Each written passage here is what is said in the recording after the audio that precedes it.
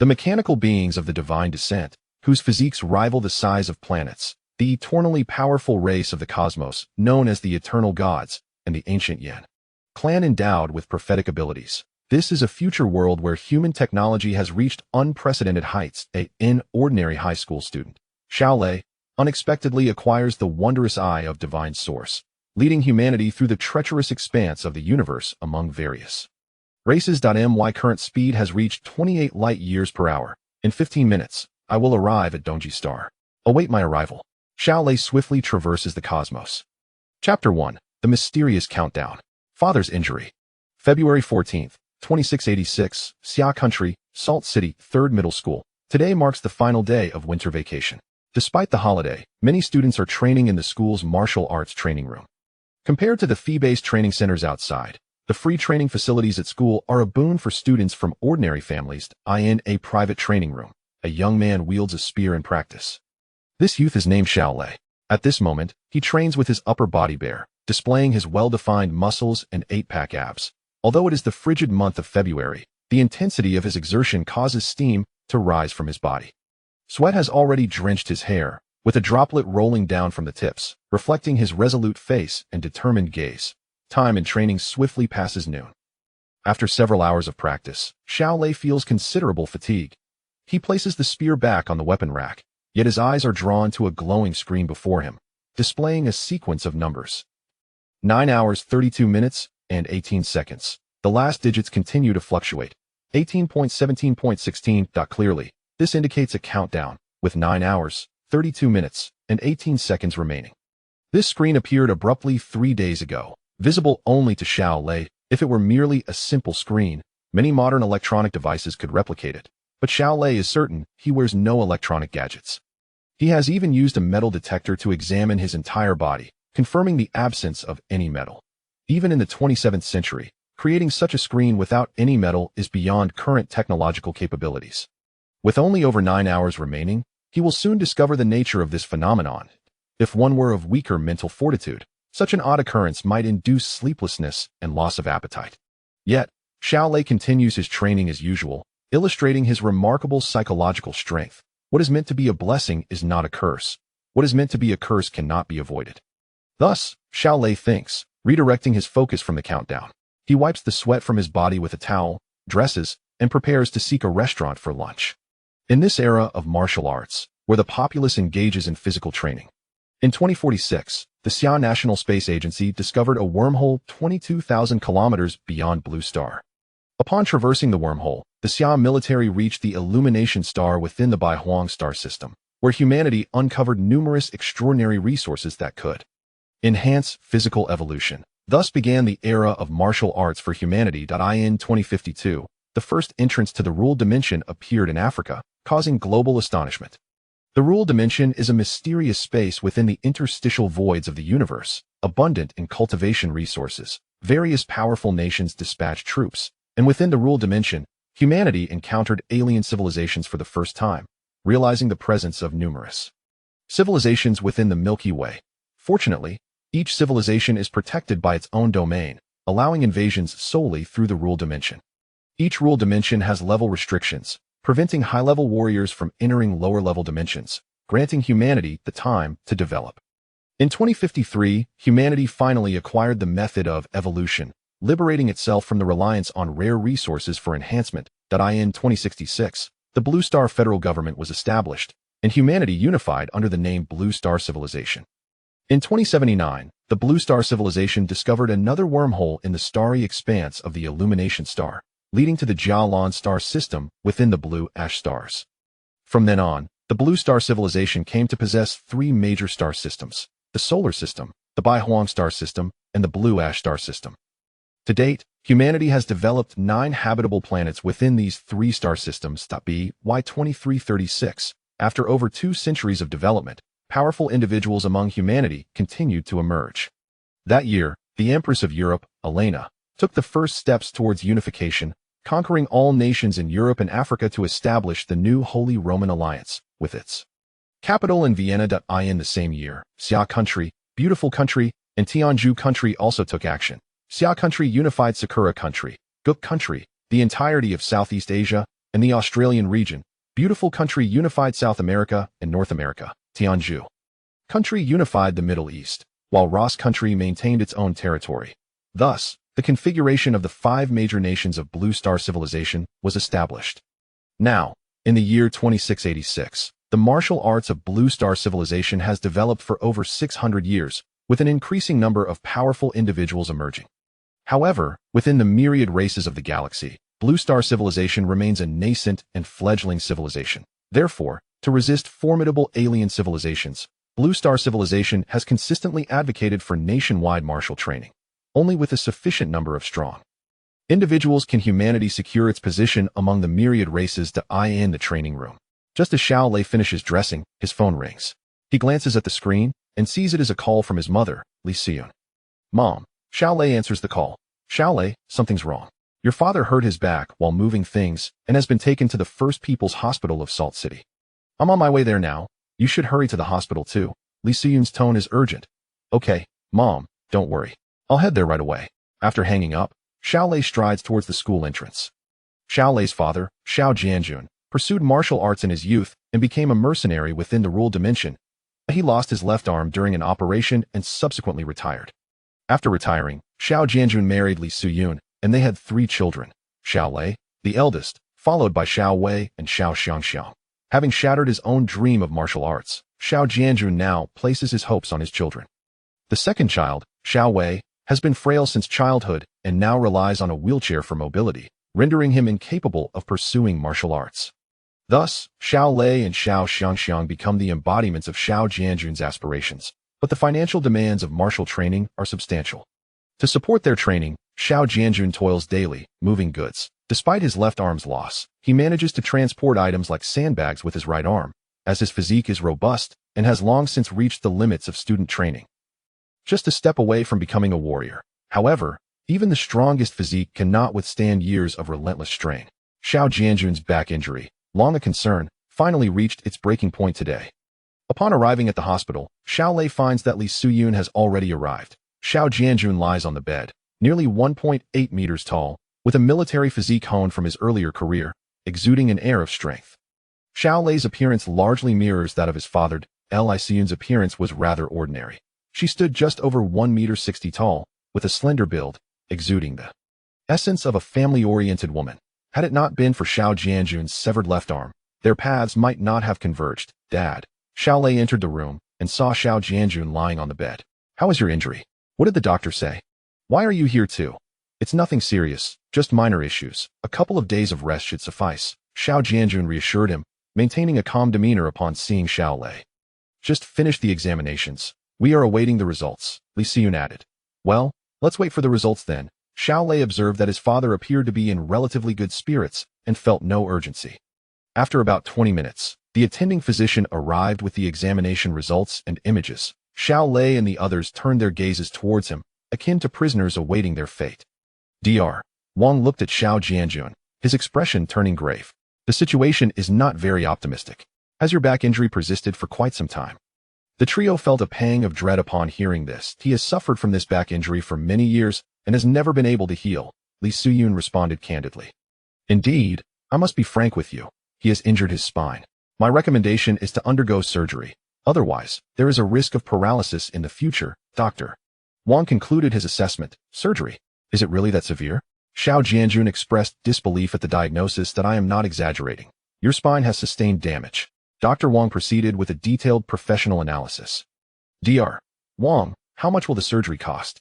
Li Xiyun inquired, asking the pivotal question that if all goes well, the surgical costs, along with post-operative recovery expenses, will conservatively amount to 400,000 to 500,000 launching coins.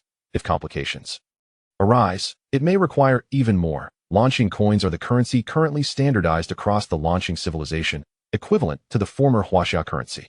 400,000 to 500,000. The 3 of them were rendered speechless upon hearing this figure. In the past, to support Xiao Lei and Xiao Xiangxiang's martial training, the family incurred monthly expenses of at least 10,000 per person. This figure was merely the baseline for training. Affluent families often invested tens of thousands or even hundreds of thousands monthly in their children, confirming the notion that martial training is indeed a financial black hole. Moreover, Xiao Wei was frail and required medication every month. adding to the financial burden. The family's savings had long been depleted, and now with the primary breadwinner, Xiao Jianjun, facing such a predicament, their misfortune felt compounded. After Dr. Wang departed, the hospital room fell into a heavy silence. Xiao Lei refrained from speaking, once again gazing at the countdown on the screen. 8 hours 41 minutes and 41 seconds. Now, with his father in such a critical condition, his younger brother Xiao Wei needing monthly medication, and his 14-year-old sister, Xiao Xiangxiang, relying on him during this tumultuous time, he found himself ensnared in an ominous predicament. Despite his maturity surpassing that of his peers, he felt an overwhelming weariness wash over him. Chapter 2. Countdown to Zero. If it becomes necessary, we may have to sell the house and move into a rental. We could nearly gather the funds that way, Li Siyun quietly suggested, noting that the only remaining valuable asset of the Xiao family was indeed that house. The house was purchased with substantial government compensation following Xiao Jianjun's arm amputation, yet there remained a considerable mortgage. Do not heed what that doctor said. Many hospitals are unreliable. Let's discharge from here, and I will seek another hospital for a second opinion. Perhaps this one made an error in their assessment? Xiao Jianjun countered. He truly did not wish to sell the house, for how would the family manage then? In the afternoon, Xiao Jianjun went to another hospital in Yenzhou for an examination, where the doctor also concluded that he had injured his spine and recommended surgery. He emphasized that the sooner treatment commenced, the better. Delaying could lead to a worsening condition. In the evening, the three returned to their community. Upon opening the door, they found Xiao Wei and Xiao Xiangxiang seated in the living room. Already aware of their father's injury, Li Siyun assisted Xiao Jianjun into the house. Both Xiao Wei and Xiao Xiangxiang turned to look at them, their faces etched with concern. It's nothing. I can still walk, Xiao Jianjun chuckled, attempting to lighten the atmosphere upon seeing their worried expressions. Xiao Wei, who was in a wheelchair, smiled at this. His appearance bore resemblance to Xiao Lei, though years of illness had left him frail, his skin slightly pallid. Xiao Xiangxiang, typically the more mischievous of the two, now appeared unusually docile. With her hair styled in two playful pigtails, she stood tall for her 14 years, surpassing Li Siyun and embodying the essence of a blossoming young girl. Dinner is ready.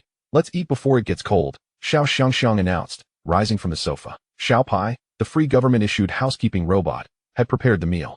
Families with 3 or more children were eligible to receive one. Currently, the entire launching civilization consisted of 9 habitable planets. However, the human population was insufficient to populate them all, prompting nations to encourage childbirth through various welfare policies linked to larger families. All right, you all eat. I will assist your father inside, Li Siyun said, helping Xiao Jianjun into the room. Although he could walk briefly, lying down was the safer option for him. At 9 o'clock that evening, everyone retreated to their respective rooms. The house comprised 3 bedrooms and a living room, with the master bedroom designated for the parents, Xiao Xiangxiang in a small secondary bedroom, and Xiao Lei and Xiao Wei sharing another secondary room. Xiao Lei entered his room, which contained a bunk bed. Xiao Wei, whose legs were not functional, naturally occupied the lower bunk, and at that moment, he was seated on the bed, engrossed in a book. Due to his mobility issues, he had developed a habit of reading from a young age. Xiao Lei climbed to his upper bunk and, after settling in, glanced once more at the countdown. 30 minutes and 18 seconds. Only half an hour remains, Xiao Lei mused, rolling over and reaching for a notebook to document this bizarre countdown event. Should he meet an untimely demise in half an hour, it would serve as a means for his family to understand the cause of his passing. After meticulously jotting down every detail, Xiao Lei closed the notebook. As time slipped away, with only 2 minutes remaining on the countdown, he felt a growing unease. He descended from his upper bunk and settled onto the living room sofa.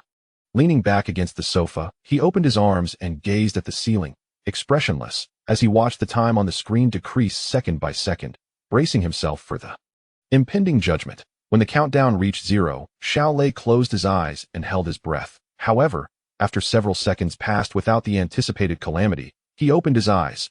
Everything remained unchanged, and he was still seated on the sofa, albeit with the message on the screen transformed. Eye of the Divine Source loading complete. Would you like to initiate first-level awakening? Yes/no. Eye of the Divine Source.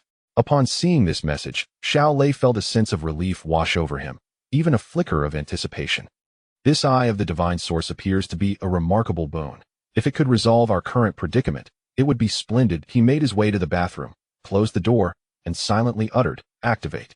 In the next moment, a fissure split open on Xiao Lei's forehead, revealing an eye resembling that of Erling Shun. yet distinct in its composition, as it appeared to contain countless stars within it. The moment the eye of divine source emerged, Xiao Lei felt an overwhelming clarity of thought, as if everything around him was within his grasp, and a sudden desire to practice. Marksmanship surged in his mind. This sensation was exquisite beyond compare.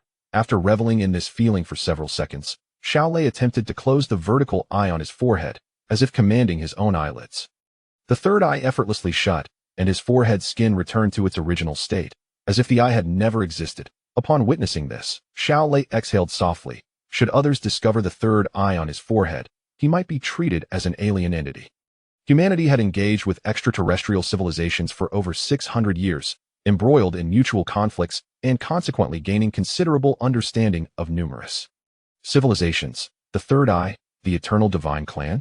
Xiao Lei furrowed his brow, murmuring to himself. Presently, there exists a specialized course in cultural studies that introduces extraterrestrial species and civilizations, and Xiao Lei was naturally quite familiar with many of them. Among the myriad races in the Milky Way, the most resplendent was undoubtedly the Eternal Divine Clan. The Eternal Divine Clan stood as the mightiest race within the Milky Way, lauded as the sole civilization of the 8th tier, their power exponentially surpassing that of the Blue Star Civilization. According to the classification system, the Blue Star Civilization currently rated merely as a 2nd-tier civilization. The Eternal Divine Clan bore a resemblance to humans, yet differed in that each member possessed a third vertical eye on their foreheads, which was a normal eye unlike Xiao Lei's. Starry gaze. Am I not human, but rather a member of the Eternal Divine Clan? Even Xiao Lei found himself questioning his identity, as the third eye on his forehead was an unmistakable marker. I have never heard my parents mention that I was adopted, and all my documentation, including my birth certificate, is in order. Xiao Lei shook his head, believing strongly that he was most likely still human, and that the eye of divine source was the true anomaly. With the current knowledge being limited, he could not ascertain the reality of his situation and decided to set the matter aside for the time being. Aside from the extraordinary state induced by the eye of divine source, Xiao Lei realized he had acquired a remarkable ability, one that seemed innate to him, requiring no instruction. Without hesitation, Xiao Lei employed this newfound ability. Chapter 3. The Mighty Eye of Divine Source. This ability was detection. As Xiao Lei gazed at his own body, a property panel materialized before him. Body level, 6.5. Mental level, 6.8. Willpower, 8.2. Mental index, 1.1. Student level source progress, 0. Martial arts skills. Marksmanship level 2, 29. Agility level 2, 29. Note: source progress must reach martial artist level to unlock 2nd stage awakening of the Eye of Divine Source. Remarkably, I can quantify the various metrics of my body. A look of astonishment flickered in Xiao Lei's eyes. Not only that, but the displayed text was in the language of Blue Star Civilization, employing terms that were conventional within that context. The Eye of Divine Source indeed proved to be quite extraordinary. Xiao Lei examined each aspect. The first metric, physical quality, was 6.5. The student level physical quality was 9.9, with a threshold of 10 indicating a martial artist. Currently, Xiao Lei's physical level of 6.5 was commendable among ordinary individuals, yet it paled in comparison to students from affluent families. After all, the enhancement of physical quality was closely linked to available resources. Beneath the body level were 3 metrics: mental level, willpower, and mental index, all pertaining to mental faculties. The mental level was straightforward, akin to the body level, with the student level also at 9.9, reaching 10 marking the martial artist level. Willpower was a unique metric, denoting the quality of one's mental strength.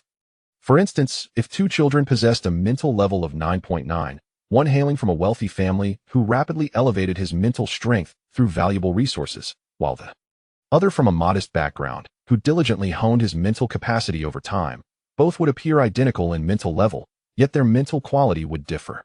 Significantly, the latter's mental strength, cultivated through perseverance, would be of superior quality, which is what willpower encapsulates. Xiao Lei's mental level stood at 6.8, while his willpower reached 8.2, indicating his diligent efforts in training. This illustrates that while mental strength may have shortcuts, willpower must be forged through personal endeavor. In addition to mental strength and willpower, there remained one more metric: the mental index. The mental index refers to the capacity of an individual's mental vessel. Typically, an ordinary person's mental index hovers around 1. However, should a gifted individual possess a mental index of 2, their total mental capacity would be double that of an average person at the same level. Xiao Lei's mental index measured at 1.1, slightly above the average, still within the realm of ordinary individuals. Those with a mental index exceeding 2 are often prioritized for cultivation by the state. A student-level source progress, 0, among all attributes. Only this particular line eluded Xiao Lei's understanding. What was the source? He had never encountered it before. With no comprehension to grasp, he could only set it aside for later exploration. Next, the martial arts skills indicated a marksmanship level of 2 at 29, and agility also at level 2 at 29. Martial arts skills pertain to the realms of marksmanship and agility, categorized into segments, first, second, third, and so forth, ascending in proficiency. I previously participated in a martial arts skill assessment, where both my marksmanship and agility were at the pinnacle of the early second segment. It seems that the 29 in this attribute corresponds to the early second segment's pinnacle, while 30 indicates the mid-second segment. Xiao Lei speculated, recognizing that real-world assessments could not yield such precise percentages, typically described in terms of early, mid, late, and perfection stages. With his peak early second segment skills in marksmanship and agility, Xiao Lei ranked among the top 5 at Salt City No. 3 High School, an impressive feat indeed. Xiao Lei turned his attention to the final metric. Note: upon reaching the warrior level, one can unlock the second awakening of the Divine Source Eye. The Divine Source Eye possesses a second awakening. Yet I remain oblivious to the essence of the source itself. Thus, the pursuit of the second awakening seems rather formidable. Xiao Lei shook his head.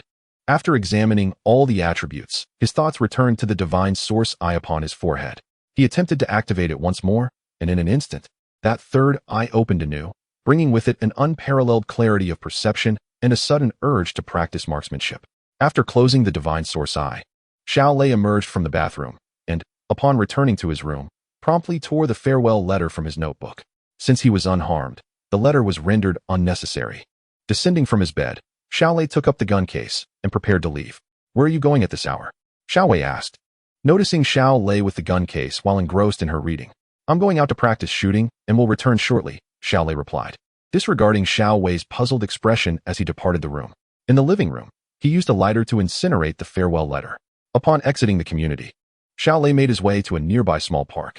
It was February, and the biting cold rendered the park devoid of visitors, making it an ideal location for him to attempt activating the Divine Source Eye and hone his shooting skills. Minutes later, in a secluded corner of the park, Xiao Lei opened the gun case and assembled the 3 sections of the long gun. The gun measured 28 meters in length and weighed 18 pounds, its surface entirely black.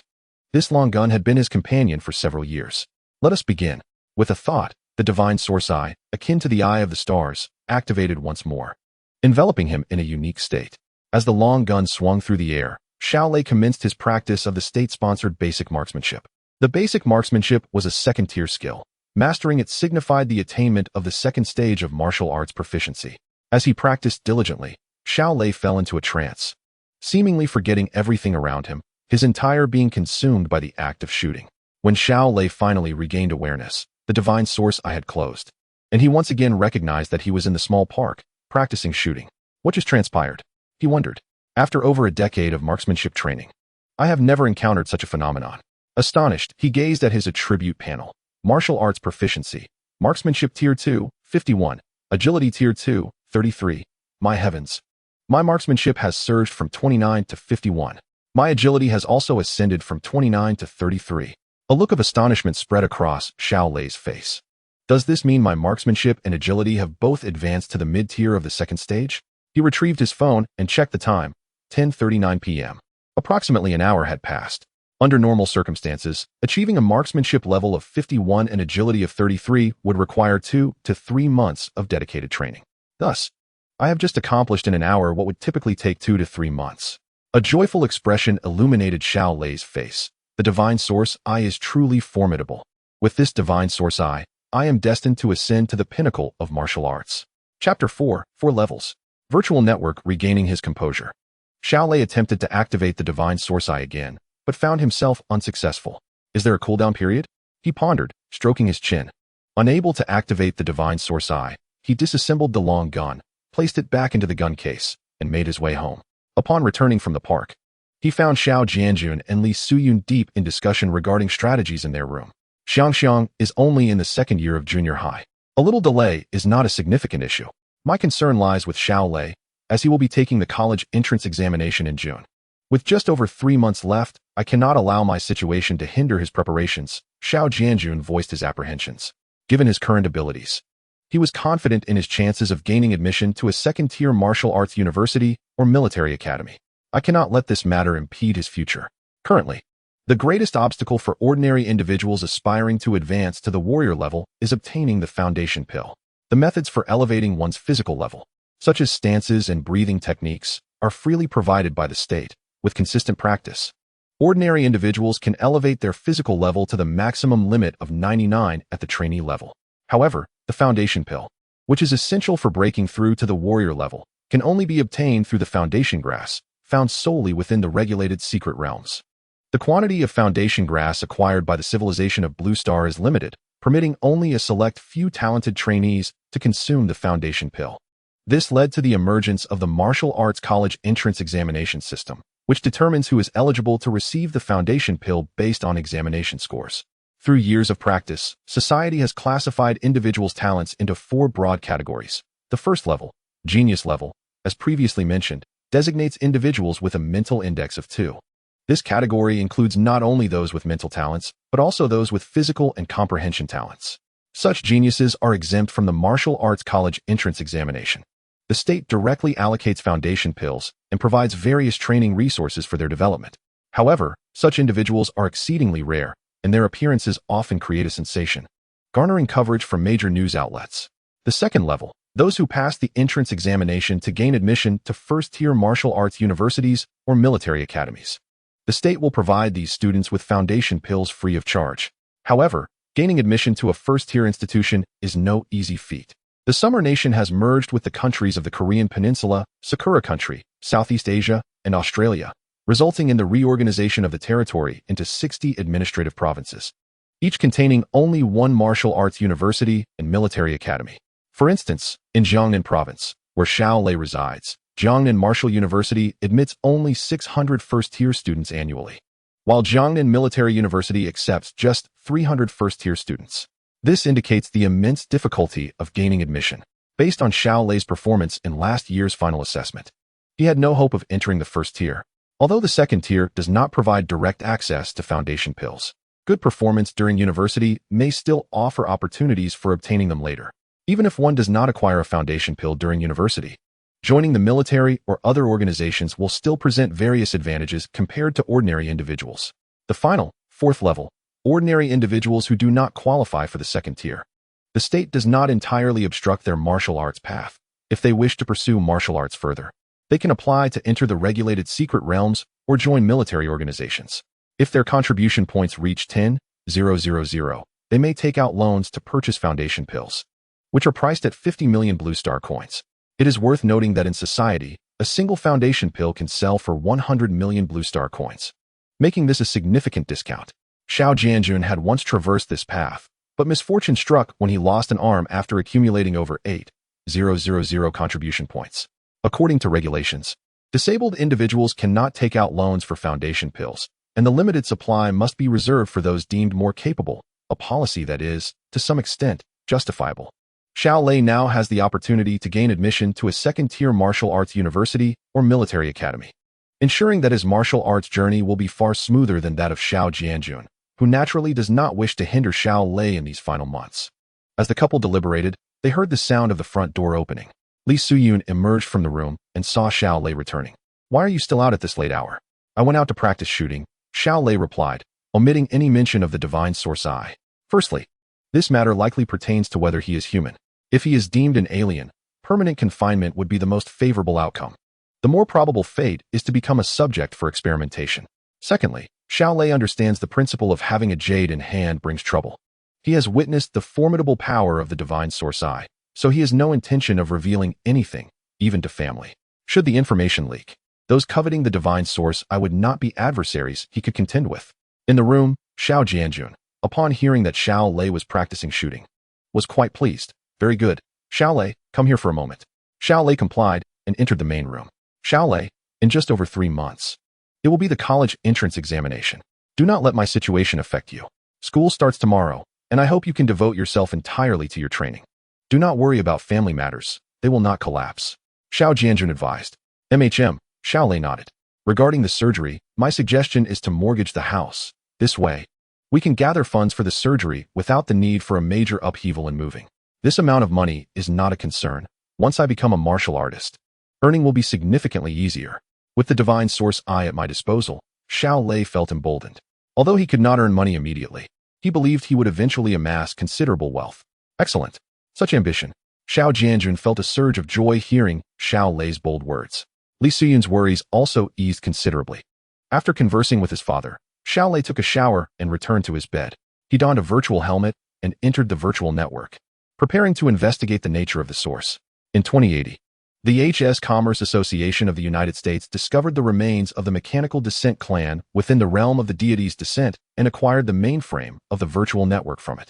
Consequently, the civilization of Blue Star began to vigorously develop the virtual network, with HS Commerce Association's virtual network company rapidly ascending to a power comparable to the 5 major nations. Xiao Lei entered his personal space within the virtual network, which spanned 20 square meters. By spending Blue Star currency, he could continuously expand his personal space, even creating a private island if he desired. Naturally, Xiao Lei lacked the funds to enhance his space, so he called out, "Xiaoling Master, I'm here." Xiaoling, Xiao Lei's exclusive virtual AI, promptly responded to his call. "Please assist me in retrieving information about the source," Xiao Lei instructed. "Understood, Master." Xiaoling immediately set to work, and after a moment, she reported, "Master, the information pertaining to the source has been classified as confidential. You do not possess the authority to access it." Confidential? Xiao Lei's face displayed a hint of astonishment. Chapter 5. The Beginning of School. City Rankings. Citywide unified examination the following morning. It was the first day of school, and Xiao Lei had risen early. While washing up, he attempted once more to activate the divine source eye, but was unsuccessful. Is the cooldown not over yet? Xiao Lei pondered. During breakfast, Li Suyun informed Xiao Lei and the others that they had decided to mortgage the house to raise funds for Xiao Jianjun's surgery. This decision received unanimous approval. After finishing breakfast, Xiao Lei jogged to school, opting to run both to and from school, which served to exercise his body while saving on transportation costs. After more than 20 minutes, Xiao Lei arrived at school and entered classroom 1 of the 3rd year. Students were now categorized into martial arts students and regular students, with martial arts students aiming for martial disciplines while regular students pursued standard academic studies. Yenzhou Third High School had 12 classes in the 3rd year, of which only Class 1 was designated for martial arts, while the rest were regular classes. Although martial arts was a dream for many, the dismal acceptance rates for martial arts universities and military academies each year made most realize the harsh reality. Only a select few could walk the path of martial arts, and those without talent would find no future in martial arts classes. In the classroom, many classmates, who hadn't seen each other during the winter break, greeted one another. Xiao Lei, long time no see. His deskmate, Li Tiankai, greeted him joyfully. Li Tiankai was slender, tall, almost reaching 1.9 meters, with notably large ears reminiscent of a cartoon character, earning him the nickname Skinny Monkey among many classmates. However, he did not favor this moniker, and Xiao Lei certainly refrained from using it. "Long time no see," Xiao Lei replied. "Have you heard? Gu Feichen has made it into the top 100 of the virtual network's comprehensive strength ranking for high school students in Yenzhou City, ranking 97th. Li Tiankai, possessing a flair for gossip, exclaimed. The virtual network company under the HS Commerce Association had established numerous rankings, among which the comprehensive strength ranking for high school students was the most popular.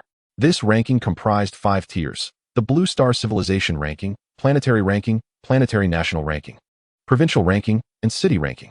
Gu Feichen was the strongest in Class 1. During last year's final exams, his martial arts skills had reached the mid-second stage peak. Moreover, his affluent family provided ample resources, enhancing his physical capabilities and overall strength. I hadn't heard, breaking into the city rankings top 100? Has his martial arts skill reached the late second stage? Xiao Lei was astonished, knowing that to enter the top 100 of Yenzhou City, martial arts skills typically needed to reach the late second stage. I heard he indeed broke through to the late second stage. He is now qualified to compete for admission to the first batch of martial arts universities and military academies. Truly enviable, Li Tiankai remarked, his face betraying a sense of jealousy. Ranking 97th in Yenzhou City likely placed him over 1,000 in the entire Jiangnan province, not far from the top 900, genuinely qualifying him for competition for the first-tier martial arts universities or military academies. As Xiao Lei and Li Tiankai marveled, a sudden commotion erupted in the classroom.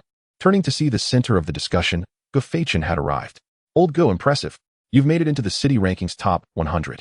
Incredible. Haha, just luck. Gu Feichen beamed at the flattery of his peers. Entering the city rankings top 100 also came with a reward of 50,000 blue star currency. Truly enviable. Li Tiankai added, highlighting another point of envy regarding Gu Feichen. Hearing this, Xiao Lei felt a surge of inspiration. Indeed, the virtual network rankings offered monetary rewards. Previously, with his capabilities, he could not have entered the city ranking, thus neglecting the potential to earn from the city ranking rewards. However, now that he possessed the divine source eye, having activated it just once elevated his martial arts skills from the early second stage to the mid-second stage. Should he activate it again, he might very well succeed in advancing to the late second stage. At that point, would he not possess the strength to vie for a place among the top 100 in the city? The prospect of 50,000 blue star currency was akin to a lifeline for his family's current predicament.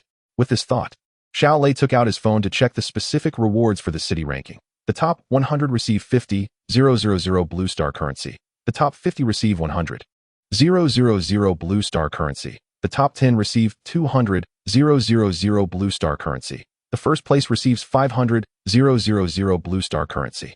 Wow. The total rewards amount to 850,000 blue star currency. If I could secure the first place in the city ranking, wouldn't that directly resolve my family's current difficulties? Xiao Lei felt a rush of excitement. However, claiming the first place in the city ranking would not be an easy feat, for the current top contender was Yu Xiaoza from Yin City No. 1 High School. Last year, during the final virtual network battle assessment, Yu Xiaoza had single-handedly defeated 10 opponents, sweeping the top 10 experts from various schools in Yenzhou City with an invincible presence.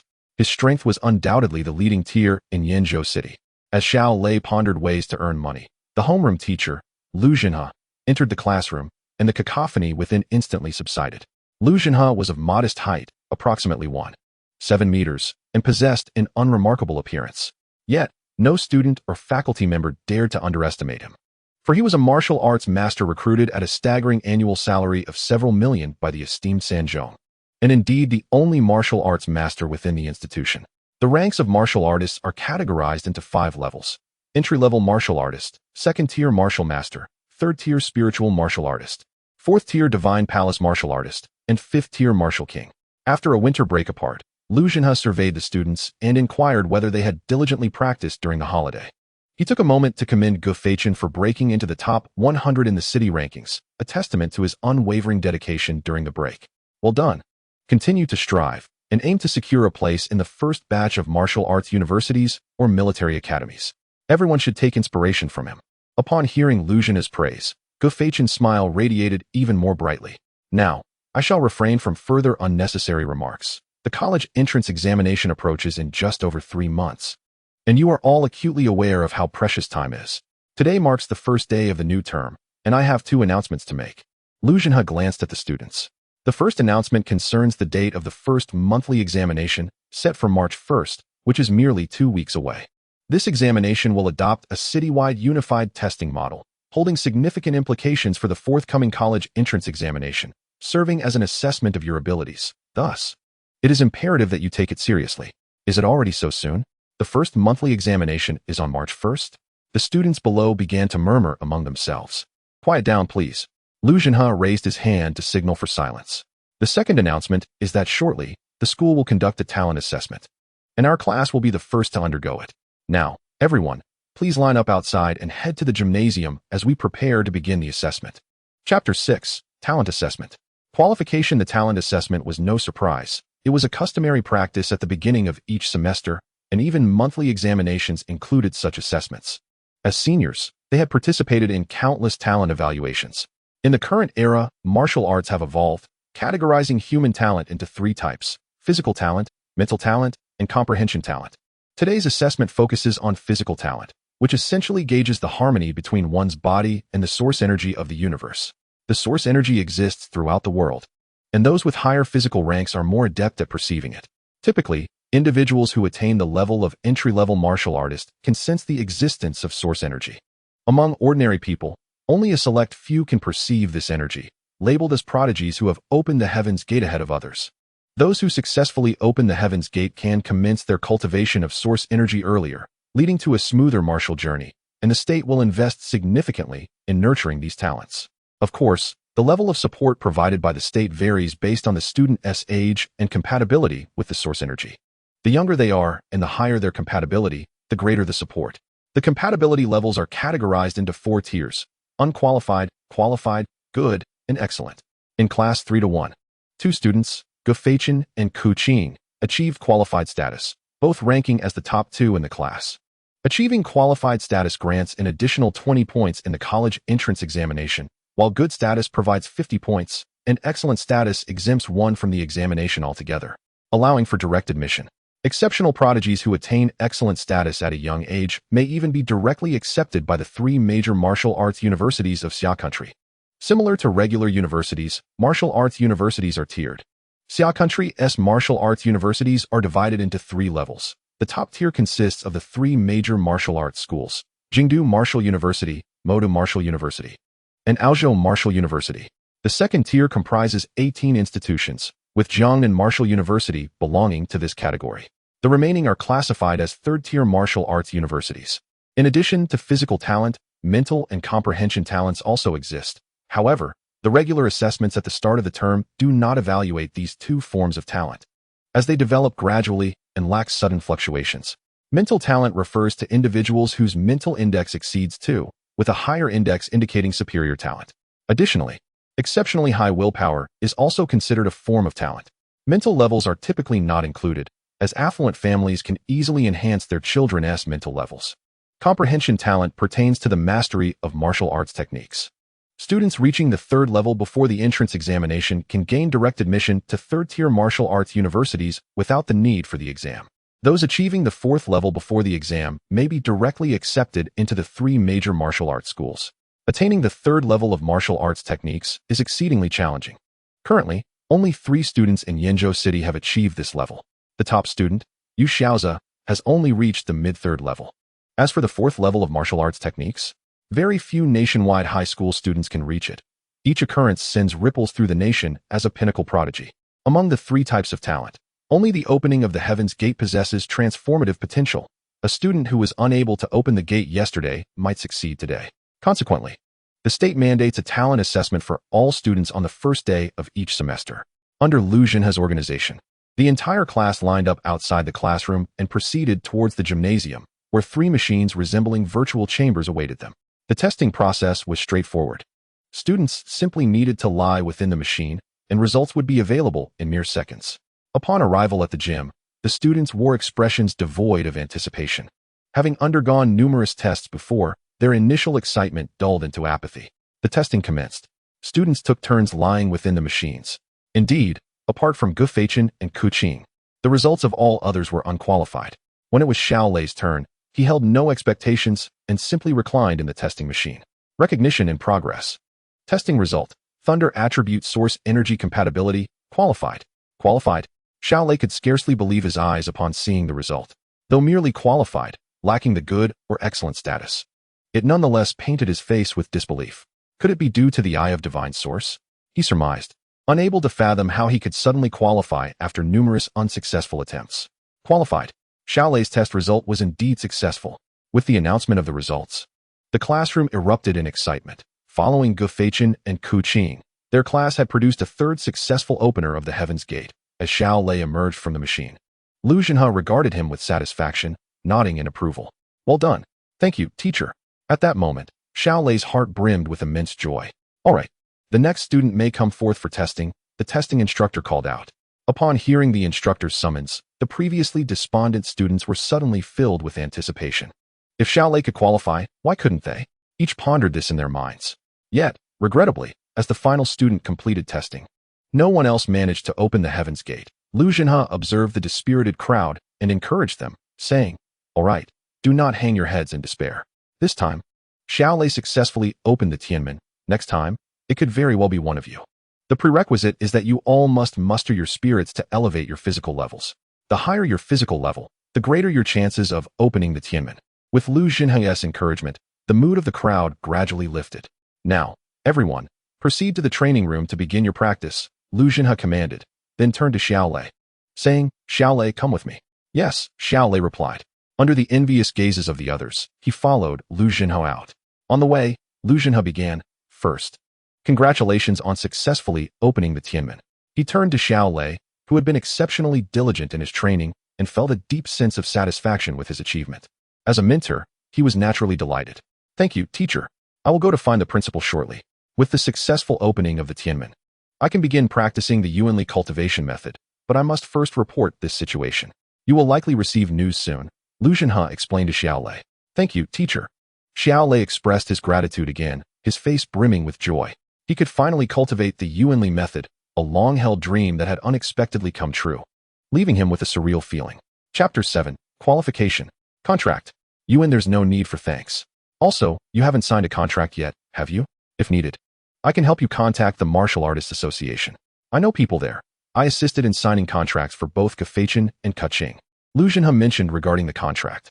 As a martial master, his connections were naturally superior to those of ordinary individuals.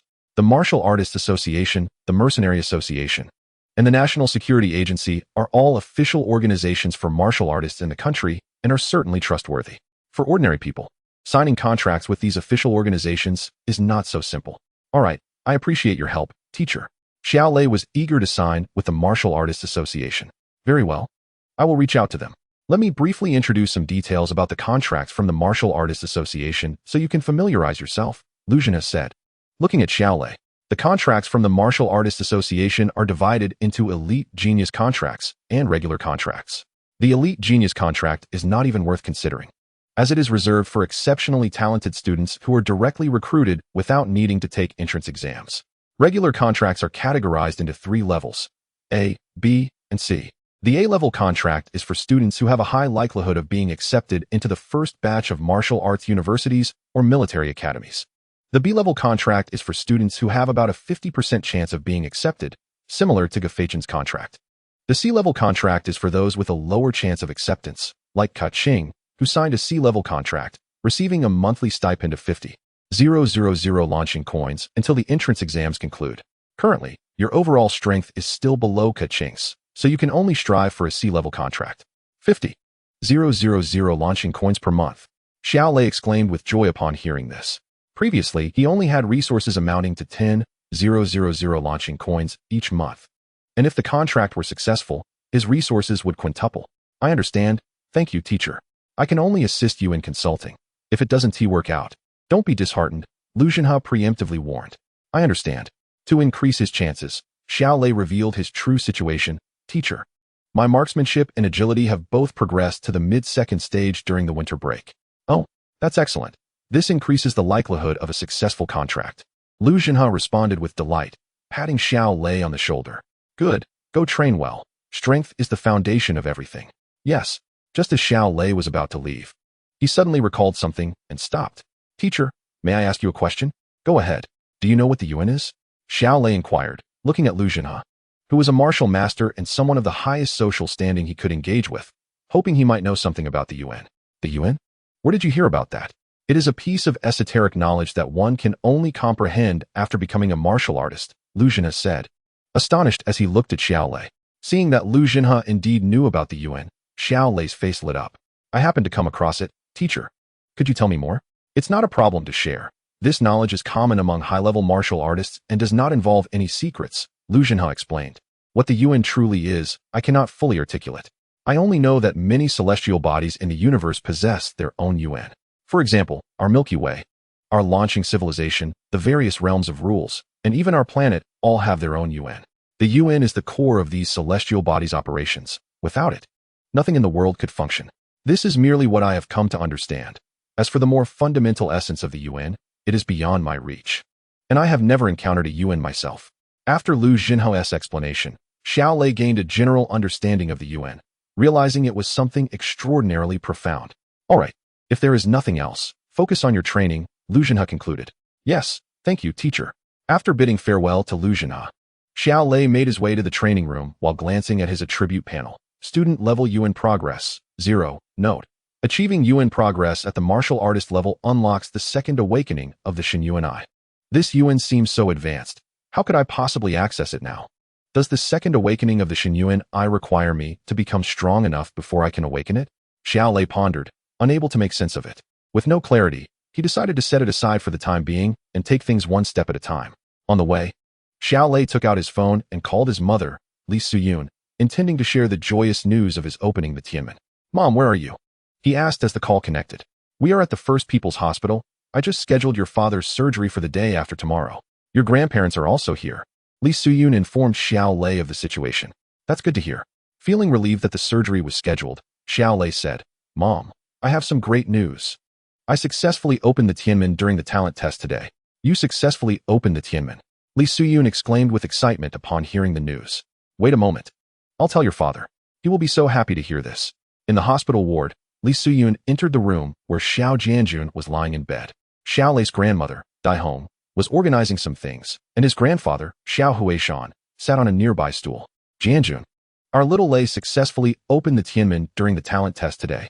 Li Suyun excitedly announced the news to everyone. "Wonderful." Upon hearing this, Xiao Jianjun's face flushed with excitement. He asked over the phone, "Lei, what level did you achieve?" "I only reached the qualification level," Xiao Lei replied. "Qualification is still quite good." Xiao Jianjun expressed his satisfaction. "Our little Lei has truly made remarkable progress." Both Xiao Huishan and Dai Hong began to praise him as well. After hanging up, Xiao Lei returned to the training room. The martial arts class had only one cultural lesson each day, with the remainder dedicated to martial training. Naturally, martial arts students prioritized their practice, as the scores from cultural classes contributed minimally to their overall martial arts entrance examination score. Upon returning to the training room, Xiao Lei was greeted with congratulations from his classmates. "Xiao Lei, congratulations. Incredible. Fortune favored you." Xiao Lei, much like Gefeichen earlier that morning, humbly acknowledged their praises with a bow. At noon, in a secluded corner, Xiao Lei attempted to activate the Eye of Divine Source, yet his efforts proved futile once more. A frown creased his brow as he pondered to himself. What could possibly be the cooldown period for the Eye of Divine Source? Or is it that it can only be activated once? Afternoon. In the office of the Director of Human Resources at the Yenzhou Martial Arts Association building, a series of knocks echoed upon the door. "Come in," called Yin Yan, responding to the sound. "Director, the results of the talent assessment conducted this morning in Yenzhou have been released. A total of 6 individuals have opened the Heavenly Gate, 5 of whom are qualified, while 1 has achieved a good rating." A female secretary, clad in professional attire, entered, clutching a document. Chapter 8. The Origin. Late stage of second-tier marksmanship. The student with the good rating has already been claimed by the National Security Bureau. Among the remaining 5, 2 have submitted their applications for a contract. Here are their details. The secretary handed the document to Yin Yan. Yin Yan took the document and inquired, "What are the specific circumstances of these 2? Have they undergone the comprehensive evaluation?" The comprehensive evaluation is an internal scoring system of the Martial Arts Association, and typically only those who score above 80 are eligible for a contract. "Yes, both have been evaluated. One is named Jiang Jinyu, and the other is Xiao Lei." Jiang Jinyu received a final score of 81, while Xiao Lei scored 77. "Very well, we shall retain Jiang Jinyu, but Xiao Lei should be dismissed." Upon hearing this, Yin Yan promptly closed the document, choosing not to delve further, and decisively made her choice. The secretary, upon hearing Yin Yan's words, hesitated, her expression indicating she had something more to say. "Is there an issue?" Yin Yan glanced at the secretary, her impatience evident. "Director, according to regulations, for students who score within 3 points of the cutoff, we are required to conduct an on-site evaluation. As our scoring is based on their previous performance and may not be entirely accurate. Are you questioning my decision?" Yin Yan's displeasure was unmistakable. No. I will execute your instructions at once."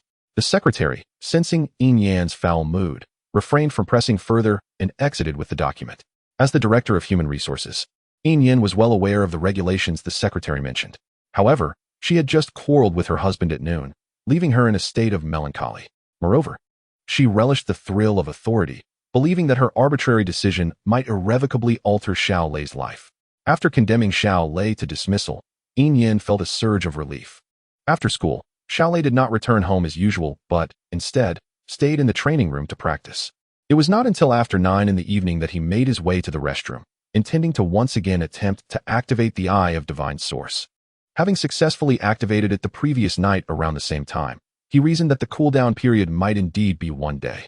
Once he secured the restroom door, he focused his thoughts, and in the next moment, the Eye of Divine Source on his forehead successfully activated, flooding him with clarity of mind once more. Indeed, the cooldown period was 1 day. Filled with joy, Xiao Lei promptly deactivated the Eye of Divine Source, aware that daily activation came with time constraints that must not be squandered. The training room was monitored, and some classmates were still practicing, making it unsuitable for Xiao Lei to continue his cultivation with the Eye of Divine Source. After tidying his belongings, he prepared to return to the small park where he had practiced the previous day. Xiao Lei, are you leaving? Several classmates greeted him as they noticed him packing up. Yes, keep up the good work, Xiao Lei replied, and after organizing his things, he departed the training room. Jogging towards home, Xiao Lei passed an elderly woman walking a uniquely bred dog along the sidewalk. This dog was not a breed native to Blue Star, but hailed from the realms of the Rural Dimension. Its demeanor and appearance resembled those of dogs on Blue Star, quickly gaining favor among humans, many of whom kept them as pets. As Xiao Lei ran past the elderly woman and her dog, a prompt suddenly appeared before him. Detected presence of an alien species. Killing the alien may yield source power. Upon seeing the prompt, Xiao Lei halted and scanned the small dog beside the elderly woman with the Eye of Divine Source. Species: Laixing dog. Level: 31. Killing may yield source power. So, source power is acquired through the extermination of alien species. Xiao Lei finally grasped how to enhance the source progress on his attribute panel. Observing the elderly woman and her dog slowly departing, he chose not to act immediately. Knowing how to advance the source progress did not necessitate haste. The Laixing dog belonged to the elderly woman, and attacking it might lead to unwanted inquiries from law enforcement. After several minutes, Xiao Lei returned home. His father, Xiao Jianjun, had recently been hospitalized, and his mother, Li Xiyun, was naturally by his side, leaving only Xiao Wei and Xiao Xiangxiang at home. As Xiao Lei opened the door, he noted the late hour. Both Xiao Wei and Xiao Xiangxiang were in their respective rooms. He pushed open the door to his bedroom and found Xiao Wei sitting on the bed, engrossed in a book. Still reading? Xiao Lei greeted him with a smile. I heard you successfully opened the heavenly gate today. Congratulations. Xiao Wei closed the book and expressed his congratulations upon seeing Xiao Lei. Haha, just lucky, Xiao Lei replied, beaming as he picked up a gun case. I'm going out to practice shooting for a while, but I'll be back shortly. Why go out to practice shooting when you could do it in the school training room? Xiao Wei questioned, puzzled. I found a great place.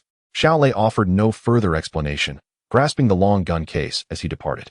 Moments later, Xiao Lei arrived at the small park from the previous day. Fortunately, it was now the cold winter of February, and the park was deserted. In 2 months, it would be bustling with people every evening, making it impossible for him to practice there. As he assembled the long gun, he moved to the center of an open area. Before activating the Eye of Divine Source, he decided to record its duration, glancing at his phone to check the time, 9:55 p.m. After putting his phone away, he hesitated not a moment longer and activated the Eye of Divine Source. In that instant, it felt as though everything around him was under his command. Not wasting a moment, Xiao Lei commenced practicing the state-sponsored basic marksmanship and basic movement techniques. Immersed in this focused training, time flew by. When he finally regained awareness, the Eye of Divine Source on his forehead had closed. He retrieved his phone once more to check the time, 10:55 p.m. So, it can only be activated once a day, and each activation lasts for 1 hour? Xiao Lei discerned the activation pattern of the Eye of Divine Source. He turned his attention to his attribute panel. Martial arts skills. Marksmanship Tier 2 level 66. Agility Tier 2 level 50. His marksmanship had risen from Tier 2 level 51 to Tier 2 level 66, a remarkable increase of 15. Joy illuminated Xiao Lei's face as he realized that previously, a score of 30 marked the mid-tier boundary, while 60 delineated the late tier. Had his marksmanship truly reached the late stage of Tier 2? Chapter 9. The 9 Calamities Gun Classic and Ninefold Thunder Steps. In just 2 days, Xiao Lei's marksmanship had achieved a remarkable leap, advancing from the early to the late stage of Tier 2, a rate of progression that was astonishing. Simultaneously, his agility surged from Tier 2 level 33 to level 50, an increase of 17. The effects of the Shun Yuan Ji Yin are remarkably powerful, and this is merely the first awakening effect. One cannot help but wonder what formidable abilities may emerge from the second awakening of the Shun Yuan Ji Yin.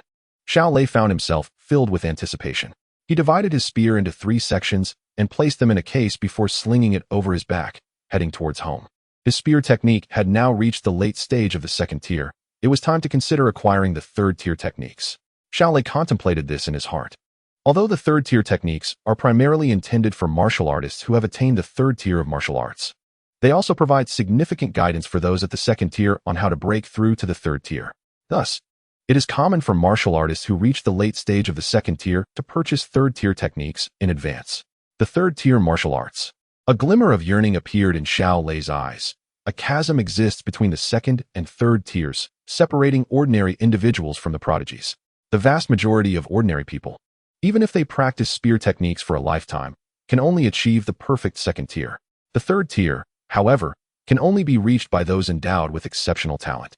In ancient times, the third tier was associated with masters of spear techniques and sword techniques, individuals who had reached a level of harmonization with nature, where strength and skill were perfectly intertwined and movements flowed like water, achieving a state where the formless triumphed over the formed.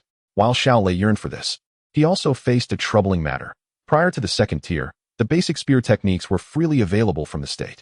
However, many techniques beyond the third tier are derived from individuals, and the state cannot afford to make them all freely available, as this would hinder the development of martial arts. Protecting individual intellectual property is essential to encourage more individuals to share their martial arts, allowing more people to learn techniques suited to themselves, which ultimately benefits the development of martial arts across the entire Blue Star civilization. Hence, techniques above the third tier are generally charged for. And given Xiao Lei's current family situation, it is difficult to find any funds. Truly, a penny can thwart even a hero. Additionally, he must begin to strategize regarding the extermination of the alien race. Xiao Lei felt a sudden surge of busyness in his recent life. Upon returning home, he saw Xiao Wei still sitting on the bed reading a book, and he curiously inquired, "What are you reading for so long?" "It's a magazine concerning the cultivation of foundational herbs," Xiao Wei replied, showing him the book in her hands. "Oh," Xiao Lei responded dismissively, his interest in scientific journals being minimal. He retrieved a change of clothes from the wardrobe and headed to the bathroom for a shower. After bathing, Xiao Lei returned to his bed. He decided to have Xiao Ling assist him in measuring the compatibility of the third-tier secret techniques. In his mind, he mused about the nature of secret techniques or methods, which are essentially advanced martial arts. In society, higher-tier techniques are referred to as secret techniques or methods. There exists a compatibility between martial artists and secret techniques. Those with high compatibility can cultivate them more effectively, yielding greater power upon execution. For individuals who frequently practice spear techniques in the virtual network, the system maintains a comprehensive data model that can match them with highly compatible secret techniques with remarkable accuracy. Nowadays, the vast majority of martial artists rely on the virtual network for this assistance. Most ordinary individuals can only find secret techniques with compatibility ratings between 60 and 70. Those who manage to achieve an 80 compatibility rating are considered quite exceptional. As for martial artists with compatibility ratings exceeding 90, they are indeed rare, representing prodigious talent. Based on practical experience, those with higher martial arts talent are more likely to match with high compatibility secret techniques. Some experts suggest that this is because greater talent allows for a deeper understanding of secret techniques, thus resulting in a higher matching rate, indicating a causal relationship. In addition to compatibility, secret techniques are classified into 4 levels: ordinary secret techniques, hall techniques, top-tier techniques, and ultimate techniques. This classification is straightforward. Naturally, the higher the level, the greater the power of the technique, and conversely, the more challenging it becomes to learn. Xiao Lei donned a virtual helmet and entered his personal space in the virtual world, instructing the virtual AI, "Xiao Ling, please match me with compatible third-tier secret techniques." "Certainly, Master, please hold on," Xiao Ling responded promptly, commencing the matching process.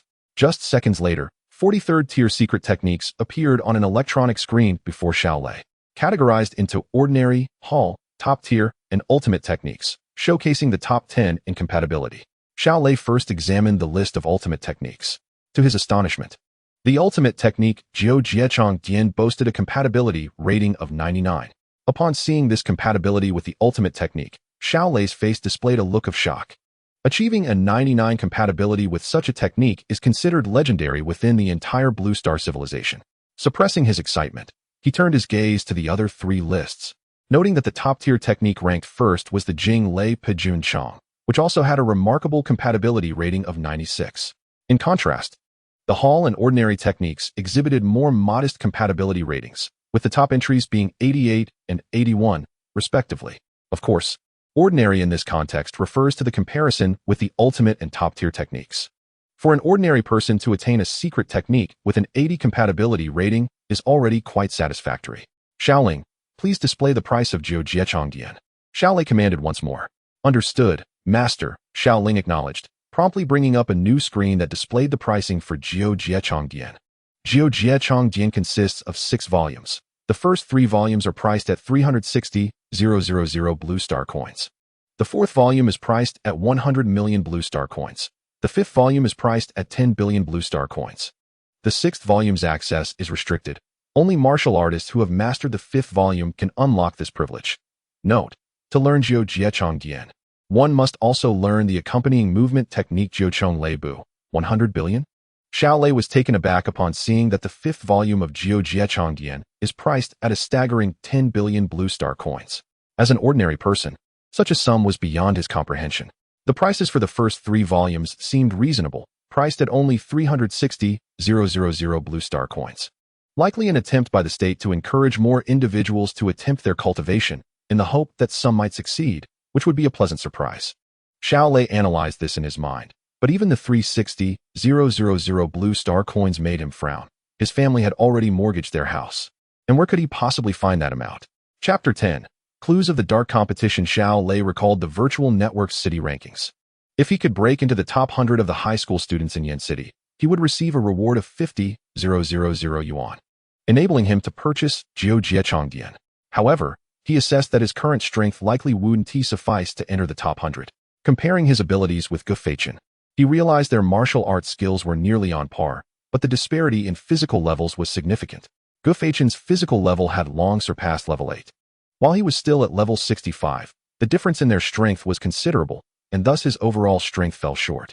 If he could activate the Shun Yuan Ji Yin 1 or 2 more times, allowing his martial arts skills to reach a higher tier, he would be able to compensate for the difference in physical levels, and then he could attempt to challenge the top 100 in the city rankings. Xiao Lei continued to ponder this strategy.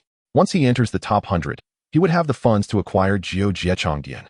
Xiao Ling, please display the price of Jing Lei Pu Junchong, he requested, eager to compare the cost of Jing Lei Pu Junchong with that of Jiao Jiechong Dian.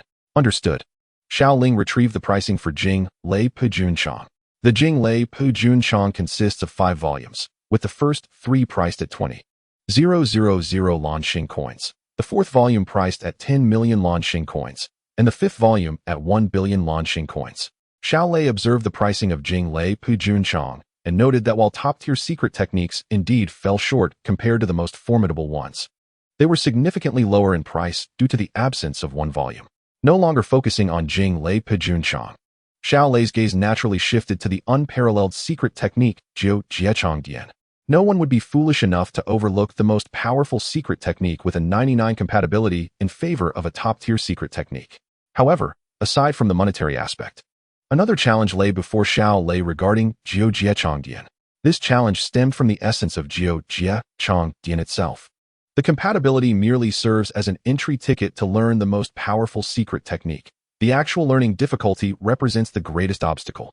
Individuals with low compatibility tend to approach the most powerful secret techniques with a mindset of mere experimentation, considering the first 3 volumes to be relatively inexpensive. What if they succeed? Yet, the probability of such success is far lower than winning the lottery. Moreover, there are indeed many martial artists with high compatibility for the most powerful secret techniques. Yet the vast majority ultimately fail to master them. Of course, those like Xiao Lei, boasting a 99 compatibility with the most powerful secret techniques, are exceedingly rare. Faced with such an opportunity, Xiao Lei was determined to strive for it. Should he succeed, it would be a remarkable leap forward. To learn Jiao Jiechong Dian, one must also learn the accompanying movement technique Jiao Lei Bu. Xiao Lei pondered about his compatibility with Jiao Lei Bu. He hoped it would not be significantly lower than his compatibility with Jiao Jiechong Dian, for that would be akin to experiencing heaven and hell. Xiao Ling, please test my compatibility with Jiao Lei Bu, Xiao Lei instructed. Certainly, master. Please hold on. Your compatibility with Jiao Lei Bu is 98.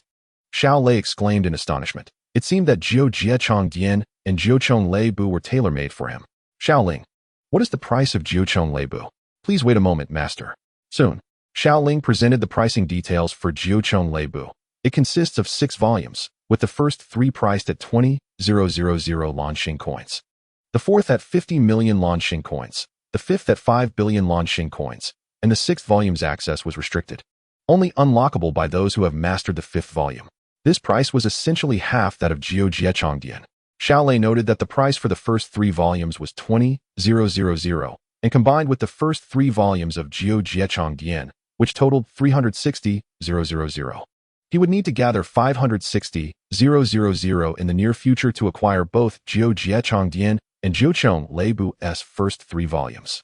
In 2 days, if I can break into the top 100 of the city rankings and receive that reward of 50,000, I will then consider purchasing Jiu Jiechong Dian and Jiuqiong Leibu, Xiao Lei thought to himself, setting aside thoughts of the third-tier secret techniques and redirecting his focus towards how to slay the alien races to obtain the source.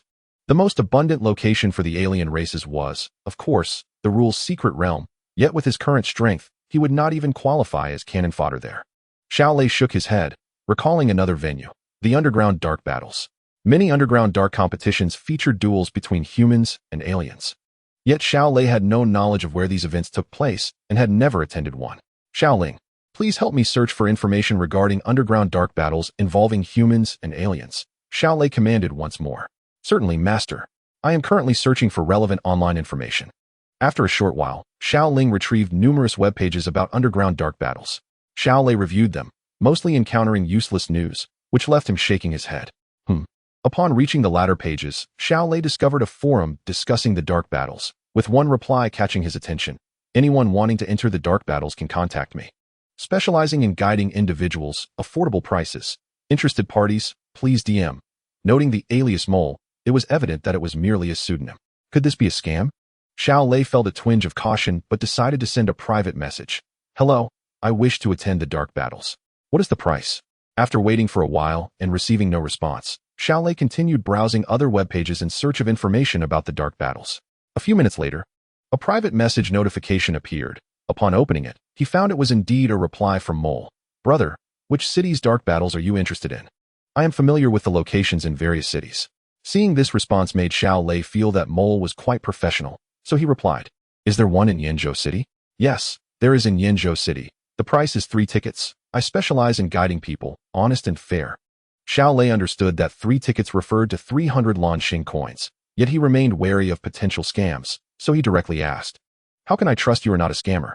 What if I pay you, and you block me? Rest assured, brother, this is a legitimate profession, and I am in it for the long haul. You can pay me after I guide you into the dark battles. Mole's response made Xiao Lei chuckle. A person claiming to be in a legitimate profession while guiding individuals into dark battles was amusing. However, Mole's assurance to allow payment only after entering the dark battles instilled a sense of trust in Xiao Lei. All right, when are you available? Xiao Lei replied, Whenever you are, I am available. You can go anytime. Coincidentally, I am also from Yanzhou City. Xiao Lei noted the time. It was quite late, nearing midnight, making it impossible to attend today, so he replied, Can we meet tomorrow evening? Of course. How about 7 p.m. tomorrow evening at Xinghuan Building? Mole proposed a time and place. Okay. Xiao Lei confirmed without any objections. Chapter 11. Lei Yuan Cultivation Method. A night passed. The following day, the 3 siblings enjoyed breakfast together. Xiao Lei and Xiao Xiangxiang set out for school, while Xiao Wei remained at home. Nowadays, there are many schools in the virtual network, and given Xiao Wei's mobility issues, she studies online. In the morning, the homeroom teacher, Lu Zhenhe, summoned Xiao Lei to his office. I have good news and bad news. Which would you like to hear first? Xiao Lei was taken aback, as he preferred to hear good news. Let us start with the good news. The good news is that you have just gained access to the source power cultivation method. You can log into your virtual account now and begin your studies, Lu Zhenhe announced. Upon hearing this, Xiao Lei's face lit up with joy. Previously, Gu Feichen and Ku Qin could practice the source power cultivation method, and they were the envy of everyone. Now he too could cultivate it. Teacher, what is the bad news? The bad news is that the Martial Arts Association has rejected your signing application, Lu Zhenhe sighed, shaking his head. Hearing this, Xiao Lei was unfazed. With the eye of divine source, his strength was changing daily. The Martial Arts Association's refusal to sign him was not a loss for him, but rather for them. There are many official organizations besides the Martial Arts Association, such as the Mercenary Association and the National Security Department, among others. Additionally, numerous influential figures in the private sector are also quite reputable, so Xiao Lei was not concerned. That's all right. If the Martial Arts Association does not sign me, I can seek other organizations, Xiao Lei replied. Lu Zhenhe observed Xiao Lei's positive demeanor and nodded in agreement. You are correct. Moreover, the practice of Yuanli cultivation requires a relatively tranquil environment. The principal has granted you a dedicated training room, and here is the key. Thank you, principal. Thank you, teacher. A joyful expression adorned Xiao Lei's face. Following Gu Feiqian and Ku Qing, he became the third student to possess a private training chamber. Upon hearing Xiao Lei's gratitude, Lu Zhenhe smiled and continued, "Before you commence your Yuanli cultivation, there are 3 critical indicators concerning the cultivation method that I must inform you about in advance." Xiao Lei immediately became attentive. The 3 foundational concepts are zero value, threshold, and completion. Lu Zhenhe elucidated that zero value refers to a state where there is absolutely no Yuanli within a person's body. Completion, conversely, denotes a condition where the body is entirely saturated with Yuanli and can absorb no more. These 2 indicators are straightforward. However, the most crucial is the threshold, which signifies the maximum value at which the body's refinement through thunder Yuanli reaches its peak. It is not merely a matter of having more Yuanli for faster body refinement. There exists a specific value.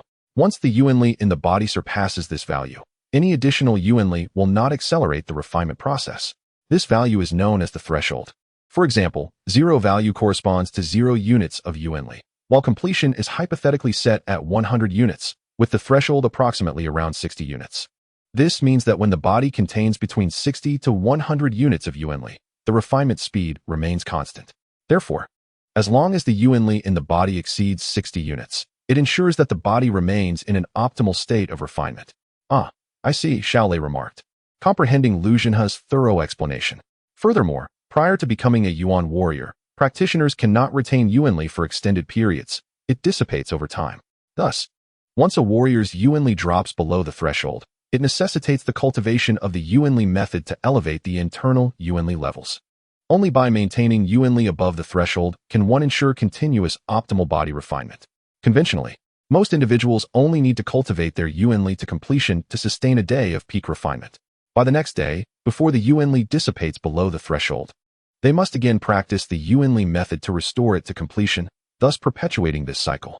Lu Zhenhe imparted knowledge about the Yuanli cultivation method to Xiao Lei.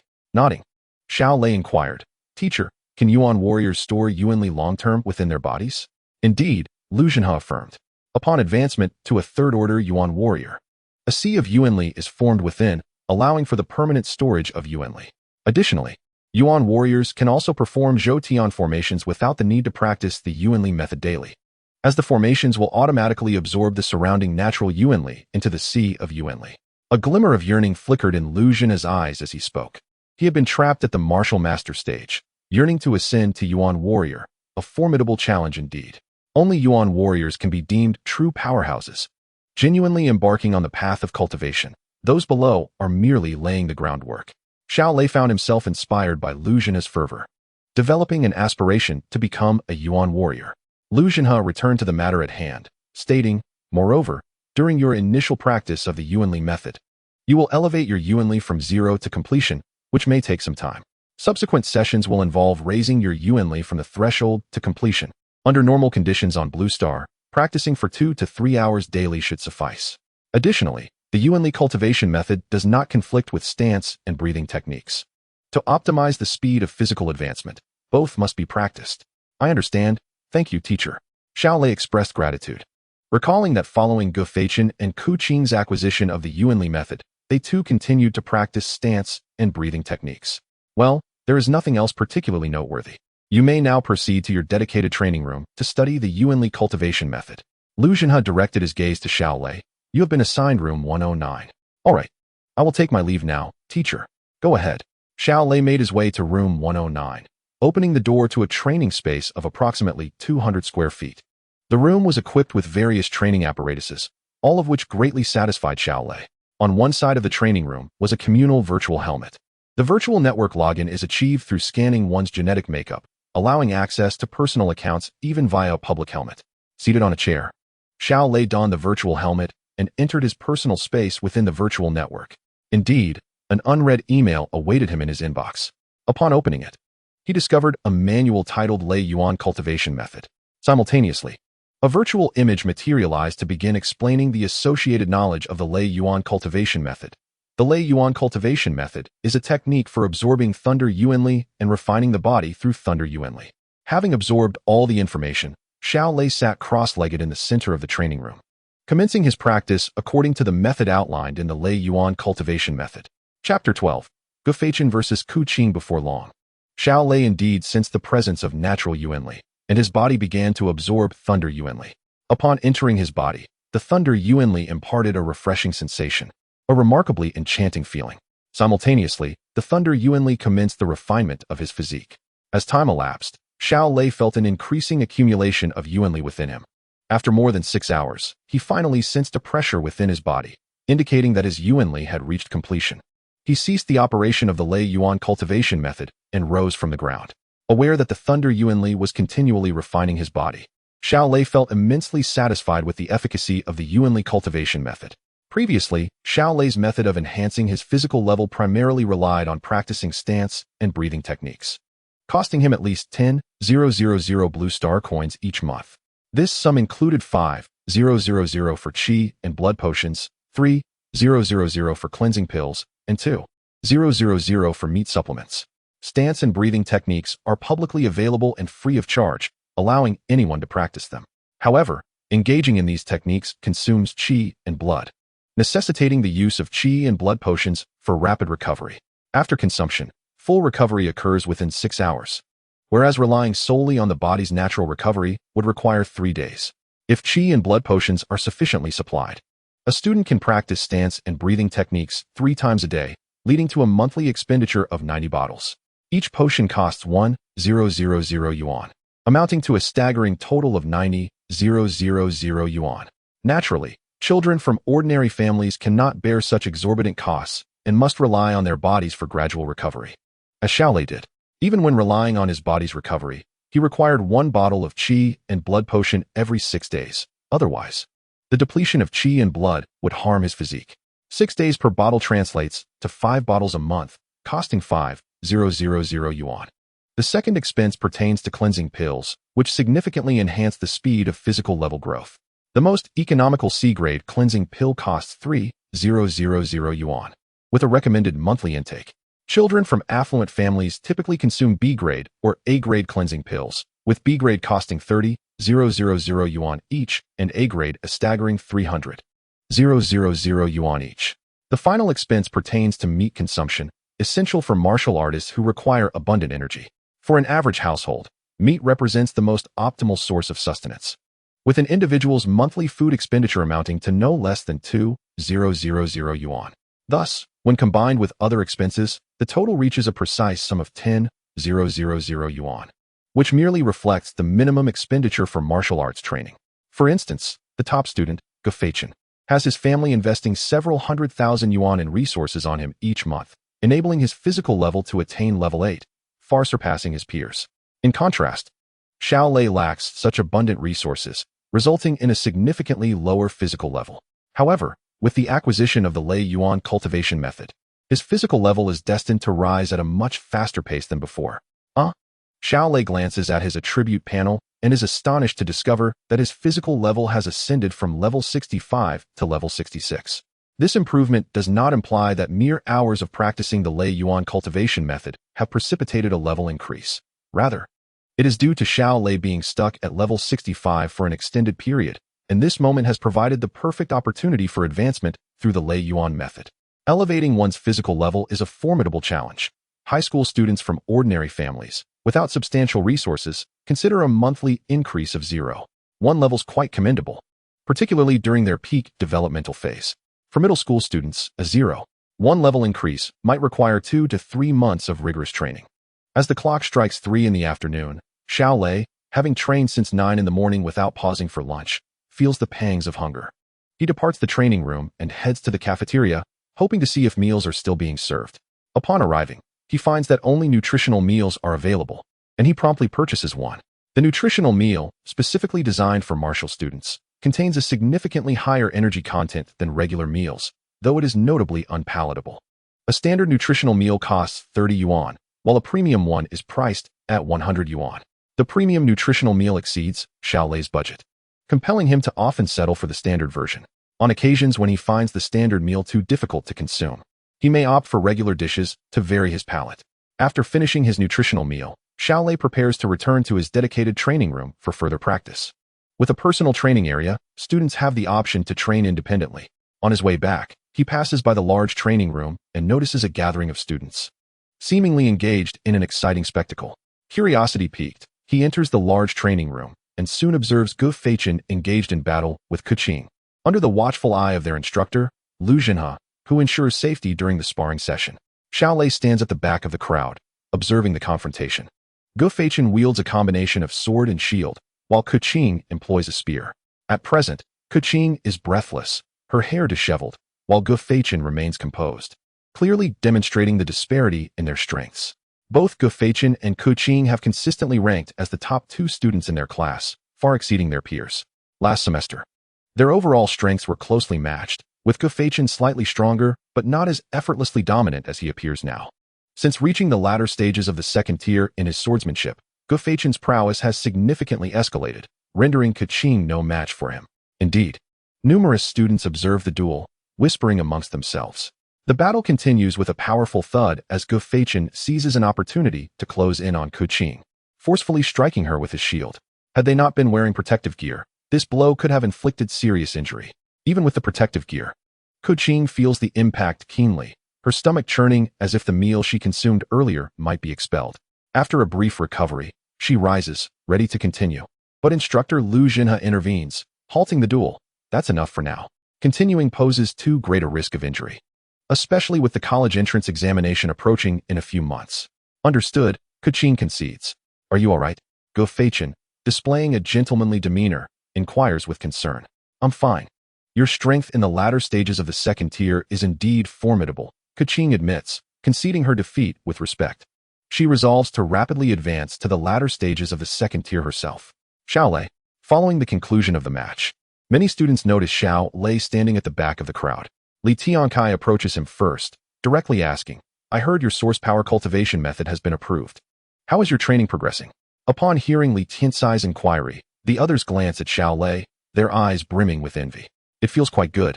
Xiao Lei responds with a smile. Chapter 13. The underground match. As evening classes conclude, Xiao Lei remembers his arrangement with the mole.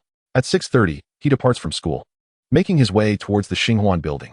By 6:50, he arrives at the plaza in front of the Xinghuan building, 10 minutes early.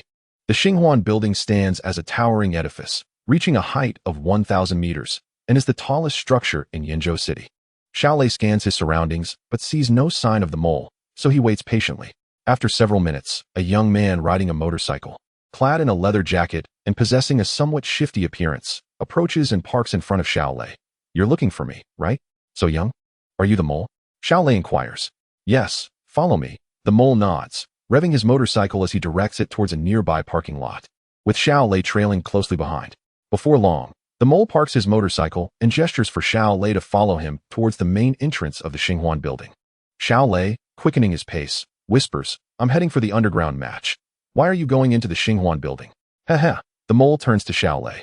Did you think the underground matches are held in some abandoned factory basement? Xiao Lei is taken aback, as he had envisioned the underground matches occurring in less reputable locations. Noticing Xiao Lei's reaction, the mole realizes he is indeed a novice. He raises his left index finger toward the sky. Kid, the underground match is up there.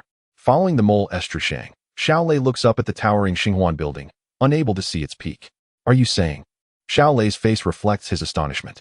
It turns out the underground match in Yenzhou City takes place atop the Xinghuan building, which certainly reshapes his understanding of underground matches. Yes, the 99th floor of the Xinghuan building is open for public business, while the 100th floor and above serve as the arena for underground matches, the mole confirms. Follow me. To access the 100th floor or higher, newcomers must be accompanied by an established member.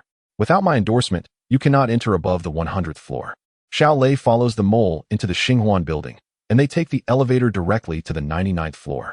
Upon exiting the elevator, the mole imparts some essential knowledge. The elevator systems for the 100th floor and above differ from those below the 99th floor. Come with me. I'll help you register. All right. Xiao Lei nods in agreement.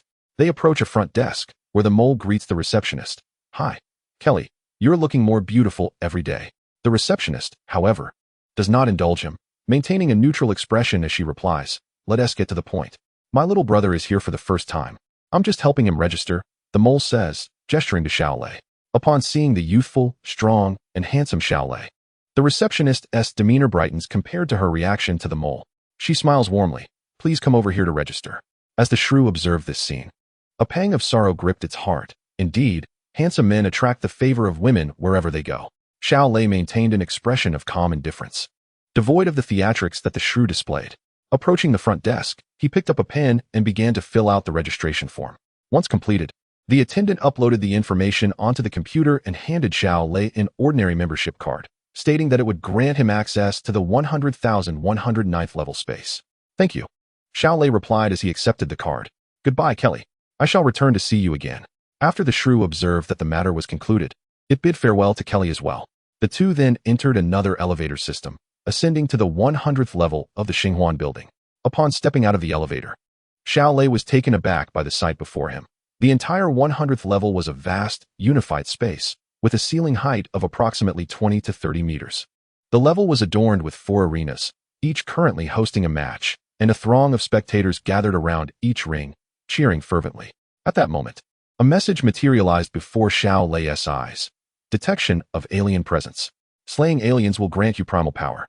Upon reading this prompt, a look of delight spread across Xiao Lei's face. All right, I have brought you into the clandestine match. Now you may explore at your leisure, the shrew said, producing its phone and opening the payment code for scanning. Observing this, Xiao Lei also produced his phone and promptly transferred 300 blue star coins to the shrew. Indeed, farewell. The shrew responded as the payment was received, and then it melded into the crowd. Once the shrew departed, Xiao Lei turned his attention to the nearest arena, where a middle-aged man was engaged in combat with an alien bloodhound. Whether in other civilized realms or within the confines of the rule-bound dimension, intelligent and non-intelligent races similarly existed, just as in Blue Star civilization. The Bloodhound tribe represented a non-intelligent species within the rule-bound dimension, possessing an intelligence comparable to that of a dog in Blue Star civilization, yet differing in their inherent ferocity and aggressive nature.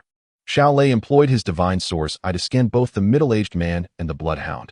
Species, Bloodhound. Level, 45. Slaying will grant primal power. Species, human. Level, 54. In the arena, the middle-aged man wielded a long knife, engaging in combat with the Bloodhound. His knife skills appeared subpar, merely at a mid-level standard. Moreover, his technique seemed rusty, as if he had not practiced in quite some time. When the Bloodhound lunged at him, Xiao Lei mused that he could effortlessly dispatch the creature with a single strike, yet the middle-aged man was overwhelmed and brought to the ground, placing him in a precarious situation. Newcomers are but novices, struggling even against a single bloodhound, muttered an onlooker. Hearing this, Xiao Lei realized that the man was indeed a newcomer, explaining his lackluster performance. It seemed he had long abandoned his training, likely compelled by life's demands to participate in this clandestine match for monetary gain. The strength of a person's physique is not static. With diligent practice, one's body can grow increasingly robust, while neglect leads to deterioration. Many individuals, having once reached formidable physical levels in their youth, succumb to the monotony of daily life and lack the time or energy to continue their training, resulting in a decline to a mere level 5 in their 40s or 50s.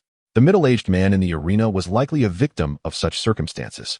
At that moment, the bloodhound had knocked him down and was lunging toward his face. In a moment of desperation, the man raised his left arm to shield himself from the creature's jaws, then swung his right hand, driving the long knife into the bloodhound's neck. With the blade piercing its throat, the bloodhound finally lost its strength, collapsing and convulsing on the ground. As the middle-aged man rose, his left arm was mangled and bloodied from the encounter.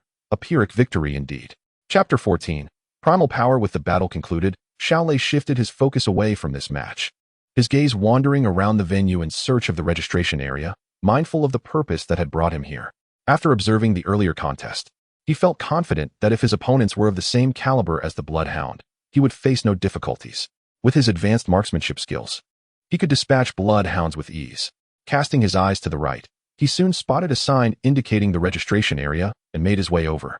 Upon arriving, he peered inside the small office where an elderly man with graying hair sat at a desk equipped with a computer. "Hello, is this where one registers for the competition?" Xiao Lei inquired as he entered. "A fresh face, a newcomer, I presume?" the elderly man said, looking up at Xiao Lei with a kindly expression. "Yes, this is my first time here." Xiao Lei nodded in affirmation. "Certainly, please hand me your membership card. As a newcomer, we can arrange a novice match for you against a low-threat opponent, allowing you to acclimate," the elderly man explained, demonstrating his proficiency in the registration process. Moreover, newcomers were entitled to a participation fee of 500 yuan. Pleased by the prospect of earning back the 300 yuan he had spent that evening with the shrew, Xiao Lei promptly produced his membership card and handed it to the elderly man. The elder took the card, placed it on a reader, and Xiao Lei's information appeared on the computer screen. Ah, Xiao Lei, you may select a pseudonym for yourself, as participants do not use their real names here. After a moment of contemplation, Xiao Lei decided on the moniker Thunder Spear. Thunder Spear, a commendable choice, the elder remarked. You are now successfully registered. Your match is scheduled for Arena 3 at 7:50 p.m. You may now proceed to the armory to select your weapons and await the host's call to the stage. Thank you, Xiao Lei replied, taking back his membership card and departing the office. He quickly located the armory, where he selected a long spear that suited him well.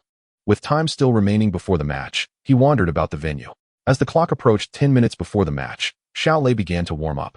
This was his first real confrontation with an alien, having only faced such beings in virtual networks previously. It would be impossible not to experience a degree of emotional fluctuation. At 7:50 p.m., the host of Arena 3 announced loudly into the microphone, "We will have an impromptu newcomer match in Arena 3. Let us welcome our newcomer, Thunder Spear."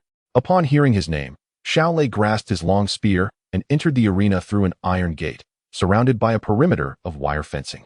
The audience erupted into cheers and whistles upon learning of the newcomer's arrival, their intentions unclear, whether to welcome Xiao Lei or to intimidate him. Standing firm in the arena, the host encouraged him, "Thunder Spear, please prepare for battle," before exiting through the gate. Above the arena, an iron cage was slowly lowered into place. As it settled, Xiao Lei surveyed his opponent, who was indeed another bloodhound, much like the one the middle-aged man had faced. Species, bloodhound. Level, 43. Slaying will grant primal power.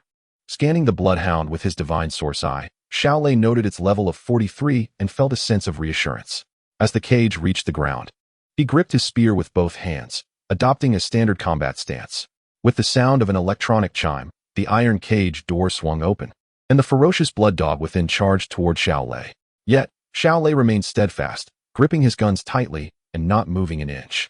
As the blood dog approached within mere meters, it leaped, its gaping maw aimed for Xiao Lei's head.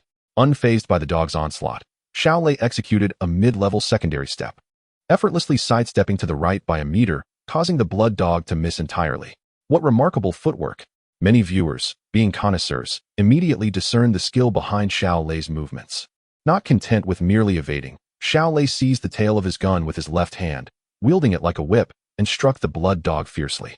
The impact resounded as the long gun connected with the dog's vulnerable waist, sending it flying several meters before crashing onto the arena. Excellent marksmanship. The crowd's admiration for this newcomer grew. The blood dog, now struck at its weak point, ceased its ferocity, its gaze toward Xiao Lei shifting to one of terror, emitting pitiful whines. Yet, Xiao Lei showed no mercy. Approaching the now demoralized beast, which lay incapacitated, he swiftly pierced its throat with a single shot, and it succumbed after a few convulsions. The difference between this battle and those in the virtual realm was negligible. Xiao Lei murmured softly. Though he had never slain a beast in reality, he frequently battled them in the virtual world. Initially, he felt a slight emotional stir, but post-battle, he realized the experience was quite similar to his virtual encounters. This was largely due to his formidable willpower, which kept his emotions steadier than that of the average person. The middle-aged man from earlier had far less control over his emotions, as evidenced by his injury from the blood dog despite wielding a weapon.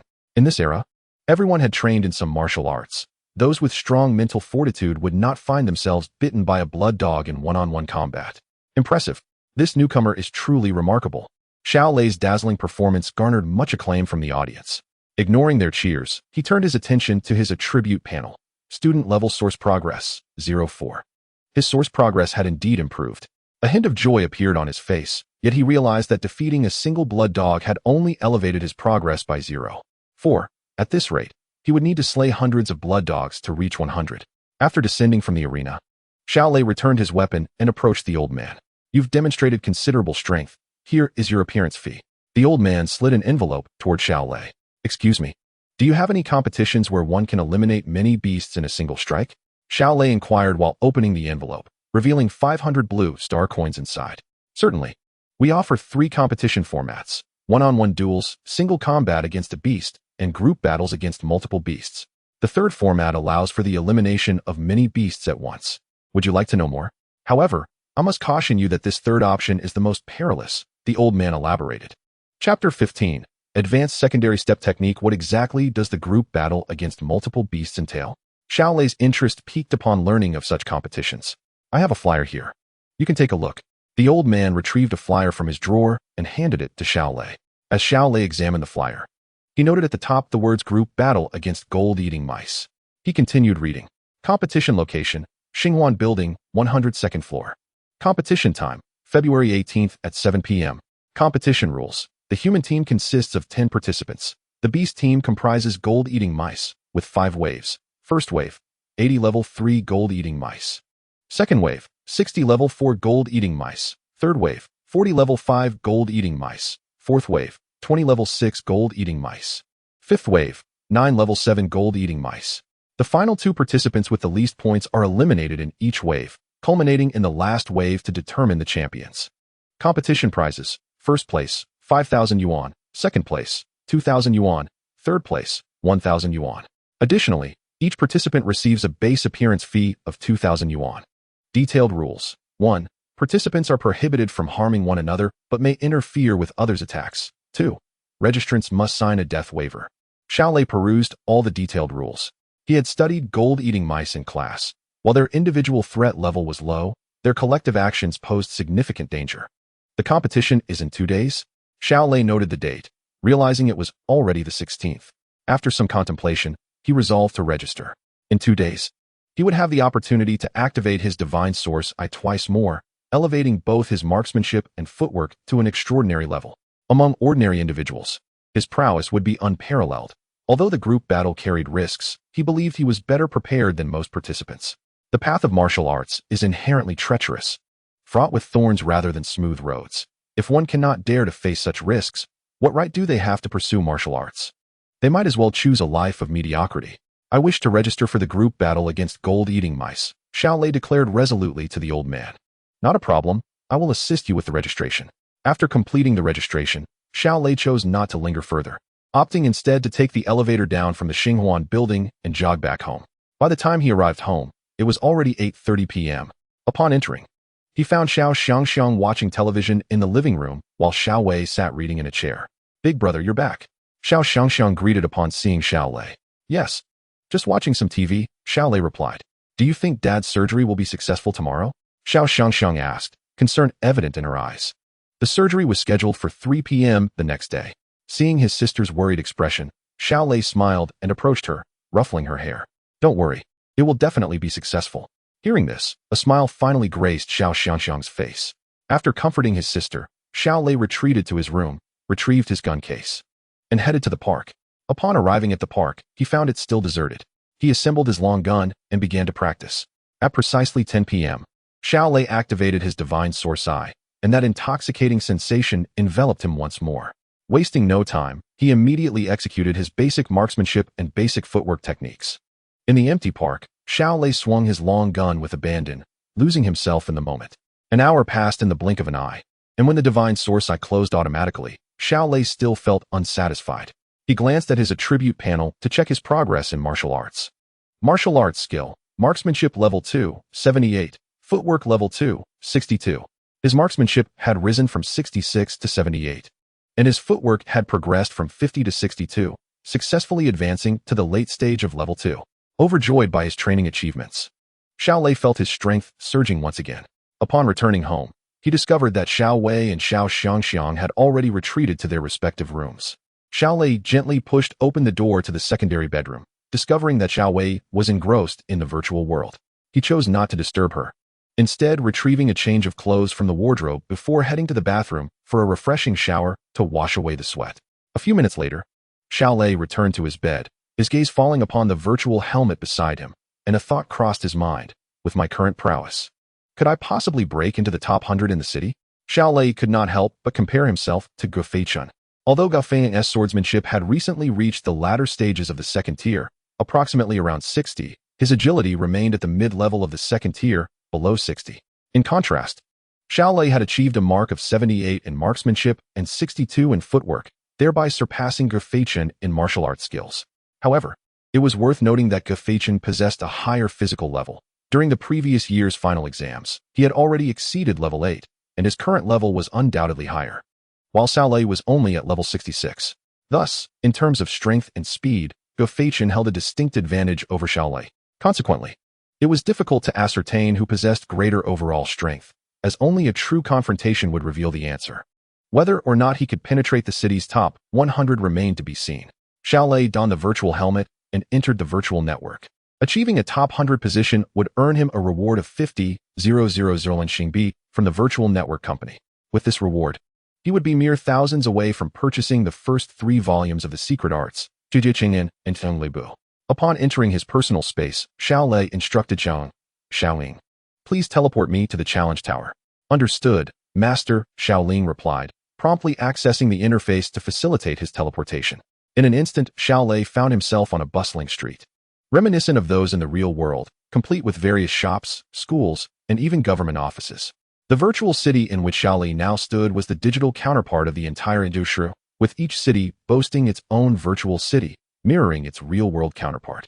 Before him stood a towering 7-story pagoda, entirely black, soaring to a height of 68 meters, its circular form resembling ancient pagodas of the Xiao.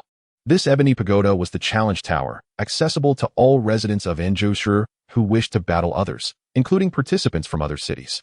The 7 levels of the tower corresponded to the 7 tiers of martial arts. For instance, as Xiao Lei currently possessed a 2nd-tier martial arts skill, he was permitted to ascend to the 2nd level of the challenge tower. Additionally, the challenge tower offered both free and paid features. Various leaderboard challenges were free, while personalized opponent challenges required payment. As a person who preferred to take advantage of free features, Xiao Lei stepped into the challenge tower. Chapter 16. Challenge Tower. On the 2nd level of the challenge tower, Gefeichen, Yuhe, and Haolang were engaged in conversation within the challenge hall. In the senior martial arts class of Enjoushi Disan Zhongshe, 12 students had achieved the 2nd-tier martial arts skill. Gefeichen ranked 1st, Yuhe 3rd, Haolang 9th, while Xiao Lei had previously held the 6th position. "Lao Ge, I wish you the best in your pursuit of a higher ranking tonight," Haolang said to Gefeichen. Upon hearing this, Gefeichen shook his head. "My footwork has stagnated at the mid-level of the 2nd tier. As long as I don't fall out of the top 100 tonight, I'll be satisfied. Rankings fluctuate. Even if I drop from the top 100, I can always reclaim my position later. It's essential to maintain a steady mindset." Yuhe encouraged Gefeichen to remain calm. Indeed, Gefeichen nodded, recognizing the importance of having a resolute heart on the martial path. If he feared falling out of the top 100, he wouldn't have come to participate in the challenge tonight. While the 3 were conversing, Xiao Lei ascended the staircase from the 1st floor and encountered them. "Xiao Lei, what a coincidence!" the trio exclaimed, surprised by his presence. "What a coincidence! Are you here for the ranking competition as well?" Xiao Lei replied, equally taken aback. Although he and Gefeichen were classmates, they did not often interact, as each student had their own social circles, and Xiao Lei was not part of the same circle as the 3 before him. "Yes. Are you here to boost your score?" Gefeichen inquired, returning the question. "Indeed. Are you aiming for a higher ranking?" Xiao Lei teased. "Let's see how it goes. I might just drop out of the top 100. The challenges only become more difficult from here," Gefeichen modestly replied. "Let's not waste time. Let's enter the challenge space," he suggested. Agreed, the others concurred. The 4 of them were currently in the rest hall, and directly in front of them was a shimmering gateway leading to the challenge preparation space. They made their way toward the portal and soon all passed through it. Upon entering the portal, they arrived in the challenge preparation space. Here, by accessing the interface and clicking on challenge, the virtual network would match them with opponents of a similar rank, and upon successful matching, they would be transported to the battle arena. The tiers of the challenge tower were categorized as bronze, silver, gold, extraordinary master, legendary, and king, corresponding to martial arts skills from the 1st to the 6th tier. As for the 7th level of the challenge tower, it was said that no one in the entire Linxing civilization had ever reached it, representing the legendary 7th tier of martial arts skills, and therefore, no ranks were established.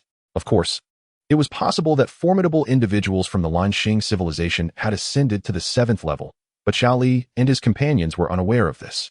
Xiao Lei accessed the interface and clicked challenge, awaiting the virtual network to match him with an opponent. The opponents were not limited to high school students. Any participant from the Xiagor region with a rank similar to Xiao Lei's could be matched against him. Matchups could occur between different cities and provinces, encompassing the entire Linxing, Xiagor area, while participants from other countries or planets could not be matched. With a soft chime, Xiao Lei successfully matched with an opponent. The scene shifted, and he was transported to the battle arena, where a woman in her 20s with orange-dyed hair appeared before him. Xiao Lei glanced at her attributes panel. Title: Flying Swallow Heroine. Physical level: 91. Rank, silver, 26 points. Oh, a little boy, the woman remarked playfully, noticing Xiao Lei's youthful appearance and teasing him, while she also checked his attributes panel. Title, Thunder Spear. Physical level, 66. Rank, silver, 28 points. The techniques for stances and breathing were publicly available, so even an ordinary person could reach the pinnacle of level 99 by consistently practicing, even without the aid of vitality potions or cleansing pills, provided they trained once a week. Thus, many older ordinary individuals could achieve high physical levels. Unfazed by the flying swallow heroine's teasing, Xiao Lei remained silent, drawing forth his black spear from the interface, prepared and awaiting the virtual network's announcement to commence the match. Not charming at all. The flying swallow heroine remarked upon noticing Xiao Lei's lack of response, retrieving her dual daggers from the interface. Match begin, the electronic voice of the virtual network announced. Attention! Xiao Lei called out, raising his guns as he advanced toward her.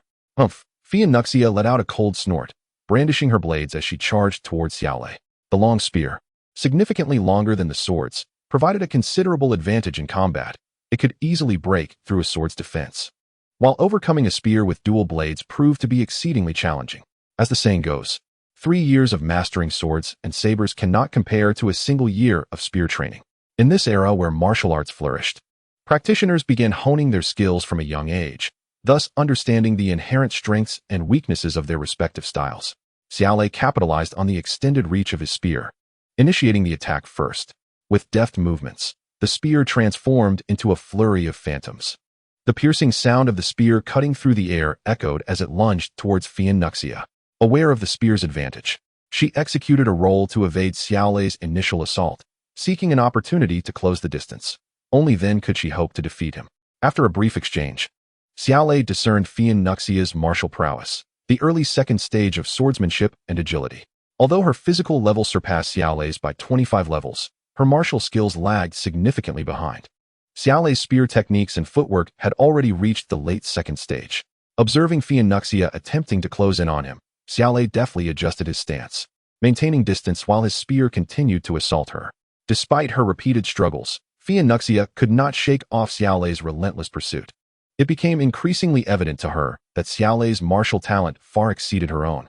After several exchanges, she finally succumbed to his piercing strike, which struck her in the chest, causing her form to dissipate back into the challenge preparation space. Congratulations on your victory. Would you like to continue challenging? A virtual electronic voice resonated. Only the victor could choose to persist in this space or return to the preparation area. Chapter 17. Xiao Lei vs. Gu Feichen. Xiao Lei glanced at his score, which had risen to 30 points in the silver tier.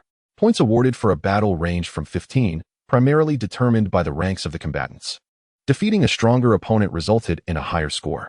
For instance, Nuxia had scored 26 points, while Xiao Lei had 28. Thus he only gained 2 points from the victory. Conversely, a loss could result in a deduction of 4 points. I shall continue the challenge, Xiao Lei stated. Understood, the virtual network began to match him with another opponent. Before long, a young man in his 20s appeared before Xiao Lei. He examined the opponent's attribute panel. Title, Mad Swordsman. Physical level, 93. Rank, silver 36 points. This adversary held a rank superior to Xiao Lei's. Without exchanging pleasantries, the virtual network announced the commencement of the battle, and the two engaged fiercely. After several rounds, Xiao Lei emerged victorious, earning 4 points in this match. With a string of consecutive victories, he achieved a remarkable 10-game winning streak, elevating his rank to 61 points in the silver tier. At this level, opponents typically possessed martial skills at the peak of the late second stage or mid-second stage. Facing such adversaries became increasingly challenging for Xiao Lei, especially due to the significant gap in physical levels. Fortunately, his mastery of spear techniques and footwork compensated for this deficit. One more victory, and I shall likely enter the top 100 of the city rankings. Xiao Lei thought joyfully. Gu Feichen, previously scored at 65 points, was ranked 97th, while the 100th ranked was at 63 points. Let us strive to break into the top 100.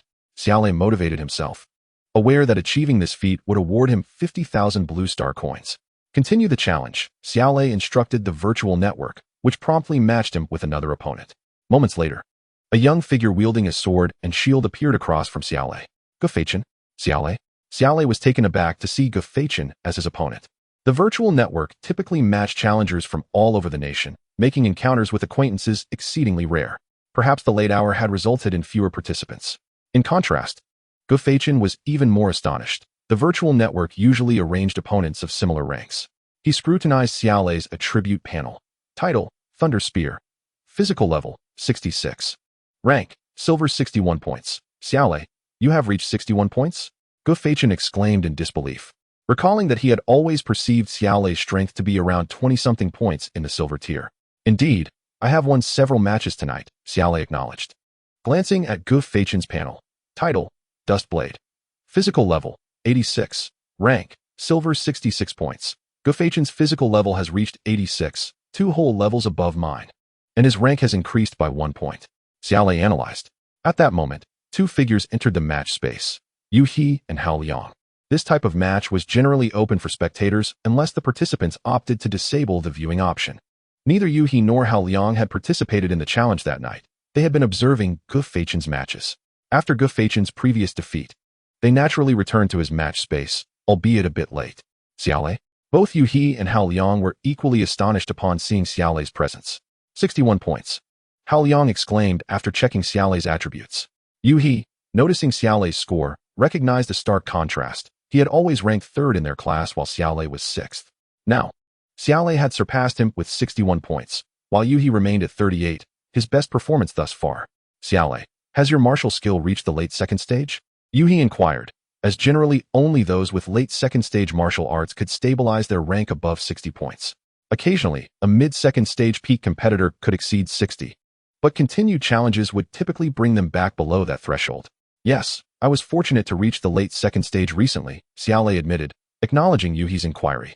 Wow! Hao Liang exclaimed, shocked by Xiao Lei's admission. Weren't you at the early 2nd stage like me before? In just one winter break, you've advanced to the late 2nd stage. That's incredible. Have you been using drugs? Just luck, Xiao Lei chuckled, then turned to Gu Feichen. Shall we begin? Let me challenge you for the top spot in our grade. Very well. I shall not relinquish the position of 1st in our grade easily, Gu Feichen replied earnestly. Attention. After their lengthy conversation, the virtual network had already announced the match's commencement. Xiao Lei reminded Gu Feichen and charged forward with his spear. With the spear against the sword and shield, Gu Feichen, bolstered by the shield, found himself at a lesser disadvantage against the spear, a weapon renowned for its offensive capabilities. However, the advantage still lay predominantly with the spear. As the 2 individuals charged closer, Xiao Lei capitalized on the advantage of his long spear and initiated the assault. With a swift thrust, he aimed directly at Gu Feichen's face. Sensing the imminent danger, Gu Feichen raised his shield with his left hand to deflect the spear, intending to push it away with the shield's force to close the distance to Xiao Lei. The strategy of blades against spears is straightforward. Find an opportunity to get close. And once in proximity, the dynamics shift. With a resounding thud, Gu Feichen pushed the spear aside, immediately following up with a step forward. His right hand poised with his long knife, ready to deliver a fatal blow to Xiao Lei. However, Xiao Lei was not one to allow Gu Feichen to approach so easily. He had only utilized 70% of his strength in that thrust, reserving the remaining 30% to deftly respond to the unfolding situation. In an instant, he retracted the spear and, like a striking serpent, aimed another thrust at Gu Feichen's lower body. While Gu Feichen could easily defend his upper body with the shield, his lower body was vulnerable. Faced with Xiao Lei's rapid second wave of attacks, Gu Feichen had no choice but to retreat swiftly, evading the thrust of the spear. This retreat placed him at a disadvantage. Those wielding long weapons thrive on pursuit, and Xiao Lei was eager to seize this favorable opportunity. The arena was a circular space, merely 30 meters in diameter, and Gu Feichen, continuously retreating, soon found himself cornered by Xiao Lei, with no room left to maneuver. With a cold snort, Gu Feichen seized the moment, swinging his shield powerfully to collide with the spear's tip. At level 86, his physical strength surpassed 800 kilograms, while Xiao Lei, at level 66, possessed just over 600 kilograms, creating a disparity of around 200 kilograms. Gu Feichen had been waiting for this opportunity to test their strength, and now it had finally arrived. With a powerful impact transmitted through the spear, Xiao Lei nearly lost his grip as he was forced backward by the force of Gu Feichen's shield, destabilizing his balance. Seizing the chance, Gu Feichen propelled himself forward, his right hand swinging the long knife toward Xiao Lei. Realizing the precariousness of his stance, Xiao Lei quickly employed advanced movement techniques to stabilize himself while raising his spear to block Gu Feichen's fierce strike. Despite the initial blow being deflected, Gu Feichen had closed the distance, launching a relentless series of attacks toward Xiao Lei. Yuha and Hao Liang exchanged glances, their faces lighting up with joy. They had long been friends with Gu Feichun and naturally wished for his victory, though they restrained their cheers, aware that Xiao Lei was also their classmate. In the arena, Xiao Lei exerted himself fully, demonstrating the significance of movement techniques. Gu Feichun's techniques, though commendable, fell short of Xiao Lei's, and the opportunity he had labored to create began to dissipate. The situation gradually stabilized. With a decisive thrust, Xiao Lei deflected Gu Feichun's knife, creating distance between them and returning to their initial standoff. Your movement techniques have reached the advanced stage as well? Gu Feichun gazed at Xiao Lei incredulously, unable to fathom how, in just one winter break, his rival had surpassed him in both weaponry and movement. In their recent exchange, Gu Feichun had felt the superiority of Xiao Lei's spear techniques over his own. Xiao Lei smiled slightly, acknowledging the improvement in his movement. I was careless just now. This time, I shall not afford you another chance. Indeed, the earlier counterattack from Gu Feichun had caught Xiao Lei off guard, and after learning from the experience, it would be difficult for Gu Feichun to find a similar opportunity again. Come on. Gu Feichun acknowledged the disadvantage of their confrontation, but was not ready to concede defeat easily. The two engaged once more, and this time, Xiao Lei left no room for Gu Feichun to recover. After several exchanges, Xiao Lei found an opening and pierced Gu Feichun's right leg, forcing him to concede. Congratulations, Xiao Lei, for entering the top 100 of the city, Gu Feichun declared before transforming into a flurry of starlight and being expelled from the competition space. Congratulations, Yuho exclaimed, expressing his admiration for Xiao Lei. Congratulations. When will you treat us? Hao Liang chimed in, equally enthusiastic. Certainly, Xiao Lei promised with a smile. Afterward, the two exited the competition space, likely to console Gu Feichun. Having defeated Gu Feichun, Xiao Lei earned 4 points, bringing his total to 65 points in silver rank, positioning him at 97th place, precisely where Gu Feichun had previously stood. Congratulations, Xiao Lei, for entering the top 100 of the comprehensive strength ranking for high school students in Yenzhou City. Achieving this rank grants you a reward of 50,000 yuan, which has already been issued by the HS Chamber of Commerce. Please check your account. A series of notifications chimed, and upon checking his virtual account, Xiao Lei found an additional 50,000 yuan, his face lighting up with joy. The HS Chamber of Commerce is remarkably efficient. I just entered the rankings, and the prize has already been issued. Truly a superpower comparable to the 5 great nations, he thought, commending their promptness. The rewards for the rankings were substantial. 50,000 for the top 100, 100,000 for the top 50, 200,000 for the top 10, and a staggering 500,000 for the first place. Currently, the student ranked 50th had 81 points in silver, while the 10th ranked student had 92 points. Xiao Lei had already reviewed the rankings. As for the first place, that was still a distant goal held by Yu Xiaozi, who currently had 56 points in gold, requiring mastery of third-tier martial arts to ascend to the gold rank. Tonight, I shall attempt to reach 81 points in silver, Xiao Lei mused. Subsequently, Xiao Lei participated in 12 more matches, achieving a record of 7 wins and 5 losses, raising his points to 71 in silver rank and advancing to 92nd place. However, he soon felt the strain in the final matches, as his opponents had also reached the advanced stage in weaponry and movement, with physical levels significantly surpassing his own. Despite his spear techniques reaching 78 points, he ultimately faced more defeats than victories. The disparity in physical levels proved detrimental. It seemed unlikely he could breach the top 50 tonight. With this realization, Xiao Lei decided to withdraw from the virtual network. As the clock struck past midnight, he set aside the virtual helmet and drifted off to sleep. The following morning, after breakfast, Xiao Lei, as per his routine, jogged to school. Unbeknownst to him, news of his entry into the top 100 had spread throughout the school, igniting a flurry of excitement. The first class of the day was a cultural lesson, and students gathered in the classroom. Did you hear? Xiao Lei is ranked 92nd in the city, surpassing Gu Feichun, who has dropped to 99th place. Is that so? I am still uncertain. Let me take a look. To my astonishment, it appears to be true.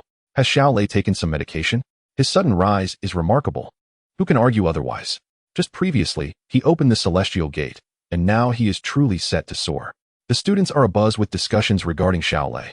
When Kuqing entered the classroom, she heard about Xiao Lei's exploits from her close friend, and an expression of disbelief crossed her face. Since the end-of-term exams last year, her martial arts skills had stagnated in the mid-stage of the second rank, with no breakthroughs to date. Meanwhile, Xiao Lei achieved a remarkable leap, advancing from the initial stage to the later stage of the second rank, which made her clench her fists in a mix of determination and inexplicable impatience. Who is stronger now, Xiao Lei or Gu Feichun? Her friend glanced at Kuching and couldn't help but exclaim. Chapter 19. Fame. This topic has become one of the more popular discussions within the class. Some assert that Xiao Lei's higher ranking naturally indicates greater strength, while others contend that rankings do not reveal everything. The true measure of strength can only be determined through combat.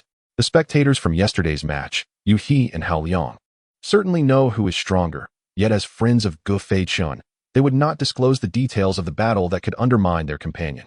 As the lively discussion unfolded, the very individual at the center of it, Gu Feichun, walked into the classroom.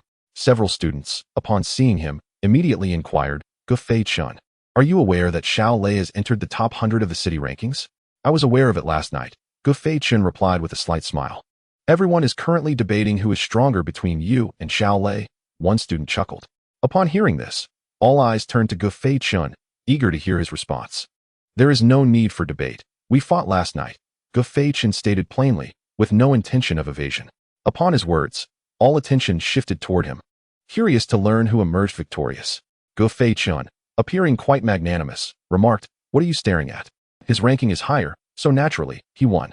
Xiao Lei won. The crowd erupted in astonishment upon hearing Gu Feichun's own admission. It was common knowledge that Gu Feichun had been the top student in the class since the first year of high school. No one expected him to be defeated by Xiao Lei. Yu He and Hao Liang exchanged glances with Gu Feichun, their expressions filled with sympathy. Don't worry. A temporary setback is quite normal. I shall reclaim my victory next time, Gu Feichun assured them with a smile. A true warrior must possess not only strength, but also the heart of a champion.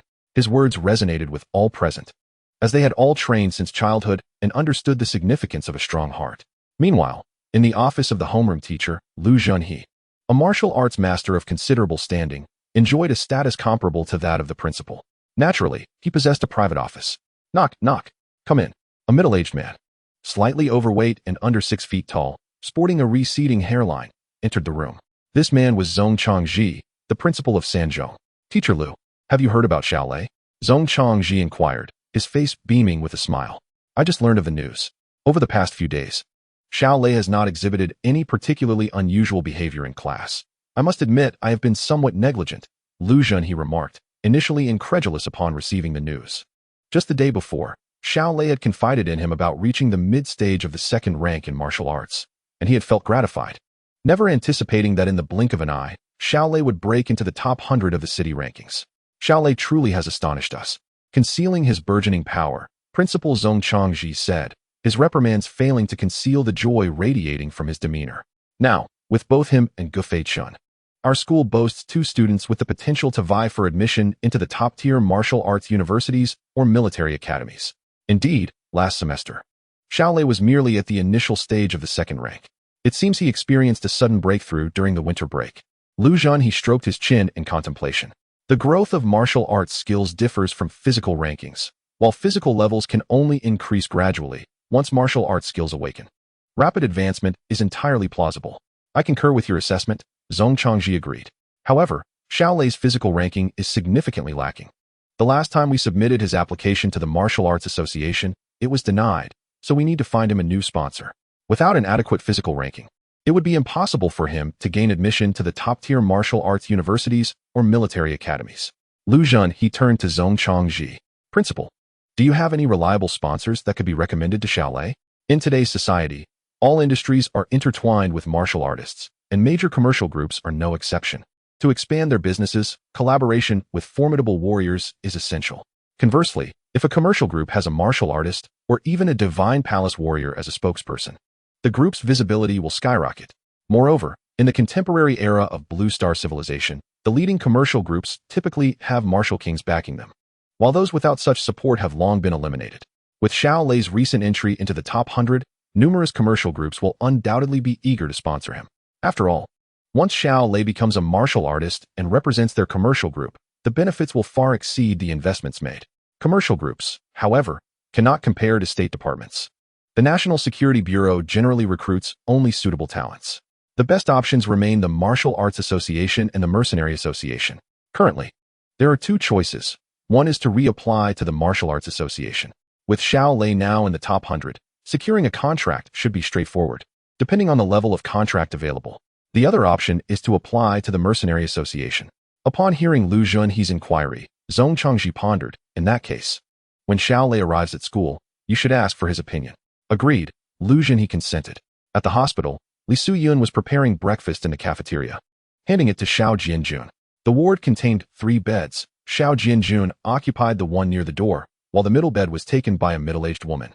And the innermost bed housed an elderly man.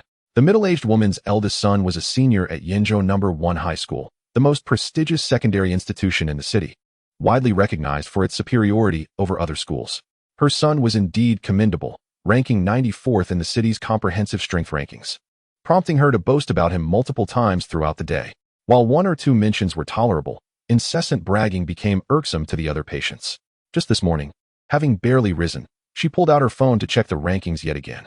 Each time she spotted her son's name, she was enthralled and frequently showed it to others.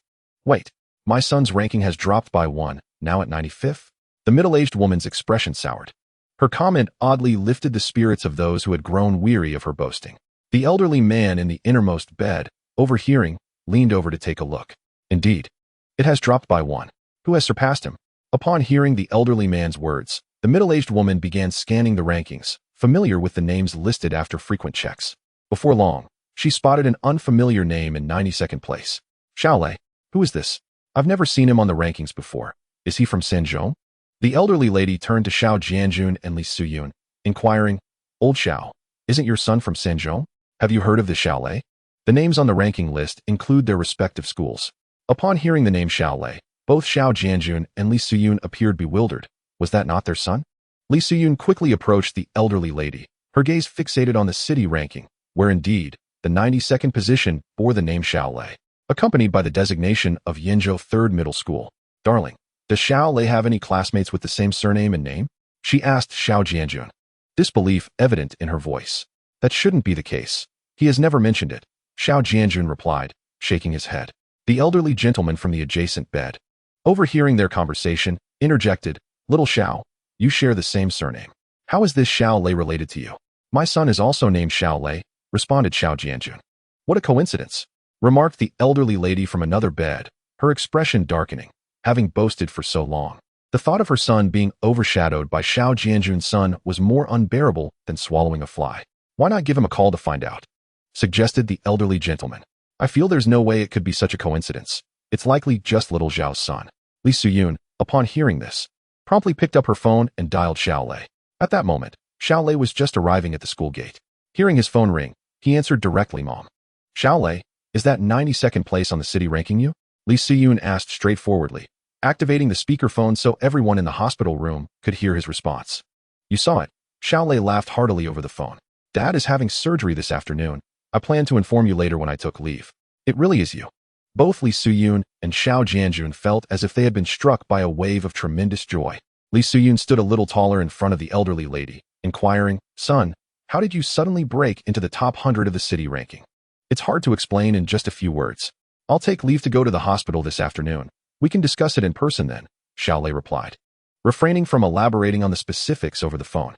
All right, then I won't keep you from your practice, Li Suyun concluded before hanging up. Haha, congratulations to you both. The elderly gentleman, confirming that it was indeed their son, offered his congratulations. Meanwhile, the elderly lady remained silent, her face still clouded. Upon entering the classroom, Xiao Lei was met with the curious gazes of all his classmates. What is going on? He asked innocently as he took a seat next to Li Tiankai. You, who never caused a stir, suddenly shot up to 92nd place on the city ranking. How did that happen? Li Tiankai expressed a mix of envy and admiration. The classmates eagerly awaited Xiao Lei's response, curious to learn how he had achieved such remarkable progress during the winter break. I'm not entirely sure. I've just been feeling really in tune with my shooting practice lately, Xiao Lei vaguely explained. It seems you have been accumulating your skills, leading to this breakthrough. It's unfortunate that it wasn't me, Li Tiankai exaggeratedly lamented, echoing the sentiments of the others. At the end of the first cultural class in the morning, Lu Junhe entered the classroom and called Xiao Lei outside. You, just 2 days ago, told me your martial arts skills were only at the mid-second stage. How did you suddenly break into the top 100 of the city ranking? Lu Junhe asked, a broad smile on his face. I'm not sure. I've just been feeling great with my shooting practice lately. After every session, I feel like I've gained a lot. Last night, I decided to test myself against the city ranking, and to my surprise, I made it into the top 100, Xiao Lei explained, deliberately omitting any mention of the Shun Yuanji Yan. It seems you've experienced a sudden enlightenment, Lu Jinhe concluded, aligning with the general sentiment. I called you over to discuss your signing. Your martial arts skills have now reached the late second stage, granting you a ticket to challenge the top-tier martial arts universities or military academies. However, your physical and mental levels are still significantly lacking. If you do not enhance both soon, you will have no hope of entering the top-tier schools. Xiao Lei nodded, being in his senior year. He was well aware of the requirements for the annual college entrance exams. The criteria for the late second stage martial arts skills, a physical level above level 9, and a mental level above level 8 were fundamental prerequisites. Currently, Xiao Lei only met the mental requirement, achieving level 82, while his physical level was 66 and mental power level 68, all still far from the necessary standards. There was little he could do. Meeting these three requirements demanded vast resources. For instance, Gufeichen had received substantial resources during middle school, amounting to tens of thousands monthly, and even more during his first 2 years of high school. Now, as the college entrance exams approached, his family's monthly investment had surged to several hundred thousand. I discussed it with the principal and believe that organizations like the Martial Arts Association and the Mercenary Association would be more suitable for you, as they are more beneficial for your future development. You have two options.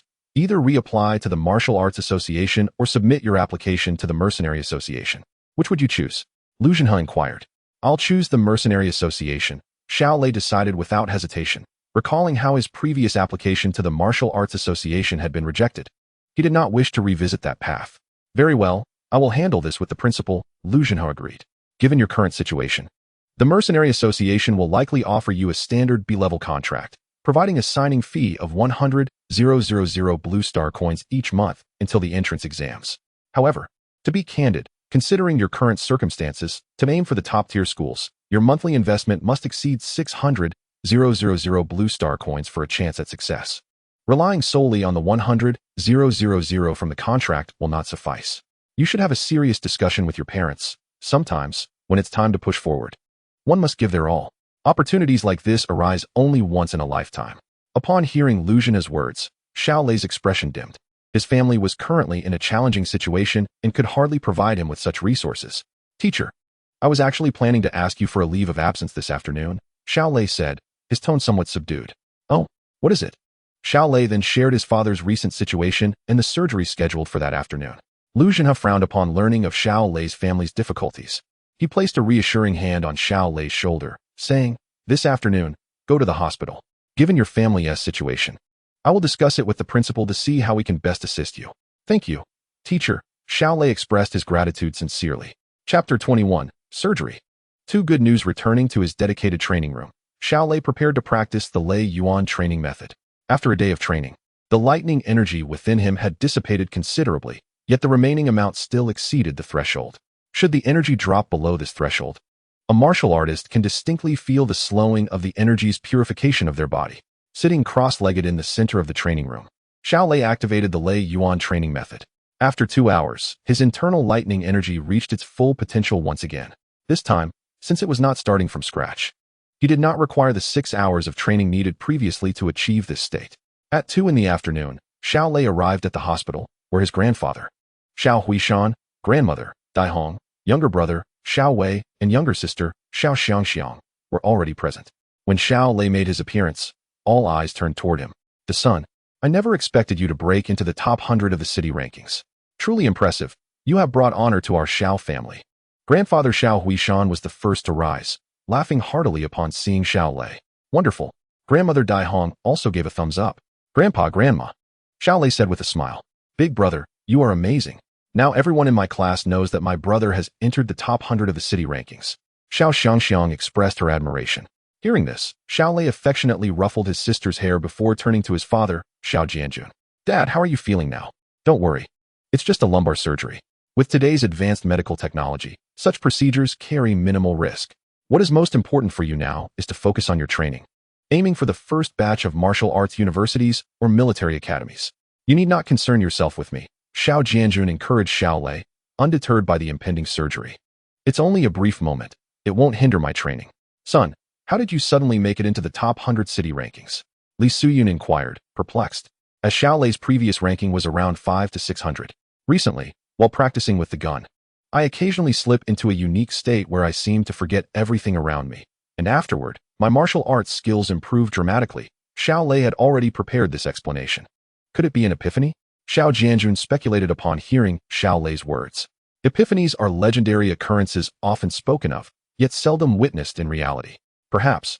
I cannot say for certain. Xiao Lei shook his head, uncertain whether the state following the activation of the Shun Yuan Ji Yin could be classified as an epiphany.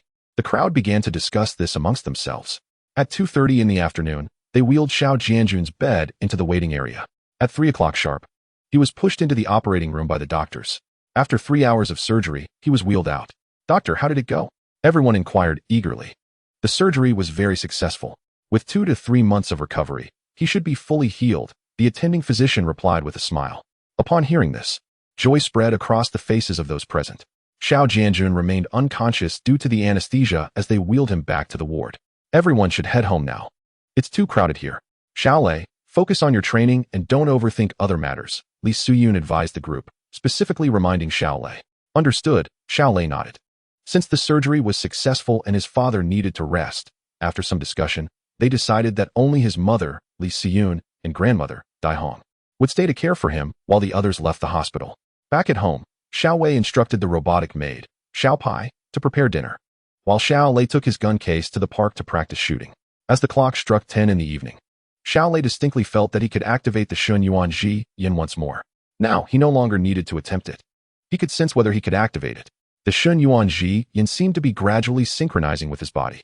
Xiao Lei had a clear sensation that the Shun Yuan Ji Yin was becoming increasingly akin to his own eyes. This realization reinforced his belief that the Shun Yuan Ji Yin was indeed an external entity, not of his own making, for otherwise, he would not experience such a process of gradual adaptation. Typically, only foreign objects would exhibit such changes. The eyes, ears, hands, and feet inherent to a person would never present such sensations. This thought brought a slight relief to Xiao Lei. If the Shun Yuan Ji Yin was an external object, then he was still a native of Blue Star, still the biological child of his parents. Xiao Lei did not mention the Shun Yuan Ji Yin to anyone. Partly for this reason. If anyone were to discover the vertical eye on his forehead, he would undoubtedly be treated as a spy of the Eternal Divine Clan. The treatment of alien races by Blue Star civilization would result in imprisonment as the mildest penalty. Shun Yuan Ji Yin, activate. That intoxicating sensation washed over him once more as Xiao Lei began to practice with his long gun. An hour swiftly passed, and after completing the final iteration of the basic gun techniques, he paused to check his attribute panel. Martial arts skills. Gun techniques level 2, 91. Footwork level 2, 78. His gun techniques had reached level 2 at 91, and his footwork at level 2 at 78. Viewing the progress of both skills, Xiao Lei felt quite satisfied. At this rate of improvement, by tomorrow night, his gun techniques would likely reach complete mastery of level 2, and the day after, his footwork might also attain the same level of proficiency. The following morning, Xiao Lei attended school as usual. As noon approached, his homeroom teacher, Lu Zhenhe, arrived at Xiao Lei's exclusive training room. At that moment, Xiao Lei was practicing with his gun, his technique having now reached level 2 at 91, making it a delight to behold. The first level of gun techniques signifies proficiency in executing all moves with ease, while the second level indicates an unpredictable style devoid of fixed patterns, with every move captivating to the eye. Now, Xiao Lei's gun techniques were nearing the threshold of level 2 mastery. Not bad, Lu Zhenhe applauded. Teacher, Xiao Lei paused his practice upon seeing Lu Zhenhe's arrival. I have 2 pieces of good news to share with you, Lu Zhenhe smiled. 2 pieces of good news. Excitement lit up Xiao Lei's face. First, the Mercenary Association has approved your contract application. They are offering you a standard B-level contract for 3 months, with a monthly payment of 100,000 Blue Star coins. You can go and sign it this afternoon. Since your father just had surgery, he may not be able to get out of bed. Check with your mother to see if she is available this afternoon. Since you are still under 18, your guardian must accompany you to sign the contract. Lu Zhenhe relayed the first piece of good news. Approved? That's fantastic, Xiao Lei exclaimed, his joy evident. The second piece of good news is that the school is also willing to offer you an interest-free student loan of 300,000 Blue Star coins, which is the maximum amount the school can provide, Lu Zhenhe explained. Thank you, teacher. Thank you, principal, Xiao Lei expressed his heartfelt gratitude. Work hard and don't disappoint the expectations that the principal and I have for you. Yes, once you have the funds. You also need to know how to spend them wisely. Lu Xinhe shifted the topic. Do you know how much resources Gu Feichen invests in his body each month? I've heard it's substantial, but I'm not entirely clear on the specifics. A staggering 630,000 blue star coins. Lu Xinhe provided the precise figure. So much. Xiao Lei's mouth fell open. It was even more than he had anticipated. Gu Feichen's investment mainly consists of 3 types of elixirs. If you wish to make a push for the first batch of martial arts universities or military academies, you might consider adopting his regimen, Lu Xinhe elaborated. Xiao Lei listened attentively. The first is the Qi and Blood elixir, which restores the body's Qi and blood to normal within 6 hours. Therefore, in the morning, noon, and evening, he can practice the stance and breathing techniques 3 times. The Qi and Blood elixir costs 1,000 coins per bottle, consuming 3 bottles a day, totaling 90,000 coins per month. Xiao Lei nodded, already aware of the costs associated with the Qi and Blood elixir. The expense for the Qi and Blood elixir is still the lowest. The highest expense comes from the Shisui Dan. Shisui Dan is categorized into C, B, and A levels. You previously consumed C-level Shisui Dan, which cost only 3,000 coins each, while Gu Feichen now uses A-level Shisui Dan, which costs 300,000 coins each. Taking 1 pill a month, this is indeed the most expensive elixir. Lu Xinhe continued to elaborate, stating that the third significant expense is the Yunshin Dan. The purpose of the Yunshin Dan is to expedite the enhancement of mental levels, costing 2,000 yuan per pill, with each pill effective for 1 hour. Currently, Gu Feichen practices his mental fortitude for 4 hours a day, requiring 4 Yunshin Dan daily, amounting to a staggering 240,000 launching coins monthly. When combined with the costs of the Qishui Yaoji and Shisui Dan, the total monthly expenditure reaches 630,000 launching coins. Upon hearing this, Xiao Lei felt an immense pressure. There is no option but to compete. Students aiming for the first batch are all striving fiercely, and as the college entrance examination approaches, the competition intensifies. Without diligence, one cannot secure a position among the top 900 in the province. Lu Xinhe shook his head, reminding Xiao Lei that the price of the Juji Dan in society is a staggering 100 million launching coins. Once you gain admission to a prestigious martial arts university or military academy, the investments in these resources pale in comparison to the value of the Juji Dan. Xiao Lei nodded, fully comprehending the implications. The Mercenary Association offers a signing bonus of 300,000, distributed over 3 months. While the school is willing to grant a one-time interest-free student loan of 300,000, meaning he would soon receive 400,000 launching coins. However, he still falls short by 230,000. Lu Xinhe glanced at Xiao Lei and made a decision, stating, "How about this? I will lend you an additional 200,000 launching coins, and if your family can contribute another 30,000, we can secure the resources for the first month. As for the future, we will have to devise a plan later." "Teacher," Xiao Lei exclaimed in surprise, as their relationship had always been strictly that of a teacher and student. As a formidable martial artist, Lu Xinhe earns millions annually, and to him, 200,000 is indeed a trivial sum. However, martial artists earn significantly, but also expend heavily. And regardless of their level, the lack of resources is a certainty. Lu Xinhe's willingness to lend Xiao Lei 200,000 launching coins is undoubtedly a considerable favor. "Don't look at me like that. I earn a decent amount, but my expenses are also considerable. I can only manage 200,000 for you. The rest will require your family's efforts," Lu Xinhe said, patting Xiao Lei on the shoulder. "I have high hopes for you. Consider this an investment in your future." "Thank you, teacher," Xiao Lei expressed his heartfelt gratitude, sensing that their bond had deepened beyond the ordinary teacher-student relationship. "Moreover, I will accompany you to the Mercenary Association this afternoon to sign the contract." Although the Mercenary Association, being an official organization, is unlikely to engage in any underhanded dealings within the contract, it is wise to remain cautious. You may not fully grasp the terms within the contract, so I will assist you in scrutinizing it. "All right, I appreciate your help, teacher. There is nothing more to discuss. Focus on your training," Lu Xinhe concluded before leaving the training room. In the afternoon, Li Suyun, having learned the background of the situation, hurried from the hospital to the school, while Xiao Lei's grandmother, Dai Hong, continued to care for Xiao Jianjun at the hospital.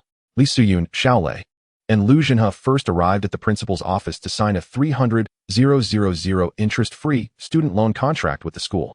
Following this, the mother and son boarded Lu Xinhe's hovercar to head to the Mercenary Association. In this era, hover cars are widely available but expensive, costing over 1 million launching coins, while ordinary people still drive conventional cars.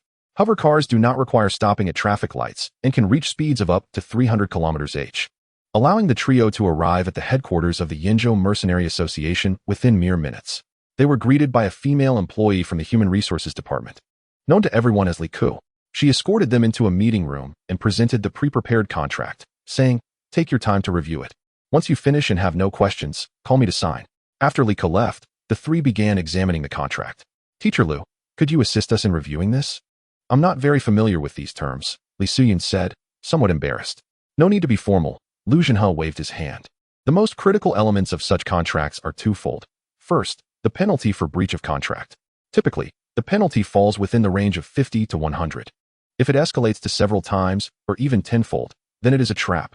Second, the automatic upgrade clause. Our strength as martial artists is not static. If we advance to meet the criteria for a higher contract, the signing party must elevate our contract to a higher level. Without this clause, the other party could continually bind us with a lower level contract, which is also a significant pitfall.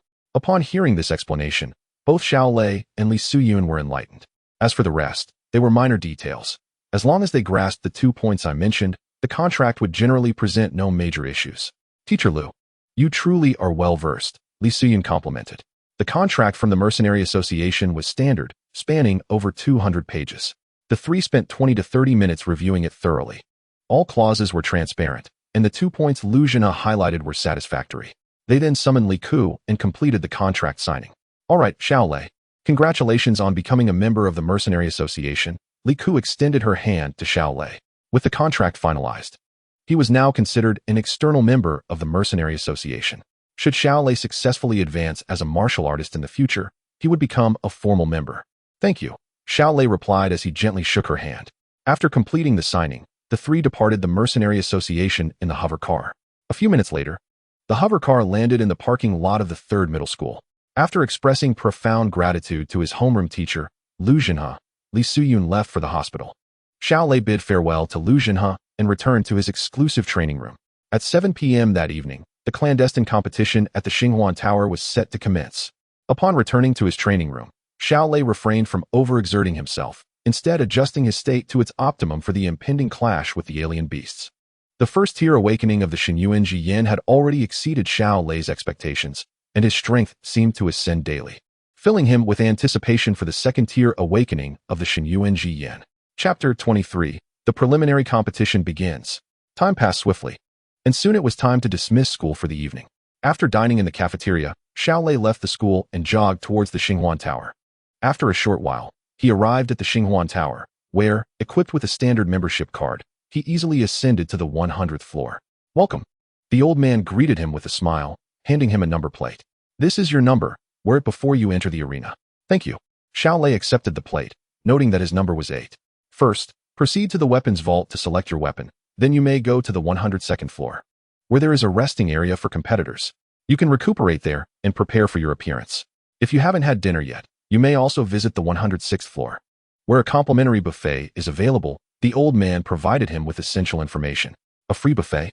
Xiao Lei was taken aback, as he had only stayed on the 100th floor during his last visit and hadn't explored the other levels. "Thank you," he said as he bid farewell to the old man, following his instructions to retrieve a weapon from the vault before heading to the competition area on the 102nd floor. Upon arrival, Xiao Lei surveyed the spacious area, featuring a large central arena surrounded by spectator seating. A classic layout indeed. The extensive arena was significantly larger than that of the 100th floor, perfectly suited for hosting major competitions. At this moment, it was only a little past 6, and there was still some time before the competition commenced.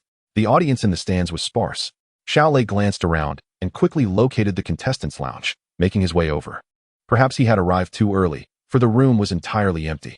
Along both sides of the room were benches for resting, and Xiao Lei casually chose a spot to sit and relax. After a short while, a man in his 40s or 50s, stout and short, entered the room, wielding a shield in his left hand and a hammer in his right. Upon noticing Xiao Lei, the man broke into a smile and said, "I haven't seen you before. Are you a newcomer?" Xiao Lei nodded slightly, but did not respond. The man, quite familiar, sat down next to Xiao Lei, which made him frown slightly. "My name is Tu Go. I used to sell dog meat, hence the name. Care to introduce yourself?" The stout man extended his hand toward Xiao Lei. Lei Chong. Xiao Lei replied curtly after exchanging a brief handshake. Lei Chong, a splendid name. Tugo praised. Since this is your first time participating in this event, you might be unaware of certain matters. Many contestants form teams to compete together, which provides a significant advantage in eliminating other competitors. Do you have any teammates? Xiao Lei furrowed his brow at this. Indeed, the competition rules did not prohibit contestants from forming secret alliances. Competing alongside acquaintances would certainly confer an advantage. Noticing Xiao Lei's expression, Tugo quickly extended an invitation. Would you like to team up with me? I've participated in this event several times. And while my strength may not be extraordinary, my experience is guaranteed. Xiao Lei assessed Tugo with his divine source eye, scanning the man's attributes. Race, human. Level, 81. It was clear that at his age, he had neglected his training for many years, likely seeking to profit from this underground competition, thus resuming his cultivation.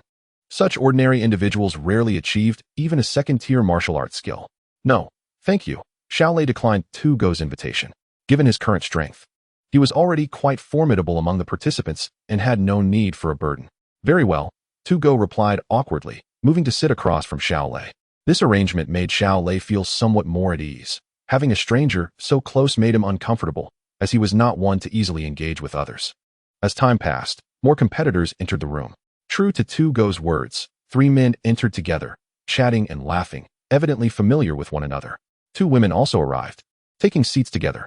In this age of martial prowess, women who practiced martial arts were no less capable than men, and should not be underestimated. With each new arrival, Xiao Lei used his divine source eye system to check their attributes, noting that most were above level 7. Then, a young man who appeared to be of similar age to Xiao Lei entered, squinting as he held a spear, resembling Xiao Lei in appearance, though slightly more slender. Tugo's eyes lit up upon seeing the squinting youth, and he approached him eagerly.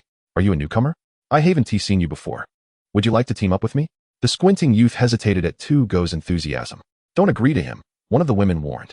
His name is Tugo, also known as the newbie killer. He loves to recruit newcomers to do his bidding before he attempts to claim a top 3 ranking. Many newcomers have fallen victim to him. Upon hearing this, Xiao Lei shot a glance at Tugo, mentally cursing him. Fortunately, he had declined the offer, or he might have found himself ensnared. The squinting youth, upon hearing the warning, quickly distanced himself from Tugo. Fei Long. The older men in the room grimaced as a bald man wielding twin blades entered, exuding an intimidating aura. How did this guy end up in this competition? What terrible luck, the elders silently cursed. Fei Long's level had reached 98. Just 2 points shy of advancing to the intermediate division, making him the strongest presence in the lower division. The martial artists in Xinghuan building were divided into 3 divisions, the beginner, intermediate, and advanced divisions. As the room filled with tension from Fei Long's presence, the elderly participants felt their luck had run dry. After surveying the room, Fei Long approached Tugo and commanded, "Get lost." Tugo, taken aback by Fei Long's disdain, nearly choked on his breath. What? Do you want to spar with me? Fei Long asked, a sinister smile creeping across his face. Humph. Tugo coldly snorted and retreated to a corner, avoiding further confrontation. The onlookers found amusement in Tugo's predicament. Xiao Lei scanned Fei Long with his divine source eye, recognizing him as likely the strongest competitor in this event. Race, human, level, 94. He was indeed the highest level individual in the room. At 650, the last contestant arrived, a seemingly ordinary man in his 30s, carrying a staff. In the venue on the 102nd floor, the occupancy rate had reached 90. Group competitions were rare and highly anticipated, given the challenge of capturing numerous beasts at once. Contestants, please make your way to the arena. The host announced loudly into the microphone. Hearing this, the elderly participants stood and made their way outside, fastening their respective badges to their clothing. Following suit, Xiao Lei attached his badge to his waist. As they entered the wire cage, the host began introducing each contestant to the audience. Contestant number 1 is our old friend, Tugo. The audience responded with whistles as Tugo brandished his hammer, acknowledging them. The host continued with the introductions until he reached Xiao Lei. Contestant number 8 is a newcomer, participating in his first official competition. His name is Lei Chong. Let's hear some cheers for him. The host's enthusiasm stirred the crowd, prompting many to cheer and whistle. Xiao Lei raised his right hand in greeting, mirroring the crowd's energy. Contestant number 9 is also a newcomer, participating in his first official competition as well. His name is Mo Chong. Let us give him some encouragement. The squinting youth waved his arms to the audience, sharing in the excitement. Xiao Lei cast a glance at the squinting youth beside him. Noticing Xiao Lei's gaze, The youth turned and flashed a friendly smile. Xiao Lei reciprocated with a warm smile of his own. Last but not least, we present the strongest champion of our junior division, Long. As the host introduced, the audience erupted in loud cheers, indicating that Long had already garnered significant fame here. Contestants, please prepare yourselves. The competition is about to commence. The host bellowed. Chapter 24, Source Progress, 172. In the first round of the competition, the 10 contestants would face 80 level 3 gold-eating mice. The 2 contestants who kill the fewest gold-eating mice will be eliminated. Let us witness the spectacle, the host proclaimed before departing the stage, leaving the contestants on the platform. Amidst the cheers of the audience, 4 large iron cages appeared in the sky, each containing 20 gold-eating mice. The cages slowly descended onto the stage, suspended by ropes.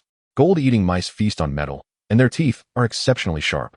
These cages were electrified. Without the current, the mice would likely consume the entire cage. Hey, 2 newcomers. Tighten your formation. As Xiao Lei was observing the mice in the cage, he heard the voice of Tugua calling to him and the squinting youth. Turning to look, Xiao Lei noticed that the 8 veterans had already positioned themselves against the back of the stage's wire fence. Clearly, this was a tactical maneuver they had developed through repeated participation in competitions to effectively deal with the beasts. In fact, in such large-scale competitions, organizers typically ensure the contestant's strength slightly exceeds that of the beasts, thereby ensuring an exciting spectacle while minimizing fatal incidents. Contestants, in their efforts to avoid injuries, naturally develop a set of response strategies. Xiao Lei glanced at the gold-eating mice in the cage and smiled slightly. Was it truly necessary to adopt the veterans' tactics? A single gold-eating mouse posed little threat to the contestants present. Although their teeth were sharp, they were merely level 3, standing around 60 centimeters tall and weighing only 30 to 40 pounds. The real danger lay in groups of them.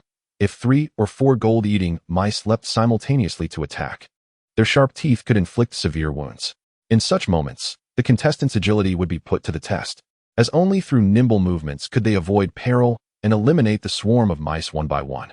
Xiao Lei was confident in his advanced agility and had entered the competition primarily to slay gold-eating mice and thus enhance his source progress.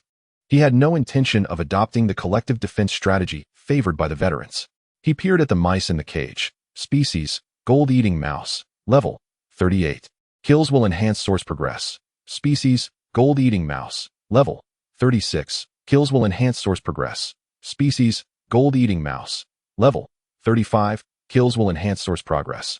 With so many gold-eating mice awaiting his onslaught, Xiao Lei was reluctant to share the spoils with anyone. The squinting youth, hearing Tugua's command, initially intended to join the others in a defensive strategy.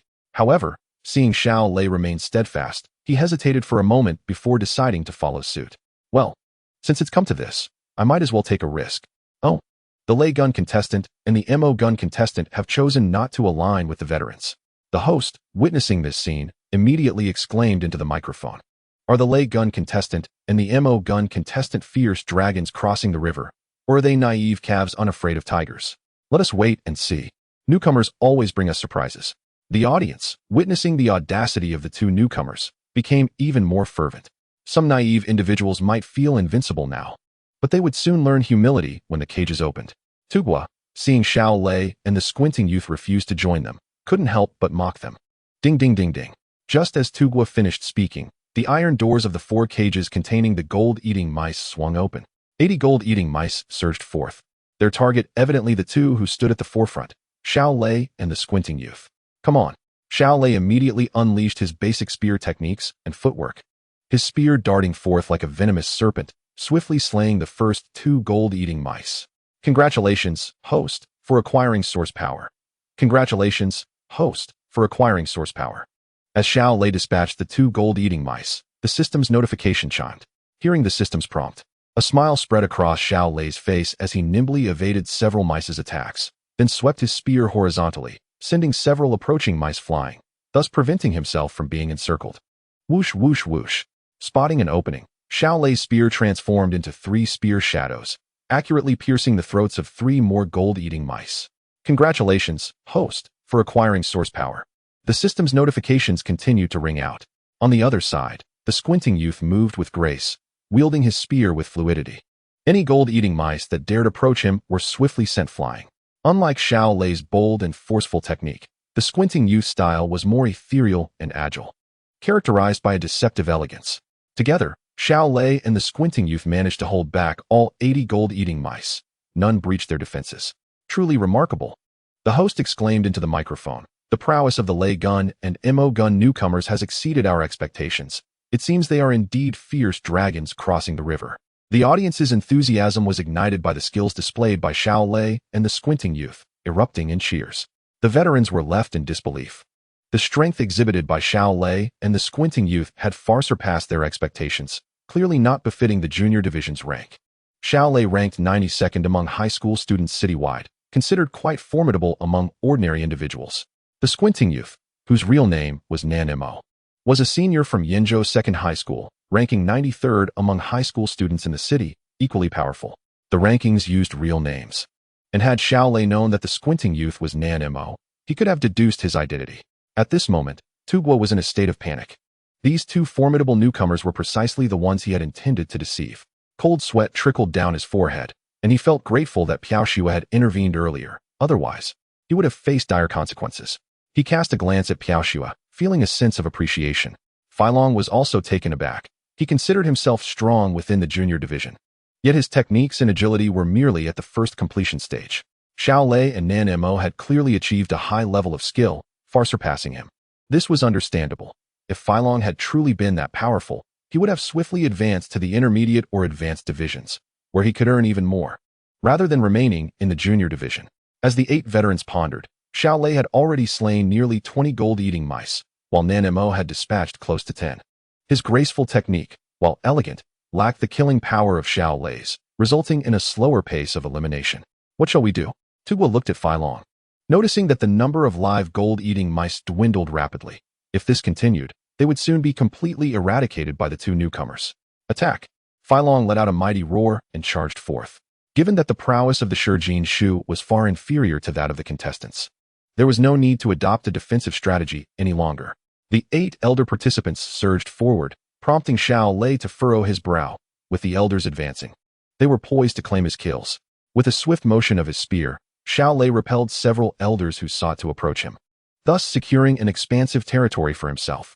Observing the perilous situation, the elders shifted towards Nan Mo. Nan Mo had entered the preliminary competition to hone his marksmanship and was not particularly concerned with claiming kills, so he made no effort to drive them away. With the elders joining the fray, the Shijin Shu were swiftly eradicated, and the first round of the competition concluded smoothly. In this round, Xiao Lei single-handedly dispatched 48 creatures, surpassing half of the total count. He glanced at his attribute panel, student-level origin progress, 172. A smile of satisfaction crossed his face upon seeing this progress. Chapter 25. The second wave of Shijin Shu. Following the conclusion of the first wave, the last 2 contestants ranked at the bottom were a woman teamed with Piaoxua and another member of the trio. Both were promptly eliminated. Between each wave of Shijin Shu, contestants were afforded 10 minutes for adjustments. During this intermission, the organizers would reassess the performance of the participants from the first round, allowing spectators to place their bets. Due to Xiao Lei's outstanding performance in the first round, his odds for the second round were now the lowest in the arena. The stronger the contestant, the lower their odds. In the VIP viewing area, a rotund young man laughed heartily, exclaiming that newcomers always brought him surprises. He had bet on Xiao Lei's victory in the first round and made a modest profit, which delighted him. In stark contrast, another young man nearby wore a sullen expression. He had wagered on Feilong, whose performance had been mediocre, resulting in significant losses. Both young men were flanked by bodyguards, clearly indicating they were not of ordinary status. They hailed from the Yuanshe family in Yinzhou City, a powerful lineage of origin martial artists. With a snap of his fingers, the rotund young man summoned his bodyguard, instructing him to place another bet of 500,000 on the 8th contestant to secure first place. The bodyguard complied promptly. "You shall. I suggest you follow my lead in betting. That's how you make a fortune." The rotund young man chuckled at the distant, sinister young man. "Humph. You shouldn't get too carried away. Winning just one match doesn't make you invincible," the sinister young man retorted coldly. "If you ignore the wisdom of the elders, you'll regret it soon enough." The rotund young man shook his head, reveling in his triumph. "Bet 200,000 on the 9th contestant to win first place." The young man, named Yu Shao, commanded his bodyguard, clearly not optimistic about Nan Mo's chances in the next round, hence his modest wager. However, the odds of Nan Mo winning were significantly higher than those of Xiao Lei. promising a considerable profit if Yu Xiao's bet succeeded. Yu Xiao believed that the first match did not showcase Nen Mo's true strength, so he decided to take a gamble. Only 200,000. This isn't like you, Yu Xiao. The rotund young man scoffed at Yu Xiao's wager. Gong Lianyang, don't get too smug. Let's see how your 500,000 goes down the drain in the next round. Yu Xiao shot back. The 10 minutes passed swiftly. The 8 contestants advanced to the stage, with Xiao Lei and Nan Mo once again taking prominent positions at the forefront. The remaining 6 elders exchanged glances and decided against adopting a defensive strategy, positioning themselves alongside Xiao Lei and Nan Mo. The unforeseen appearance of Xiao Lei and Nan Mo significantly bolstered the contestants' combat power, rendering them clearly superior to the collective strength of the Shijin Shu, thus transforming the situation into a fierce contest for kills. Observing this, Xiao Lei's brow furrowed slightly. If the elders continued to contend for kills, surpassing half of the Shijin Shu would prove to be a challenge. Above, 3 enormous iron cages were gradually lowered onto the arena, containing 64th level Shijin Shu. Although this count was 20 less than the first round, their overall strength had slightly increased. This was a strategic maneuver by the organizers to intensify the battles and ensure that the spectators remained thoroughly entertained. Each round reset the score, meaning Xiao Lei's 48 kills in the previous round yielded no points. All contestants began the second round with a score of 0. This scoring method was designed to maintain suspense for the betting audience. Otherwise, with Xiao Lei's initial score, he would have virtually secured first place in the second round, leading to substantial losses for the betting houses if all wagers were placed on him. The competition commenced. With the announcer's call, the iron gates containing the Shijin Shu swung open, and 60 creatures surged toward the 8 contestants. Xiao Lei and Nan Mo charged forward, engaging the horde of Shijin Shu in combat, while the other 6 elders lagged behind. Given their capabilities, taking the lead would be perilous. With precision, Xiao Lei targeted a Shijin Shu before him, thrusting his spear through its body. In the instant he dispatched the first Shijin Shu, 3 others lunged at him from the left, center, and right. With no time to withdraw his spear from the slain creature, he swung it around, using the Shijin Shu's corpse to knock back the 2 creatures on either side, while simultaneously kicking the one on his right away. Just as he dispatched the 3, 4 additional Shijin Shu charged at him from various directions. Frowning slightly, Xiao Lei noted the formidable strength of the 4th level Shijin Shu compared to their 3rd level counterparts. He executed a swift backward leap, skillfully casting off the Shijin Shu from his spear. This backward step was remarkably precise, causing the 4 Shijin Shu to miss their mark entirely, a feat unattainable without mastery of advanced movement techniques. Xiao Lei's spear danced like a venomous dragon, creating 4 phantoms that accurately pierced the throats of 4 Shijin Shu. Excellent, cheered the rotund young man Gong Lianyang, rising from his seat, applauding and laughing heartily. In contrast, Yu Xiao's expression darkened further. Xiao Lei had already killed 5 Shijin Shu, while Nan Mo had only managed 1, leaving Yu Xiao's hopes of a comeback dashed. With Xiao Lei and Nan Mo holding the front line, the other 6 elders began to target the isolated Shijin Shu for kills. Feilong, Piaoxue, Tugu, and the young man wielding a staff performed admirably, while the remaining duo lagged behind, likely due to their inferior strength, hence their earlier decision to form a trio. As time passed, the number of Shijin Shu dwindled. The combined strength of the 64th level creatures was slightly greater than that of the 83rd level ones. Yet both Xiao Lei and Nan Mo's agility rendered them elusive, leading to the Shijin Shu's demise. As the count of Shijin Shu fell below half, everyone surged forward to claim the remaining kills, for the last 2 ranked contestants faced elimination. Minutes later, all 60 Shijin Shu had been slain. Due to the elders' eagerness to claim kills in the latter half of the round, Xiao Lei had only succeeded in dispatching 28 Shijin Shu, leaving him shy of the halfway mark.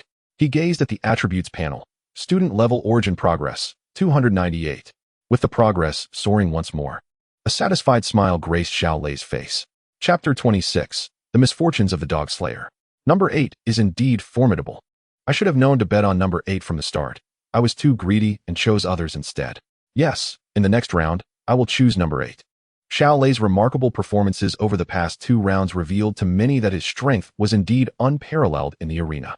During the intermission between the second and third rounds, many contemplated betting on Xiao Lei, prompting those responsible for the odds to promptly report the situation. Consequently, the official odds for Xiao Lei were significantly lowered, ensuring that those who wagered on him would reap minimal rewards, while a loss could result in substantial losses. Increase the stakes. Next round. I bet 1 million on number 8 to secure first place, instructed the overweight youth to his bodyguard, having set his sights firmly on Xiao Lei for a high-stakes gamble. Humph, with such low odds for number 8, how much could you possibly earn? Wealth is sought in risk. If I hit the jackpot just once, I would turn the tide. The aloof Yu Xiao smirked, commanding his bodyguard to continue betting 200,000 on number 9 to win. Truly mature merchants seek to earn limited profits, commented Gong Liang Yang, unfazed by Yu Xiao's mockery. The 10-minute break swiftly passed. The two weakest competitors from the previous round were eliminated, leaving 6 contenders: Xiao Lei, Nanimo, Fai Long, Piao Xue, the dog slayer, and an ordinary man wielding a stick. After 2 rounds of competition, everyone had a clear understanding of each other's strengths. The strongest were undoubtedly Xiao Lei and Nanimo, while the weakest were Piao Xue and the dog slayer, with Fai Long and the stick-wielding man positioned in between. The dog slayer preyed on newcomers and had decent strength. Had it not been for Xiao Lei and Nanmo's emergence, he might have successfully deceived a couple of novices into working for him and potentially cracked the top 3 for a reward.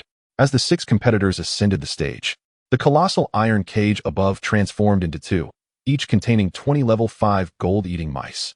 The third round of combat featured a total of 40 level 5 gold-eating mice.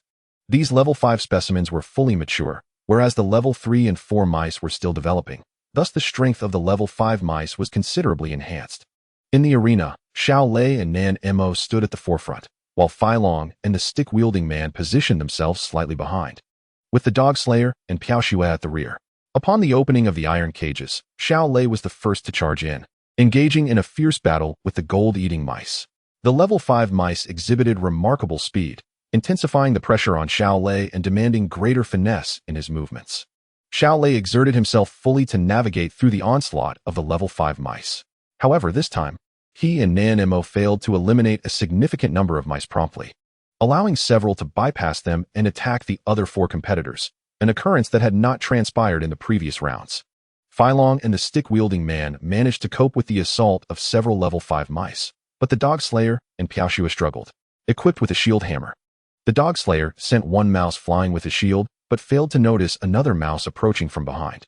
In a sudden leap, the mouse sank its teeth into his rear.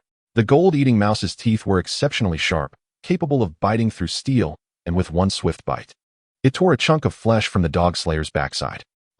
Blood gushed from the dog slayer's wound, and in agony, he leapt up and sprinted forward, calling out for help. "Save me, save me." The others watched as several gold-eating mice pursued him, yet no one intervened. This was the so-called fate of the wayward. For one who often commits wrongs shall eventually face retribution. Meanwhile, Piao Xue found herself overwhelmed by 4 level 5 gold-eating mice. Her weapon was a knife, and in her panic, she gripped it with both hands, her hair in disarray. Whoosh! One mouse lunged at her, and she managed to dodge its attack, but in doing so, she lost her balance. Seizing the opportunity, another mouse leapt toward her face. Piao Xue gasped. A bite to her visage could lead to disfigurement or worse, death.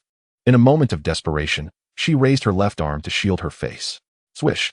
The mouse's teeth sank into her forearm, tearing away a piece of flesh. Piao Xue cried out in pain. However, knowing the perilousness of her situation, she wasted no time and directed her knife towards the 4 surrounding gold-eating mice. Piao Xue, her female partner in the audience, looked on with concern. At the front of the stage, Xiao Lei had already dispatched the remaining gold-eating mice surrounding him, leaving only 2 or 3. Terrified by his ferocity, these few mice fled to other areas. Xiao Lei glanced around the arena, noting that the greatest number of mice encircled Nan Mo, while the dog slayer was frantically evading at the back, intermittently using his shield to fend off the mice that threatened his backside. Fai Long and the stick-wielding man were faring reasonably well, but Piao Xue was in dire straits. Earlier in the preparation room, Xiao Lei had praised Piao Xue for exposing the dog slayer's true nature. Now, witnessing her peril, he dashed towards her. Gripping his spear, he hurled it like a javelin at a gold-eating mouse encircling Piao Xue. Whoosh! The spear struck true, piercing the mouse's chest and pinning it to the arena floor. Xiao Lei rushed to Piao Xue's side, kicking another mouse away, and swiftly withdrew his spear from the slain mouse's body, dispatching the remaining 4 that surrounded Piao Xue in a matter of moments. "Thank you." Piao Xue expressed her gratitude as Xiao Lei rescued her from danger. "No need for thanks," he replied, his gaze shifting towards other skirmishes, ready to seize more prey. "Thunder Spear, save me," the dog slayer called out upon seeing Xiao Lei assist Piao Xue, as he ran towards Xiao Lei while shielding his backside. However, Xiao Lei, upon seeing the dog slayer approach, opted to aid Nan Mo first, joining him in eliminating the gold-eating mice around him before moving on to assist others. What dedication! Although he had already secured first place, he continued to exert himself in dispatching the remaining gold-eating mice. Below, the overweight youth acknowledged Xiao Lei's relentless spirit while feeling pleased with his own profits. Chapter 27. The Birth of Two Titans. Xiao Lei's action struck others as somewhat peculiar. Having already secured first place, one would typically conserve energy rather than waste it on the remaining gold-eating mice. After all, points reset after each round, and eliminating a few additional mice would yield no significant advantage. For instance, Nan Mo, having firmly established second place and assured advancement, stood still, conserving his energy for the next round, an approach that seemed entirely reasonable to the audience. Yet, what they did not realize was that for Xiao Lei, slaying the gold-eating mice was his primary objective. After clearing the surrounding Jinshu from Feilong, Xiao Lei finally approached the staff-wielding man and the dog slayer, systematically exterminating the remaining Jinshu. Upon witnessing the complete annihilation of the Jinshu, the dog slayer checked his rear, discovering that a piece of flesh had been bitten away by the Jinshu. Coupled with his incessant running, blood had stained half of his trousers, indicating a severe injury. His lips had begun to pale, clearly a result of excessive blood loss. No one expressed sympathy for his plight. As the third round concluded, both the dog slayer and Piaoxua ended up with 0 points, leading to their inevitable elimination. In this round, Xiao Lei had slain 21 Jinshu, and he joyfully glanced at his attribute panel, student level source progress, 414. Haha, surpassing 40. Xiao Lei felt a surge of happiness within. In the audience, Gong Liangyang remarked to the scheming youth Yu Xiao, I told you to bet on number 8 with me, yet you refused. Now you see the consequences, don't you? His tone feigned concern, though those familiar with their relationship recognized the mockery beneath. Yu Xiao remained silent, his expression darkening. Gong Liangyang continued instructing his bodyguard, place another million on number 8 for first place. Yes, Yu Xiao, sometimes the truth is hard to swallow. Sticking with me guarantees you a share of the spoils. Gong Liangyang's tone was laced with sarcasm. Yu Xiao hesitated, realizing that Xiao Lei's prowess was evidently superior to that of the others. He contemplated betting on Xiao Lei's victory. After all, no one could afford to ignore money. Just then, the officials lowered Xiao Lei's odds while raising those of the others. Enraged, Yu Xiao commanded his bodyguard, continue betting 200,000 on number 9. I refuse to believe I can't win at least once. In the lounge, Feilong observed the man with the staff sitting opposite him. With the next round narrowing to 4 contestants, it seemed certain that both Xiao Lei and Nan Mo would advance. The disparity in strength between him and Xiao Lei was considerable, leaving no desire to vie for the top 2 positions. However, he was determined to secure third place, as it came with an additional reward of 1,000 yuan. Given that the entry fee for the competition was merely 2,000 yuan per person, Feilong earned only around 20,000 yuan per month from these matches. The extra 1,000 yuan was significant to him. After all, small amounts accumulate. And without fiercely competing in every match, he wouldn't earn that much in a month. The man with the staff shared similar sentiments. The next match would be a contest for third place between him and Feilong. The 10-minute break passed swiftly, and the 4th round commenced.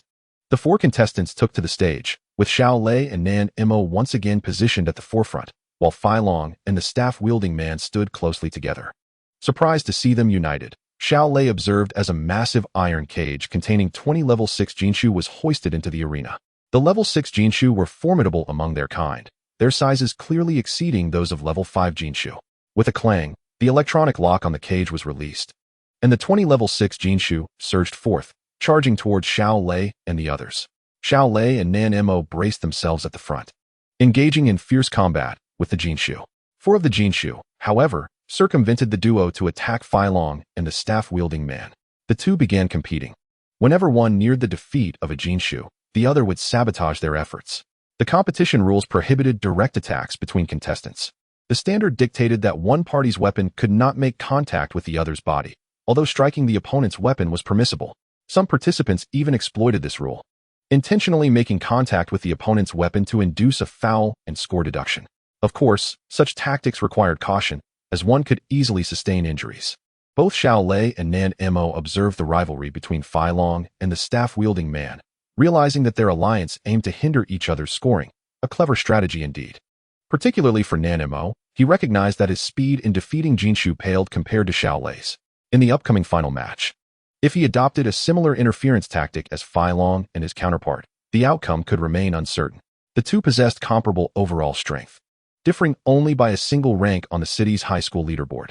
The fourth round concluded swiftly, with Xiao Lei slaying 9 Jinshu, Nen 6, Fai Long 3, securing third place, and the staff-wielding man only managing 2, thus missing out on the top 3. Xiao Lei once again checked his attribute panel to see how much his source progress had increased. Student-level source progress, 473, with the final round approaching, surpassing 50 seemed assured. Xiao Lei felt content with this progress, as it indicated that with just one more participation in such a competition, his divine source I could undergo a second awakening. As the fourth round concluded, on the VIP viewing platform, the rotund youth Gong Liangyang laughed heartily, having successfully bet on Xiao Lei for 4 consecutive wins. Conversely, Yu Xiao's face was a mask of fury from his 4 consecutive losses. Yu Xiao, do you wish to recover your losses in one go? I can offer you a private opportunity. Gong Liangyang smirked at Yu Xiao. In the final match, I'll bet on number 8, you bet on number 9. If you win, I'll cover your losses. Do you take me for a fool? Yu Xiao coldly huffed at Gong Liangyang, his resolve firm as he decided to bet on Xiao Lei's victory for the final round. At 1-4, if you lose, you owe me 200,000. If you win, I pay you 800,000, allowing you to recover everything lost tonight. Gong Liangyang laid out his proposal. You see, number 9's overall strength isn't significantly inferior to number 8's. They will likely employ interference tactics in the final round, increasing number 9's chances of winning. Care to take a gamble? Hearing Gong Liangyang offer 4-1 odds piqued Yu Xiao's interest, and with the analysis proving sound, he resolved to take the risk. Fine, Gong Fatty. I'll wager on this one. Excellent. Let's South all place our bets now to avoid any post-match regrets. Gong Liangyang replied eagerly. Humph, I, Yu Xiao, would never sacrifice my dignity for a mere 200,000. Yu Xiao gestured to his bodyguard, who promptly approached Gong Liangyang's bodyguard to finalize the wager. Chapter 28. The conclusion of the match, the champion. The brief 10-minute respite vanished, and Xiao Lei and Nan Mo ascended the stage. True to form, Nan Mo did not separate from Xiao Lei, instead positioning himself beside him. Apologies, but in terms of speed and slaying, I fear I am no match for you. I must resort to alternative strategies. Nan Mo's demeanor was amiable, expressing regret for not competing openly with Xiao Lei. As long as no competition rules were violated, any tactic was permissible. Xiao Lei was indifferent. Interference tactics were indeed sanctioned by the organizers, making Nan Mo's actions entirely justifiable. As they conversed, a colossal iron cage was lowered into the arena. The final round would feature 9 level 7 Jinshu, with an odd total ensuring a decisive victor. The level 7 Jinshu were exceptionally robust among their kind. In contrast to the level 6 Jinshu, the muscularity of these 9 was apparent, exuding explosive potential. With the cage opening, Xiao Lei shot a glance at Nan Mo before charging ahead towards the Jinshu. Observing this, Nan Mo promptly followed suit. As in the previous matches, Xiao Lei thrust his spear towards the foremost golden devourer mouse, intending to eliminate one swiftly. However, just as his spear was about to pierce the creature's throat, a resounding bang echoed as Nan Mo's spear intervened, sending Xiao Lei's weapon flying and disrupting his action. The ensuing conflict between Xiao Lei and Nan Mo provided the surrounding golden devourer mice with an opportunity, prompting them to charge at the two combatants. Observing the situation, Xiao Lei swiftly employed his agility to escape the encirclement of the mice. Simultaneously, Nan Mo also utilized his skills to extricate himself successfully. Seizing the moment, Xiao Lei managed to slay one golden devourer mouse. Nan Mo, too, accomplished the same feat, and, noticing Xiao Lei gearing up for further carnage, swiftly dispatched 2 nearby mice with his spear before targeting Xiao Lei. Despite the arena's regulations forbidding weapons from striking other competitors, Xiao Lei was not foolish enough to remain stationary for Nan Mo's attack. With his aspirations for the college entrance examination at stake, sustaining injuries would be counterproductive. The sounds of clashing weapons reverberated as Xiao Lei and Nan Mo engaged in a fierce exchange, sparks flying amidst their confrontation, leaving the surrounding golden devourer mice bewildered as they could not discern who the true adversary was. This battle, where weapons could not land on one another and required vigilance against the surrounding mice, presented a novel combat experience for both Xiao Lei and Nan Mo. After exchanging numerous blows, their efforts resulted in a stalemate, each exhibiting restraint. Good. Below, Yu Xiao observed that Nan Mo's prowess was on par with Xiao Lei's, a smile finally gracing his face as he shouted, sensing a potential comeback tonight.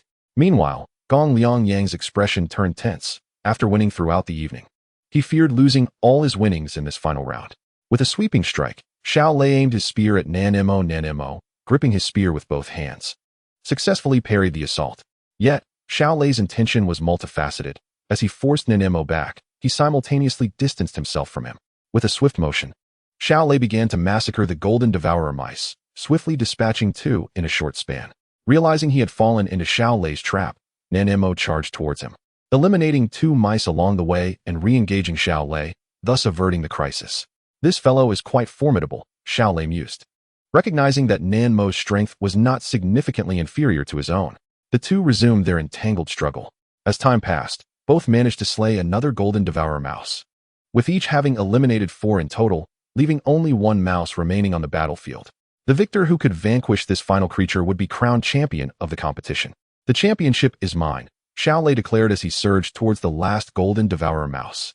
Not so fast, Nan-Mo countered with a thrust aimed at Xiao Lei's back, forcing him to turn and confront the challenge. Below, Yu Xiao and Gong Liangyang clenched their fists as the audience shared in the palpable tension of this climactic confrontation. The competition had reached its most exhilarating phase, with the host continuing to amplify the atmosphere with his microphone. On the stage, Xiao Lei found himself compelled to engage Nan-Mo once more, as Nan-Mo followed closely behind, launching a sweeping attack at him. Initially, Xiao Lei intended to block with both hands for a proper defense, but suddenly had a stroke of inspiration. He withdrew his left hand, wielding the spear solely with his right. While one-handed grip would typically fail to withstand Nan-Mo's powerful strike, this was precisely the outcome Xiao Lei desired. With the impact of Nan-Mo's spear crashing down, it would inevitably strike Xiao Lei's chest. Having his spear as a buffer would mitigate severe injury. Yet Nan-Mo's action contravened the regulations against attacking another competitor's body. A light strike would incur a 1-point deduction, while a heavier one could result in a more significant penalty. It was likely that, with this blow, Nan-Mo would forfeit the match without needing to contest the last golden devourer mouse. Realizing Xiao Lei's intention, Nan-Mo instinctively moderated his force, and when his spear connected with Xiao Lei's, it bore little weight. However, in the next instant, Xiao Lei leaned into Nan-Mo's spear, leaving Nan-Mo momentarily stunned. Regardless of the severity, any contact would warrant at least a point deduction. Is this truly how you wish to compete? Nan-Mo exclaimed, taken aback by Xiao Lei's unconventional approach. I am merely utilizing the rules to my advantage, Xiao Lei chuckled.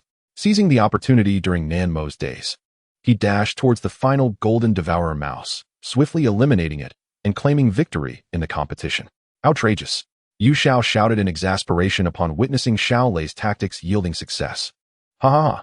Gong Liangyang laughed heartily, recognizing that Xiao Lei's actions had not violated any regulations. Deception is an art of war, Yu Xiao. I shall gladly accept the stakes. Humph, let us go, Yu Xiao retorted, dismissing Gong Liangyang and signaling his bodyguard to depart. Having incurred a loss of 1 million. Even as the scion of a martial arts family, it was a significant sum. Observing Yu Xiao's departure, Gong Liangyang felt a swell of pride, instructing his bodyguard, bring that young man to me once he descends from the arena. With the competition concluded, Xiao Lei stepped down from the stage and checked his progress. Student level source progress, 511. Surpassing 50 meant he could soon unlock his secondary awakening with 1 more participation. Xiao Lei was elated. In Chapter 29, titled Dark Empire, I am Nan-Mo. After leaving the arena, Nan-Mo amicably introduced himself. He bore no resentment toward Xiao Lei for his recent methods. Rather, he believed that Xiao Lei's overall strength surpassed his own slightly. Even in a fair contest, Xiao Lei's likelihood of victory seemed higher. Thus he approached Xiao Lei, extending his hand in friendship. Xiao Lei, he replied, shaking Nan-Mo's hand. They appeared to be of similar age, evoking a sense of camaraderie, as if heroes were meeting after an eternity. Xiao Lei, Nan-Mo inquired, are you the one who recently ascended to the 92nd position on the Yanzhou High School student rankings? Xiao Lei was taken aback, surprised that Nan-Mo was aware of his ranking, and he affirmed, yes. Haha, I thought so. I am Nan-Mo, ranked 93rd. You were 92nd before you arrived. He introduced himself again. Upon hearing this, Xiao Lei recalled seeing Nan-Mo's name on the leaderboard. What a coincidence, he thought, feeling an increased fondness for Nan-Mo. While they were conversing, a man dressed as a bodyguard approached, stating, Number 8, Lei Chong, my master requests your presence. A martial artist. Xiao Lei sensed an aura of pressure emanating from the bodyguard, instantly recognizing him as a true martial artist. The transition from student to martial artist represented a significant elevation in one's life stage. Thus, martial artists naturally exuded a sense of dominance over ordinary individuals. Xiao Lei often felt a similar pressure from his instructor, Lu Jinhe, although Lu was a martial master, exerting far greater pressure than this bodyguard. The intensity of a martial artist's aura increased with their rank, and higher-level martial artists could potentially cause ordinary individuals to perish merely through their presence. To see me? To have an entry-level martial artist serve as a bodyguard, it is evident that the young master he speaks of holds a significant position. The prospect of meeting such an influential figure piqued Xiao Lei's curiosity. Please, lead the way, the bodyguard gestured. All right, Xiao Lei nodded in agreement. Turning to the nearby Nan Mo with an apologetic expression, Brother Nan, I shall take my leave for now. Please, Xiao brother, Nan Mo replied. Following the bodyguard, Xiao Lei made his way to the vicinity of Gongliangyang. In society, many prominent figures and wealthy merchants cultivate their own martial artist bodyguards. For it is relatively easier for modern individuals to reach level 99 in their training. They merely require a basic foundation pill to ascend to martial artists. Consequently, those with immense wealth often select loyal and dependable individuals, providing them with basic foundation pills to aid in their transformation into martial artists, with the condition of becoming their lifelong bodyguards. While this may appear stringent, many aspire to obtain such contracts, often to no avail. After all, a basic foundation pill can be valued at 100 million Lanxing coins. The opportunity to receive one for free, while simultaneously gaining a respectable lifelong position, is something that most lower-class individuals would not refuse. Conversely, those in high society tend to be exceedingly cautious in their selections, as loyalty is paramount when it comes to lifelong bodyguards. Xiao Lei followed the bodyguard to the VIP viewing room, where he encountered the corpulent youth, Gong Liangyang. Lounging on a sofa, Lei Chong, Gong Liangyang exclaimed, rising with a hearty laugh upon seeing Xiao Lei. Delighted with his fortune for the evening, he inquired, "What is your real name?" "Xiao Lei," replied Xiao Lei. "Xiao Lei, Lei Chong, splendid. I have high hopes for you. Make sure to put in your best effort. You have won me quite a bit of money tonight, and I intend to reward you." Gong Liangyang instructed his bodyguard to transfer 20,000 coins to Xiao Lei. Upon hearing this, Xiao Lei could hardly contain his joy.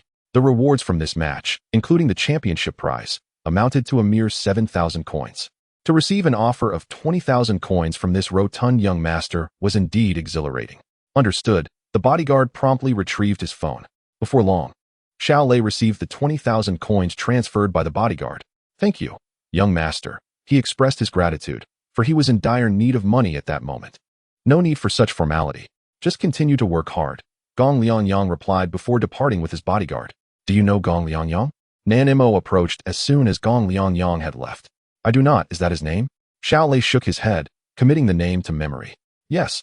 His father is Gong Liang Yuan, a source martial artist and one of the magnates of Yenzhou City, as well as one of the shareholders of the Xinghuan building," Nan Mo revealed, clearly more knowledgeable than Xiao Lei.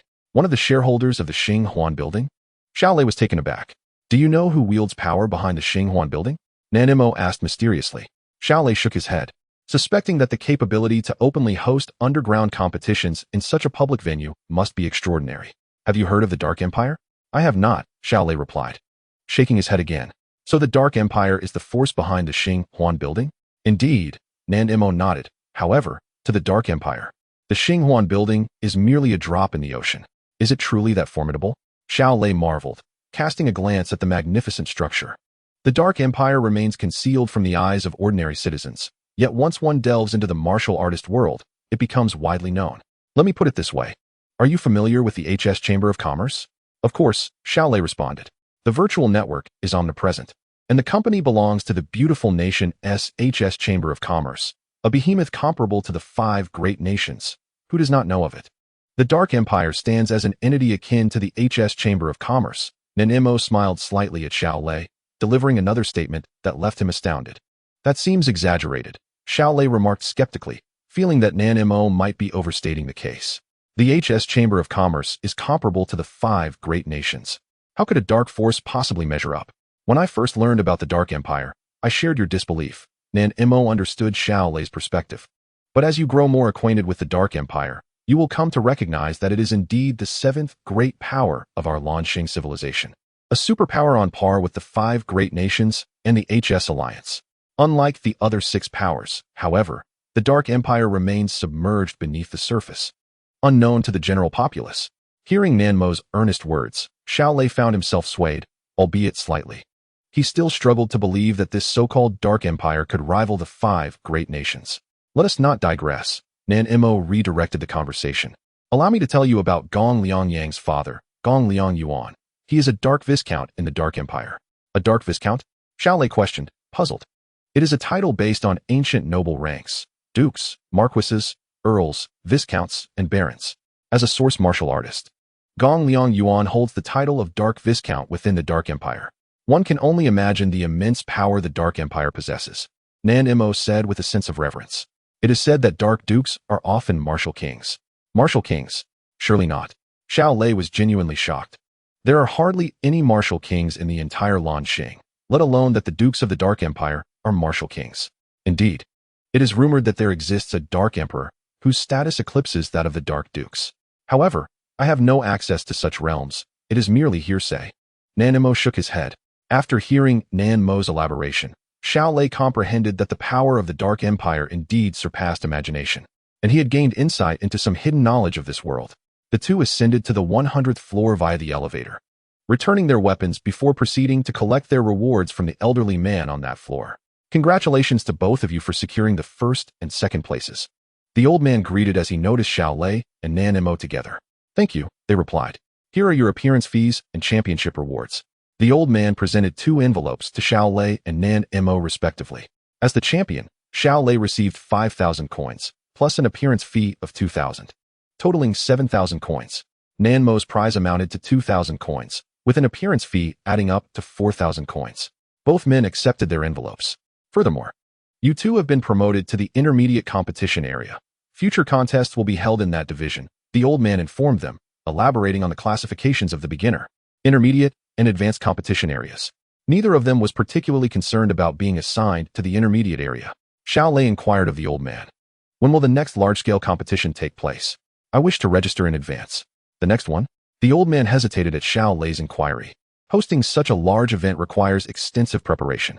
Capturing exotic beasts from the realm of rules is quite a troublesome task. There are currently no plans for such an event in the intermediate area. The next competition may not occur for another month or 2. You might consider participating in the single combat against a single beast, which occurs daily. What? Xiao Lei was somewhat disappointed. A month or 2. That is quite a lengthy wait. As for the single combat against a single beast, the progress felt exceedingly slow compared to the thrill of a competition involving over 50 contestants. The old man, noticing Xiao Lei's disappointment, was surprised by his fervor for the large-scale event.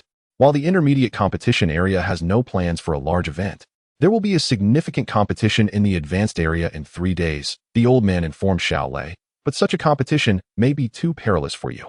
I do not recommend your participation. Upon hearing the words, Xiao Lei's eyes sparkled with interest as he turned to the old man and inquired, Do you have a promotional flyer? I would like to take a look. The old man, seeing his eagerness, reluctantly retrieved a flyer from his drawer and reiterated, Participants in the major events of the advanced competition are all formidable practitioners from our academy.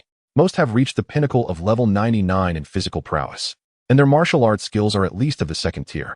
I suggest you compete in the intermediate division for a while before attempting the advanced one. As Xiao Lei gazed at the image of the exotic beast, the iron-armed mantis, on the flyer, he realized it posed a far greater danger than the golden munching rat. He began to contemplate. Within 3 days, I can activate the Eye of Divine Source 3 more times, by which time my marksmanship and footwork should be perfected, enhancing my strength to a new level. Although the iron-armed mantis is perilous, it ultimately remains at the apprentice level. Even if I am unable to defeat it, I can adopt a defensive strategy similar to those elder participants today. If I feel the situation becomes too hazardous after the first couple of rounds, I can simply withdraw from the competition, as that is permissible within the rules. How many people have registered for this event? Xiao Lei turned to the old man, seeking further information. Currently, there are 10 registrations, the old man replied. Noticing Xiao Lei's lingering determination, he chose not to dissuade him further, acknowledging that their relationship was merely one of acquaintance and that the decision lay solely with Xiao Lei. 10. Does that mean the registration is already closed? Xiao Lei felt a wave of disappointment wash over him. Oh, not at all, the old man clarified, sensing Xiao Lei's misunderstanding. We offer multiple formats for group competitions. If there were only one type, the audience would quickly grow weary. This advanced competition adopts a format of 12 participants divided into groups, leaving 2 slots available. I see. Xiao Lei sighed in relief. How will this group format work? 12 participants will be split into 3 groups of 4. Each group will hold 3 preliminary matches, with the top 2 advancing and the bottom 2 being eliminated. After the group matches, 6 will progress to the knockout stage, which follows the same elimination format as today's competition, eliminating 2 in each round over 3 rounds to determine the champion and runner-up. That makes sense, Xiao Lei nodded, finding the rules straightforward. With 10 participants already registered, he realized that if he hesitated, the slots would soon be filled. Thus, without further delay, he declared, I wish to register. Can I enter the advanced division? Having just advanced to the intermediate division, he was uncertain if there were regulations preventing him from entering the advanced category. The rules prohibit advanced division participants from entering lower divisions. But there are no restrictions preventing lower division participants from entering the advanced division. The old man stroked his beard, noting that such reckless individuals were seldom seen. I will confirm this once more. Once you register, there is no turning back, or else penalties will ensue. Register me, Xiao Lei asserted with conviction. Nenemo, who had been contemplating intervening, refrained from doing so, realizing their acquaintance was still fresh and choosing to remain silent. Since you are so resolute, I shall proceed with the registration, the old man said as he operated his computer. Raising his gaze to Xiao Lei, he announced, You are officially registered. The competition begins at 7 p.m. on the evening of the 21st. Be sure to attend punctually. Understood. After completing the formalities, Xiao Lei and Nan Mo departed from Xinghuan Building, exchanging farewells at the entrance. The evening's competition had left Xiao Lei feeling unusually fatigued, and upon returning home, he took a rare moment to rest, settling onto the couch with his siblings to watch television. The hospital informed me that Dad will be able to leave after another week. Xiao Wei shared the news with Xiao Lei. That is wonderful, Xiao Lei replied, feeling a sense of relief at this positive development. Chapter 31. The 9 Calamities Gun Manual. In the hospital, Li Suyun was feeding Xiao Jianjun, who appeared even weaker after his recent surgery. Suddenly, a woman from the adjacent bed exclaimed loudly, startling everyone in the ward. Previously, when Xiao Lei's ranking surpassed her son's, she had urged him to challenge the tower to improve his standing. To her astonishment, her son's ranking had just risen to 91, overtaking Xiao Lei. At this moment, the woman felt a surge of triumph and immediately brandished her phone for all to see. Look, my son's ranking has increased to 91. Haha. Though the others found her annoying, they offered perfunctory compliments, recognizing her own illness. As the clock approached 10 in the evening, Xiao Lei returned to the small park with his gun case. Ensuring the area was clear, he took a deep breath and activated the Eye of Divine Source. In that instant, a wave of clarity washed over him. Seizing the opportunity, he focused primarily on refining his footwork, supplementing it with his marksmanship training. Given that his marksmanship had reached the 2nd tier at 91, he quickly approached perfection, while his footwork, at 79, still had some distance to go. An hour slipped by in the blink of an eye. After closing the Eye of Divine Source, Xiao Lei continued practicing for a few more minutes, eventually ceasing his training. He glanced at his attribute panel. Martial arts skills. Marksmanship 2nd tier 100, footwork 2nd tier 96. His marksmanship had attained perfection at the 2nd tier, and his footwork was now at 96, poised to reach perfection by tomorrow evening. Satisfied with the results of his training that night, he set his sights on the next goal, to challenge the 3rd tier of martial arts skills. With sufficient funds, he could now acquire the first 3 levels of the 9 Calamities Gun Manual and the 9-fold Thunderstep. Tonight, he would purchase both manuals. Upon returning home, Xiao Lei took a shower, then lay on his bed, donning a virtual helmet to enter the virtual network world. Xiao Ling, he called. Master, I am here. Please assist me in purchasing the first 3 levels of the 9 Calamities Gun Manual and the 9-fold Thunderstep, Xiao Lei instructed. Understood. Xiao Ling quickly retrieved the 2 manuals from the marketplace. Master, do you wish to purchase these 2 manuals? Xiao Lei examined the prices and descriptions. Yes. Proceed with the purchase. Very well, purchase successful. As Xiao Ling's voice echoed, 560,000 was deducted from Xiao Lei's account, and the 2 manuals appeared in his private account. Xiao Lei accessed the interface for the manuals, noting a line of red text beneath each. This manual is for personal cultivation only. Unauthorized dissemination will result in legal consequences.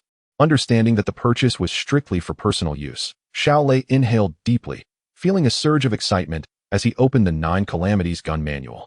Typically, manuals purchased in the virtual network are divided into visual and textual components. As Xiao Lei activated the visual portion of the manual, A projection of a middle-aged man appeared in his personal space. Hello, my name is Duan Xiao. I want to clarify that the 9 Calamities gun manual is not my original creation, but rather something I acquired within a regulated secret realm. The following tutorial section contains my personal insights. The visual component generally serves as an explanation from the creator to the purchasers of the manual. However, for special manuals like the 9 Calamities gun manual, discovered within a regulated secret realm, the explanation is provided by a collective of individuals. The 9 Calamities gun manual is divided into external manual and internal manual. The external manual comprises techniques, while the internal manual contains the core principles, which is the fundamental reason why the 9 Calamities gun manual is regarded as the most powerful secret technique. Only by mastering the internal manual can one truly claim to have learned the 9 Calamities gun manual. External and internal manuals? Xiao Lei pondered, listening intently. I shall first elucidate the content of the first 3 volumes of the YDN. The Jiu Jiechong Dian comprises 6 volumes, each corresponding to a distinct segment of martial arts techniques, which should be easily comprehensible. The first and second volumes bear resemblance to the state's promulgated Ji Chuchong Fa, which contains 36 forms, whereas the Jiu Jiechong Dian encompasses only 18 forms. The state's Ji Chuchong Fa is more comprehensive, considering it is designed for the cultivation of all individuals, thus accommodating various personal characteristics. In contrast, the Jiu Jiechong Dian predominantly emphasizes a vigorous approach, focusing on offense with immense power, resulting in distinctly pronounced characteristics. Consequently, the foundational techniques of the first and second levels do not require as many forms as the Ji Chuchong Fa. Upon hearing Duan Zhao's explanation, Xiao Lei promptly grasped the distinction between the Jiu Jiechong Dian and the Ji Chuchong Fa. His own martial style leans towards the fierce and vigorous, explaining his high compatibility with the Jiu Jiechong Dian. The initial 2 levels are foundational and require merely practice to master, with the only difference being the duration of training. The third level of techniques necessitates a profound understanding of the application of nature after attaining the 3rd stage of martial arts mastery, before one can commence training. The third level of the Jiu Jiechong Dian comprises 3 techniques. The first technique, Tian Lei Jiu Jia, manifests like heavenly thunder, unleashing successive strikes without affording the opponent a moment's respite, seeking to vanquish them swiftly with great force. The second technique, Lei Guang Xiying, requires the integration of the Jiu Xiao Lei Bu 3rd stage footwork, known as Lei Yu Jiu Bu, emphasizing rapidity, unpredictability, and surprise. The first 2 techniques are relatively uncomplicated. Those who have reached the 3rd stage of martial arts can grasp them with minimal practice. However, individuals who have only achieved this level have yet to engage with the essence of the Jiu Jiechong Dian and cannot be said to have truly mastered it. The third technique, Tian Jiezhong Yanji Chong Shizhong, represents the initial manifestation of the true power of the Jiu Jiechong Dian. Mastering this third technique signifies a genuine entry into its realm. To learn the third technique, Tian Jiezhong Yanji Chong Shizhong, 2 prerequisites must be fulfilled. First, one must attain the latter phase of the 3rd stage of martial arts with a profound comprehension of the application of nature. Second, and more crucially, one must have entered the core of the Jiu Jiechong Dian Nei Dian to execute this technique. For the Nei Dian constitutes the true essence of the Jiu Jiechong Dian.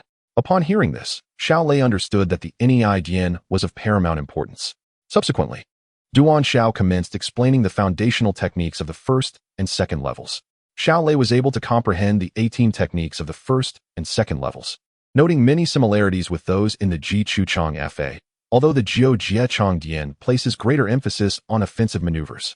After elucidating the foundational techniques, Duan Xiao proceeded to expound upon the 3 techniques of the 3rd level. Here, Xiao Lei struggled to understand, primarily because he was uncertain about how to attain the 3rd stage of martial arts mastery through the application of nature, not comprehending the nature of this realm. Those in ancient times who reached the realm of application of nature were regarded as masters of the spear technique, even claiming that one could surpass techniques without techniques.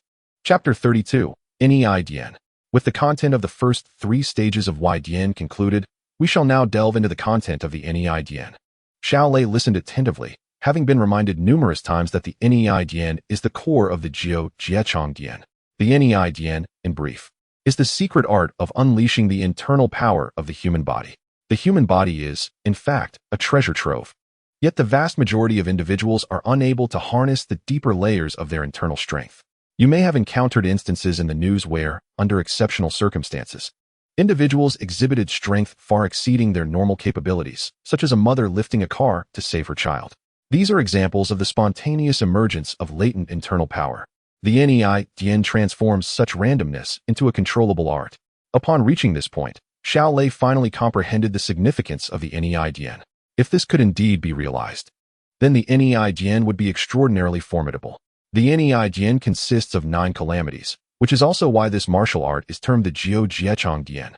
Once a martial artist masters the first calamity, their strength will increase tenfold. What? Mastering the first calamity results in a tenfold increase in strength? Xiao Lei was astounded. How many times would one's strength multiply if all 9 calamities were mastered? Do not be astonished. Duan Xiao continued, seemingly anticipating the shock of first-time viewers. A mother lifting a car. Can you imagine how many times her strength spontaneously surged? Tens of times or hundreds of times. Mastering the first calamity of the Nei Dian can increase a martial artist's overall strength tenfold. Of course, this figure varies from person to person. On average, it hovers around tenfold, as the augmentation of strength differs in its impact on each individual's overall prowess. The first calamity offers a tenfold increase, and with each successive calamity, a martial artist's overall strength doubles.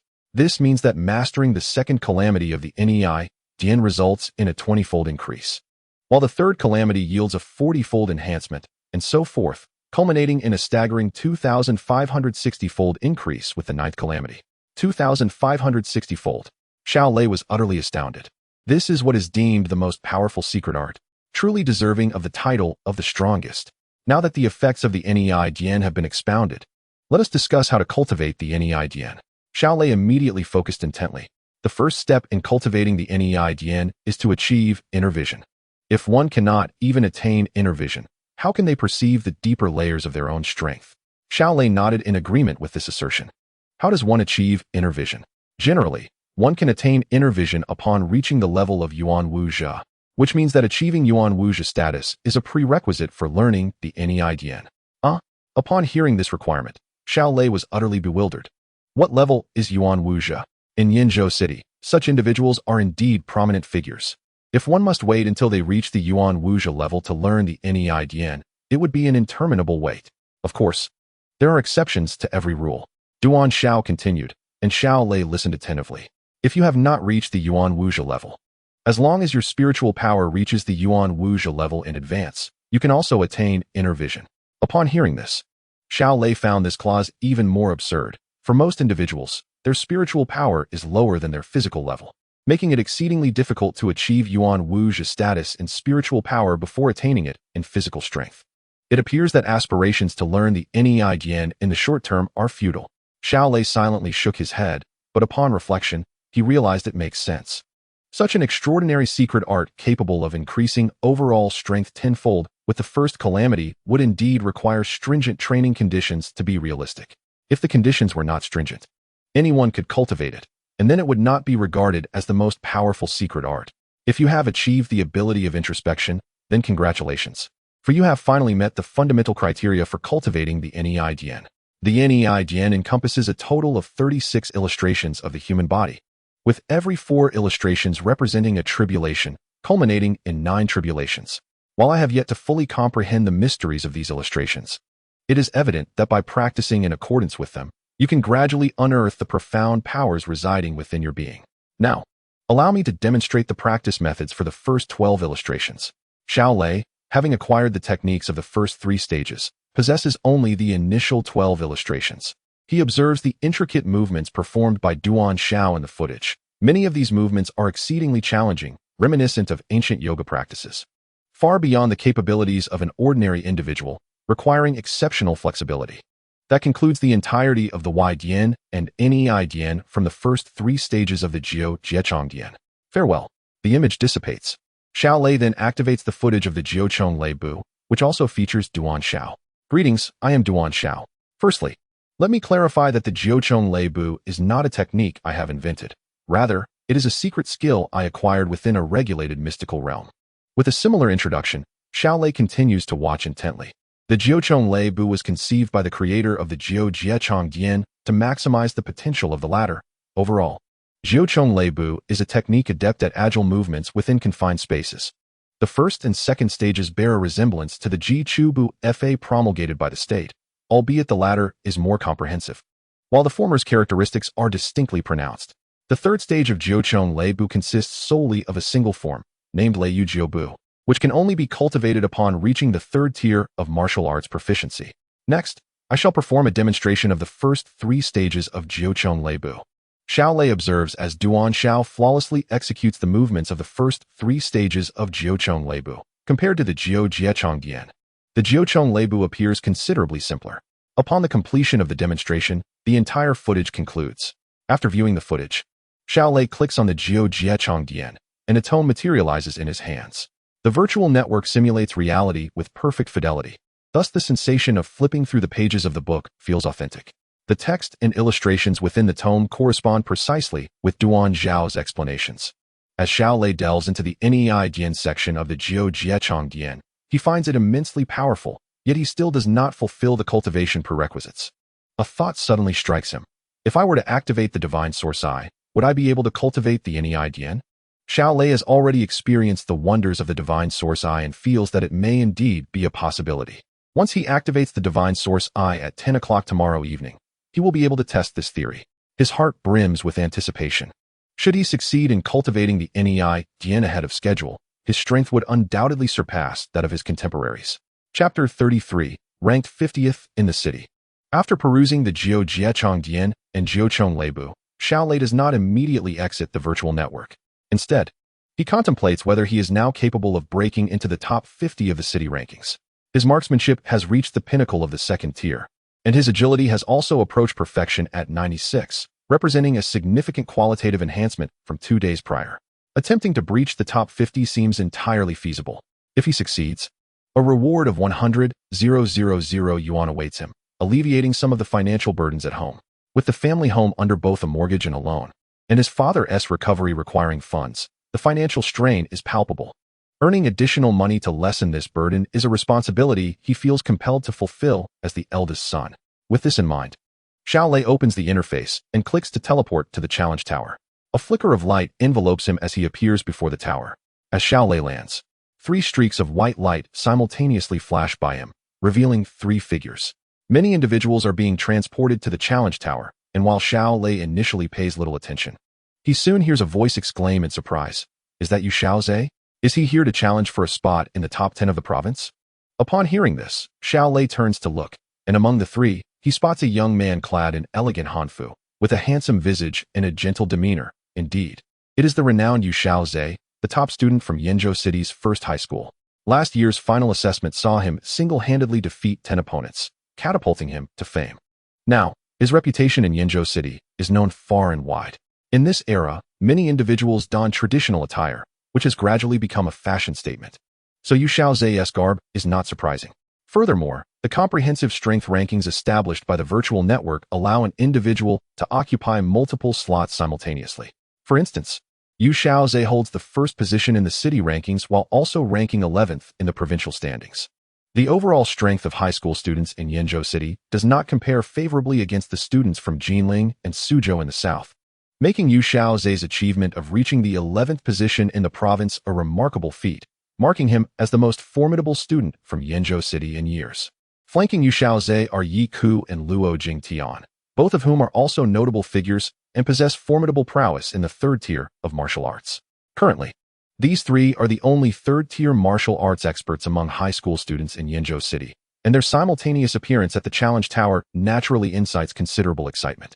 I suspect Yu Xiaozhe aims to break into the top 10 of the province. Shall we go to watch? One suggests, it would be an honor to witness a student from Yenzhou City enter the provincial top 10. Absolutely, I'll notify my friends and invite them to join us, another responds. Many around express their eagerness to witness the event. Yu Xiaozhe, as expected, your mere presence incites a stir. When I came alone last time, it was not met with such fanfare, Luo Jingtian quips, observing the gathering crowd. Let us proceed inside, Yu Xiaozhe remarks, noting the growing crowd. And he leads the way toward the challenge tower. Yi Ku and Luo Jingtian follow suit. As the trio enters the tower, the surrounding crowd surges in behind them, with Xiao Lei swept along by the tide. In this era, the world of martial arts reigns supreme. with the majority of fans idolizing martial prowess rather than sports or entertainment celebrities. Most ordinary individuals possess only the first tier of martial arts skills, confining them to the first floor, yet this does not deter them from spectating Xiao Lei's battles.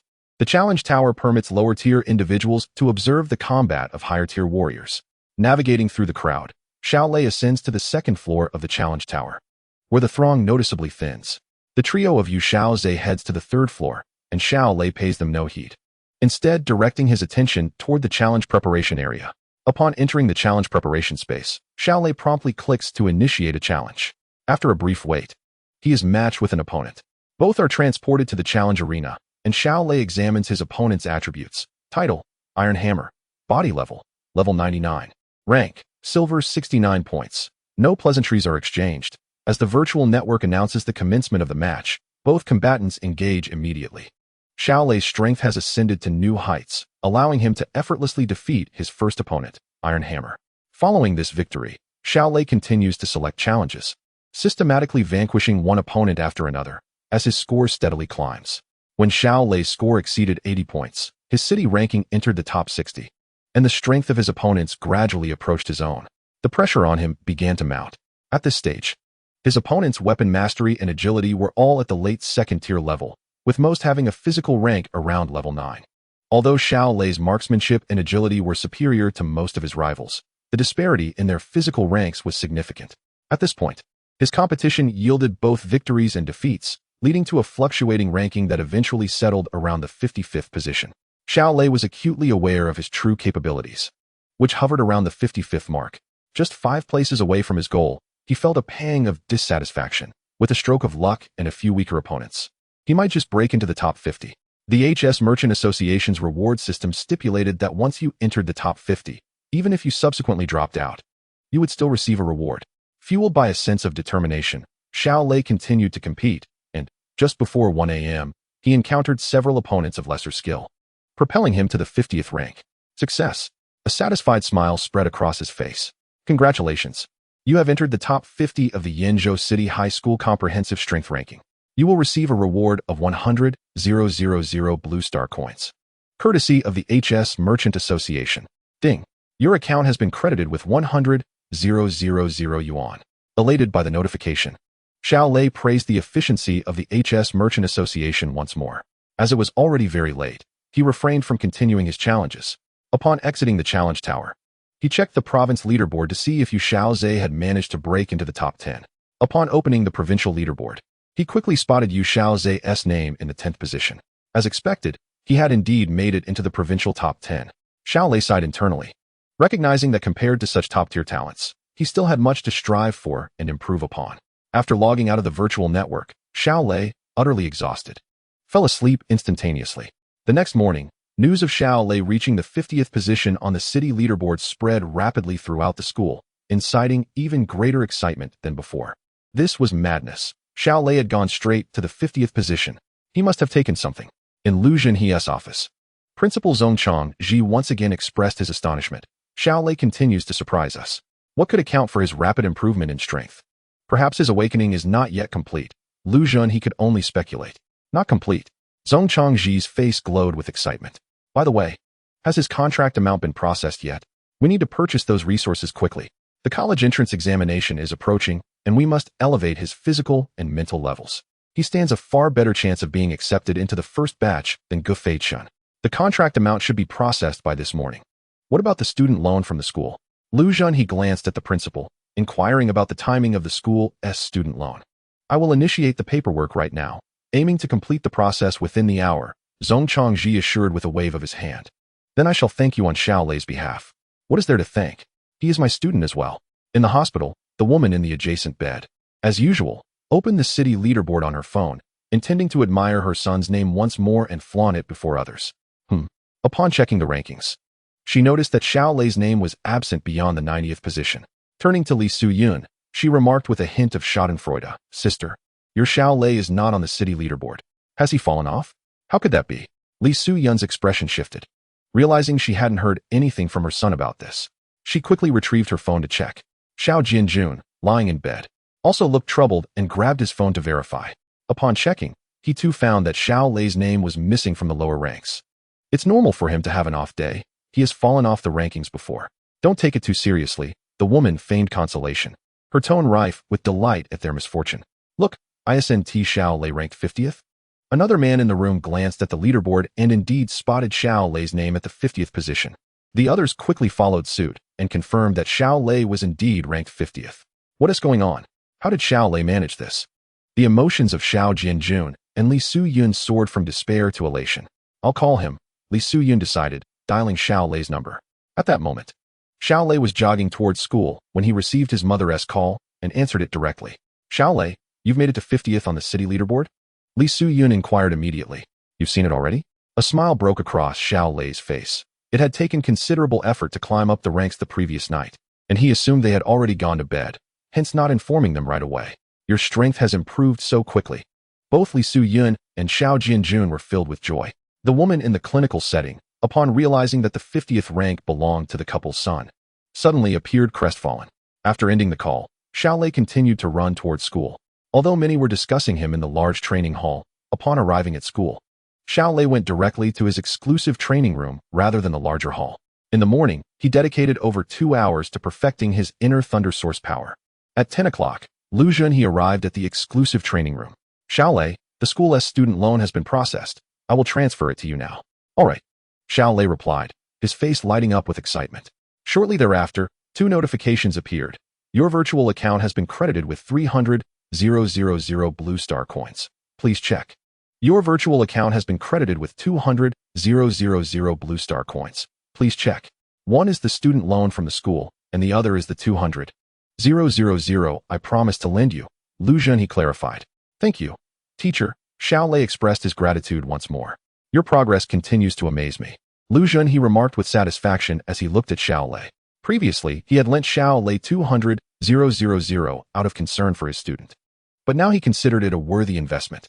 Has the signing amount from the Mercenary Association arrived in your account? Not yet. Xiao Lei shook his head. And at that moment, a new notification appeared on his phone. Your virtual account has been credited with 100,000 Blue Star coins. Please check. Just as you mentioned. It has arrived, Xiao Lei noted.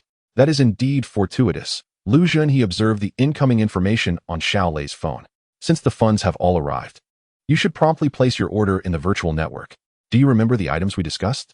Yes, 1 A-grade cleansing pill, 90 bottles of vitality potion, and 120 spirit nourishing pills, Xiao Lei recounted. Excellent. Compared to Gufei Chun and Kuqing, you have fallen behind significantly. Place your order quickly to elevate your physical and mental levels. You must aim for acceptance into the top-tier martial arts university or military academy during the college entrance examination. Lu Junhe instructed. Understood. I will log into the virtual network to place the order now. Indeed, time is of the essence. Lu Junhe finished speaking and left the training room.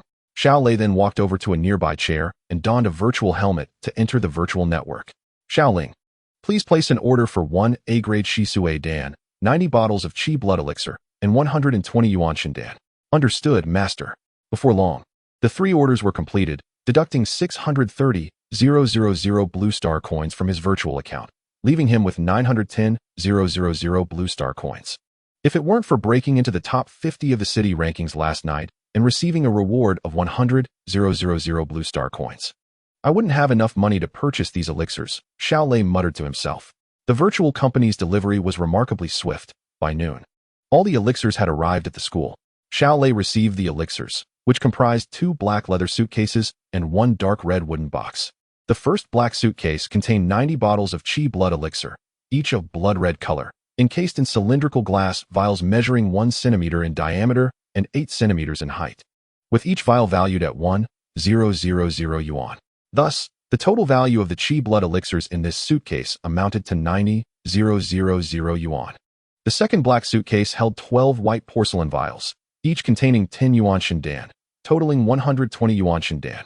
Each Yuan Shindan was valued at 2,000 yuan, making the total worth of the Yuan Shindan in these vials 240,000 yuan. Finally, the exceptionally precious dark red wooden box contained 1 A-grade Shisui Dan, valued at 300,000 yuan, making it the most valuable of the 3 items. As Xiao Lei gazed at these elixirs, he began to formulate a plan. I need to allocate 1 hour daily to activate the Divine Source Eye, Practicing the Lei Yuan cultivation method requires over 2 hours. The Zhuang method and breathing technique need to be practiced 3 times a day, totaling 3 hours. Lastly, training mental strength will take 4 hours. 1, 2, 3, 4. This training schedule is quite systematic. Xiao Lei couldn't help but comment. These 4 activities already sum to 10 hours. I must carefully plan my time. He took out his phone, ready to record his planned schedule. The Zhuang method and breathing technique must be separated by at least 6 hours, as the body requires this duration to recover qi and blood after consuming the qi blood elixir. Therefore, the 3 practice sessions of the Zhuang method and breathing technique must be arranged for morning, noon, and evening. The activation of the divine source I will remain scheduled for 10 o'clock at night. The time for practicing the Lei Yuan cultivation method will be allocated to every morning. As for the final mental strength training, it will be interspersed throughout various free moments. Done. This shall be my arrangement. Xiao Lei put away his phone, and now, he would first consume the A-grade Shisui Dan. The effects of one A-grade Shisui Dan can last for a month, so consuming it sooner will yield benefits sooner. The purpose of the Shisui Dan is to purge impurities from the body, significantly accelerating the rate of physical enhancement. However, as its name suggests, consuming it will inevitably entail immense suffering. Xiao Lei picked up the dark red wooden box, seated himself in the center of the training room, and opened the box, revealing a dark red elixir approximately 1 centimeter in diameter. As soon as the box was opened, a medicinal aroma wafted out, accompanied by a faint, refreshing fragrance. After taking a deep breath, Xiao Lei swallowed the A-grade Shisui Dan in one gulp. He had been consuming C-grade Shisui Dan every month, so he was well aware of the process. The effects of the A-grade Shisui Dan manifested shortly after consumption, in comparison to the C-grade Shisui Dan. The pain inflicted by the A-grade version was several times greater. In an instant, Xiao Lei felt a powerful tearing sensation throughout his body. Ugh! Xiao Lei groaned softly. Yet due to his prior anticipation and remarkable willpower, he managed to endure the intense pain. Within mere seconds, he was drenched in sweat. It was February, and the temperature was still quite low, underscoring the severity of the discomfort. Xiao Lei knew this agony would persist in waves, gradually subsiding only after half an hour. He clenched his fists, resolutely enduring the pain. Half an hour later, drenched in sweat and wearied, Xiao Lei opened his eyes. Having finally endured the torment of the A-grade Shisui Dan, he rose from the floor, grabbed a towel from a nearby rack, and wiped the sweat from his brow and body to avoid catching a cold. Once he dried off, Xiao Lei plopped down onto a nearby chair to recuperate his strength. After resting for several minutes, he felt sufficiently restored and stood up, ready to begin practicing the Zhuang method and breathing technique. Previously, lacking resources, he could only practice these techniques every 3 days. Now that resources were abundant, he couldn't afford to waste this opportunity. The Zhuang method and breathing technique are openly published practices in Xia country, learned by every child from a young age, so Xiao Lei was naturally well-versed in them. The Zhuang method consists of 36 different postures, requiring a change of movement every half hour during practice, combined with the breathing technique, allowing for an hour of practice with just 2 movements. In contrast to the Zhuang method, the breathing technique is the primary cause of significant qi and blood consumption. If one solely practiced the Zhuang method without the breathing technique, they could train for much longer each day. However, once the breathing technique is employed, the qi and blood within the body surge violently, leading to rapid physical enhancement. Xiao Lei assumed the most basic horse stance for the Zhuang method, then began to operate the breathing technique. As he inhaled and exhaled in varying lengths, his cardiovascular function intensified, mobilizing qi and blood throughout his body. Time passed slowly, and after an hour, Xiao Lei concluded his practice, once again drenched in sweat. His body had lost a significant amount of water, so he opened a bottle of mineral water and drank it all in one go. After replenishing his fluids, Xiao Lei retrieved a bottle of qi blood elixir from the black suitcase and consumed it in one gulp. Almost immediately, a warm sensation enveloped his abdomen. Rapidly replenishing the qi and blood he had expended through the Zhuang method and breathing technique. This feels fantastic. Since I began training, when have I ever felt this extravagant? Xiao Lei chuckled and shook his head.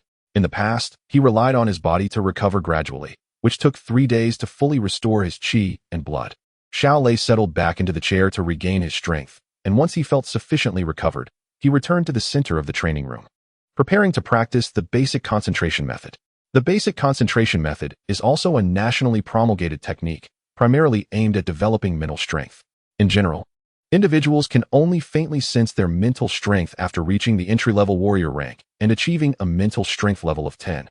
Most students, except for a rare few with innate mental strength talent, cannot perceive the existence of mental strength. Of course, there are exceptions. As long as a student consumes Yuan Shendan, they can faintly sense their mental strength. This is also why consuming Yuan Shendan, in conjunction with the basic concentration method, can rapidly enhance mental strength. The essence of the basic concentration method is to train students to concentrate their mental strength intensely, striving to perceive its presence as clearly as possible. Through repeated practice, mental strength will grow swiftly. Xiao Lei had never previously consumed the Yuan Shendan, primarily due to its exorbitant cost. With a single pill priced at 2,000 yuan and its effects lasting merely an hour, which his family could hardly afford. Without the aid of the Yuan Shendan, directly practicing the Ji Chu Ning Shun Fa left him unable to perceive the existence of spiritual power, resulting in him sitting there, perpetually attempting to meditate on the presence of this elusive force, yielding dismal results. Taking a single Yuan Shendan from a white porcelain bottle, Xiao Lei swallowed it whole. After ingesting the pill, he closed his eyes and, following the guidance of the Ji Chu Ning Shin Fa, began to sense his spiritual energy. Indeed, within a short span, for the first time, he sensed the existence of spiritual power in the depths of his mind. It appeared as formless streams, resembling both floating water and delicate gossamer. He yearned to grasp its true form, yet it always felt like trying to discern flowers in a fog, hazy and indistinct. Concentrate your spiritual energy. Following the prescribed steps of the Ji Chu Ning Shin Fa, Xiao Lei began to focus his spiritual energy repeatedly, a cyclical process that would help cultivate the growth of his spiritual power. Soon, beads of sweat appeared on his forehead. Compared to the physical exertion, the consumption of mental or spiritual energy was less overt, yet its depletion was no less significant. Practicing the Ji Chu Ning Shin Fa was indeed a grueling ordeal, even more so than training in stances or breathing techniques. An hour felt interminable, and once the effects of the Yuan Shendan waned, Xiao Lei slowly opened his eyes, his forehead glistening with fine beads of sweat. Initially intending to practice the Ji Chu Ning Shin Fa for 2 consecutive hours, he realized that his lack of experience had been a miscalculation. Having never taken the Yuan Shendan before, he was unaware of certain nuances associated with its consumption. Rising from the ground, he paced back and forth in the training room to relax his mind. Why is the effect of the Yuan Shendan limited to 1 hour? This duration represents the limit for many students. To practice for 2 hours continuously requires immense willpower, something few possess. Xiao Lei glanced at his attribute panel. Spirit level, 69. His spirit level had ascended from 68 to 69. However, it was not as simple as consuming the Yuan Shendan and practicing the Ji Chu Ning Shin Fa for an hour to achieve a level increase in spiritual power. If it were that effortless, ordinary families would also strive to enhance their spiritual energy. Xiao Lei's previous spirit power had remained at level 68 for many days, and this breakthrough marked his successful advancement to level 69. He approached the weapon rack, grasping a long spear, and began to practice the first 2 stages of the Jiu Jiechong Dian. Having witnessed Duan Xiao demonstrate the basic techniques in the virtual network the previous day, he had committed them to memory. For someone who had trained in spear techniques for over a decade, executing these movements was relatively effortless. With swift motions, Xiao Lei wielded the spear, his martial arts skills having reached the 2nd stage's perfection, making the practice of the first 2 stages of the Jiu Jiechong Dian feel quite manageable. The techniques of the Jiu Jiechong Dian focused heavily on offense. Aligning perfectly with Xiao Lei's strengths, the foundational 18 forms were executed with formidable vigor. Indeed, the strongest secret method. Xiao Lei felt that even the basic techniques of the first 2 stages exhibited a power surpassing that of the Ji Chu Chong Fa by 30%. Of course, this was primarily due to the Jiu Jiechong Dian aligning so well with Xiao Lei's characteristics. Others might not experience the same effect. Throughout the afternoon and evening, Xiao Lei alternated between practicing spear techniques and the Ji Chu Ning Shin Fa. After 6 hours, once his vitality had fully restored, he practiced his stances and breathing techniques once more. As night approached 10 o'clock, Xiao Lei remained in his exclusive training room. He intended to activate the Shun Yuan Ji Yin that evening, having already ensured that the room was devoid of surveillance equipment. He drew the curtains tightly and securely locked the door, awaiting the arrival of the hour. Perhaps tonight would be the moment to attempt practicing the Nei Dian of the Jiu Jiechong Dian. Xiao Lei pondered, his spear techniques having reached the 2nd stage's perfection, and his movement techniques nearing completion at stage 96. He was not overly anxious. Before long, the clock struck 10. Xiao Lei activated the Shun Yuan Ji Yin, and the clarity of perception returned. Following his intent, He refrained from practicing spear techniques and began to imitate the movements depicted in the first illustration of the Dian. Boom. As Xiao Lei emulated the motion from the first illustration, aided by the Shun Yuan Jiyan, he seemed to perceive the myriad blood vessels, muscles, and even cells within his body. Inner vision? Could this truly be inner vision? The moment this realization dawned, Xiao Lei recalled Duan Xiao's words regarding inner vision. Indeed, the Shun Yuan Jiyan was extraordinarily powerful, allowing him to practice the Dian in advance. Filled with joy, Xiao Lei continually adjusted his movements to align with his memory. With the assistance of the Shun Yuan Jiyan, he began to excavate the latent strength within his body. An hour later, Xiao Lei disengaged from the state of the Shun Yuan Jiyan. As it closed, he found himself unable to achieve inner vision once more, thus unable to continue practicing the Dian. Chapter 36, Seeking Guidance Rising. Xiao Lei scrutinized his attribute panel. Body level, 66. Spirit level, 69. Will level, 82. Spirit index, 11. Student grade source progress, 511. Martial arts skills, spear technique stage 2, 100. Movement techniques stage 2, 96. Secret technique, Jiao Jiachong Dian Dian first calamity, 9. Note: upon reaching the martial artist level, the Shun Yuan Jiyan can be activated for second stage awakening.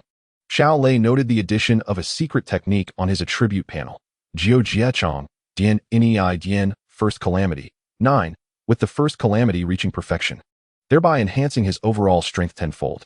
Did this mean that a level of 9 would yield an enhancement close to onefold? Xiao Lei contemplated. I shall attempt to channel the Dian. As he made his initial attempt, every cell in his body seemed to surge with vitality, filling him with an overwhelming sense of power. This invincible sensation was utterly delightful. Xiao Lei beheld his hands, bursting into laughter. However, his elation was short-lived as he began to feel an overwhelming fatigue enveloping him, prompting him to hastily close the Dian and revert to his normal state. As soon as he returned to his usual condition, an intense weariness washed over him. What is happening? Xiao Lei exclaimed, quickly seating himself on the ground to allow his body to recuperate. After several minutes, he gradually regained his strength. Could it be that entering the Dian state consumes vast amounts of energy, thus making it unsustainable for extended durations? Xiao Lei surmised that his current fatigue resembled that experienced after prolonged training, leading him to this conclusion. In truth, he was correct, even in a normal state. The body continually expends energy, and once the Dian state is activated, it mobilizes the power of every cell, significantly amplifying physical strength while simultaneously depleting considerable energy. The Dian of the Jiao Jiachong Dian is designed for martial artists above the source warrior level. Only after becoming a powerful martial artist and elevating one's life essence can one harness sufficient energy to maintain the Dian state for extended periods. However, Xiao Lei, through the eye of divine source, had mastered the Dian ahead of time. Yet, his physical body had yet to reach level 7, and the energy within him was insufficient to maintain the state of Dian for an extended period. If my assumptions are correct, this technique can only serve as a trump card in critical moments. Xiao Lei pondered, recognizing that this trump card also bore a fatal flaw. Should he fail to eliminate his opponent within that brief window, he would be utterly defenseless. Nevertheless, having it was better than not, and overall, it was advantageous. Furthermore, once he ascended to a martial artist and elevated his life level, the duration of this technique would likely increase. With this realization, Xiao Lei organized his long spear. It had grown late, and he carried 2 boxes of precious elixirs, preparing to return home. Instead of running back with the valuable cargo, he opted for a taxi. Upon arriving home, he carefully placed the 2 boxes of elixirs in a secure location. What is that? In the midst of reading, Xiao Wei noticed Xiao Lei's cautious demeanor and inquired. These are elixirs for my cultivation. Since you are often at home, please keep an eye on them. We cannot afford to let thieves take them. These 2 boxes are worth hundreds of thousands. Xiao Lei instructed his younger brother. Hundreds of thousands? Xiao Wei set down his book, curiosity piqued as he approached to open the boxes. They contained qi and blood elixirs and spirit-nourishing pills. Xiao Lei explained briefly before heading off to take a shower with a change of clothes. After bathing, Xiao Lei returned to his room, donned a virtual helmet, and entered the virtual network. Today, he had devoted considerable time to familiarizing himself with the first 2 tiers of techniques from the Jiao Jiachong Dian. Now, he intended to attempt to follow the image of Duan Xiao and challenge himself with the 3rd tier of martial arts techniques. Half an hour later, Xiao Lei reluctantly exited the virtual network, realizing that advancing to the third tier of martial arts was indeed no simple feat. Following Duan Zhao's instructions for half an hour yielded no clarity on how to break through to the third tier of martial arts. Duan Zhao was merely demonstrating the third tier of spear techniques and offered no guidance on how to transition from the second to the third tier. As this was beyond his teaching scope, he sold spear techniques, responsible solely for instructing how to practice them, not for guiding students on how to advance from the second to the third tier. Xiao Lei had no concept of how to achieve this breakthrough. He only understood that reaching the third tier would allow a martial artist to harness the forces of nature, significantly enhancing their attack power. However, he was unclear about the method to utilize these natural forces. Perhaps he could inquire with Teacher Lu tomorrow. As Xiao Lei contemplated, the clock struck midnight. He picked up his phone and set an alarm for 5 a.m. the following morning. With resources abundant, the time required for daily cultivation was extensive. He could not afford to be lazy.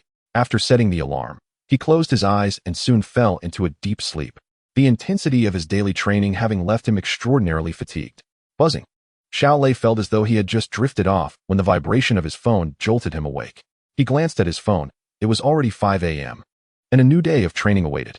He quietly rose, made his way to the living room, and began practicing his stance and breathing techniques.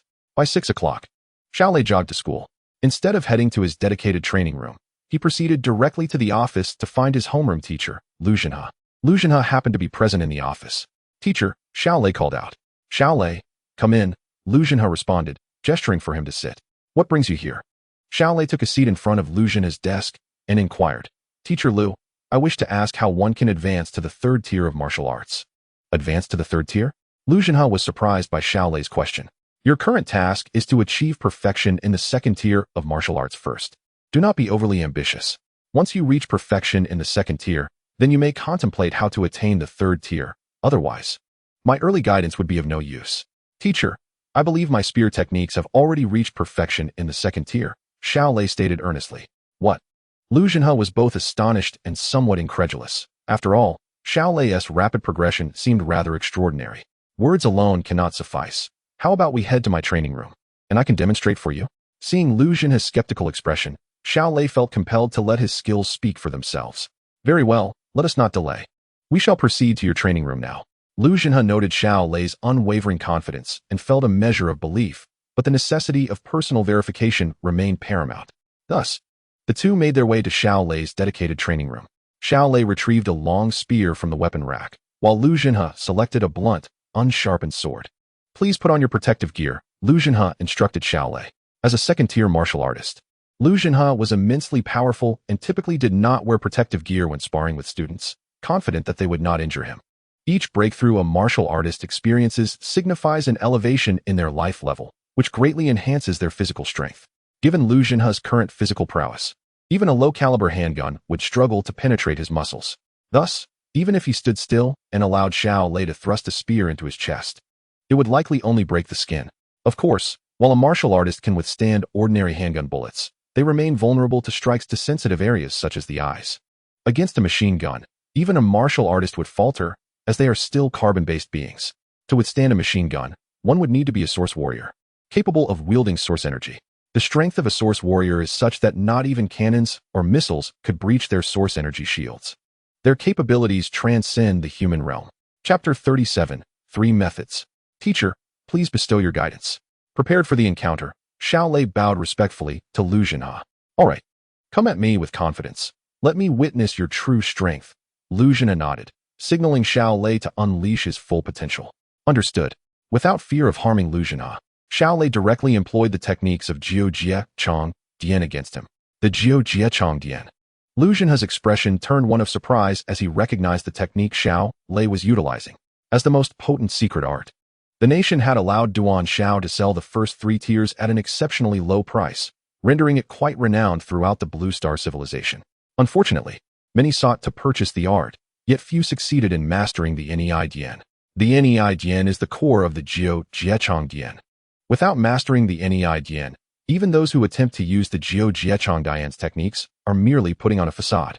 Thus, even though Xiao Lei employed the Jiu Jiechong Dian, Lu Zhenhe's surprise was limited. "Well done," Lu Zhenhe praised, engaging in battle with Xiao Lei as they exchanged dozens of blows. Naturally, Lu Zhenhe controlled his strength, ensuring it was a guiding match. However, the more they sparred. The more astonished Lu Xinhe became, realizing that Xiao Lei had not been exaggerating. His spear techniques had indeed reached perfection in the second tier, and even his footwork was nearing the same level. Since the winter break, Xiao Lei had experienced an extraordinary surge in growth, indicating he had suddenly gained insight. With his progress continuing unabated, Lu Xinhe, while engaged in combat, also contemplated the implications of Xiao Lei's advancements. They sparred for 10 minutes before pausing. In this bout with Lu Xinhe, Xiao Lei was unconcerned about harming his opponent, fully unleashing his strength and relished the experience. Growing increasingly adept at the first two tiers of techniques from Jiu Jie, Chongdian, and Jiu Chong Leibu. As a martial arts master, Lu Xinhe charges around 3,000 for an hour if he serves as a sparring partner. Naturally, Xiao Lei would not squander such a splendid opportunity. Indeed, your martial arts skills have reached the pinnacle of the second stage. Lu Xinhe gazed at Xiao Lei with satisfaction, acknowledging that his rate of improvement exceeded his expectations. With your current prowess, the likelihood of gaining admission to a top-tier martial arts university or military academy during the college entrance examination is exceedingly high. If the principal were to learn of this, he would undoubtedly be overjoyed. Upon hearing Lu Xinhe's commendation, Xiao Lei offered a faint smile, refraining from any arrogance. If he could not secure a place in a prestigious martial arts institution or military academy with the divine source eye, he might as well find a block of tofu to end it all. Now that you have reached the pinnacle of the second stage, it is indeed time to impart some knowledge regarding the third stage of martial arts. Lu Xinhe approached the weapon rack, placing the sword upon it as he spoke. Xiao Lei, too, set down his spear and removed his armor, attentively listening to Lu Xinhe's explanation. First, let me ask you, do you consider the third stage of martial arts to be an ethereal realm or an application of newfound power? Rather than providing a direct explanation, Lu Xinhe posed a question. Upon hearing this, Xiao Lei fell into contemplation. He understood that the essence of the third stage of martial arts was to harness nature. This concept had become common knowledge among ordinary people, as everyone yearns for greater martial strength. But what does it mean to harness nature? Is it a nebulous realm or a genuinely existent force? This was a question Xiao Lei had never pondered before. An ethereal realm? Xiao Lei ventured a guess, reasoning that the term harnessing nature seemed too abstract. Incorrect. Lu Xinhe chuckled at Xiao Lei's response, and, without further ado, provided the answer. Harnessing nature is indeed a tangible force that exists within the natural world. Once you master this power, your strength will increase significantly. The realization of a true force existing within the natural world astonished Xiao Lei, as if a new door on the path of martial arts were opening before him. Do you know what the fourth stage of martial arts entails? Lu Xinhe inquired again. The fourth stage? Xiao Lei was bewildered. If he struggled to comprehend the third stage, how could he grasp the fourth? Lu Xinhe did not expect Xiao Lei to respond and directly explained. The fourth stage is known as I. Those formidable warriors who achieve the pinnacle of the fourth stage can materialize this I, rendering it visible to the naked eye. Upon hearing this, Xiao Lei recalled videos of powerful individuals from the news, causing devastation. Could that be the materialization of I? Of course, the fourth stage is far beyond your current reach. I mention I to convey that it exists in reality and can be perceived visually. Lu Xinhe, having been a teacher for many years, articulated this with ease, and Xiao Lei indeed grasped the concept. The third stage is essentially the precursor to the fourth stage. It merely allows one to sense nature and utilize a fragment of its power, yet it has not reached the stage of I. However, as third-stage martial artists continually engage with the natural forces, upon accumulating sufficient experience, they will inevitably break through and master I, thus attaining the fourth stage of martial arts. Lu Xinhe elaborated. Xiao Lei nodded, recognizing that understanding the intangible is often challenging, but once it becomes tangible, comprehension becomes much easier. Now, let us discuss how to break through to the third stage of martial arts. Noticing that Xiao Lei had begun to comprehend the concept of harnessing nature, Lu Xinhe transitioned into the core topic. The transition from the second to the third stage is a significant hurdle, as it marks our initial encounter with the power of nature. Over 99 of martial artists within the Blue Star civilization remain perpetually stuck at this juncture. Naturally, even though only a few can break through the third stage, given the vast population of the Blue Star civilization, the total number of those who have succeeded is considerable. Through generations of exploration, the methods to break through the third stage can be broadly categorized into three types. Upon hearing this, Xiao Lei focused intently. The first type is a natural breakthrough. Many individuals do not engage in any extraordinary actions, but simply practice their techniques diligently, and suddenly, they can perceive the forces of nature. This process may take a genius merely a day, while an average person may require a lifetime. with most never achieving the breakthrough. The natural breakthrough. Xiao Lei furrowed his brow and continued to listen. The second type involves visiting extraordinary locations to comprehend nature. Practitioners of different styles seek out places that resonate with their particular affinities. For instance, Xiao Lei, being more attuned to the lightning element, should visit places associated with it. Many individuals experience accelerated understanding of natural forces in these extraordinary locations, facilitating breakthroughs. Lu Zhenhe continued. Xiao Lei's eyes brightened. The second method sounded far more plausible than the first. Teacher, where in Blue Star can one find extraordinary locations suitable for lightning element practitioners? Lu Zhenhe shook his head in response. Extraordinary locations for lightning are rare, as lightning is quite uncommon in everyday life. As for me, being of the water element, various seas, lakes, and similar locations assist my comprehension of nature. To my knowledge, the Blue Star civilization oversees a realm known as the Cloud Lightning Realm, which contains a unique place called the Endless Lightning Marsh, a sanctuary for lightning element practitioners. However, resources are scarce, and the availability of spots in the Cloud Lightning Realm is exceedingly limited. I have heard that even the most basic entry requires a staggering 10 million Blue Star coins for just 3 days of training. 10 million Blue Star coins for merely 3 days of training. And that is for the most basic entry? Xiao Lei was astonished, shaking his head. As an ordinary person, he could hardly fathom such an expense. Forget the Cloud Lightning Realm. You might also try monitoring weather forecasts to chase thunderstorms, as that is another method. Lu Zhenhe suggested once more. Xiao Lei nodded, finding this method more suitable for his circumstances. Teacher, what is the third method? The third method is to break through amidst life and death. A glimmer of reminiscence flickered in Lu Zhenhe's eyes as he recalled that he himself broke through to the third stage of martial arts on the battlefield. Amidst the tension of life and death, there exists great terror in such circumstances. Many martial artists achieve breakthroughs in their skills during life and death situations. Yet, compared to those who succeed, far more meet their demise in such perilous moments. Thus, this method is merely an extreme path, not a conventional one. Xiao Lei nodded. Among the 3 methods, the second seemed the most practical. Having shared all 3 methods with you, class will begin shortly, so I shall take my leave. Lu Zhenhe glanced at the time and addressed Xiao Lei. Thank you, teacher. Xiao Lei expressed his heartfelt gratitude. Train diligently, and feel free to approach me with any questions. Lu Zhenhe regarded Xiao Lei, pleased with his rapid progress. Indeed, after Lu Zhenhe departed, Xiao Lei silently contemplated. Besides the 3 methods mentioned by the teacher, I indeed possess a 4th approach, that being the utilization of the Divine Source Eye. I wonder if the Divine Source Eye can assist me in breaking through to the 3rd stage of martial arts. Having experienced the wonders of the Divine Source Eye already, Xiao Lei planned to test its efficacy that very night. After resolving his determination, Xiao Lei commenced preparations for his training today. Beginning with the Lei Yuan cultivation method in the morning, time flew swiftly, and the day passed in the blink of an eye. As per his usual routine, Xiao Lei diligently adhered to his training schedule, dedicating over 2 hours to Lei Yuan cultivation method, 4 hours to basic concentration method, attending a cultural class, and spending an hour on stance and breathing exercises. The remaining time was devoted to practicing 9 calamity spear technique and 9-fold thunder steps.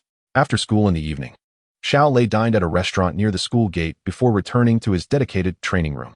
After a brief respite, he began the 3rd session of stance and breathing exercises for the day.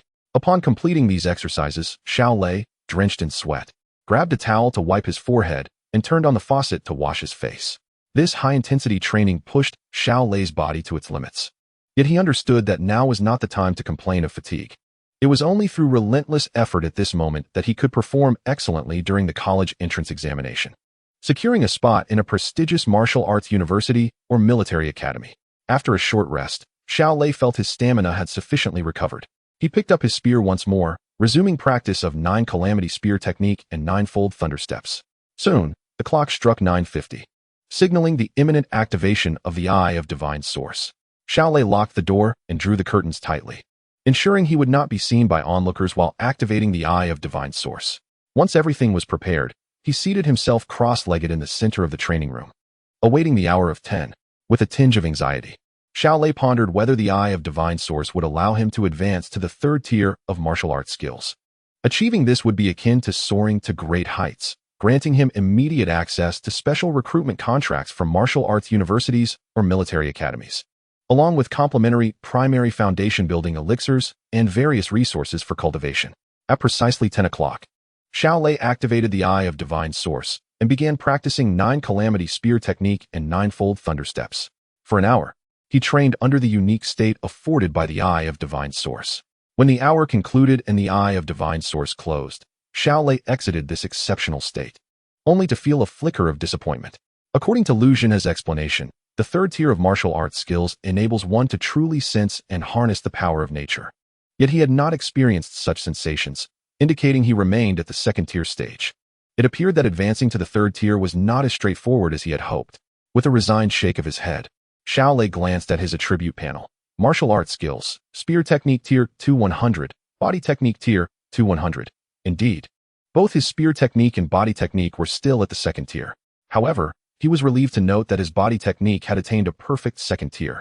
Currently, Xiao Lei's overall strength in a normal state had at least doubled compared to 2 days prior when he registered for the advanced competition. This was primarily due to both his Spear Technique and Body Technique reaching perfect second-tier levels. Additionally, 9 Calamity Spear Technique and 9-fold Thunder Steps were inherently aggressive, their techniques surpassing those of Basic Spear Technique and Basic Movement Technique. Furthermore, Xiao Lei's remarkable affinity with 9 Calamity Spear Technique and 9-fold Thunder Steps significantly enhanced his combat prowess. The greater the affinity, the stronger the potential displayed. In this normal state, Xiao Lei's power was formidable, but once he activated the internal technique state, his strength could potentially double again within a brief period. Compared to 2 days ago, his power had increased at least 4-fold. Of course, in this internal technique state, Xiao Lei could probably only maintain it for a mere few seconds. Thus, it served as a crucial trump card in urgent moments. Overall, Xiao Lei now ranked among the elite of second-tier martial arts students. The perfect second-tier levels of both spear and body techniques, coupled with his high affinity for 9 Calamity Spear Technique and 9-fold Thunder Steps, compensated for the disparity in his physical level. With the advanced competition looming tomorrow evening, Xiao Lei felt confident that his strength would not falter against those competing. He aimed to achieve a second-tier awakening of the Eye of Divine Source. The capabilities of the first-tier Eye of Divine Source were already formidable. What extraordinary powers might the second tier unveil? Xiao Lei's heart brimmed with anticipation for the second-tier awakening. Chapter 39. Kuqing's Dilemma. By the time Xiao Lei returned home, it was quite late. After a refreshing shower, he settled into his bed and accessed the virtual network to research information about the Iron Arm Mantis. Upon entering the virtual network, Xiao Lei instructed Xiao Ling to retrieve the relevant data on the Iron Arm Mantis. Iron Arm Mantis, slender and elongated in build, with limbs proportionate to those of a mantis from Blue Star, predominantly a bluish-gray color, with the forelimbs black, hence its name. The student-level Iron Arm Mantis stands approximately 1.7 meters tall, relying on its forelimbs resembling massive scythes for devastating attacks. After thoroughly reviewing the information, Xiao Lei sought out videos of martial artists battling the Iron Arm Mantis, including numerous analytical videos that deepened his understanding of the creature. At midnight, he exited the virtual network, fatigue enveloping him as he quickly succumbed to sleep. The night passed swiftly, and the alarm's vibration roused Xiao Lei once more. As he had the previous day, he rose early to engage in stance and breathing exercises. Time seemed to accelerate during training, and the day vanished in an instant. When the school day concluded, Xiao Lei exited the gates and boarded a bus heading to Xinghuan Tower, where the advanced competition was set to commence at 7 o'clock. To conserve energy, he refrained from running, as the day's training had already exhausted him. Upon arriving at Xinghuan Tower, Xiao Lei made his way to the old man on the 100th floor. "You're here," the old man greeted him. "I have arrived," Xiao Lei replied with a smile. "Here is your contestant number. Keep it safe." The old man handed Xiao Lei a number 11 badge. "The competition will take place on the 109th floor, and you are part of the third group of contestants. After the first 2 matches conclude, it will be your turn." Given that it was Xiao Lei's first time participating in the advanced competition, the old man offered additional advice. "I understand. Thank you, and goodbye." Xiao Lei nodded, waved farewell to the old man, and proceeded to the weapons store to select his gear. Having efficiently completed the weapon selection process, Xiao Lei then headed to the 106th floor to enjoy a complimentary dinner. There is nothing quite as satisfying as a free meal. Kuqing, meanwhile, was beset by worries. Previously the second best in her class, trailing only Gufei Chun, she had slipped to third place since Xiao Lei's rise. Her concerns were not centered on her ranking, but rather on the fact that her spear technique and body technique had stagnated at the mid-second tier for an extended period. With no breakthrough in sight, last semester, she and Gufei Chun were the only two at the pinnacle of the mid-second tier martial arts skills, far surpassing their peers. Initially, it had been a rivalry between her and Gu Fei-chun. But news of Gu Fei-chun's advancement to the late second-tier knife technique, followed closely by Xiao Lei's rapid ascension, quickly left her behind. At first, Kuqing forced herself to remain calm, believing she would soon break through to the late second tier and re-enter the competition for the coveted spots at the top-tier martial arts universities or military academies.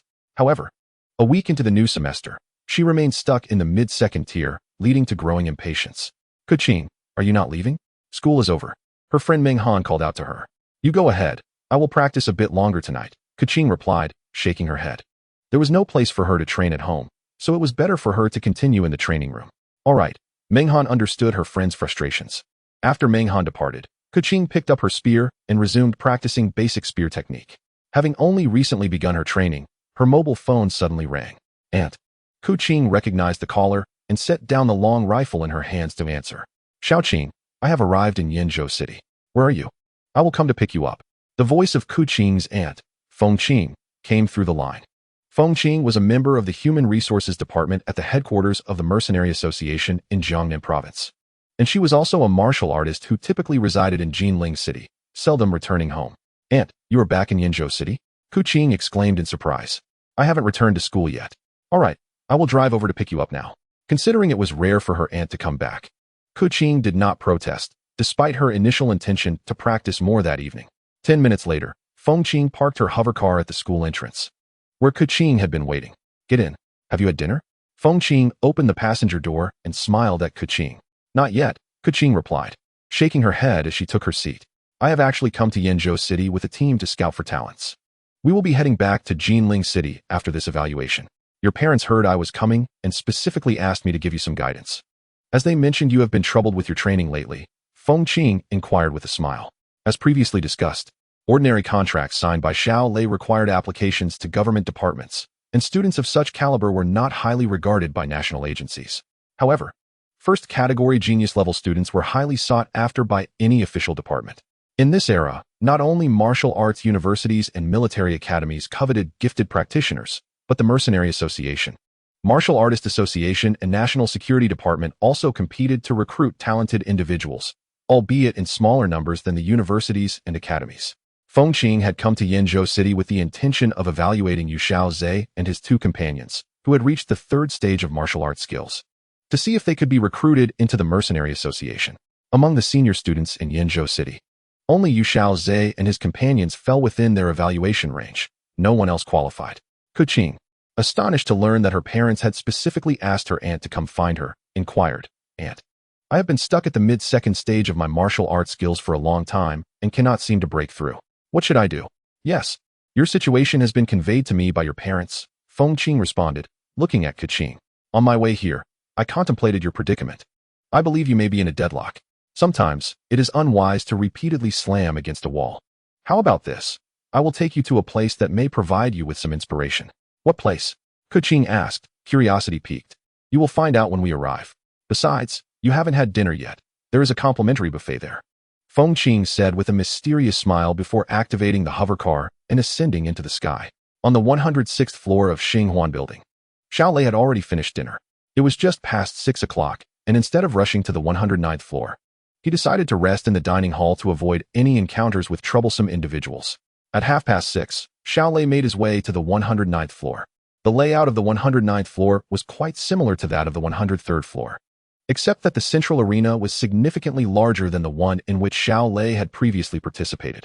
He quickly located the contestant lounge in the same position as on the 103rd floor and entered. Chapter 40. The advanced competition begins. The lounge was already filled with numerous competitors, the atmosphere heavy and silent as they sat quietly on benches, some resting their eyes, others engrossed in their phones.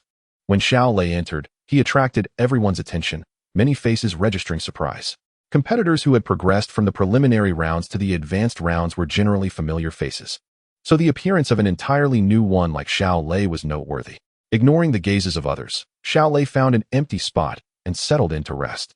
The upcoming advanced competition would certainly not be easy for him, and he needed to maximize his energy recovery during this time. As the clock approached 7 o'clock, all 12 competitors arrived. At 6:50, the final contestant entered the lounge, drawing special attention from Xiao Lei. This individual stood over 2 meters tall. With a massive physique akin to that of a bear, wielding two massive axes. As he stepped into the lounge, a fierce aura enveloped the room. Being a newcomer, Xiao Lei did not recognize this person but sensed that he was formidable. The veteran competitors exchanged glances, their expressions shifting as many displayed evident wariness. From their reactions, Xiao Lei deduced that this muscular man was likely the strongest among them. Known by the codename Black Bear, he was the most powerful contestant below the martial artist level in the dark competitions of Xing Huan Building, with a score far exceeding that of the second-place contender. Xing Huan Building categorized its competitions into preliminary, intermediate, and advanced levels, based on scoring. To advance to the intermediate level, one needed to achieve 100 points, while 200 points were required for the advanced level. Black Bear's score reached a staggering 1346 points, with the second-place competitor, Black Phantom, falling short of 1,000 points. Black Bear's strength stemmed not only from his physical level, which had reached the 99th limit, but also from his mastery of both axe techniques and body techniques, which had attained full proficiency in the second stage. In addition to his foundational attributes being honed to perfection, Black Bear possessed two advantages over others. First, he was endowed with innate divine strength, making his power far superior even among those at the 99th level. Second, while his axe technique was merely a hall-level secret art, his compatibility with it had reached an impressive 86. Secret arts are classified into 4 levels: ordinary, hall level, top level, and supreme. Although hall level is only the second tier, the differences in efficacy between the first 2 stages are not as pronounced, as they primarily consist of basic techniques. The disparity becomes more significant in the later stages. At the earlier stages, compatibility is the more critical factor. A lower-tier secret art with high compatibility can yield greater power than a higher-tier secret art with low compatibility. Typically, an ordinary person has a compatibility of around 60 with a secret art, and each increase of 10 in compatibility can elevate overall strength by at least 10. However, this varies by individual. Black Bear's compatibility of 86 is extraordinarily formidable among ordinary people. Thus, Black Bear's foundational body level, axe techniques, and movement skills are all maximized, combined with innate divine strength and high compatibility with the secret art, rendering him overwhelmingly superior to other contestants. Meanwhile, under Feng Qing's guidance, Ku Qing found herself on the 100th floor of Xing Huan Building for the first time. She was astonished to discover that there was a dark competition above the 100th floor, a fact she had never heard of growing up in Yenzhou City. "Come on. The 106th floor has a complimentary buffet," Feng Qing said, observing Ku Qing's astonished expression. "When I first heard about it years ago, I had the same reaction. We are fortunate. There happens to be an advanced group competition at 7 o'clock tonight. After dinner, I will take you to watch." Sometimes, relentless practice is not enough. The competitions here are real battles, and it can be dangerous. Pay close attention and see if you can gain any insights. "Understood," Ku Qing nodded, her expression now serious and resolute. Feng Qing gazed at Ku Qing's earnest expression, pondering within herself. This girl sometimes rushes forward, heedless and determined, even if it means colliding with the southern wall without a glance back. After the two had dined, they ascended to the 109th floor, where the clock was nearing 7. On the arena, the host had been delivering an impassioned speech for quite some time, effectively building the atmosphere. "Now, let us welcome the first group of contestants," the host shouted into the microphone. Emerging from the lounge, the 4 individuals, including the formidable He Xiong, proceeded towards the stage. The first to enter was none other than the champion from the advanced division, He Xiong, with a record of 183 victories and 11 defeats, accumulating 1346 points. "He Xiong! He Xiong!" roared the crowd in fervent applause. He Xiong raised his twin axes, acknowledging the audience. Following him was the cold and ruthless Xing Dao, who introduced the other 3 contestants. Meanwhile, Xiao Lei stepped out of the lounge and surveyed the arena. Lacking experience from the advanced matches and with no need to participate in the first 2 rounds, he saw this as an opportunity to gain valuable insights. Once the host had introduced all the contestants, he exited the arena, and above, 4 massive iron cages were lowered onto the stage, each containing 20 iron arm mantis, totaling 80. These mantises were all of at least level 7, with some reaching the formidable strength of level 99. Faced with 80 iron arm mantises, the combined danger was significantly higher than in the preliminary rounds. "No wonder that old man advised me to compete in the intermediate division first. The advanced division is indeed perilous," Xiao Lei mused. Just 2 days ago, participating in the advanced division would have been exceedingly dangerous. But now he felt adequately equipped to confront such threats. As the gates containing the iron arm mantises swung open, 80 of them surged forth. The 4 contestants initially adopted a defensive strategy, Even someone as powerful as He Xiong dared not confront the onslaught alone. They positioned themselves against the wire fencing, allowing them to focus solely on the mantises before them without the fear of being ambushed from behind. Through their defensive tactics, the four gradually diminished the ranks of the iron-armed mantises. Once more than half of them had been vanquished, He Xiong was the first to raise his axes and launch a counterattack, with the others swiftly following suit. In each group of four, only two could advance. And since He Xiong had secured one spot, the remaining three naturally aimed to seize the other. The brutal clash between the four contestants and the iron-armed mantises left a profound impact on Kuqing. The arena was drenched in the mantis's blood, with severed limbs flying out of the wire fencing and landing among the spectators, delivering a jarring thrill to her senses. After a tense 15 minutes, the first round concluded, with He Xiong and Xingdao advancing. Thanks to He Xiong's formidable power, none of the four participants sustained injuries. The two eliminated contestants displayed no signs of despondency. Their sole aim was the 10,000 in appearance fees. As long as they emerged unscathed, they were already content. As for the rewards for the top three, they did not dare to dream. Chapter 41. Xiao Lei takes action. Similar to the preliminary rounds, each match was followed by a 10-minute intermission. During this time, the audience had the opportunity to place bets, while the staff hurriedly cleared the remains of the iron-armed mantises from the arena to prepare for the next match. After 10 minutes, the second group match commenced. In an unexpected turn of events, one contestant inadvertently lost an arm to an iron-armed mantis, which then overwhelmed him, leading to his demise. This scene deeply affected Kuqing, who clenched her fists, reflecting on how her previous training paled in comparison to the life-and-death struggles unfolding on the stage. Xiao Lei was similarly shaken, witnessing a contestant being killed by a beast for the first time. With one contestant eliminated, the remaining three faced increased pressure. However, the event organizers seemed indifferent to their plight. If they were all to be slaughtered by the iron-armed mantises, so be it. After all, each participant had signed a death waiver prior to competing. Fortunately, the remaining three persevered, albeit battered and bruised. The grim circumstances of the second group cast a shadow over the third group, where the three elderly contestants partnered with Xiao Lei regarded him with skepticism.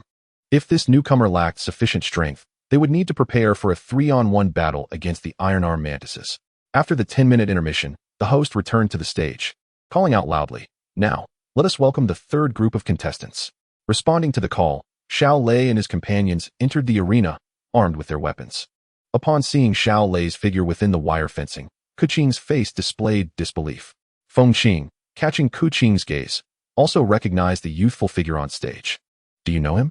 Feng Qing inquired. "He's from our class, the one who's recently made remarkable progress," Kuqing explained, her mind racing with speculation. Could his rapid improvement be attributed to the life-and-death training he had undergone? Kuqing felt she had stumbled upon the truth. "It's that student." Feng Qing recalled hearing from Kuqing's parents about a classmate whose prowess had skyrocketed, daring to participate in the advanced matches. Such audacity was indeed commendable. Yet considering the impending college entrance examinations, the risks outweighed the benefits. Feng Qing held reservations about such reckless behavior. After all, the advanced matches had already seen fatalities. Sustaining an injury would necessitate a lengthy recovery, severely hindering one's preparation for the crucial exams, hence why few third-year students ventured into such clandestine competitions. The last time Nan Mo participated, it was merely in the preliminary rounds, where he felt confident enough to train. But he chose not to enroll alongside Xiao Lei for the advanced matches, recognizing that the risks far surpassed the potential rewards. After introducing the other three contestants, the host finally presented Xiao Lei. "Last but not least, we have our young contestant, Lei Chong. With one match under his belt, his record stands at 1 victory and no losses, earning him 100 points. The host's astonishment at Xiao Lei's record was palpable. How had someone with such a record made it to the advanced stage? The audience echoed the host's surprise upon hearing Xiao Lei's statistics. Having only participated in one match to achieve 100 points indicated he had fought in the preliminary rounds before being promoted to the intermediate level, a common occurrence. However, the entry threshold for the advanced division was 200 points. Xiao Lei's mere 100 points seemed tantamount to courting disaster by entering such a perilous group match. The expressions of the three contestants beside Xiao Lei darkened. "Hey, newcomer, do your best to hold on a little longer, don't die too quickly," warned the elder known as Tan Dao. Xiao Lei cast a sidelong glance at him, dismissing the warning. Once the host finished introducing all the contestants, he exited the arena. Above the stage, 4 enormous iron cages were lowered into the arena space. The match begins. With the host's thunderous announcement, the electronic gates of the cages swung open, and 80 iron-arm mantises surged forth from the 4 cages, charging towards Xiao Lei and his companions. The 4 had already taken their positions against the wire fencing, ready to implement their defensive strategy. Even Xiao Lei dared not charge directly into the horde of alien beasts as he did in the preliminary rounds.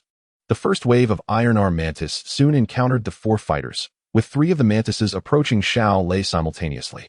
The sound of slicing air echoed as the mantises wielded their formidable scythe-like arms, launching a coordinated assault against him. In the audience, Keqing's face paled slightly. Watching Xiao Lei engage in battle on stage, she found herself inexplicably tense, her fists clenched, palms sweating. She had not felt this way when observing other unfamiliar competitors fight. For some reason, it felt as though she were fighting alongside him, her anxious heart almost preventing her from witnessing the brutal clash. On stage, upon seeing the 3 iron-arm mantises attacking in unison, Xiao Lei immediately activated the Jiucheng Lei Bu. This technique excelled in rapid, small-scale movements, allowing him to evade the mantises' strikes effortlessly. Having dodged their attacks, Xiao Lei seized the opportunity to counter against the exposed mantises. His spear, swift and lethal like a striking serpent, pierced forth twice, targeting the heads of 2 of the mantises. Renowned for its devastating power, the Jiucheng Dian proved its worth as the 2 mantis heads exploded upon impact. 1 mantis remained, positioned slightly to the right, and Xiao Lei was unable to eliminate it simultaneously. Thus, he raised his right leg and delivered a powerful kick to its chest, sending it flying. Although the mantises stood about 17 meters tall, their slender forms suggested a weight of merely around 25 kilograms. Consequently, the mantis was propelled a considerable distance, only halting upon colliding with a distant barbed wire fence. What strength! That newcomer is impressive.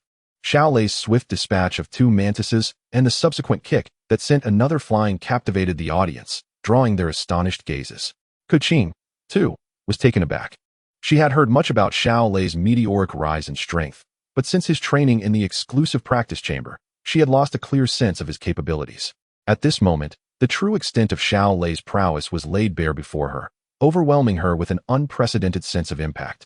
This sensation differed markedly from the impressions other strong fighters had left on her, such as her homeroom teacher Lu Jinhe and her aunt Fengqing, both of whom surpassed Xiao Lei in strength, yet failed to evoke such a profound reaction. This intensity could only arise from someone of her own generation. Fengqing, who was astounded as well, had considerable insight into the student's abilities. Concluding from Xiao Lei's brief display that he likely ranked among the top 10 high school students in Yenzhou. Your classmate possesses remarkable strength, Fengqing remarked to Keqing, offering a commendable assessment.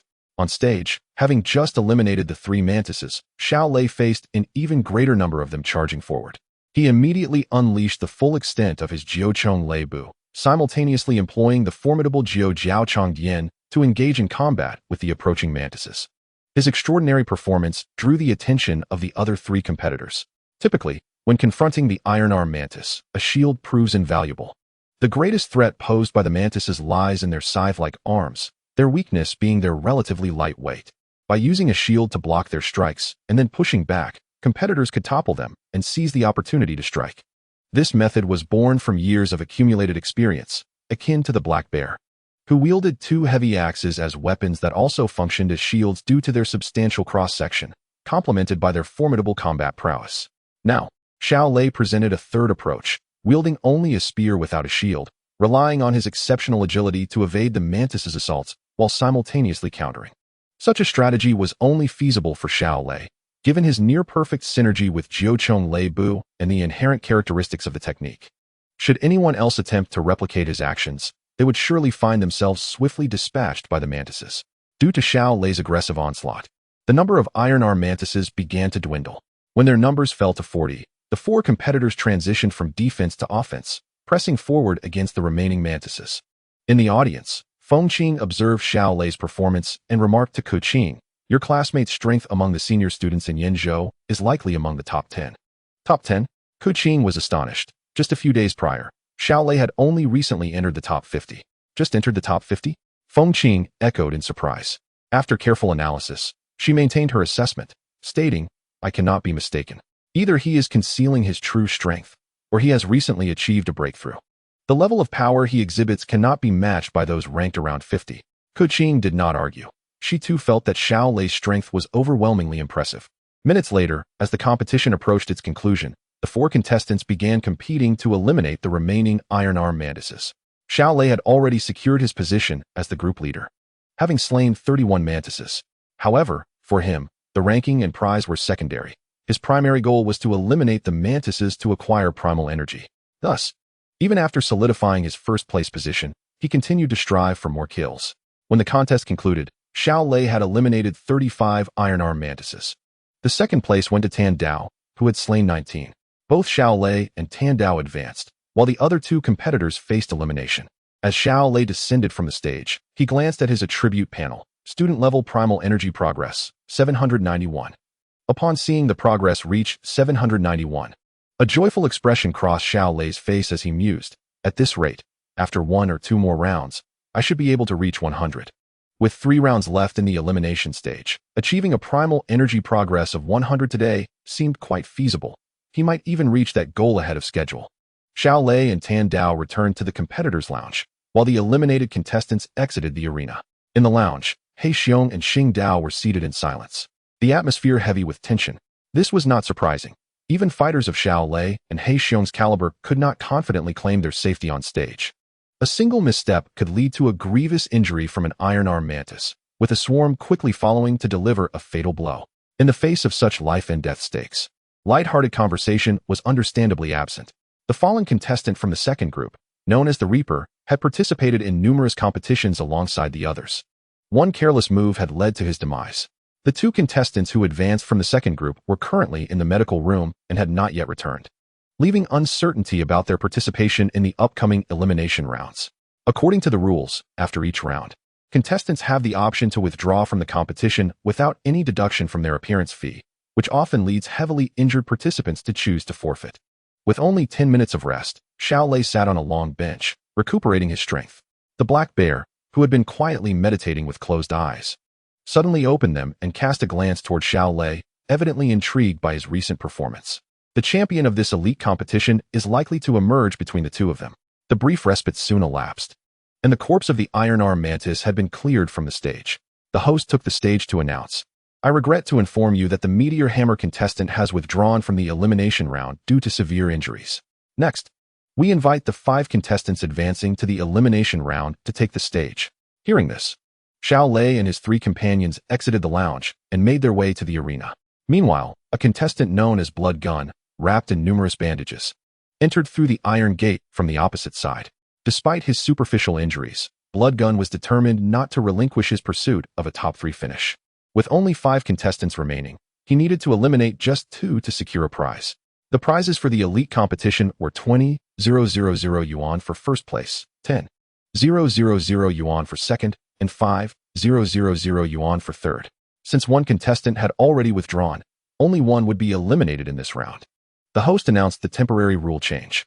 After the host exited, 5 large iron cages were lowered into the arena, maintaining the ratio of 1 contestant against 20 Iron Arm Mantises. The gates of the cages swung open, and 100 Iron Arm Mantises surged toward the 5 contestants. The Black Bear and Xiao Lei stood at the center, leading the charge, while the other 3 positioned themselves on either side. As the Iron Arm Mantises approached, the battle was imminent. The Black Bear wielded 2 massive axes, effortlessly launching each Iron Arm Mantis into the air with every strike, while Xiao Lei executed his most formidable movements, his spear striking like thunder, leaving no trace of the surrounding mantises. Chapter 43, Champion. The chairman of Xinghuan Group, 100th floor. The old man seated at the service desk felt somewhat bored. According to the schedule, the elimination phase of the elite competition should have commenced by now. He activated the live stream on his computer to watch. "Oh, that little fellow actually made it to the elimination round," the old man remarked, somewhat surprised upon seeing Xiao Lei on stage. He had previously watched the final showdown between Xiao Lei and Nan Mo during the junior finals via live broadcast. Based on his assessment of Xiao Lei's capabilities, he had doubted that Xiao Lei would advance to the elimination round. The transformation in his marksmanship was notable. He had utilized the 9 Calamities Spear Manual and 9-fold Thunder Steps, which explained his advancement. The old man observed Xiao Lei's performance and discerned the reason. During his duel with Nan Mo, Xiao Lei had relied on basic techniques. Squinting and stroking his chin, the old man grew increasingly astonished. The level of compatibility this young man displayed with the 9 Calamities Spear Manual and 9-fold Thunder Steps was unexpectedly high. Indeed, as time progressed, the presence of the formidable black bear and Xiao Lei allowed their side to surpass the iron arm mantises in overall strength, making the first elimination round significantly easier than the 3 preliminary rounds. Soon, all the iron arm mantises were exterminated, with the black bear taking first place by defeating 32, followed by Xiao Lei with 28, while the last contestant, Tan Dao, managed to eliminate only 10 and was thus eliminated. The list of those advancing to the second elimination round included Black Bear, Thunder Spear, Blood Gun, and Execution Knife. As Xiao Lei stepped down from the stage, he glanced at his attribute panel. Martial Artist Level Source Progress 0. Note: Source Progress has reached Martial Artist level. Would you like to activate the second awakening of the Divine Source Eye? Yes, no? Success. Xiao Lei was overjoyed, struggling to contain his elation. He almost wished to abandon the competition and rush home to activate the second stage of the Divine Source Eye. However, he ultimately restrained his impulses, deciding to finish the last 2 rounds of the competition first. Martial Artist Level Source Progress at 0. Xiao Lei noticed another issue. Although he had defeated an excessive number of Iron Arm Mantises in the previous match, his Martial Artist Level Source Progress had not increased at all. Could it be that only defeating alien races at the Martial Artist level would yield progress? Xiao Lei pondered this hypothesis. 10 minutes later, the second elimination round commenced. In this round, Xiao Lei did not exert himself to eliminate Iron Arm Mantises as vigorously. Nevertheless, his strength comfortably surpassed that of Blood Gun and Execution Knife, allowing him to advance alongside the Black Bear to the final round. The brief rest period swiftly concluded, and the final match was about to begin. Now, let us welcome the contestants Black Bear and Thunder Spear, the host announced loudly from the arena. As they ascended the stage, Xiao Lei regarded the Black Bear. After 2 rounds of competition, Xiao Lei had confirmed that, in his regular state, he was still somewhat inferior to the Black Bear in sheer strength, primarily due to his lower physical level. To secure victory, he would need to activate the inner classic state at a critical moment. As Xiao Lei contemplated, 2 large iron cages were hoisted above the stage. With a clang, the gates swung open, and 41 Iron Arm Mantises poured forth from the cages. The organizers had chosen to release 1 additional mantis to prevent a potential stalemate of 20-20. This time, neither the Black Bear nor Xiao Lei adopted a defensive strategy. With only 41 Iron Arm Mantises, they could easily overpower them. The Black Bear charged into the midst of the Iron Arm Mantises, wielding his axes like a whirlwind, leaving destruction in his wake. In contrast, Xiao Lei had to rely on his agility to evade the Mantises' attacks and seek opportunities to strike. The difference in their kill rates was stark. The Black Bear was evidently faster. By the time the Black Bear had eliminated his 10th Iron Arm Mantis, Xiao Lei had only managed 8. When the Black Bear claimed his 16th, Xiao Lei had only reached 13. With a total of 41 Iron Arm Mantises, the Black Bear needed to defeat just 21 to secure the championship. The moment was drawing near. Observing the dwindling number of Iron Arm Mantises, Xiao Lei decided to activate the Inner Classic State for one final push. The Inner Classic State could only be sustained for a mere 10 seconds, and Xiao Lei planned to deactivate it after 10 seconds to avoid excessive fatigue. Otherwise, if any Iron Arm Mantises remained, his situation would become perilously precarious. Inner Classic State, activate. In an instant, Xiao Lei felt as if every cell in his body had been invigorated, his power surging to nearly double. Kill! He roared, plunging into the midst of the Iron Arm Mantises with astonishing speed. What? The Black Bear was startled by Xiao Lei's sudden surge of power and turned to look. The surrounding audience was equally astonished by the spectacle. With rapid thrusts, Xiao Lei's spear dispatched the 6 Iron Arm Mantises, encircling him in an instant. His kill count soared to 19, surpassing the Black Bear's 16. Was this newcomer concealing his strength all along? Many spectators gasped in shock at Xiao Lei's unexpected outburst. Under the stage, Kaching gaped in astonishment. He initially believed that Xiao Lei's strength was formidable enough, yet he was taken aback to discover that his opponent had yet to unleash his full potential. Meanwhile, Fengqing wore an even more incredulous expression. Is this?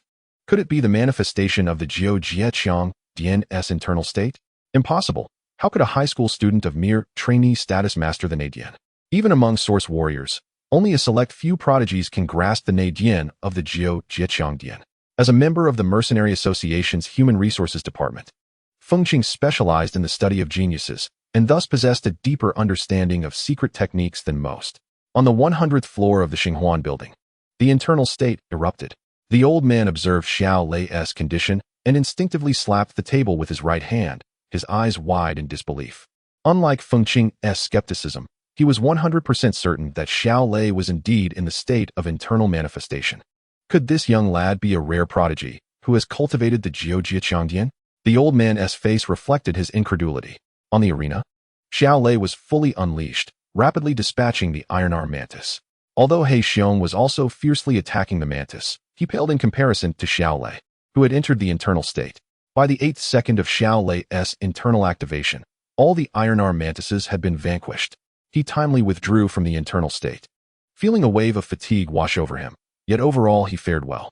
Ultimately, Xiao Lei had slain 23 iron-arm mantises, securing the championship and earning a prize of 20,000 blue star coins, along with a 1,000 coin appearance fee, amounting to a total of 30,000 coins for the night. Congratulations to the Leiqiang contestant for winning the championship of this group competition, the host announced loudly as the audience erupted in thunderous applause.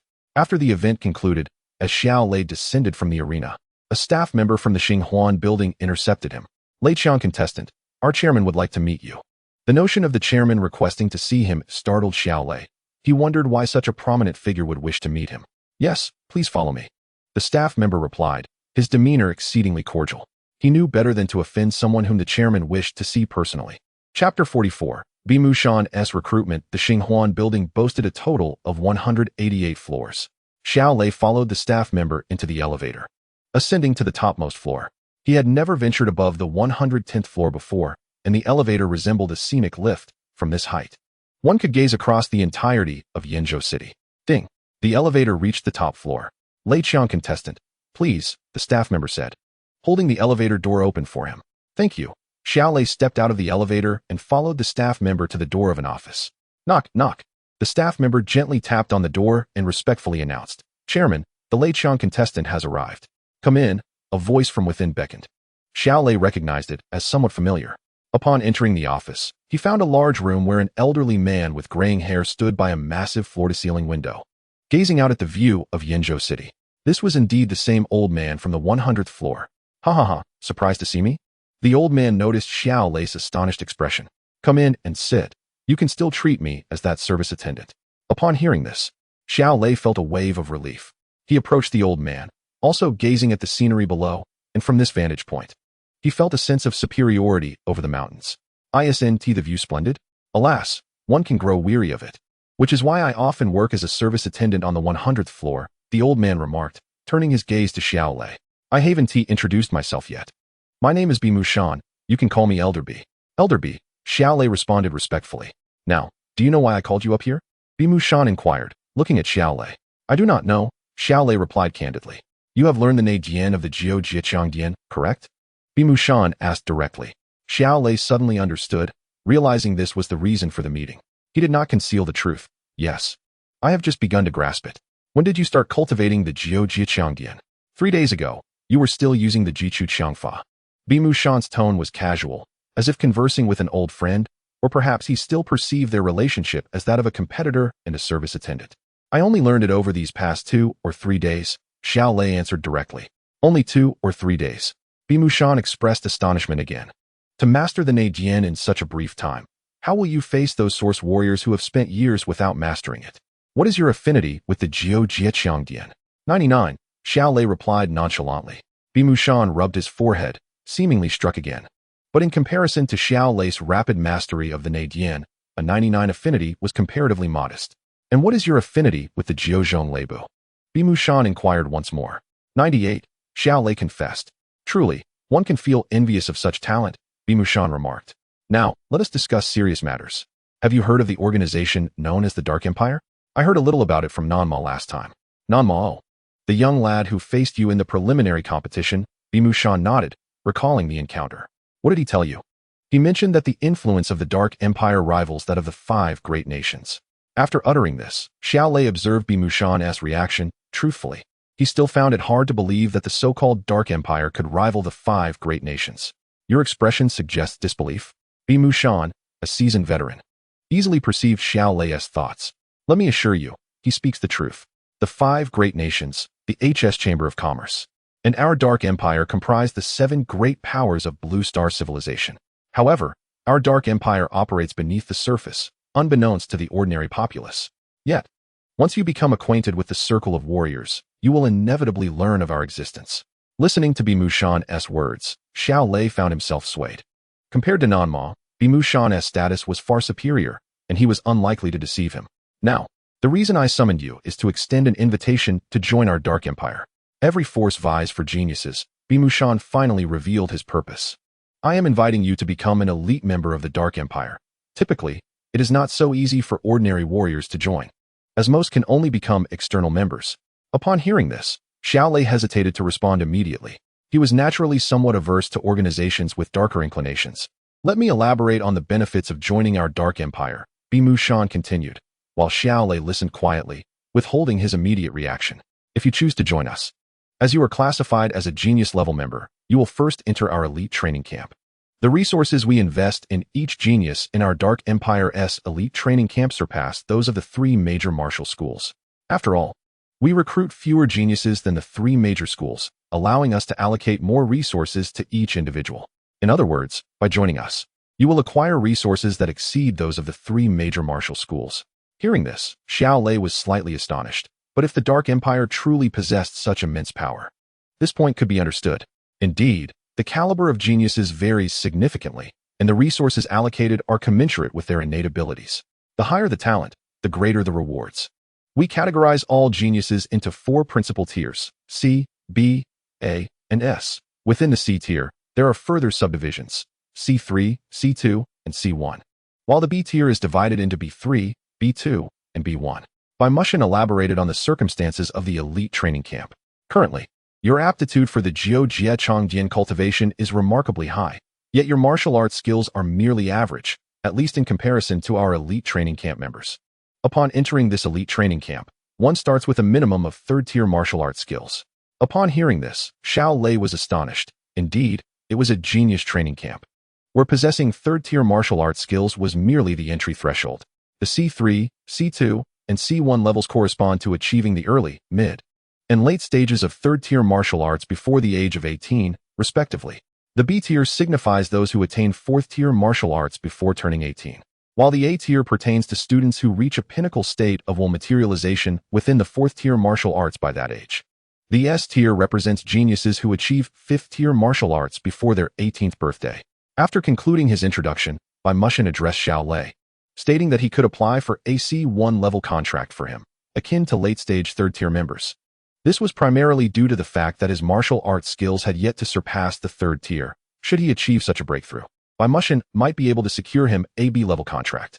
Chapter 45. The Benefits of the Dark Empire, a C1 level contract? Xiao Lei acknowledged the significance of this level, yet he was unsure what benefits accompanied such a contract. Have you previously familiarized yourself with genius contracts? Bimushan inquired. Not extensively. I had only signed a standard B-level contract with the Mercenary Association before, Xiao Lei replied candidly. Standard B-level? Bimushan was taken aback, but quickly regained his composure, realizing they were unaware that you had mastered the Nei.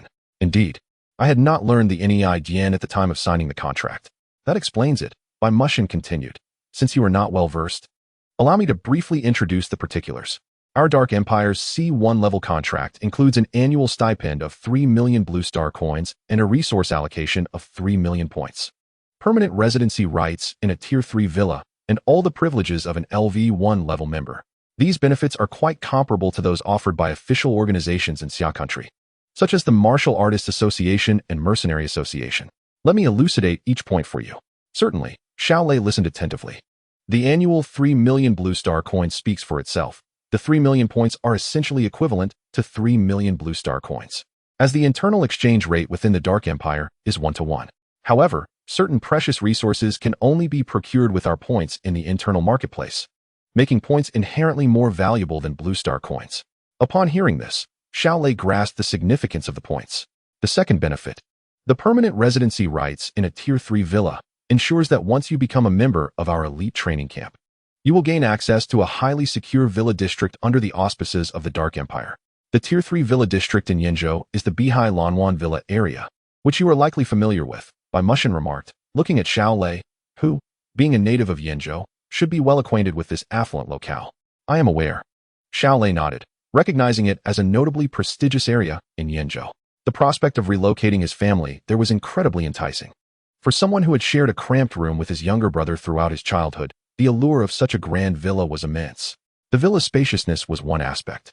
But the paramount concern was security. A Tier 3 community could withstand assaults from source martial artists, ensuring the safety of his family within. Mushan elaborated, asserting that the defenses could indeed repel the full force of a source martial artist's attack, which was quite an exaggeration. Nonetheless, when martial artists venture into perilous situations, their foremost concern is for their families. Thus, the residence's security level must be high. Should it be a Tier 2, Tier 1, or even a special tier community, the security would be even more formidable. Mushan chuckled as he continued. Let me also discuss the final benefit, the rights to become an LV1 level member of our Dark Empire. Xiao Lei remained attentive. The privileges of an LV1 level member are numerous, and I shall refrain from delving into the minutiae, instead highlighting the most significant rights. First, when you embark on your ventures into the realm of rules, arrangements will be made for you to join a powerful team, greatly enhancing your growth prospects.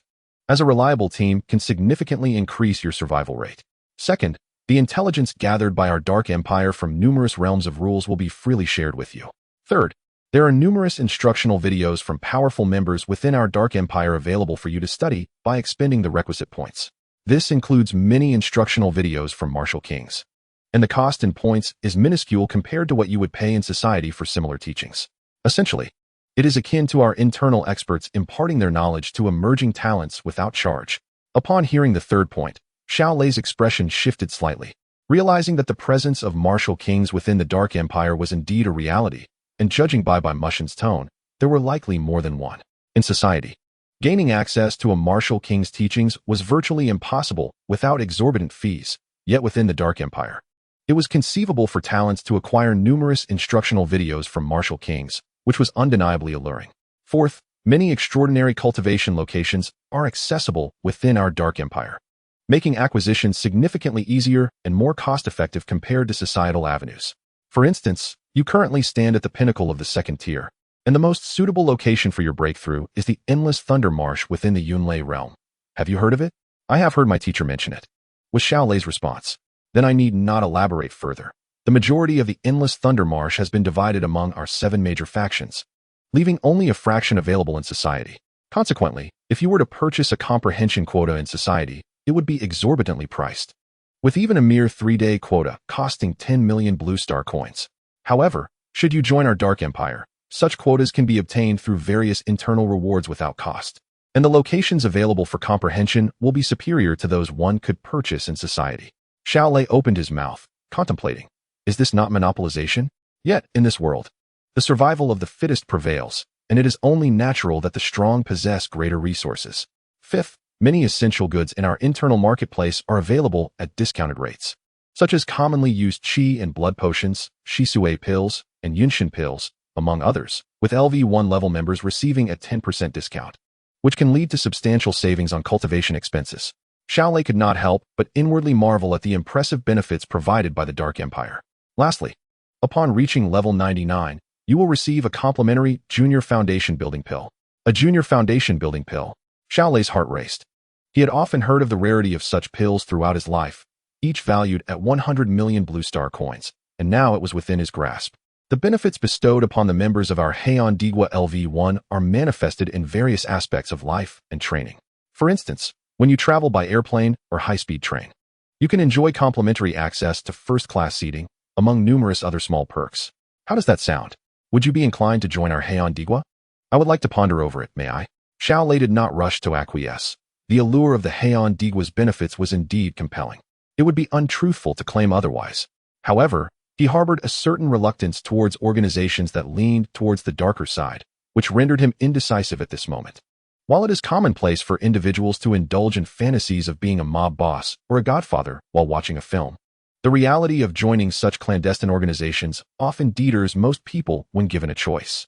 Of course, whenever you come to a decision, simply ascend to the 100th floor to find me.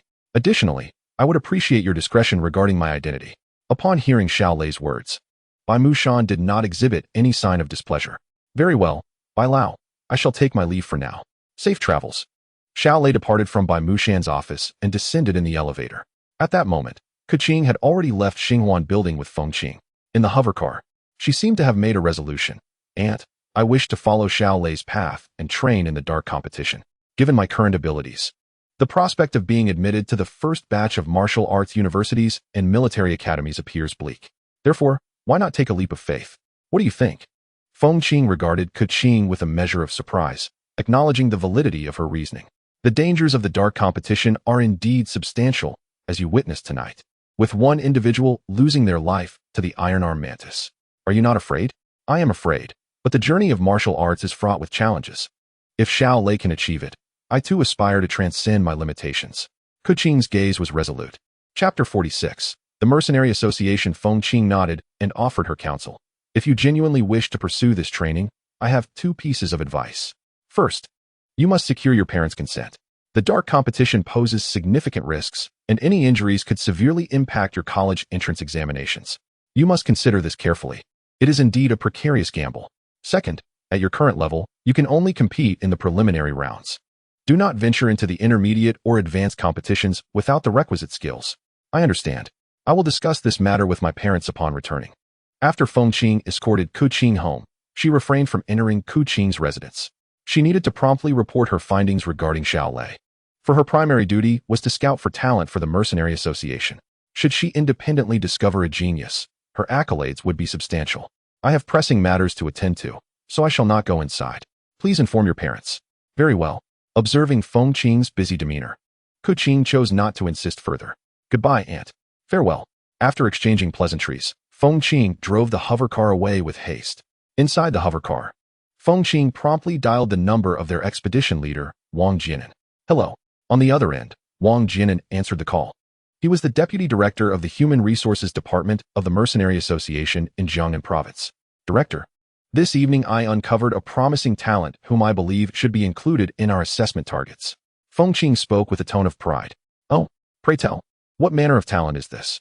This individual is named Xiao Lei, a classmate of my niece. A student in the 3rd year of Class 1 at Yenzhou City 3rd Secondary School. I recently took my niece to witness the dark competition under the auspices of the Heian Digua, and during the bout, Xiao Lei exhibited a sudden surge of power while employing the Jiu Jiechong Dian. I suspect he may have already mastered the Nii Dian of the Jiu Jiechong Dian. Feng Qing recounted Xiao Lei's situation in detail. That seems implausible. Is it conceivable for a student to master the Nii Dian of the Jiu Jiechong Dian? Wang Jianan maintained a skeptical stance. Precisely because it is so astonishing that I cannot assert it with absolute certainty, yet I witnessed him suddenly double his original strength during the match. Very well.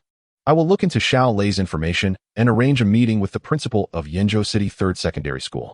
After we conclude our assessment of Yenzhou City 1st Secondary School tomorrow, we can conveniently visit 3rd Secondary School to evaluate Xiao Lei. It will not require much time. Wang Jianan adopted a cautiously optimistic approach, preparing to visit 3rd Secondary School the following day, where the truth of the matter would soon be revealed. After ending the call, Wang Jianan began to research Xiao Lei's profile. It appears that Xiao Lei is merely an ordinary B-level contracted member of our Mercenary Association. Wang Jianan was taken aback. He quickly discovered that Xiao Lei ranked 50th in the city standings. Upon seeing this information, Wang Jianan frowned. The standards for recruiting elite talents into the Mercenary Association were quite high, beginning at a minimum of 3 stages of martial arts skills. To him, Xiao Lei's ranking of 50th seemed somewhat lacking. Never mind. Since Feng Qing has spoken highly of him, I shall visit tomorrow to take a look. Wang Jianan accessed the contact details of principals from various high schools across the nation and found the number for Zhong Changji, the principal of Yenzhou City 3rd Secondary School.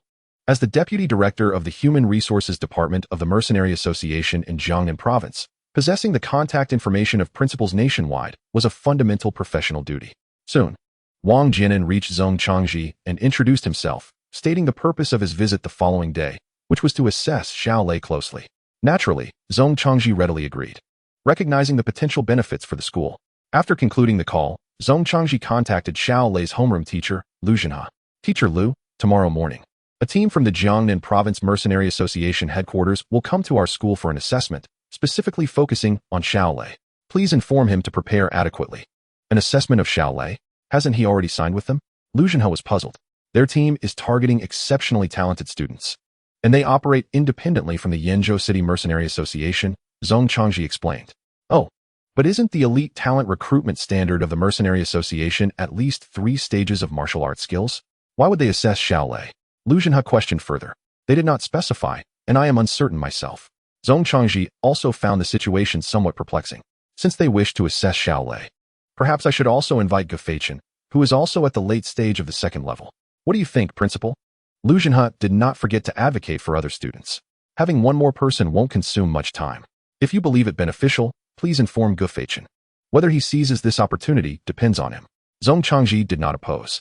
Having a student specially recruited by the Mercenary Association would be tantamount to securing a student for one of the 3 major martial arts academies.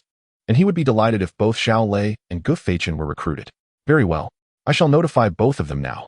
Lu Zhenhe hung up and first called Xiao Lei. At that moment, Xiao Lei was seated in a taxi heading home when he noticed Lu Zhenhe's call. Teacher, Xiao Lei, I have some good news to share with you.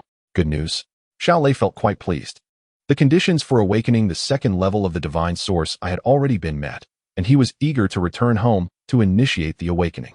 Now, with Lu Zhenhe indicating there was good news, he felt extraordinarily fortunate. Indeed, the principal just informed me that the Mercenary Association headquarters will be visiting our school tomorrow morning to assess you. Lu Zhenhe did not keep him in suspense. The elite training camp of the Mercenary Association headquarters has conditions comparable to those of the 3 major martial arts academies. If you perform well, being recruited into their elite training camp could exempt you from participating in the college entrance examinations. The Mercenary Association headquarters? Xiao Lei was taken aback. Do not feel anxious. Just perform at your usual standard tomorrow. After giving Xiao Lei a few encouraging words, Lu Zhenhe ended the call and dialed Gufeichen. A few minutes later, Xiao Lei arrived at the entrance of the residential community and, after disembarking from the taxi, hastened his way home. Upon opening the door, he found both Xiao Wei and Xiao Xiangxiang in the living room. You're back early today, Xiao Wei remarked upon seeing Xiao Lei's return. Yes, I had some matters to attend to, Xiao Lei replied with a beaming smile, changed into his slippers, and promptly made his way to his room. Is there some joyous occasion for you, brother? Xiao Xiangxiang inquired, puzzled by Xiao Lei's radiant demeanor. Chapter 47. The awakening of the second stage of the divine source. I once inside his room, Xiao Lei locked the door to prevent Xiao Wei from entering unexpectedly. He approached the full-length mirror in the room and silently uttered, "Awaken the second stage of the divine source eye." As his thoughts resonated, the divine source eye on his forehead instantly activated. In the next moment, Xiao Lei felt darkness enveloping him, and when he opened his eyes again, he found himself in an unfamiliar realm. What is this place? Xiao Lei wondered, curiosity mingling with caution as he surveyed his surroundings. He stood on a circular platform atop a towering peak, approximately 40 to 50 meters in diameter, suspended above a sea of clouds. Observing the platform, the most prominent feature was a wooden cabin. Just as he intended to inspect other aspects, his attention was drawn to a colossal black pillar far beyond the platform. This gargantuan black column pierced the endless sea of clouds, with no visible base or apex. Xiao Lei estimated its diameter to be several dozen kilometers, far thicker than the mountain beneath his feet. Wow, Xiao Lei exclaimed, momentarily at a loss for words, and could only utter an expression of astonishment. After gazing at the colossal black pillar for a while, he regained his composure and resumed examining the items on the platform. There were few objects atop the mountain platform: a wooden cabin, a peach tree, a stone table, and 3 stone stools, with nothing else in sight. If we consider the immense black pillar to be due north, the wooden cabin was situated on the southern side of the platform, its entrance facing the black column. The peach tree and stone table were located on the northern side, closer to the towering black structure. Xiao Lei approached the stone table for inspection and found it rather ordinary. Next, he examined the peach tree, hoping to find peaches that might be rare treasures. Unfortunately, the tree bore no fruit, leaving Xiao Lei somewhat disappointed as he turned his gaze toward the wooden cabin. This cabin seems rather intriguing, he thought, stepping toward it with anticipation. Upon reaching the entrance, Xiao Lei pushed open the wooden door and peered inside. The cabin contained little: a long rectangular table against the wall and a cushion positioned in front of it. What caught Xiao Lei's attention were 2 items resting atop the long table. Treasures? He exclaimed with delight as he stepped into the cabin to examine the 2 objects. On the left side of the table lay a wooden box containing a spherical treasure that appeared to be filled with a myriad of stars. This? Xiao Lei gasped in astonishment, recognizing that the sphere bore a striking resemblance to the divine source eye on his forehead. Could this be a second divine source eye? He speculated. After all, shouldn't he normalize come in pairs? Upon closer inspection, he noted that unlike the divine source eye on his forehead, this one contained a swirling golden gas within. As he scrutinized the golden gas, a notification from the system appeared: student level source power. Would the host like to absorb it? Yes, no. Student-level source power? Xiao Lei pondered, quickly connecting it to the student-level source progress on his attribute panel. Could the source power I siphoned from slaying otherworldly beings be this golden gas? He speculated. With this student-level source progress, now upgraded to warrior-level source progress, he wondered if it would also yield golden gas upon reaching completion. Xiao Lei had many questions swirling in his mind, but he knew he would have to verify them over time. He refrained from hastily absorbing the golden gas and shifted his focus to the treasure on the right side of the table. It was a purple manual, inscribed with the 5 characters, Shun Yuan Zhao Hua Jing. Shun Yuan Zhao Hua Jing? That sounds quite impressive, he mused, approaching the manual with the intent to peruse its contents. As soon as his fingers brushed against the cover, a surge of knowledge flooded into his mind. In an instant, Xiao Lei felt his mind go blank as an overwhelming amount of information regarding the Shun Yuan Zhao Hua Jing inundated him. After what felt like an eternity, he absorbed all the knowledge and realized that this was a manual for cultivating mental strength, akin to the Free State-issued basic concentration technique, but far superior in caliber. Xiao Lei did not rush into practicing the Shun Yuan Zhao Hua Jing, opting instead to continue surveying the cabin, which otherwise appeared rather empty and devoid of any peculiarities. Exiting the wooden cabin, he began to wander around the mountaintop platform, hoping to uncover any treasures he might have overlooked. During his exploration, he indeed stumbled upon another treasure, a black lotus platform floating in the air, directed towards the massive black pillar. The black lotus platform seemed to be a significant artifact, though its purpose remained a mystery. Xiao Lei contemplated its potential, but it was situated too far from the mountaintop platform, over 10 meters above the endless sea of clouds, rendering it inaccessible for closer examination. With no means to interact with the black lotus platform, Xiao Lei did not feel rushed. He turned his attention back to the peach tree, circling it and inspecting every branch, only to confirm his earlier disappointment of it bearing no fruit. After thoroughly examining the peculiar platform and finding no other items of interest, he seated himself at the stone table, pondering one pressing question: how do I leave this space? No sooner had he contemplated this than darkness enveloped him once again, and in the next instant, he found himself back in reality, standing before the mirror as if everything had been a mere dream. Yet, Xiao Lei knew it was no dream. He concentrated his thoughts and, in an instant, re-entered the mountaintop platform, once again seated at the stone table, just as he had left it. Now I understand. Xiao Lei realized the principle behind it.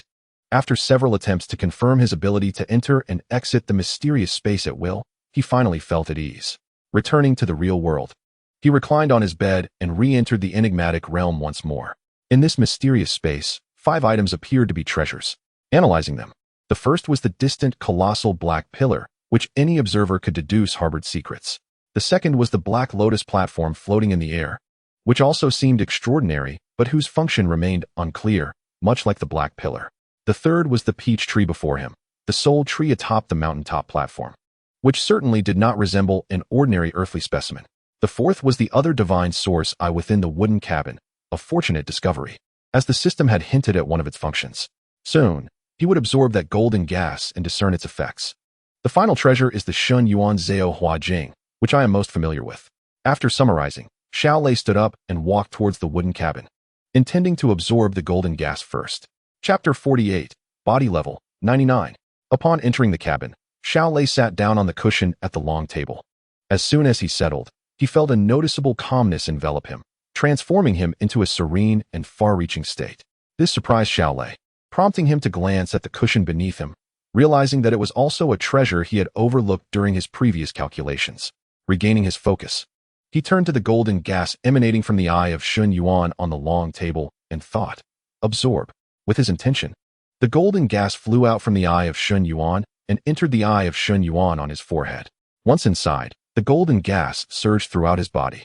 In an instant, Xiao Lei felt as if every cell in his body was boiling and evolving. Unable to suppress a pleasurable exclamation, he realized that if anyone were present, he would likely face embarrassment. The golden gas continuously evolved Xiao Lei's body, causing him to lose track of time. After what felt like an eternity, the evolution finally concluded. Xiao Lei had not utilized all the golden gas. A small portion escaped from his body and returned to the eye of Shun Yuan on the long table. Opening his eyes, he felt an overwhelming surge of power within him. The purpose of the golden gas is to facilitate the rapid evolution of my body. Xiao Lei was overjoyed, glancing at his attribute panel. Body level, 99. 99. He marveled at his body level soaring from 66 to 99. A look of incredulity gracing his face. The potency of this golden gas was astonishing. As he contemplated closing the attribute panel, he noticed the note at the bottom had changed. Note: when the source progress reaches the level of Yuan Warrior, the third awakening of the Eye of Shun Yuan can be activated. The Eye of Shun Yuan can awaken to the third stage. This revelation filled Xiao Lei with renewed excitement. He had yet to fully explore many functions of the second awakening, but the mere effect of the golden gas was already immensely powerful. The prospect of a third awakening was exhilarating. Xiao Lei could envision his path to ascendance. Yet the condition for the third awakening required reaching the Yuan Warrior level, not merely the Martial Master level, indicating a significant leap of 2 levels. It would likely be unattainable in the short term. After the initial exuberance, Xiao Lei regained his composure. How long had he been absorbed in the process of absorbing the golden gas? With a thought, he returned to reality and glanced at his phone. 9:35 p.m. Approximately 40 minutes had elapsed. Estimating the time, Xiao Lei re-entered the mysterious space and noticed that some golden gas still lingered within the Eye of Shun Yuan on the long table. It appeared that he had not completely absorbed the golden gas. His body had reached its limit as a trainee, and he could only continue absorbing the remaining golden gas after transcending his constraints and becoming a warrior. Xiao Lei speculated. After absorbing the golden gas, he intended to continue practicing the Shun Yuan Zhao Hua Jing, but upon noticing the time approaching 10 o'clock, he decided to postpone that plan. Concerned about repeating his earlier lapse in time and delaying the awakening of the Eye of Shun Yuan. Returning to the real world, Xiao Lei rose from his bed, grabbed his gun case, and prepared to head to the small park. Upon opening the door, he found only Xiao Wei quietly reading on the sofa, with the television off. Likely to avoid disturbing him, Xiao Xiangxiang was absent from the living room, presumably having returned to her room. This reminded Xiao Lei of Bai Mushan's invitation that evening. If he agreed to join the Dark Empire, he could move his family into a large villa, which would certainly be more comfortable than their cramped quarters. He would no longer have to share a small room with Xiao Wei, making his training more convenient. However, Xiao Lei hesitated to bring this up with his family, as he himself had not yet determined whether to join the Dark Empire, and his parents were unaware of what the Dark Empire entailed. Even if he explained, he would have to elaborate on how he came to know these dark organizations. It was a complicated matter, and his parents would undoubtedly prefer that their child steer clear of any connections to organized crime. Are you still going out to practice shooting at this late hour? Xiao Wei inquired upon noticing the gun case in Xiao Lei's hand. Yes, I'm going out to practice. Xiao Lei nodded, quickly jogging to the small park. Upon arriving at the park, it was only a little past 9:40, with a few minutes remaining before 10 o'clock. Xiao Lei was in no rush. After assembling his long gun, he began practicing the Jiu Jie Chong Dian and Jiu Zhong Lei Bu in a standard state. With an hour's time to awaken the Eye of Shun Yuan tonight, Xiao Lei had 2 training options: to continue practicing Jiu Jie Chong Dian and Jiu Zhong Lei Bu and attempt to advance to the third stage of martial arts, or to train in Nei Dian, which had only reached the first calamity level 9. Continuing to practice would undoubtedly elevate him to a higher realm. After some contemplation, Xiao Lei resolved to focus on advancing to the third stage of martial arts, as it was currently of paramount importance to him. As for Nei Dian, the time he could access it was too brief. Should he attain a deeper understanding, the time available might become even shorter. According to Xiao Lei's reasoning, Nei Dian consumed more energy in its activated state than in the standard state, implying that the deeper one learned, the greater the energy expenditure. He was still merely a trainee, and delving too deeply into Nei Dian would not hold significant meaning for him at this stage. Of course, this was merely Xiao Lei's logical deduction, and the correctness of his assumptions would require future validation. Ultimately, he was more eager to break through to the third stage of martial arts first. As the clock struck 10, Xiao Lei activated the Eye of Shun Yuan, and his mind instantly became crystal clear. Swiftly, he executed the Jiu Jie Chong Dian and Jiu Zhong Lei Bu. As time passed, tonight's training began to diverge from his previous experiences. Last night, while practicing his gun and footwork, he felt no distinct sensations, but tonight, as he trained, Xiao Lei sensed a subtle resonance between his technique and the surrounding space. Just as he intended to fully immerse himself in this sensation, the hour came to a close. The Eye of Shun Yuan closed, and that extraordinary feeling dissipated, yet Xiao Lei did not cease his practice. He continued to seek the essence of that recent experience. Chapter 49. Shun Yuan Zhao Hua Jing. After another 5 minutes of practice, Xiao Lei finally halted. Although he had not succeeded in breaking through to the third stage of martial arts tonight, he had made progress, and progress heralds hope. Xiao Lei understood that if he persisted in his training, he would eventually break through to the third stage. He feared the state of being unable to find any direction no matter how hard he trained. Throughout the entirety of the Blue Star civilization, countless practitioners found themselves stuck at the peak of the second stage, unable to ascend to the third stage of martial arts for their entire lives, underscoring the difficulty of reaching the third stage. Achieving the title of master is not a trivial feat after storing away his long gun. Xiao Lei returned home and made his way to the bathroom to wash away the sweat from his body. He suddenly remembered that he still had to practice a set of stances and breathing techniques tonight. According to the plan, he was to practice the Zhuang Fa and breathing techniques 3 times daily. Having completed 2 sessions during the day, he returned from an advanced competition in the evening and immersed himself in the study of the second-tier awakening of the Shun Yuanji Yin, neglecting the third practice of Zhuang Fa and breathing techniques. However, before breaking through to the warrior level, I no longer required the practice of Zhuang Fa and breathing techniques. As Xiao Lei washed his hair, a joyful thought crossed his mind. The golden gas had elevated his physical level to 99 in one fell swoop, rendering further practice unnecessary. After his bath, Xiao Lei returned to his room, laid down on his upper bunk, and once again entered that mysterious space. For he had yet to practice the Shun Yuan Zhao Hua Jing. He pondered the efficacy of the Shun Yuan Zhao Hua Jing as his figure reappeared in the wooden cabin. The cultivation steps of the Shun Yuan Zhao Hua Jing had already been implanted in his mind. To put it simply, whenever he practiced the Shun Yuan Zhao Hua Jing, a towering phantom would manifest in his consciousness, and he needed to utilize his mental strength to perceive its presence, thereby allowing his mental strength to continuously grow. The more vivid the perception, the faster the growth of his mental strength. Xiao Lei closed his eyes and seated himself on the mat, diligently following the steps outlined in the Shun Yuan Zhao Hua Jing. Soon enough, a towering phantom indeed appeared in his mind, albeit in a rather blurry form. Following the instructions of the text, he persistently endeavored to clarify this phantom, but he soon realized the task was exceptionally arduous. Merely a few seconds had passed when an overwhelming fatigue washed over him, compelling him to retreat from the realm of the towering phantom. Gasping for breath after exiting that world, Xiao Lei felt an unusual fatigue. It was not the exhaustion from depleting his mental strength, but rather a pure sense of weariness. As his mental energy remained intact, just as he was catching his breath, the mat beneath him unexpectedly emitted a fragrant aroma, swiftly alleviating his fatigue.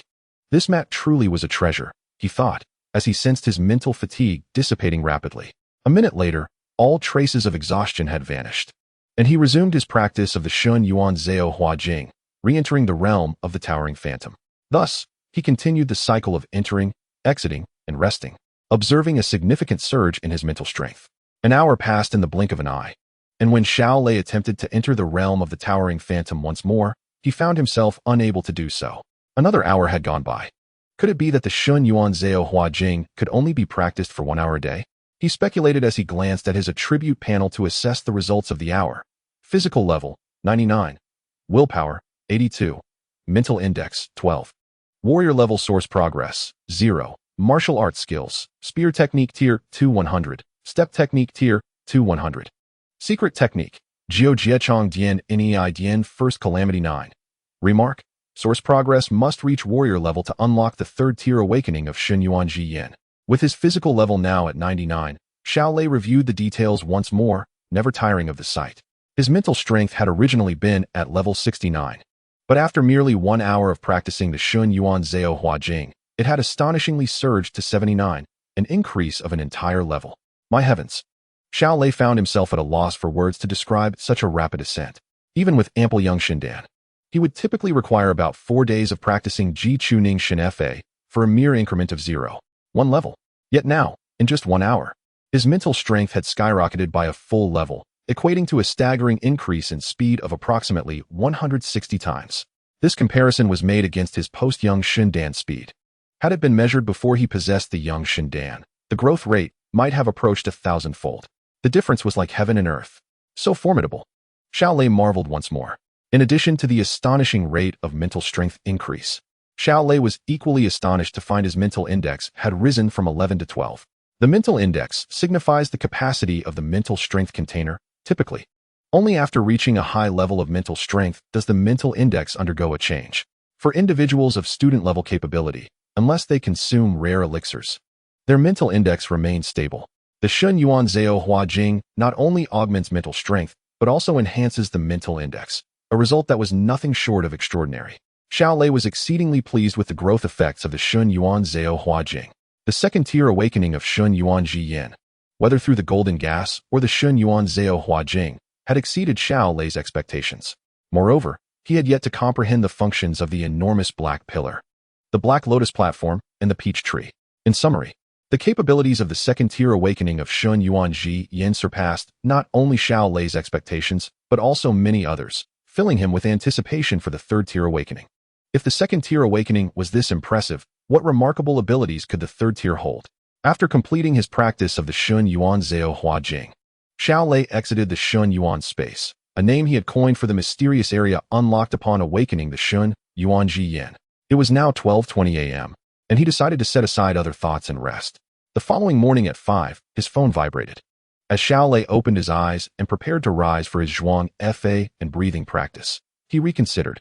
His physical level had reached 99, obviating the need for further practice. With no opportunity to practice at home, he adjusted his phone alarm to 6 o'clock, allowing himself a well-deserved lie-in. Chapter 50. The arrival of the inspection team. During breakfast with his siblings, Xiao Lei announced, "I have something to declare." As Xiao Wei and Xiao Xiangxiang looked over, Xiao Lei intended to inform his family that his physical level had reached 99. Firstly, this was something that could not be concealed, as various examinations in high school would soon reveal his physical level. Secondly, Xiao Lei had no intention of hiding this matter. The more talent one exhibited, the greater the state's investment in their training, a well-known fact. Thirdly, among the myriad of special constitutions within the Blue Star civilization, some individuals experienced dramatic increases in physical level within a short time. Thus, Xiao Lei's overnight leap to level 99 was not particularly strange. Of course, while the rapid rise in physical level and the swift acquisition of Jiujia, Chongdian and Eidian could be disclosed without concern, the existence of the Shun Yuan Ji Yin must remain a secret. Firstly, the Shun Yuan Ji Yin resembled the third eye of the Eternal Divine clan, and revealing it could lead to Xiao Lei being treated as a foreign entity. Secondly, the capabilities of the Shun Yuan Ji Yin were so extraordinary that Xiao Lei feared that exposure might incite ill intentions from the upper echelons of Blue Star civilization. He could not afford to take such a risk, though he might be a small prodigy worthy of the state's nurturing. Possessing the he sure by equated to bearing the crime of holding a precious gem. Since he had resolved not to conceal the matter of his physical level, it was only natural to inform his family first. Under the watchful gaze of Xiao Wei and Xiao Xiangxiang, Xiao Lei slowly began to speak. Last night, my physical level surged unexpectedly to level 99. What? Your physical level has skyrocketed to 99. Both Xiao Wei and Xiao Xiangxiang were initially taken aback, but once they grasped the situation, they turned to Xiao Lei with incredulity. Could it be that you have awakened a special physique? Xiao Wei inquired. The legend of special physiques was known to all, seen in the news, yet encountering one in reality was exceedingly rare. Perhaps, Xiao Lei thought to himself, already considering using the notion of a special physique as an explanation. Since Xiao Wei had voiced it first, he simply concurred. Could it be that your recent surge in martial arts prowess is also related to this special physique? Xiao Xiangxiang speculated. Different special physiques possess unique abilities, making her hypothesis quite reasonable. Maybe, though I am not entirely certain. Xiao Lei nodded in agreement with their line of thought. I will call Mother now to share this joyous news. Xiao Xiangxiang took out her phone and dialed Li Suyun. Upon learning of the news, both Xiao Jianjun and Li Suyun were filled with astonishment and joy. At around 6 o'clock, Xiao Lei arrived at the exclusive training room of the school. The training regimen he had previously devised was now obsolete. The stances and breathing techniques no longer required practice. He had no intention of continuing with the basic concentration technique, as its efficiency paled in comparison to the divine source transformation scripture. What mattered most now was to make a breakthrough in the three-tier martial arts techniques. As he contemplated this, Xiao Lei picked up the spear from the weapon rack and began practicing the 9 catastrophes spear manual and 9-fold thunder steps. He realized that he could not solely rely on the hour of practice each evening. Daily accumulation was equally vital. While practicing the spear techniques, he endeavored to recapture the sensations he had experienced the previous night. At 7 o'clock, Lu Zhenhe pushed open the door to Xiao Lei's training room. Teacher. Xiao Lei paused his practice upon seeing Lu Zhenhe. Your spear techniques are commendable. They exhibit a certain depth, Lu Zhenhe remarked, visibly impressed. Thank you for your praise, teacher. I came to inform you that the examination team from the Mercenary Association is expected to arrive at our school around 10 this morning. Please prepare well. The meeting will take place in the gymnasium. I will come to fetch you in advance. Understood, Thank you, teacher. Continue your practice. I shall not disturb you further. Lu Zhenhe cast a satisfied glance at Xiao Lei before closing the door and departing. The examination team from the Mercenary Association was arriving at 10 because they had first visited the first high school before making their way to the third high school. Immersed in his training, Xiao Lei was soon aware that the time had swiftly approached 9:50. Lu Zhenhe entered again. Xiao Lei. The examination team from the Mercenary Association is nearly here. Come with me to the gymnasium. Very well. Xiao Lei set aside the spear and followed Lu Zhenhe to the gymnasium. En route, Lu Zhenhe went to the school entrance to greet the examination team, instructing Xiao Lei to proceed on his own to the gymnasium. Upon reaching the gymnasium, Xiao Lei noticed that Gefeichen and Kaching were also present. Gefeichen's opportunity had been secured through Lu Zhenhe, while Kaching had been granted a chance due to her connection with Fengqing. The top 3 individuals in terms of strength from the third high school had gathered in one place. You all have arrived. Xiao Lei smiled in greeting as he approached Gefeichen and Kaching. Indeed, I owe this opportunity to you. Xiao Lei, Gefeichen expressed gratitude. Having learned the background of the situation from Lu Zhenhe, let us all strive together, Xiao Lei humbly replied. Xiao Lei, I saw you during the dark match last night. I had no idea your strength was so formidable, Kaching chimed in. Xiao Lei was taken aback. He had not realized Kaching had also been at Xinghuan Tower the previous night. The audience was vast, and he had not noticed her among them. Dark match? What does that mean? Gefeichen asked, clueless about the clandestine competition held above the 100th floor of Xinghuan Tower. There is a dark match above the 100th floor of Xinghuan Tower. I only learned of it when my aunt took me there yesterday. Xiao Lei participated in the dark match, Kaching explained, then turned to Xiao Lei. Is this the secret to rapidly gaining strength? I have decided to participate in the dark match as well. No, my rapid increase in strength is not closely related to the dark match. It is extremely perilous. I advise you to think twice, Xiao Lei quickly clarified, concerned that if Kaching were to face dire consequences, he would feel responsible. Rest assured, I won't be reckless. I don't possess your level of strength. I will start from the beginner matches and work my way up, Kaching assured him. That's wise. Since you witnessed the match last night, you should be aware that one person died and another was severely injured. This is no trivial matter. Xiao Lei reiterated the dangers involved. One dead, one severely injured? Gefeichen was alarmed. Realizing just how serious the situation had become with Xiao Lei and Kaching involved in such dangerous affairs, his curiosity piqued. Kaching then briefly recounted the events of the high-level match from the previous night, revealing its brutality. Gefeichen was astonished to learn that despite the fatalities, Xiao Lei had emerged victorious. Chapter 51, Examination.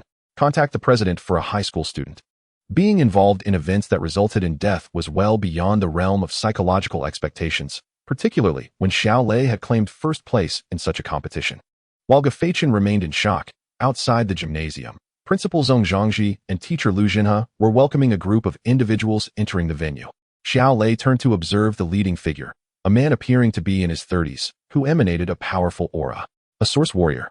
Everyone sensed a pressure from this individual that far surpassed that of Lu Zhenhe, confirming him as a formidable source warrior. This man was none other than the leader of the Mercenary Association's examination team, Wang Jianan. Fengqing walked closely beside Wang Jianan, first smiling at Kaching before shifting her gaze to Xiao Lei. Xiao Lei, along with Gefeichen and Kaching, allow me to introduce you to Minister Wang of the Human Resources Department of the Mercenary Association in Jiangnan Province, Principal Zhong Zhangji announced. Greetings, Minister Wang. The 3 of them responded in unison. Hello, Wang Jianan replied with a slight smile, fixing his gaze on Xiao Lei. You are Xiao Lei, correct? I have heard that you have mastered the inner techniques of the 9 Catastrophes Spear Manual. Wang Jianan wasted no time with pleasantries, directly addressing the subject at hand. What? Both Zhong Zhangji and Lu Zhenhe were taken aback, astonished that Xiao Lei had mastered the inner techniques of the 9 Catastrophes Spear Manual. They exchanged incredulous glances with Xiao Lei. It was only at this moment that they comprehended why the examination team from the Mercenary Association had come to the third high school, for they had never visited in previous years. Yes, Xiao Lei did not hesitate to affirm. He had already resolved to reveal the inner techniques and his sudden enhancement in physical prowess before the examination team that morning. It was advantageous to appropriately showcase his talents. Very well, let us dispense with the formalities. I would like to test your abilities directly. What weapon will you use? Please retrieve it, Wang Jianan stated decisively. Understood. Xiao Lei wasted no time. There was a weapon rack within the gymnasium, and he moved to retrieve a long spear. Wang Jianan strolled to the center of the venue with his hands clasped behind his back, evidently harboring no intention of wielding a weapon. As a Yuan Wuxia, He possessed the ability to harness Yuanli. Should he envelop himself in Yuanli, forming a protective aura, even Xiao Lei's lance, let alone machine guns or artillery, would struggle to breach his defenses.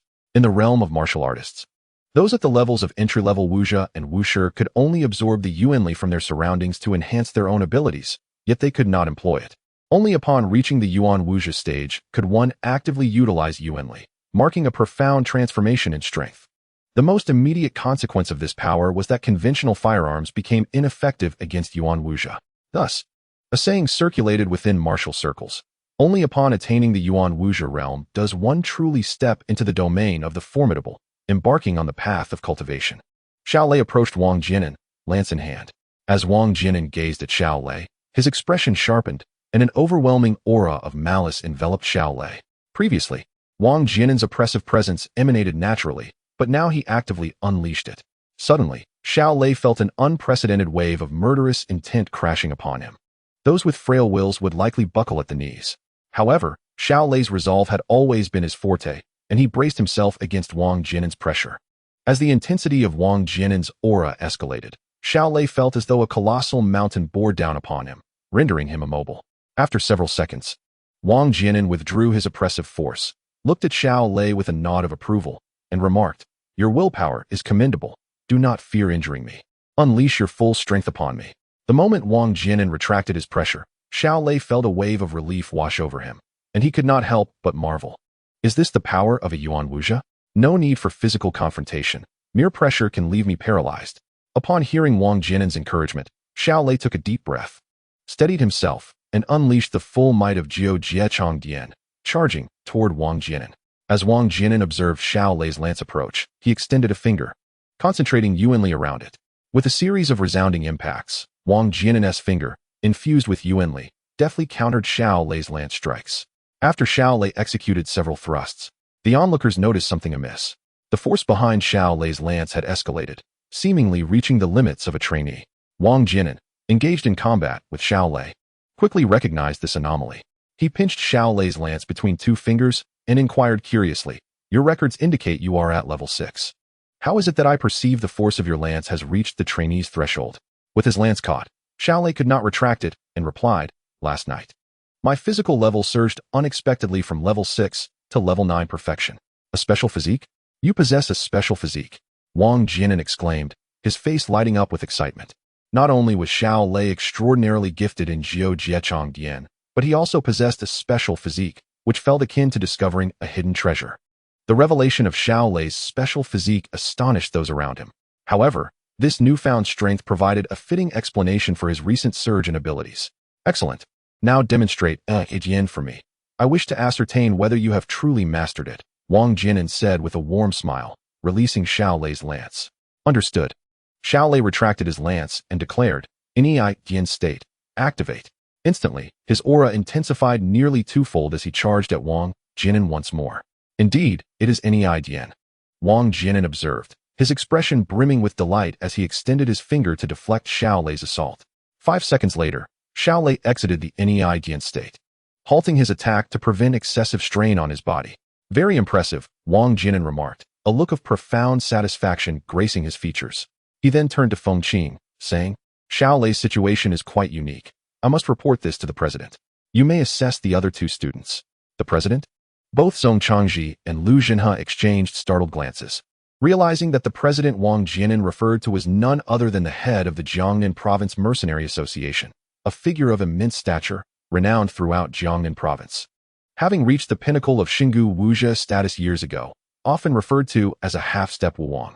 The fact that Xiao Lei's situation could provoke such interest from this eminent individual left both Zhong Changji and Lu Jinhe in awe.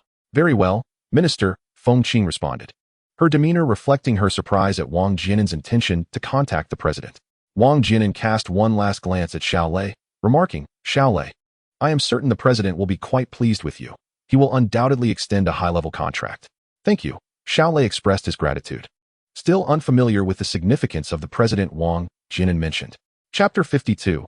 Zhuge Yichuan. In a distinctive ancient residence within Jinling City, an elderly man with white hair, standing at a modest height of approximately 1.60 meters, dressed in a green tang suit adorned with dragon patterns, was tending to his flowers in the courtyard. This individual was Zhuge Yichuan, the president of the Jiangnan Province Mercenary Association. As he watered the plants, his phone rang.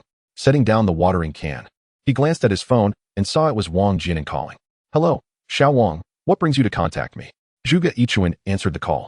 President, how many times must I remind you? Please refrain from calling me Xiao Wang. It sounds like a puppy's name. Just call me Xiaoan. Wang Jinan protested against the nickname. Haha, one becomes forgetful with age. What is it you need? Zhuge Yichuan chuckled. I have been conducting assessments out in the field and have recently arrived in Yenzhou City. There, we uncovered a remarkably unique genius. And I believe it is necessary to report this to you. Wang Jinan proceeded to relay the specifics of Xiao Lei's information to Zhuge Yichuan. A trainee has already mastered the Nei Dian of Jiu Jiechong Dian, and he just awakened a special physique yesterday, Zhuge Yichuan exclaimed in astonishment. Having dedicated much of his life to studying Jiu Jiechong Dian, he had been contemplating the idea of taking on a disciple to pass on his legacy. This was precisely why Wang Jinan chose to report Xiao Lei's information directly to him. Please send me his relevant details, Zhuge Yichuan instructed. Certainly. The records still indicate Xiao Lei is at level 6. I have yet to update them. However, I personally assessed his capabilities and can confirm he has indeed reached the trainee's threshold. Just a heads up, Wang Jinan clarified. Understood, Zhuge Yichuan acknowledged. After hanging up, Wang Jinan promptly sent the pertinent information to Zhuge Yichuan. Upon receiving the materials, Zhuge Yichuan began to review them. An ordinary background, commendable willpower, and a sudden surge in strength, though his martial skills remained at the second stage, which was somewhat lacking.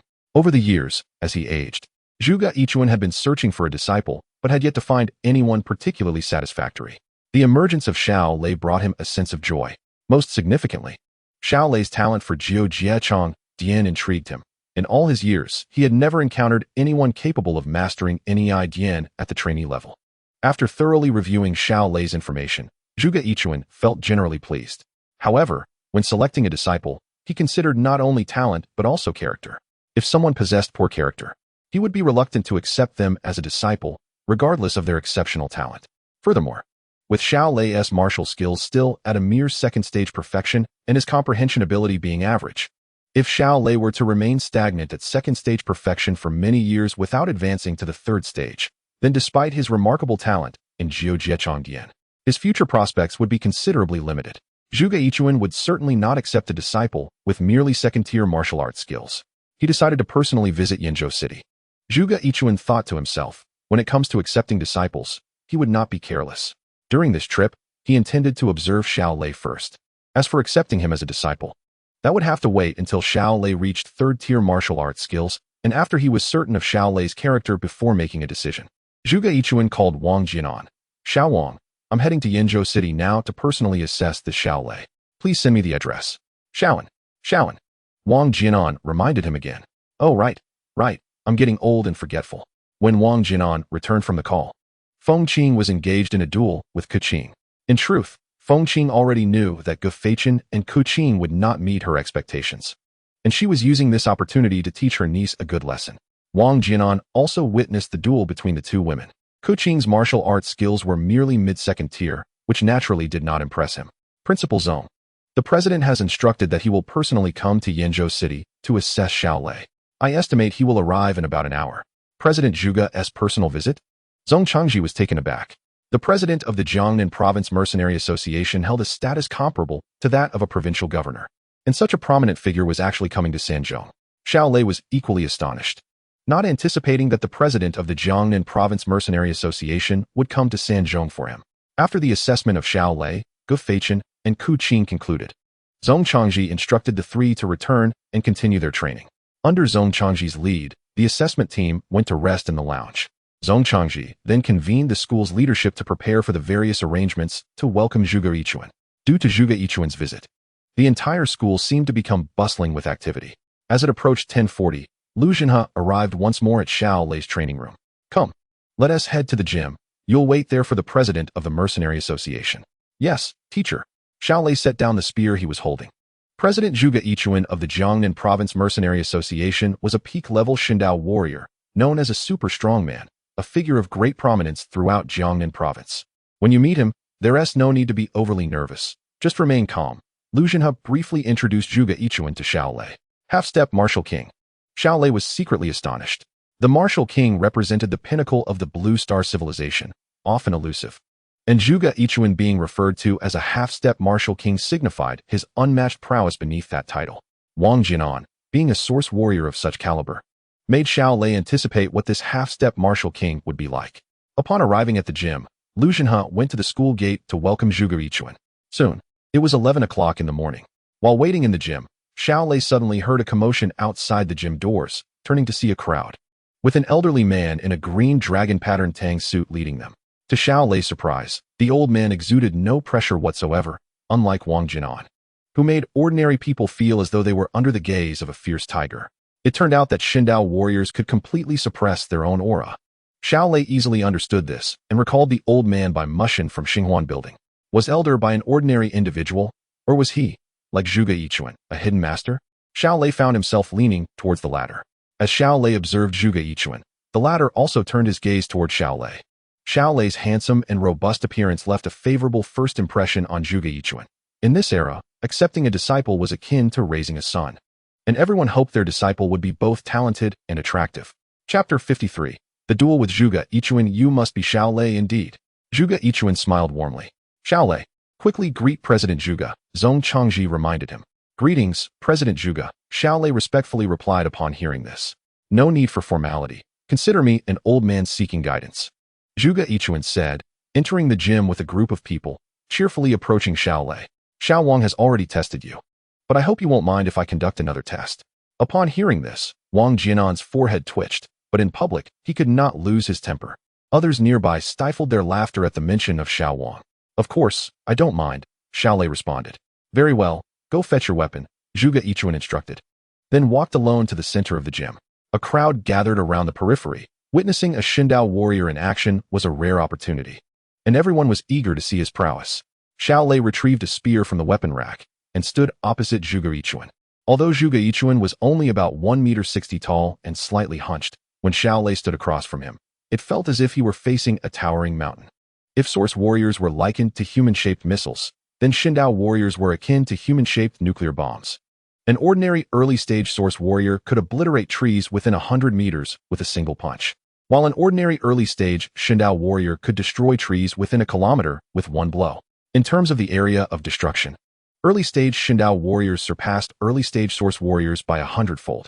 Yet this did not mean that the overall strength of early-stage Xindao warriors was 100 times greater than that of early-stage source warriors.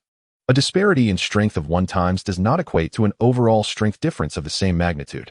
According to modern scientific calculations, the overall strength of early-stage Xindao warriors is approximately 100,000 times that of early-stage source warriors, varying according to individual circumstances.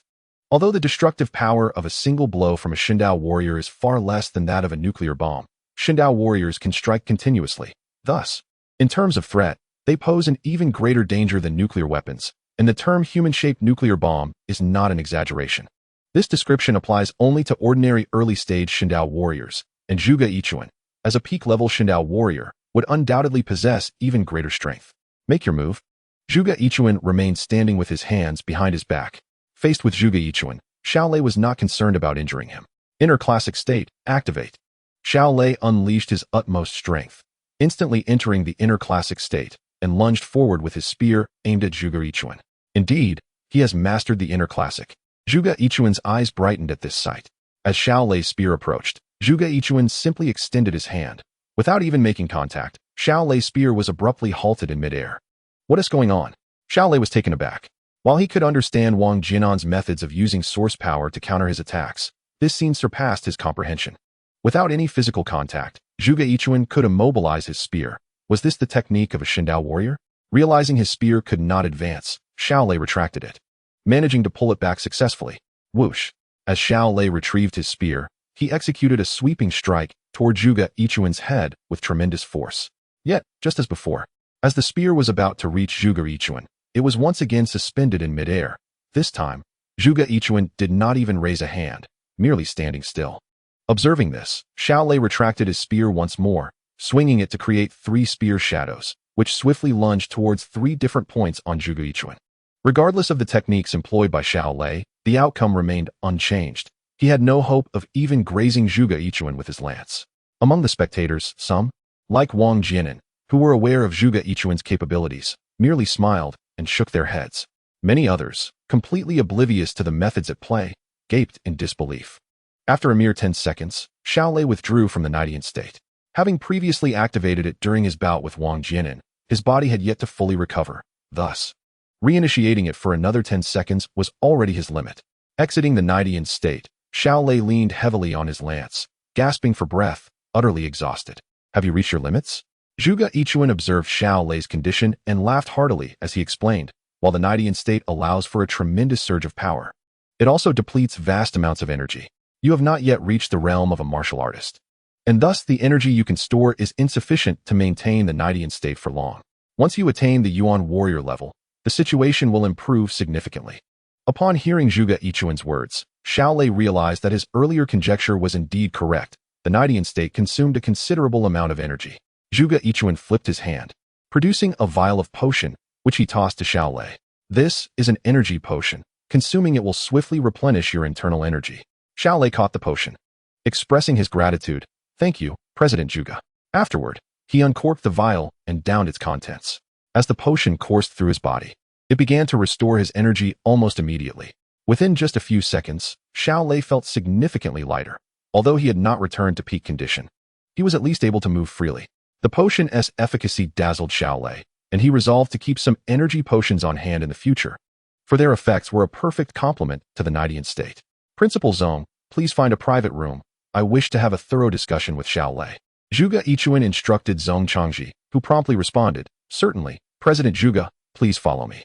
Xiao Lei, come along, Zhuge Yichuan said, his demeanor toward Xiao Lei growing increasingly amiable, as he was quite pleased with him. Yes, Xiao Lei replied, his admiration for Zhuge Yichuan having deepened after the recent battle. Zong Changji led Zhuge Yichuan and Xiao Lei into a lavish lounge before excusing himself, closing the door behind him, leaving Zhuge Yichuan and Xiao Lei alone in the room. Please, sit down, there is no need for formality, Zhuge Yichuan invited, taking a seat at a table and gesturing for Xiao Lei to sit across from him. Xiao Lei complied. Xiao Lei, you have already signed a standard contract with our mercenary association. Are you familiar with the elite genius contract? Zhuge Yichuan inquired. Not very familiar, Xiao Lei replied, shaking his head.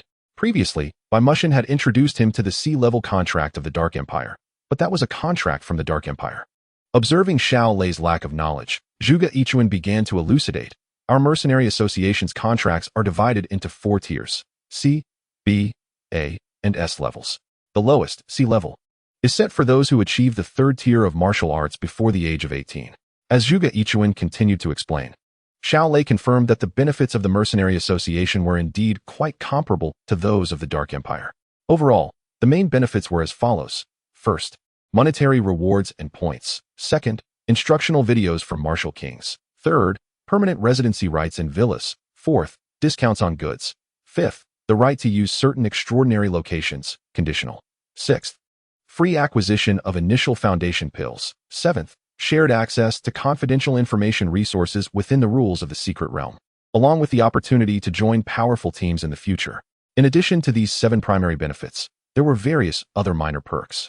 Upon concluding his explanation, Zhuge Yichuan began to assess Xiao Lei. Your martial arts skills are only at the 2nd tier, which does not meet our minimum recruitment standards. However, you remarkably learned the Nidian of the Jiujibang Dian during your trainee phase. In this regard, I have never heard of anyone in the Blue Star civilization accomplishing such a feat, thus you are considered a special talent. Based on your achievements with the Nidian, I believe signing you to a C1 level contract poses no issue. The C1 level contract is equivalent to a genius who achieves the 3rd tier in the late stage before turning 18, and Zhuge Yichuan's judgment aligned with Bai Mushin's. However, beyond your achievements in the Nidian, you also possess a special physique, Zhuge Yichuan mused, stroking his chin. Your special physique is considered relatively weak within the Blue Star civilization. There are many types of special physiques. Some are physical, while others are mental. Certain individuals with physical special physiques can directly ascend from trainee level to martial artist or even martial master level upon awakening. You merely progressed from level 6 to level 99, which is not a significant enhancement. Upon hearing Zhuge Yichuan's words, Xiao Lei understood that he did not possess any special physique. His rapid bodily improvement was due to the golden gas. However, Xiao Lei chose not to argue, as the notion of a special physique could conveniently serve as a cover for his divine source eye. In summary, I can offer you a B3 level contract, Zhuge Yichuan concluded. Furthermore, since you have reached the 99 level trainee limit, should you agree to sign with us, I can promptly provide you with an initial foundation pill, allowing you to ascend to the entry-level martial artist stage at the earliest opportunity. The mention of a B3 level contract sparked Xiao Lei's interest, as it equated to a contract for a genius who reaches the initial stage of the 4th tier before the age of 18. Compared to the C-level contract, the B-level contract offered a substantial upgrade in benefits. First, the annual monetary rewards and points for the highest C1 level contract amounted to 3 million blue star coins and 3 million points, while the B3 level contract soared to 10 million blue star coins and 10 million points. Additionally, the C-level contract designated one as an LV1 member, whereas the B-level contract elevated one to LV2 status, with corresponding enhancements and rights. Firstly, LV2 members may select villas in the secondary region, which are superior in size, luxury, and security compared to the villas available to LV1 members in the tertiary region. Secondly, for LV2 members, the discount on goods shifts from 10% to 20%. Although it appears to be a minor improvement, it amounts to significant savings when dealing with large sums. Seeing Xiao Lei light up with enthusiasm, Zhuge Yichuan smiled. So, are you willing to sign with our mercenary association? Upon hearing Zhuge Yichuan's invitation, Xiao Lei found himself leaning more favorably toward the mercenary association compared to the previous recruitment from the Dark Empire. After all, the mercenary association is a legitimate official organization, ensuring a degree of safety. Zhuge Yichuan, as the head of the Jiangnan Province Mercenary Association, personally engaging with Xiao Lei, conveyed a sincere intent. Most importantly, Xiao Lei possessed the divine source eye and did not wish to linger too long in the trainee phase. Ascending to the pinnacle of martial arts was his true path. With a treasure trove of potential, it was crucial to expedite the enhancement of his strength, ensuring he maintained control over this treasure rather than merely guarding it, waiting for the day it could be seized by others, leaving him with nothing. Considering all these factors, Xiao Lei decisively nodded. President Zhuge, I am willing to join the Mercenary Association. After finishing his words, Xiao Lei stroked his head and remarked, that is not entirely accurate. I had already entered into an agreement with the Mercenary Association. With a satisfied smile, Zhuge Yichuan acknowledged Xiao Lei's willingness to sign, stating, I will have Xiao Wang liaise with you regarding the elite contract. Furthermore, since you have not yet reached the age of 18, your parents will need to sign alongside you. Understood, Xiao Lei replied. Each time he heard Zhuge Yichuan refer to Wang Jianan as Xiao Wang, it evoked a sense of dissonance within him, as Wang Jianan was an immensely powerful source martial artist, a top figure in Yin City. Oh, by the way, Zhuge Yichuan seemed to recall something and flipped his hand, retrieving a token from his spatial ring. Upon witnessing this scene, Xiao Lei felt a pang of envy, pondering when he might possess a spatial ring of his own.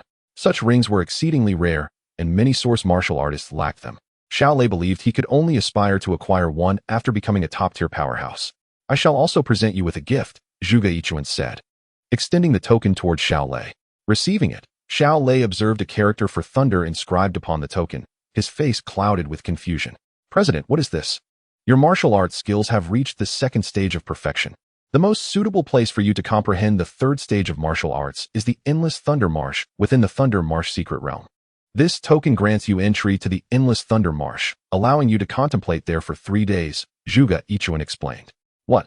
Xiao Lei was taken aback, realizing the immense value of the token in his hand. In society, this token commanded a price of 10 million blue star coins.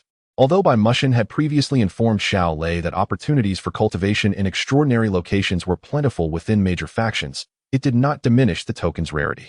This is incredibly valuable, Xiao Lei exclaimed, gazing at Zhuge Yichuan in astonishment, never expecting him to gift such a precious item. Zhuge Yichuan laughed upon seeing Xiao Lei's awareness of the Endless Thunder Marsh. I happen to have this token on hand. It would be prudent for you to advance to the 3rd stage of martial arts swiftly, otherwise, when you arrive at the elite training camp and find yourself the only one at the 2nd stage, it may not be a pleasant experience. In truth, Zhuge Yichuan's gift of the token was both a present and a test. If Xiao Lei could leverage this opportunity to quickly ascend to the 3rd stage and then pass Zhuge Yichuan's assessment of his character, he would consider taking him as a disciple. Conversely, should Xiao Lei fail to advance swiftly, Zhuge Yichuan would naturally not accept him. Thank you, President. Xiao Lei expressed his heartfelt gratitude. Additionally, Zhuge Yichuan reminded him, I'm unsure of how much you know about the rules of the secret realm. It is advisable to familiarize yourself beforehand. For instance, The gravity within the Thunder Marsh secret realm is 12 times that of Blue Star, and the oxygen levels are 13 times higher. Given your current strength, it would be best for you to acclimate for a day or two before venturing into the endless Thunder Marsh to ensure optimal comprehension. Chapter 55. The Rules of the Secret Realm. Xiao Lei had never entered a rules secret realm before. His knowledge was limited to some common information gleaned from the news. Understood, President. I will research it in advance, he responded. Very well.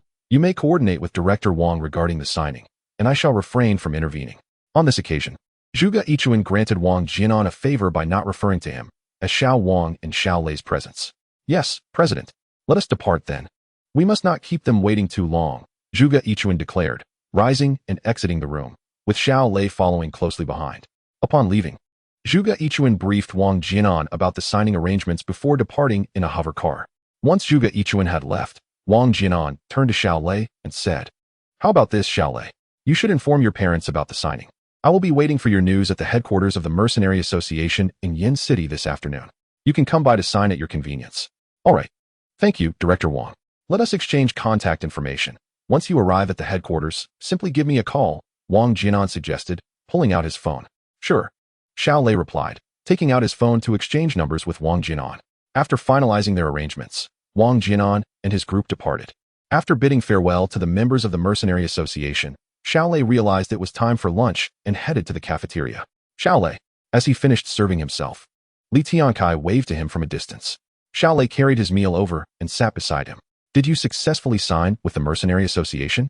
Li Tiankai asked eagerly as soon as Xiao Lei sat down. You already know? Xiao Lei queried.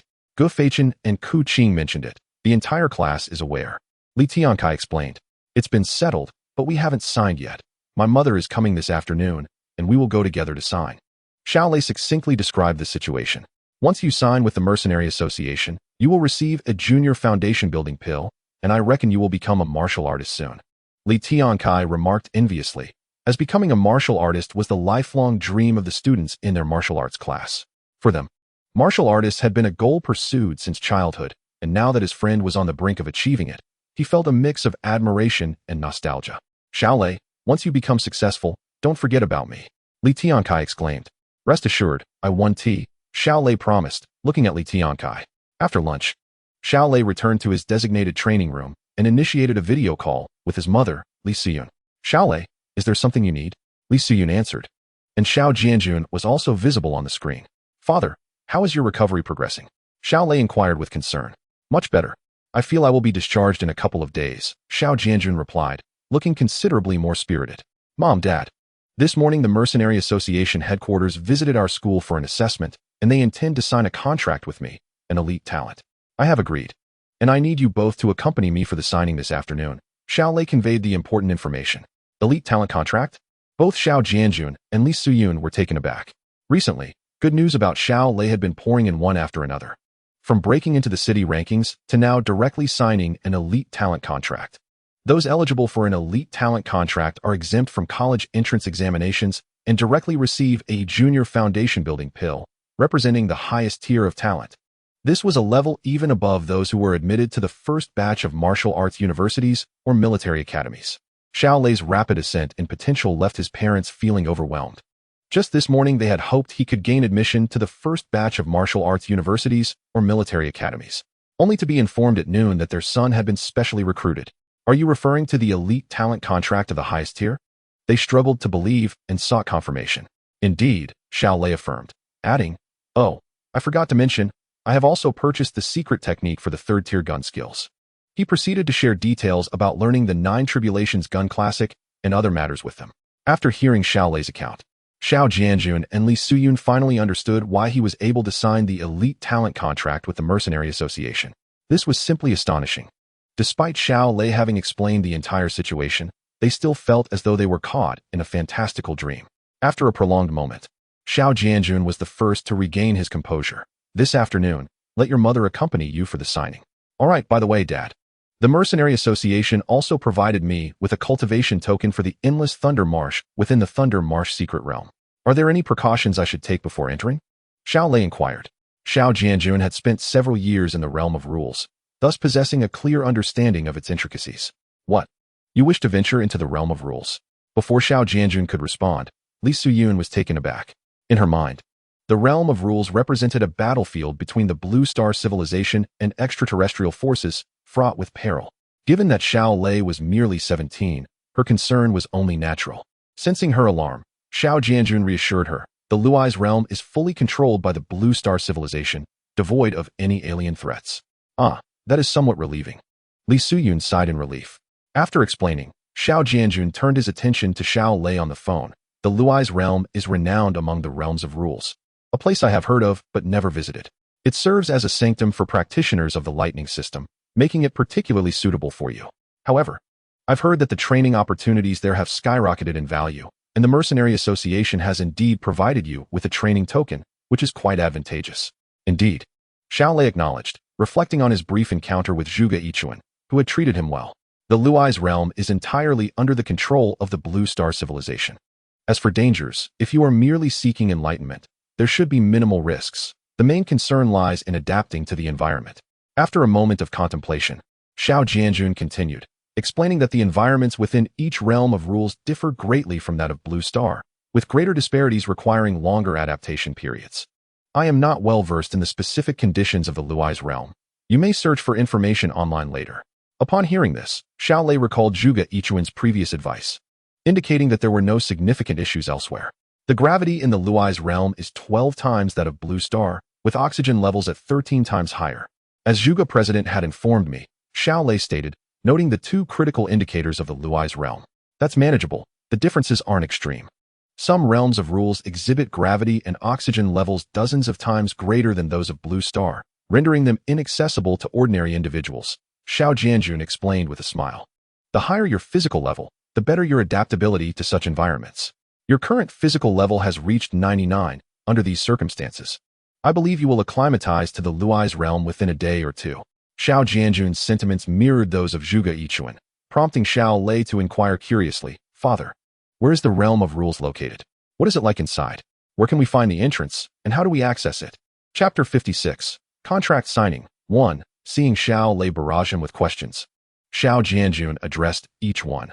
The realms of rules are said to exist within the void of the universe, whether this is true or not. My standing is too low to ascertain.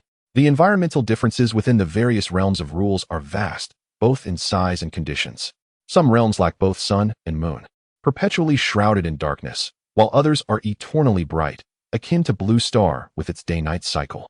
By the way, realms of rules are not planets. They consist of flat land. Xiao Lei listened intently as Xiao Jianjun elaborated. The entrances to the realms of rules are located on the various planets of our Blue Star civilization. On our planet, Xiao Lei exclaimed in surprise. Indeed. However, I am unaware of the specific locations, as they are classified information kept secret from ordinary citizens. We entered the realm of rules via a hovercraft, which had no windows. By the time I disembarked, I found myself within a military fortress. Xiao Jianjun continued, detailing that the fortress contained a massive passage leading to the realm of rules. This passage is enormous, approximately 50 meters in diameter, dark and reminiscent of entering a cosmic transit tunnel. Xiao Lei imagined a colossal tunnel in his mind. Moreover, realms of rules are classified into levels. A level 1 realm permits entry only for practitioners below a certain rank, while a level 2 realm accommodates warriors of lesser rank, and so forth. Xiao Jianjun shared additional knowledge about the realms of rules, recalling that the realm he had previously inhabited was a level 3 realm, allowing entry solely for source warriors. Xiao Lei listened attentively. What else is there? Xiao Jianjun pondered briefly, then continued, regarding the size of realms, generally, the higher the level, the larger the realm. For instance, the level 3 realm I resided in had a maximum diameter of 1.06 million kilometers, significantly surpassing the area of Blue Star. Is it truly that vast? Xiao Lei marveled again. Haha, do you think all realms of rules are small? Xiao Jianjun laughed heartily. Before I entered the realm of rules, I shared your misconception, believing it to be merely a small space. And that is merely a level 3 realm. I've heard that a level 5 realm can reach diameters of several million kilometers, though I have yet to visit one. Several million kilometers. Xiao Lei was indeed astonished. Blue Star's diameter is only 1.27 million kilometers, which shattered his preconceived notions about the realms of rules. Yes, it is many times larger than the combined area of the 9 planets within the Blue Star civilization. Xiao Jianjun continued. Now, let me elaborate on the entrances to the realms of rules. Typically, A realm has multiple entrances. For example, the realm I inhabited had 3 entrances leading to our Blue Star civilization, one on Blue Star, one on Jalon Star, and another on Dongji Star. Entrances on different planets? Xiao Lei was once again astonished. Precisely, Xiao Jianjun affirmed. Additionally, that realm had entrances leading to 2 other civilizations, and there were multiple such routes. As the Blue Star civilization has been embroiled in conflict with these other civilizations. As Xiao Jianjun continued to share insights about the realms of rules, Xiao Lei listened attentively, gradually gaining a clearer understanding of them. Around 1 in the afternoon, Li Suyun arrived at the school by taxi. Wow, son. Such a vast space is allocated solely for you? Li Suyun exclaimed, gazing at Xiao Lei's exclusive training room in awe. Indeed, Xiao Lei nodded. Mother, let us proceed to the Mercenary Association to sign the contract. In the afternoon, Lu Zhina had class. And since he had already briefed the two on the key points of the contract during their previous meeting, only Xiao Lei and his mother, Li Siyun, were set to go for the signing. Very well, let us depart. They left the exclusive training room, reached the school gate, and hailed a taxi to the headquarters of the Yinzhou Mercenary Association. Inside the car, Li Siyun turned to Xiao Lei and asked, Son, what benefits does the elite contract with the Mercenary Association entail? Xiao Lei had not mentioned the signing benefits during their phone conversation. Firstly, it includes an annual signing amount of 10 million Blue Star coins and 10 million points, which can be exchanged 1-to-1 with Blue Star coins. He began to explain as his mother inquired further. Does that mean you will receive 20 million Blue Star coins in a year? Li Suyun gasped, covering her mouth in disbelief, having never encountered such wealth in her life. Additionally, I will gain permanent residency rights to a villa. Once the contract is signed this afternoon, our family can move into the Grand Villa, Xiao Lei added. A Grand Villa. Upon hearing this, Li Suyun's eyes sparkled with excitement. She never imagined she would have the opportunity to live in such a luxurious residence. Is it truly real? Yes, Xiao Lei confirmed once more. Li Suyun appeared to be struck by an overwhelming surprise. Furthermore, I shall receive a primary foundation pill at no cost. And it won't be long before I am able to become a martial artist. Xiao Lei continued to share the good news. Son, you are truly remarkable. Li Suyun gazed at Xiao Lei with admiration. Xiao Lei mentioned 3 key benefits, and although Li Suyun didn't fully grasp the other perks, she understood they were significant. Minutes swiftly passed, and the two arrived at the entrance of the Yin City Mercenary Association. The headquarters of the Yin City Mercenary Association was a towering structure reaching over 100 meters, accompanied by a spacious plaza in front. After stepping out of the taxi, Xiao Lei took out his phone and called Wang Jinan. Minister Wang, we have arrived. All right, please hold on. I will have Feng Qing come to fetch you. Came Wang Jinan's response from the other end. After hanging up, Xiao Lei and his mother awaited Feng Qing's arrival at the entrance. Before long, Feng Qing emerged from the Mercenary Association building, and upon spotting Xiao Lei and his mother, she smiled and said, Please follow me. Minister Wang is waiting for you in the conference room. Sure, Xiao Lei and his mother followed Feng Qing to a conference room within the Mercenary Association building. Welcome. Please take a seat. The contract is ready. Feel free to review it, Wang Jinan remarked as he pointed to the contract on the table upon seeing them arrive. Li Huifan sensed the immense pressure emanating from Wang Jinan and was taken aback, realizing that the person before her was a formidable source martial artist. Thank you, Minister Wang, Xiao Lei replied, leading his mother to sit across from Wang Jinan. The table bore a rather thick contract, even thicker than the ordinary student contract they had signed previously. Take your time. No need to rush, Wang Jinan said as he stood up and instructed Feng Qing. Feng Qing, please accompany them and call me once they are finished. Understood, Minister Wang. With that, Wang Jinan left the conference room, leaving Xiao Lei and his mother feeling somewhat uneasy in his absence. Once Wang Jinan departed, Feng Qing poured a glass of water for both of them, and Xiao Lei and his mother began to examine the contract diligently, scrutinizing every detail. After half an hour, Li Suyun and Xiao Lei completed their review of all the terms. The clauses regarding breach of contract, automatic upgrades, and the agreed benefits posed no issues. Everything seems fine. Shall we proceed to sign? Xiao Lei inquired, glancing at Feng Qing, who had been seated across from them. All right, but please hold on. I will fetch Minister Wang. Feng Qing replied as she stood up and exited the conference room. In a short while, Wang Jinan returned, and Xiao Lei and his mother each affixed their signatures to the document before pressing their handprints. Congratulations, Xiao Lei, on becoming a member of our Mercenary Association, Wang Jinan said with a smile directed at Xiao Lei. Thank you. Once the contract was finalized, Wang Jinan continued, allow me to convey a few additional matters. First, your identity will soon be entered into the system, and many privileges will take effect the moment your identity is registered. Second, regarding the annual allocation of 10 million Blue Star coins and 10 million points. You will need to visit the headquarters of the Mercenary Association in Jinling to obtain your identity card before they can be issued to you. Since your identity is directly under the jurisdiction of our Jiangnan Province Mercenary Association headquarters, the Yin City branch cannot process your identity card. This was specifically instructed by Zhuge Yichuan, who intends to take you as his apprentice, hence placing you close at hand. Understood, Xiao Lei responded without objection. The Jiangnan Province headquarters certainly held a higher status than that of Yin City, and he merely needed to make an additional trip. Thirdly, regarding the primary foundation pill. You will need to attend the elite training camp of the Mercenary Association, where it will be uniformly distributed by the headquarters of the Summer Country Mercenary Association.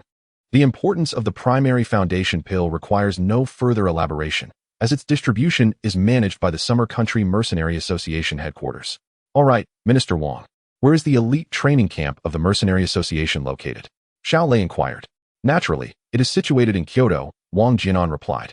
Our Mercenary Association receives only about 100 or 200 elite members annually, all hailing from the nation's top talents.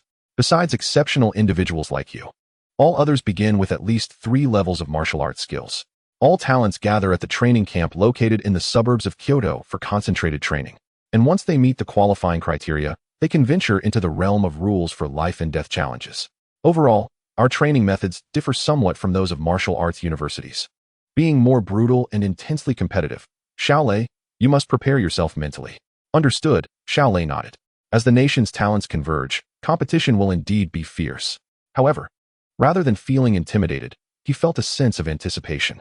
The path of martial arts entails transcending oneself and surpassing formidable opponents to ascend to the pinnacle. If one were to falter out of fear, there would be no point in pursuing the martial arts path.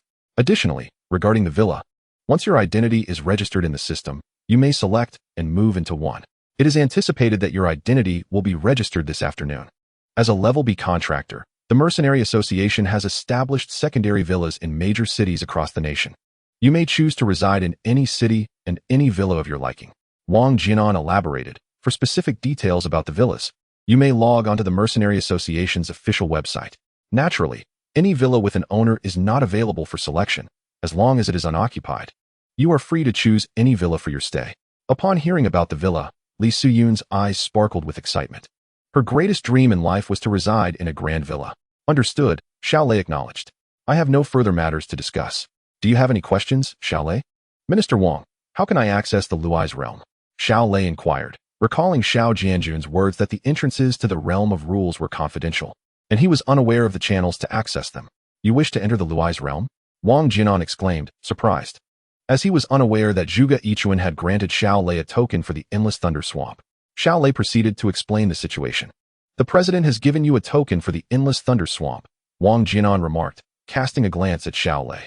He was aware that Zhuge Yichuan had been searching for a disciple, and since he had provided Xiao Lei with such a token, it indicated his satisfaction with Xiao Lei. Has the president mentioned anything else to you? He merely advised me to break through to the 3rd level of martial arts skills as soon as possible. Otherwise, he did not say much, Xiao Lei recalled in response to Wang Jinan's inquiry. Upon hearing this, Wang Jinan understood that Zhuge Yichuan had not disclosed his intention to take Xiao Lei as a disciple. Therefore, he refrained from further commenting and simply advised, in that case, strive to follow the president's guidance. If you can meet the president's expectations, there may be surprises awaiting you. Surprises? Xiao Lei was left perplexed. No need to inquire further. If you can meet the president's expectations, you will naturally understand in due time. If you cannot, then there is no need for you to know. After saying this, Wang Jinan was reluctant to divulge more. Regarding your inquiry about accessing the Luai's realm, once your identity is registered in the system, as a Level 2 member of the Mercenary Association, you will have the privilege to directly view the locations of the entrances to various realms of rules.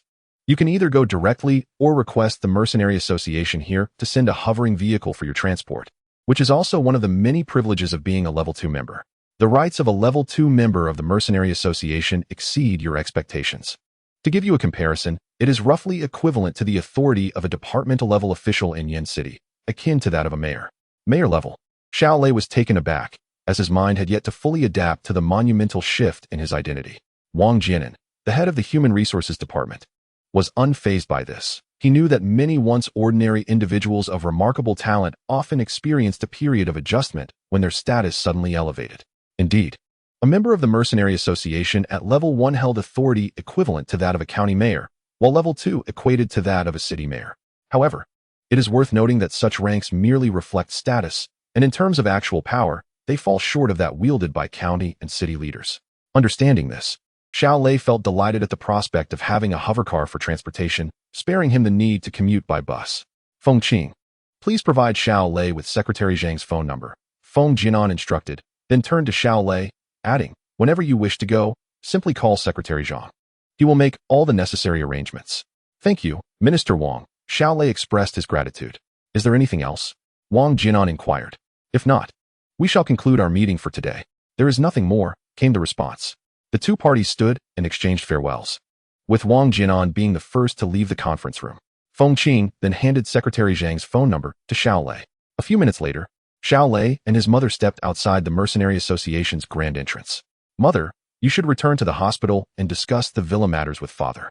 My martial arts skills have reached the second stage's completion, and in the next couple of days, I intend to venture into the Lei's secret realm, hoping to make a breakthrough to the third stage of martial arts. Indeed, your cultivation is of utmost importance. Do not worry about us. Li Suyun nodded in agreement. In Chapter 58, Xiao Wei's research topic, Xiao Lei and his mother hailed separate taxis, each heading in different directions. Inside the taxi, Li Suyun's thoughts were consumed by the villa. Eagerly, she called Xiao Jianjun to discuss their potential new residence. Jianjun, which city should we choose for the villa? Should we consider a first-tier city and relocate the entire family there? Upon hearing his wife's inquiry, Xiao Jianjun shook his head. I suggest we first select a villa in Yenzhou City. If we move to a first-tier city, we may struggle to find employment initially. Our household loan requires monthly repayments, and if we cannot secure jobs in a short time, the financial burden will weigh heavily upon us. We already provide minimal support to Xiao Lei. We must not become an obstacle in his path to success. Li Suyun, upon hearing this, promptly abandoned the idea of moving to a first-tier city. You are right. Xiao Lei's future takes precedence. You always think ahead, my dear. Seeing her desire to move to a major city, Xiao Jianjun smiled reassuringly. Do not worry. I have heard of the elite talent contract. The chosen villa can be exchanged later. Once Xiao Lei has established himself, if you wish to live in a different city, we shall move there. Li Suyun's eyes brightened at this revelation, and she nodded enthusiastically. It can be exchanged? That's wonderful. Let's proceed with selecting Yenzhou City for now, and avoid any upheaval. In the virtual network, Xiao Wei sat in a library, pen in hand, diligently scribbling notes. Within this digital realm, he could live as a normal individual, a fact that contributed to his fondness for the virtual world. Due to his frail health in reality, he appeared as a delicate scholar even in this simulated environment. Deep in thought regarding the cultivation of the foundation grass, Xiao Wei was suddenly interrupted by a voice. He turned to find a handsome stranger in his 20s intently observing his notes. The stranger, noticing Xiao Wei's gaze, smiled and introduced himself. I am Jing Yuxuan. I admire your courage. Young people like you boldly tackle the primary research topic of Blue Star civilization. The cultivation of foundation grass is indeed the foremost research endeavor of Blue Star civilization. If successful, it would resolve the scarcity of foundation pills, allowing countless individuals to ascend to the realm of martial artists. Xiao Wei extended his hand in greeting. Xiao Wei, apologies. My sister is also researching the cultivation of foundation grass. It is a subject that has perplexed many top experts in Blue Star civilization, yet you young individuals remain undaunted. Your courage is commendable, Jing Yuxuan explained. Xiao Wei was taken aback. Just then, a quiet girl with braids and large black-framed glasses approached, clutching a book pertinent to the cultivation of foundation grass. Upon spotting Jing Yuxuan, she made her way over. Brother, where did you disappear to? She inquired. Haha, I was just wandering around, Jing Yuxuan explained, introducing Xiao Wei to his sister. This is my sister, Jing Ying.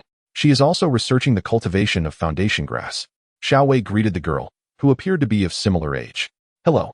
However, Jing Ying did not respond verbally. Instead, her attention was drawn to Xiao Wei's notes. After a brief glance, she remarked, reproducing the environment of the rule-based secret realm in a 1-to-1 ratio has already been attempted by the top scientists of Blue Star civilization and has proven unsuccessful.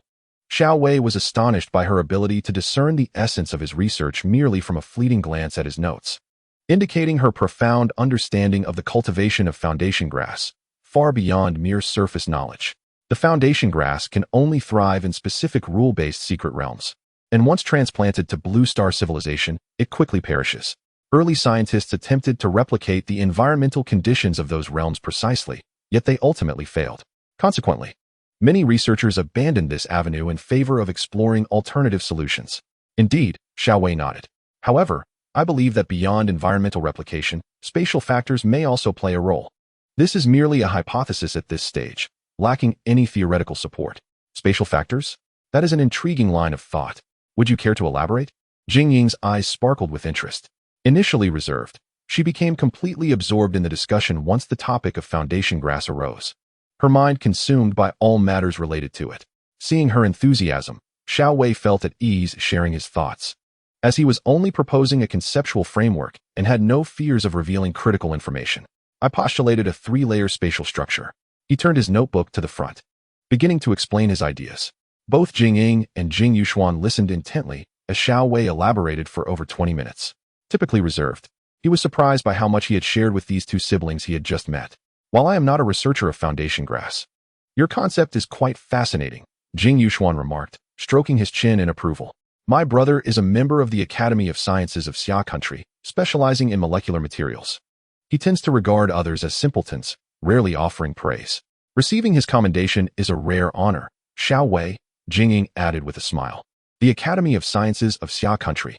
Xiao Lei was astonished. It is among the most prestigious scientific institutions in all of Blue Star civilization.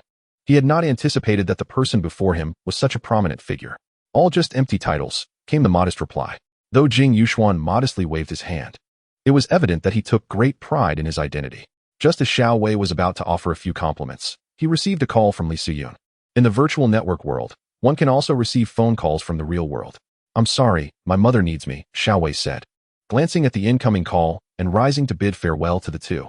All right, I want to keep you, Jing Yuxuan nodded. The three of them had only met by chance and had no intention of exchanging contact information. Xiao Lei walked into the corridor and answered Li Siyun's call. Xiao Lei, your brother has signed an elite genius contract with the Mercenary Association, and we can move into a large villa soon. You should come with us to choose the villa, Li Siyun said, her voice brimming with joy. Chapter 59. The Black Lotus Platform. Xiao Lei returned to school and first visited Lu Zhenhe's office, where he found the latter present. Teacher, Xiao Lei greeted. Xiao Lei, has the contract with the Mercenary Association been finalized? Lu Zhenhe inquired with a smile upon seeing Xiao Lei. It has just been signed, Xiao Lei nodded. Congratulations, you are on the verge of soaring to new heights. Lu Zhenhe responded. Thank you, teacher. I came to request a leave of absence. Xiao Lei stated his purpose. Oh, is there something you need to attend to? Lu Zhenhe asked, surprised. Indeed, President Zhuge has given me a token for the Endless Thunder Marsh, and I intend to venture there soon for enlightenment, Xiao Lei explained. An opportunity for enlightenment at the Endless Thunder Marsh. President Zhuge is indeed generous, Lu Zhenhe marveled. That token can be sold for 10 million. I understand, you should go. This is a significant matter, and I wish you success in advancing to the 3rd tier of martial arts skills. Thank you, teacher. By the way, if you can make it back, it would be best to return before March 1st. That way, you can participate in the city examination. I've heard the rewards for this examination are quite substantial, and with your abilities, placing in the top 10 should be well within your reach. Lu Zhenhe mentioned regarding the city examination. Substantial rewards? Xiao Lei's eyes lit up. Do you know what the specific rewards are? The details haven't been released yet, but we should know in a few days. All right, I understand. Thank you, teacher. I won't disturb you any longer. Xiao Lei expressed his gratitude again before leaving Lu Zhenhe's office. Upon returning to his dedicated training room, Xiao Lei reflected on the numerous events of the day that had disrupted his daily training regimen. Once in the training room, he calmed his mind, reminding himself that strength is the foundation of everything.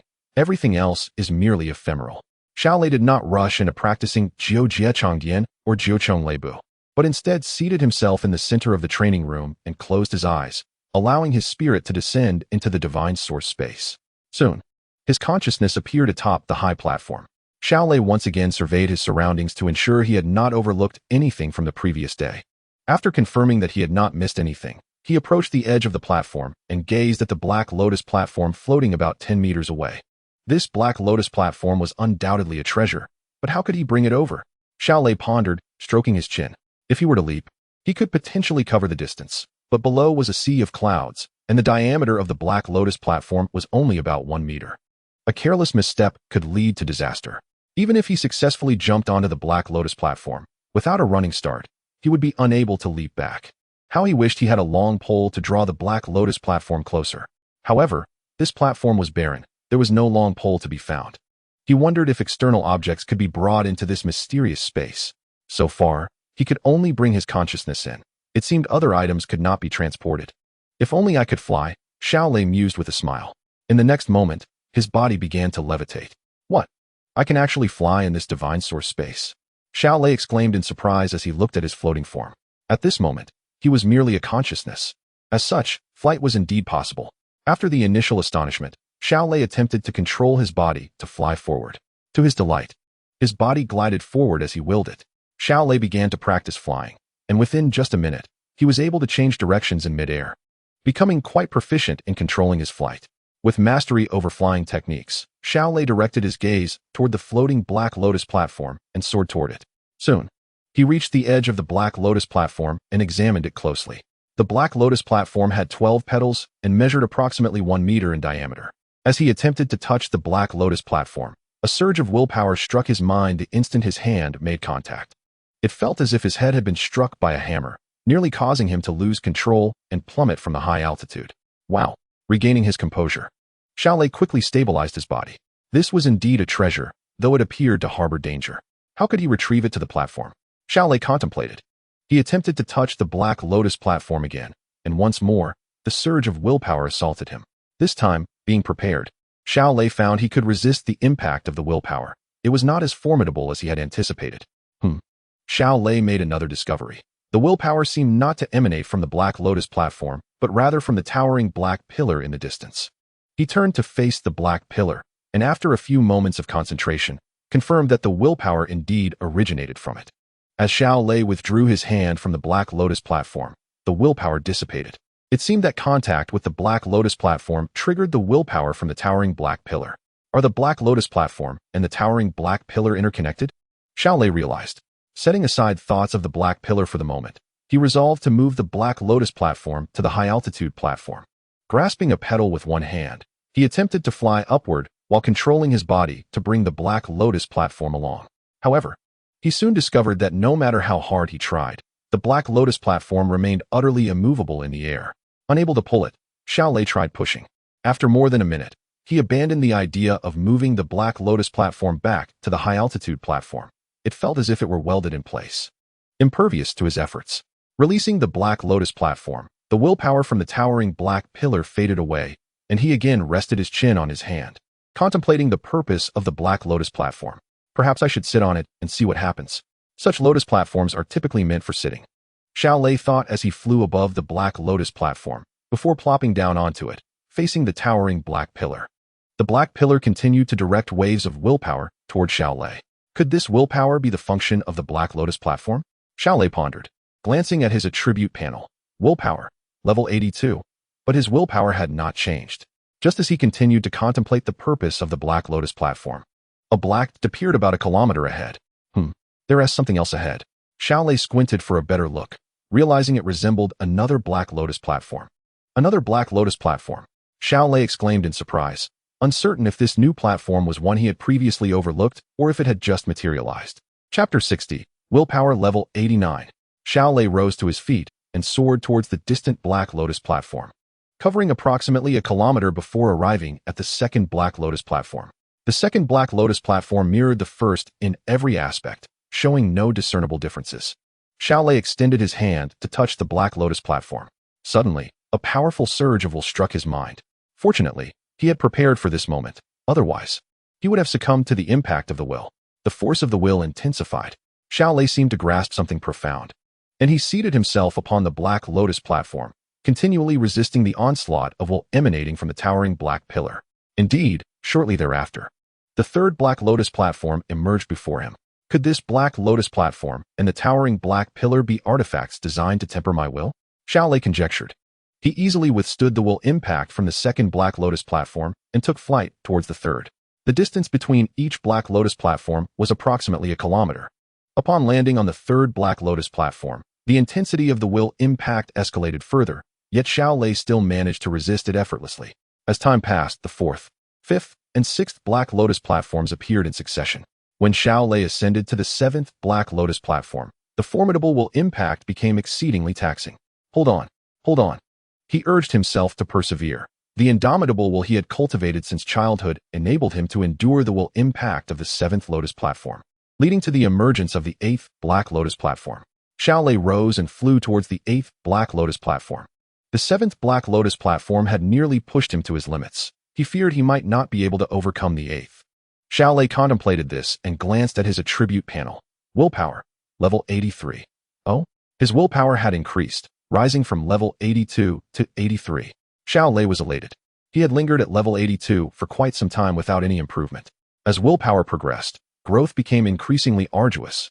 Yet this Black Lotus platform and the towering black pillar had allowed him to elevate his willpower by a full level in a remarkably short span. Indeed, they were treasures of immeasurable value.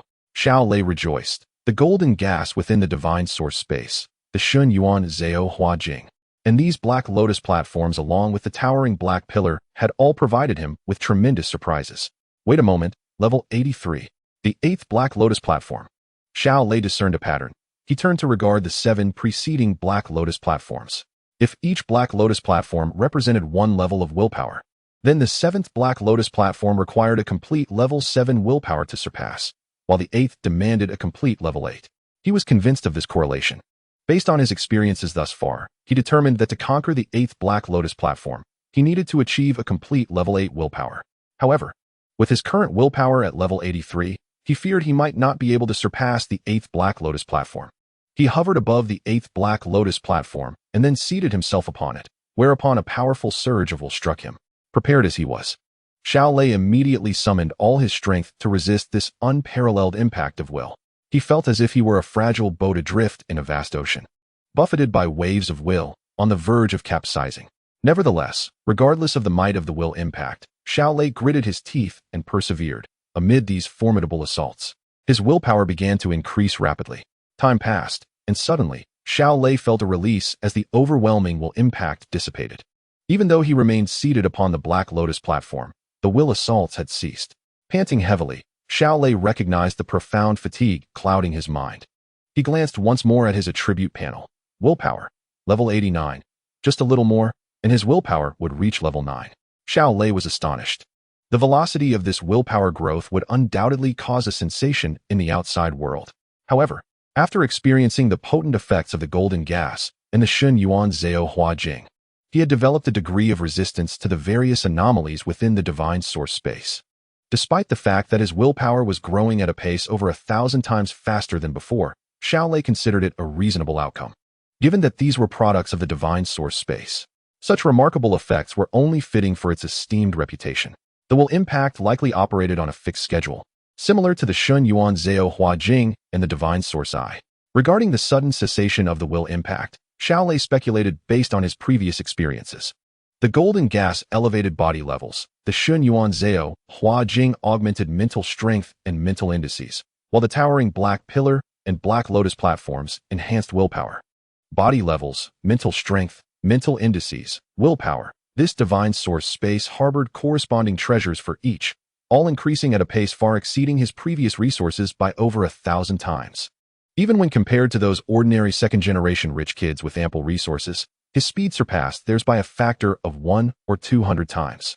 Naturally, if he were to compare himself to those elite second-generation individuals who consumed rare treasures for cultivation, Xiao Lei felt his speed would still outpace theirs, though he could not quantify by how much. In reality, he had never encountered such elite second-generation individuals.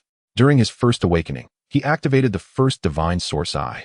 In his second awakening, he discovered this divine source space, unveiling the second divine source eye, the Shun Yuan Zhao Hua Jing, the towering black pillar, the Black Lotus platforms, and the futon, 5 treasures in total.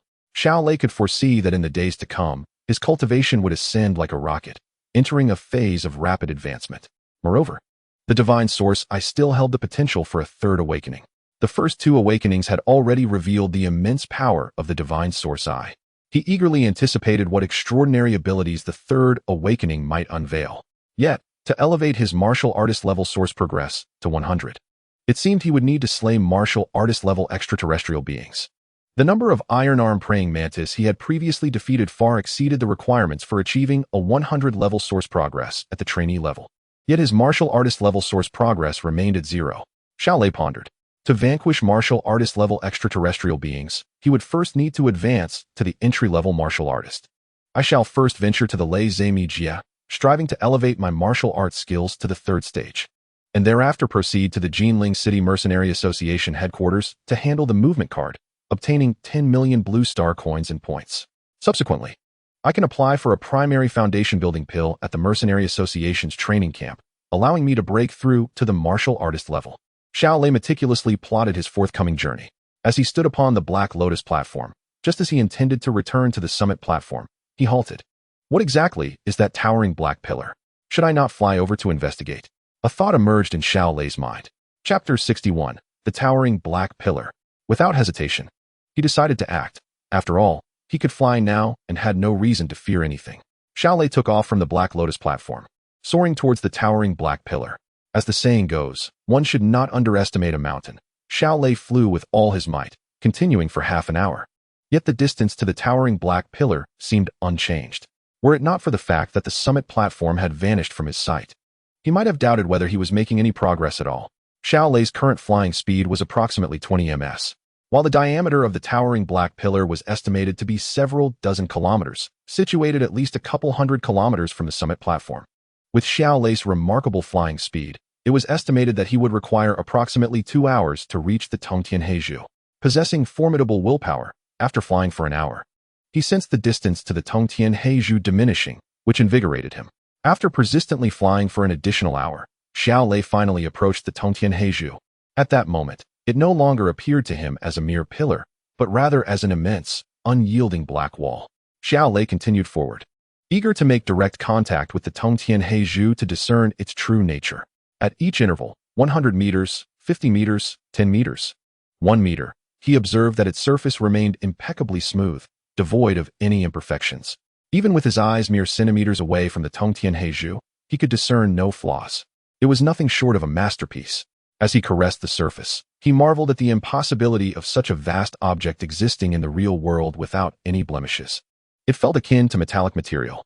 Xiao Lei tapped on the Tongtian Heizhou, pondering deeply, before flying toward other directions. In every direction he explored, he encountered the same remarkably smooth, flawless black metallic surface. After a brief inspection, he halted and gazed upward, then downward. Below lay a sea of clouds. While the top remained elusive, naturally, even from the high peak platform, he could not see the pinnacle of the Tongtian Heizhou, and being closer, the view was even less revealing. Calculating the distance, he reflected that it was approximately 100 to 200 kilometers from the high peak platform to this location. Standing on a peak 200 kilometers away, he could not see the top of the Tongtian Heizhou, suggesting its height must be several thousand or even tens of thousands of kilometers, perhaps even more. The prospect of reaching its summit seemed unrealistic. Flying for half a month might not suffice. Nevertheless, he thought the altitude here was not excessively high, so he decided to descend. Xiao Lei flew down the Tongtian Heizhou toward the sea of clouds, and soon, he emerged through, revealing the vast expanse of land below. He was not very high off the ground, perhaps just over 1,000 meters. Shortly thereafter, Xiao Lei alighted upon the earth, where the Tongtian Heizhou stood firmly planted. Observing the ground beneath him, he noted that it was composed of soil akin to that found on Lanxing, with no other life forms, no plants, no animals, present. After several minutes of observation yielded no further useful information, he resolved to retrace his steps. He cautioned himself against losing his way above the endless sea of clouds. Only the Tongtian Heizhou served as a point of reference, and if he were to stray, finding the high peak platform would become arduous. Fortunately, Xiao Lei had flown in a straight line, and after nearly 2 hours on his return journey, he finally spotted the high peak platform. Although slightly off course, it was not excessively so. Upon his feet touching the high peak platform, he felt a reassuring sense of groundedness. This journey, combined with the time spent honing his willpower, had seen Xiao Lei in the Xinyuan space for 5 to 6 hours. Upon returning to the real world, he found that night had already fallen. Checking his phone, he noted it was past 7 o'clock in the evening. It was time for dinner. Xiao Lei exited the school and sought a nearby restaurant to order a meal. He planned to set off for the Luizmi Jia early the next morning. As he dined, he contemplated his plans. He wished not to delay any further. The previous night, While practicing his marksmanship, he had experienced some insights into the third segment of martial skills. If he could harness the boundless Luais and the peculiar Shen Yuan Ji Yan, a breakthrough in the third segment of martial skills within the near future was not beyond the realm of possibility. Achieving such an advancement would represent a significant milestone on his path of martial arts. With these thoughts in mind, Xiao Lei retrieved his phone and dialed the number of Secretary Zhang, provided by Feng Qing. Moments later, the call connected. Hello, leader. This is Secretary Xiao Zhang. Feng Jia has briefed me regarding your plans to visit the Luais Mi Jia. The secretary greeted with a hint of flattery. Leader? The 17-year-old Xiao Lei felt a tad uncomfortable with this appellation, responding, You can just call me Xiao Lei. That is not appropriate, leader. Though you are young, you may not realize your status is quite elevated. The president of the Yinzhou City Mercenary Association is only LV2, placing him at your level. By more detailed classification, you surpass me by 5 or 6 levels. Addressing you as leader is entirely warranted, Secretary Zhang explained with a smile. Though Xiao Lei was unaware of his true standing, he would come to understand it in time. He dared not address him informally, for doing so could lead to repercussions. The president of the Yinzhou City Mercenary Association is at my level? Xiao Lei was taken aback. He indeed had no concept of his current status. It was crucial to note that Xiao Lei had signed a B-level contract, which required one to achieve the 4th segment of martial skills before the age of 18. What caliber of genius could attain the 4th segment of martial skills before turning 18? While their current strength may be modest, as long as they did not meet an untimely demise, they could achieve remarkable heights, becoming the backbone of launching civilization. Thus, it was entirely reasonable for the government of Xiagua to bestow upon them such elevated status. I plan to set off for the Luais Mi Jia tomorrow morning, Xiao Lei stated without dwelling on the address. Understood, leader. What time do you intend to depart? I will be at your building to pick you up. Secretary Zhang had already prepared for this, knowing Xiao Lei's current residence. Around 7, Xiao Lei replied after some thought, settling on a time. Very well, I will arrive punctually. Thank you for your efforts. Xiao Lei concluded the call and resumed his meal. After finishing dinner, he returned to the school's exclusive training room, intending to complete his practice of the Shen Yuan Zhao Hua Jing before departing, as returning home to train would be less convenient. Chapter 62.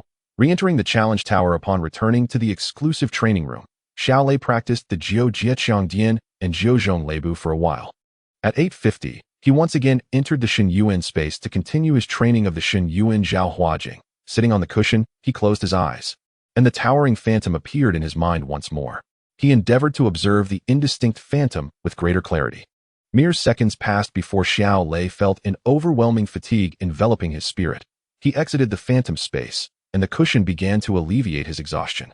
This cycle continued, and an hour swiftly elapsed. Concluding his training of the Shen Yuan Zhao Hua Jing for the day, Xiao Lei glanced at his attribute panel. Mental level, 89. Mental index, 12. His mental level had risen from 79 to 89 since yesterday, mirroring the previous day's increase of a full level. The rate of this growth was astonishing. Even a wealthy air-consuming spirit-enhancing pills and practicing the foundational concentration method for 4 hours daily would require 1 to 2 months to achieve a full level increase, whereas he accomplished it in a mere hour. Despite having experienced such rapid growth before, Xiao Lei remained in awe. The mental index has not increased today. It remains at 12, the same as yesterday. The mental index refers to the capacity of one's mental strength. Typically, for an ordinary individual, the mental index remains unchanged throughout their life. Thus, it is considerably more challenging to enhance the mental index than to augment mental strength. Yesterday, Xiao Lei experienced a growth of 0.1 in his mental index, likely due to its proximity to 12. After practicing the Shun Yuan Zhao Hua Jing, Xiao Lei exited the Shun Yuan space. Following a brief rest, the clock struck 10. He firmly locked the door to his exclusive training room and drew the curtains before activating the Shen Yuan Eye, commencing his training in Jiu Jieqiang Dian and Jiu Chong Leibu. As time progressed, Xiao Lei once again connected with the natural forces within that space, a sensation more vivid than the previous night. An hour slipped by swiftly, and upon closing the Shun Yuan Eye, that wondrous feeling dissipated, leaving Xiao Lei feeling as though he had reverted to his original state. Nevertheless, he remained undeterred. Compared to yesterday, he distinctly sensed his advancement. At this rate, even without venturing into the endless thunder marsh, he felt confident in breaking through to the 3rd stage of martial arts skills. He glanced at his complete attributes panel. Physical level, 99. Mental level, 89. Willpower, 89. Mental index, 12. Martial artist base progress, 0. Martial skills. Spear technique stage 2 100. Step technique stage 2 100. Secret technique. Jiu Jiechong Dian Nei Dian First Calamity 9. Note: upon reaching the source martial artist level, the third awakening of the Shun Yuan I can be initiated, observing the significant progress in each attribute. Xiao Lei felt immense satisfaction. He returned the spear to the weapon rack, tidied up the training room, and prepared to head home. Tomorrow, he would journey to Lei Zemi Jia, hoping that the enigmatic endless thunder marsh would not disappoint him. While contemplating this, he took out his phone to summon a vehicle, as it was already quite late, and he had no intention of running back. Upon returning home, Xiao Xiangxiang emerged from her room, clearly aware of the situation regarding the villa. Big brother, you are amazing. We actually have a villa to stay in. We have already arranged to visit it together tomorrow. Will you join us? Xiao Lei replied, you all go ahead. I have already made plans to go to Lei Zemi Jie tomorrow. Which villa are you planning to visit? Hearing this, Xiao Lei also emerged from his room. Big brother, you are heading to Lei Zemi Jie tomorrow?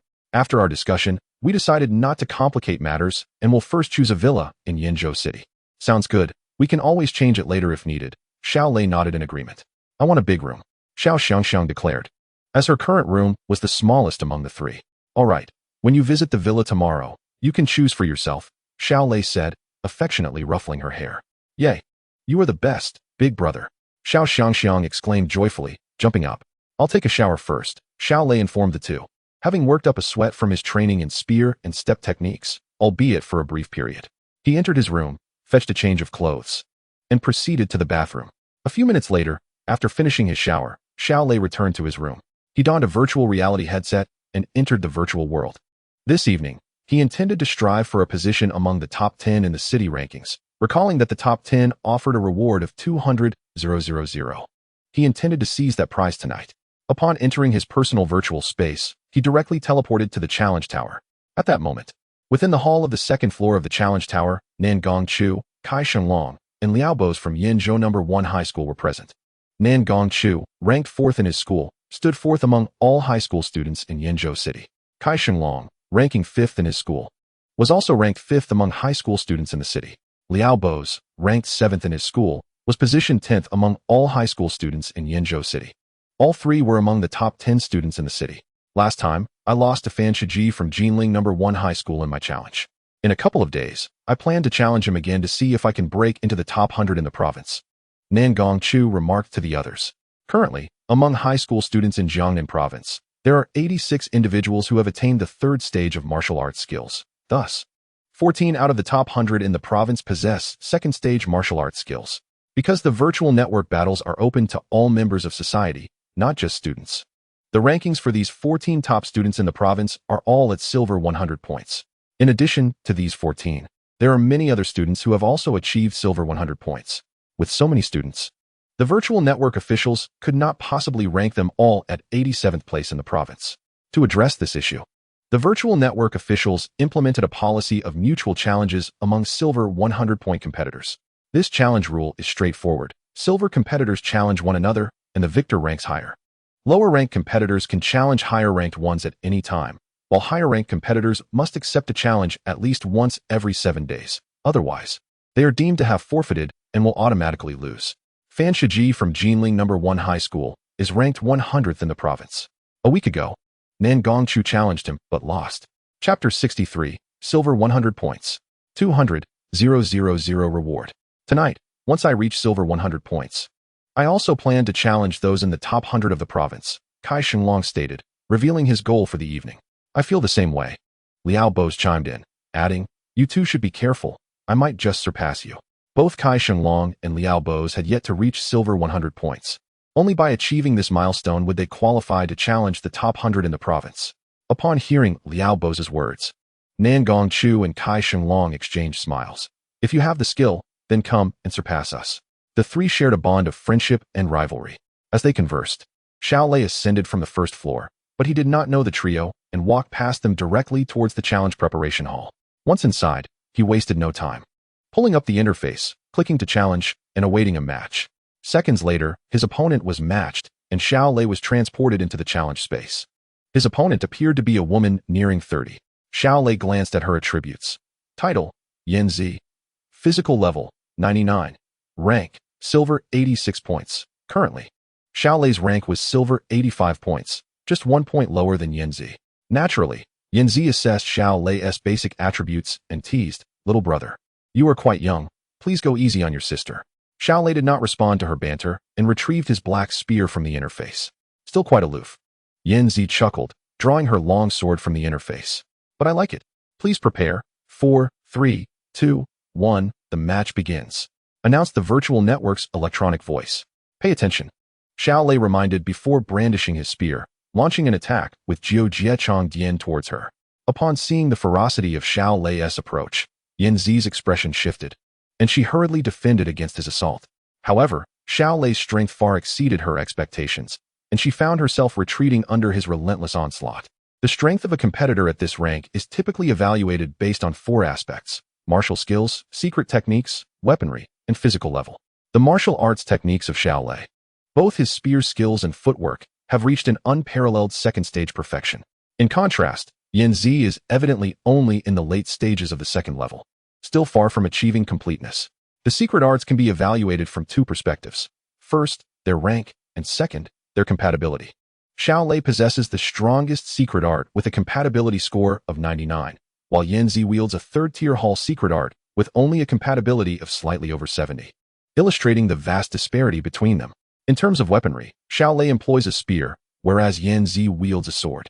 The adage "an inch longer, an inch stronger" holds true, as the spear naturally holds a significant advantage over the sword. Lastly, both combatants possess a physical level of 99. Yet the manifestation of power varies among individuals. Typically, men exhibit greater strength than women, and those with robust physiques surpass their weaker counterparts. Considering these 4 factors, Xiao Lei excels in every aspect compared to Yanzi. This assessment does not even factor in the explosive state of internal techniques. Overall, Xiao Lei's prowess can be deemed nearly invincible among students, particularly against those below the second tier of martial arts. How could he be so formidable? The smile had long vanished from Yanzi's face, as she was overwhelmed by Xiao Lei's extraordinary strength, leaving her feeling powerless. Xiao Lei, not holding back, swiftly pierced Yanzi's chest with a single thrust of his spear, sending her out of this realm. Due to Yanzi's score being just 1 point higher than Xiao Lei's, he received a direct 4 points, elevating his rank to silver with a score of 89. After defeating Yanzi, Xiao Lei did not linger, immediately clicking to continue his challenge, awaiting the virtual network to match him with his next opponent. Soon, a rotund man wielding a hammer appeared before him. Xiao Lei quickly dispatched him with a few strikes, leaving his opponent questioning the purpose of his existence. Following the rotund man, Xiao Lei triumphed over 2 more adversaries, a middle-aged man and a female university student, neither of whom could withstand more than 10 strikes from him. With 4 consecutive victories, Xiao Lei's rank score rose to 97, placing him 11th on the comprehensive strength leaderboard for high school students in Yenzhou City. Just 1 more victory would secure him a place in the top 10. As Xiao Lei glanced at his rank score, a slight smile crossed his face. The process had proven even easier than he had anticipated. He clicked to continue the challenge. Mere seconds later, Liao Bo's emerged as his next opponent. Surprised to see someone of similar age, Xiao Lei instinctively checked Liao's basic attributes. Title, by Shuizhe. Physical level, 99. Rank, silver 98 points. Liao Bo's was equally astonished to see Xiao Lei, recognizing that at their age, achieving such a rank made them top-tier fighters in the city. Encountering an opponent of similar age was a rarity. Without any introductions, the two engaged in battle after the virtual electronic announcement. After 10 exchanges, Xiao Lei pierced Liao Bo's throat with his spear. With this victory, Xiao Lei finally reached the perfect score of 100 in the silver stage. The system announced, "Xiao Lei, congratulations on achieving a score of 100 in the silver rank, qualifying you for the challenge of the golden rank level. Congratulations on reaching a score of 100 in the silver rank, qualifying you to challenge the top 100 silver players in the province. Congratulations on entering the top 10 of the Yenzhou City High School Students Comprehensive Strength Leaderboard, now ranked 5th. You will receive a reward of 200,000 Blue Star coins, exclusively provided by the HS Business Association. Your account has been credited with 200,000 Blue Star coins. Please check your balance." A series of system notifications rang out as Xiao Lei reviewed them, his face brightening with joy upon seeing the additional 200,000 Blue Star coins in his account. The qualification to challenge the top 100 silver players in the province puzzled him. He understood the challenge for the golden rank, as there had been a similar requirement when advancing from the first to the second stage, necessitating the completion of a challenge to attain a higher rank. Underneath the information regarding the challenge for the top 100 silver players was a detailed button, which Xiao Lei clicked to familiarize himself with the relevant rules. While Xiao Lei was engrossed in understanding the rules, Liao Bo's returned to the challenge preparation space. Having been defeated by Xiao Lei, he lost 4 points, reducing his rank score to 94 and dropping him 6 places in the city rankings from 10th to 16th. Liao Bo's, what happened? You look rather pale, inquired Nan Gongchu and Kai Xinglong, who were also present in the challenge preparation space. Alas, don't mention it, I just faced a monster. A monster? Nan Gongchu and Kai Xinglong exchanged puzzled glances. Without elaborating, Nan Gongchu opened the city leaderboard to see how much his own rank had dropped. Upon discovering that he had fallen to 16th place, his expression darkened once again. Wait, an unfamiliar name has surged to 5th place, right behind you, Nan Gongchu. Kai Xinglong was the first to notice Xiao Lei's name on the leaderboard. Curious, Nan Gongchu and Liao Bo's looked, indeed finding the name Xiao Lei in 5th place. The names of the top-ranked individuals in Yinzhou City were familiar to all, even if they were not personally acquainted. Their names were well recognized, making it unusual for a new name to suddenly appear in the top 10. The occurrence was surprising to the trio. I feel I have a faint recollection of Xiao Lei, mused Kai Xinglong, stroking his chin. I believe he was ranked around 50th place. Liao Bo's, is this the high school student who just defeated you? If so, it must be the Xiao Lei. Yet how could he ascend to 50th place? Liao Bo's recalled their earlier match, noting that he had been utterly overwhelmed, losing in merely 10 exchanges, feeling an insurmountable gap in their abilities. Lost in just 10 exchanges? Nan Gongchu and Kai Xinglong were both taken aback, as they were top-tier fighters in the second stage, and such a disparity in strength was unexpected.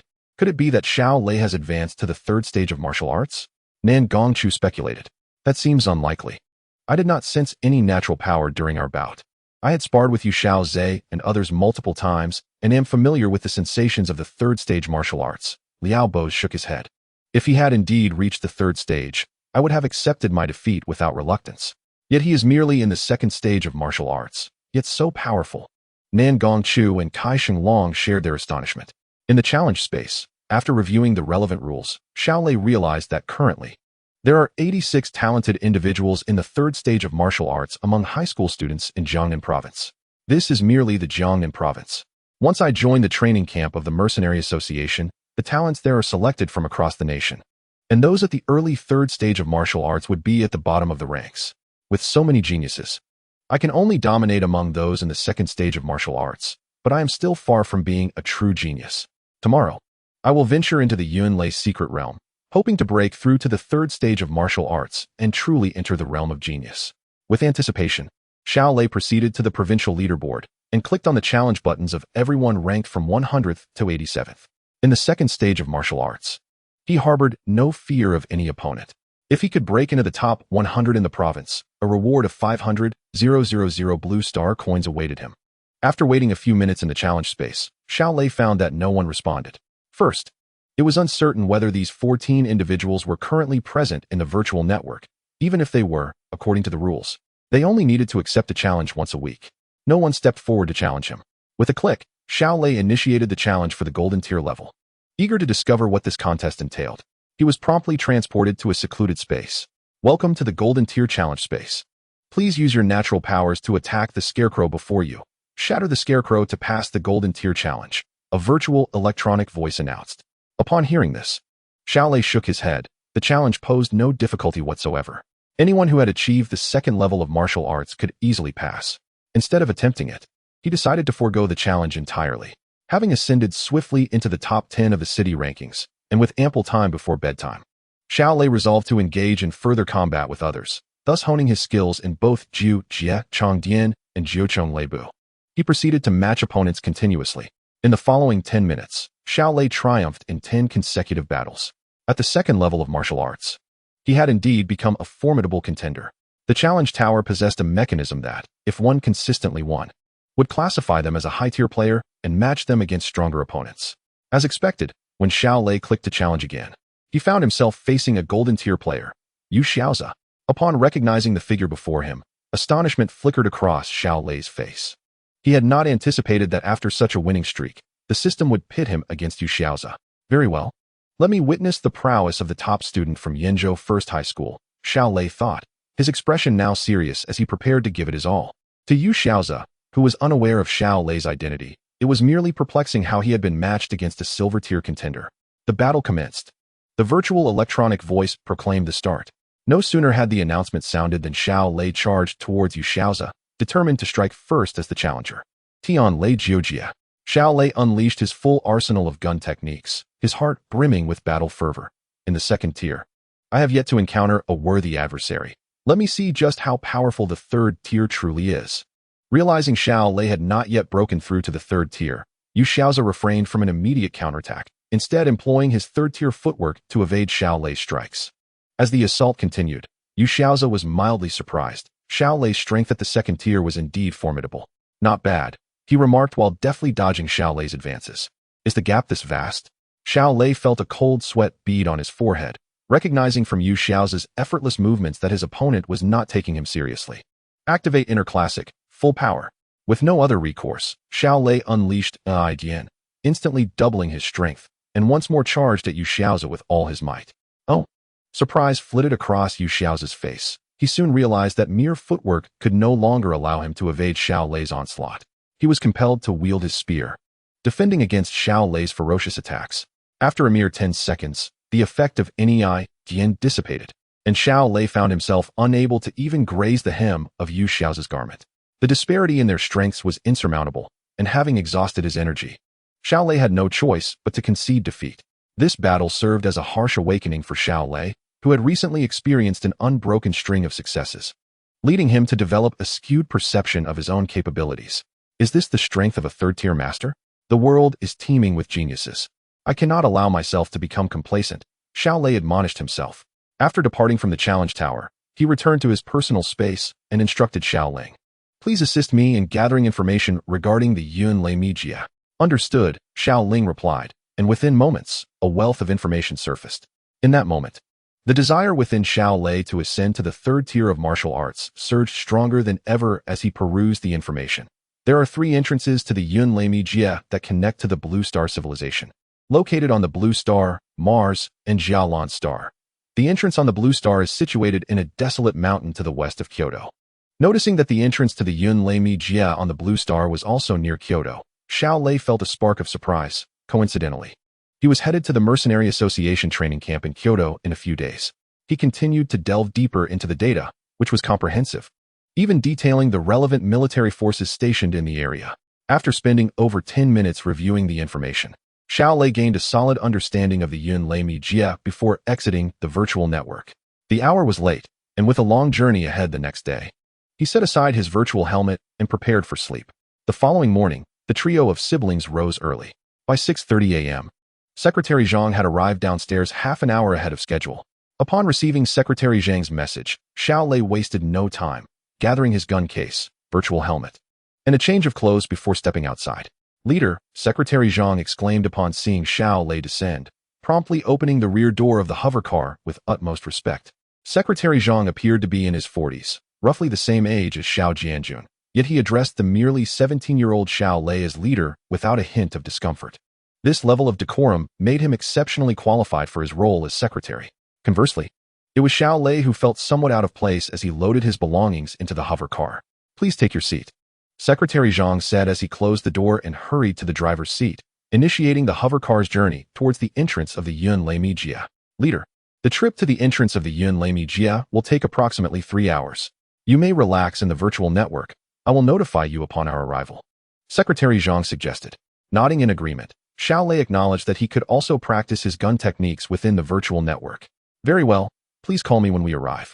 With that, Xiao Lei entered the virtual network, commencing his training in Jiujiachong Dian and Jiuchong Leibu. 3 hours later, the hover car landed before the imposing gates of a military fortress. Secretary Zhang turned to Xiao Lei, announcing, Leader, we have arrived. Xiao Lei exited the virtual network and gazed out the window, immediately struck by the towering fortress walls, standing several dozen meters high, augmented by an array of heavily armed technological weaponry. It resembled a colossal beast lying in wait, exuding an unparalleled sense of oppression. A military fortress, Xiao Lei gasped, recalling having seen such fortresses in the news, aware that they were war machines. Even the most skilled martial artists dared not assault a fortified military bastion. This was his first encounter in reality. The entrance to the rules of the secret realm is guarded by military fortresses, Secretary Zhang explained. Noticing Xiao Lei's astonishment at the sight, Xiao Lei nodded, understanding that although he had researched much about the Yun Lei Mi Jie yesterday, certain details remained elusive. At that moment, a soldier wielding a submachine gun approached the hover car with a brisk stride. "Hello, may I please see your identification?" the soldier asked Secretary Zhang, his tone courteous, recognizing that those who could independently reach the entrance to the Yun Lei Mi Jie were typically high-ranking individuals in society. Ordinary citizens must gather at other locations and collectively board sealed hovercraft to arrive here. Of course, Secretary Zhang replied, producing his identification. He then turned to Xiao Lei, "Leader, do you have your ID with you?" Secretary Zhang possesses the authority to access this place directly. Despite his humble demeanor before Xiao Lei, in reality, even the most ordinary group leaders must show him considerable respect. Xiao Lei presented his identification to Secretary Zhang. A soldier scanned both of their IDs with a device, and after confirming their validity, returned the IDs to them, stating there were no issues and inviting them to enter.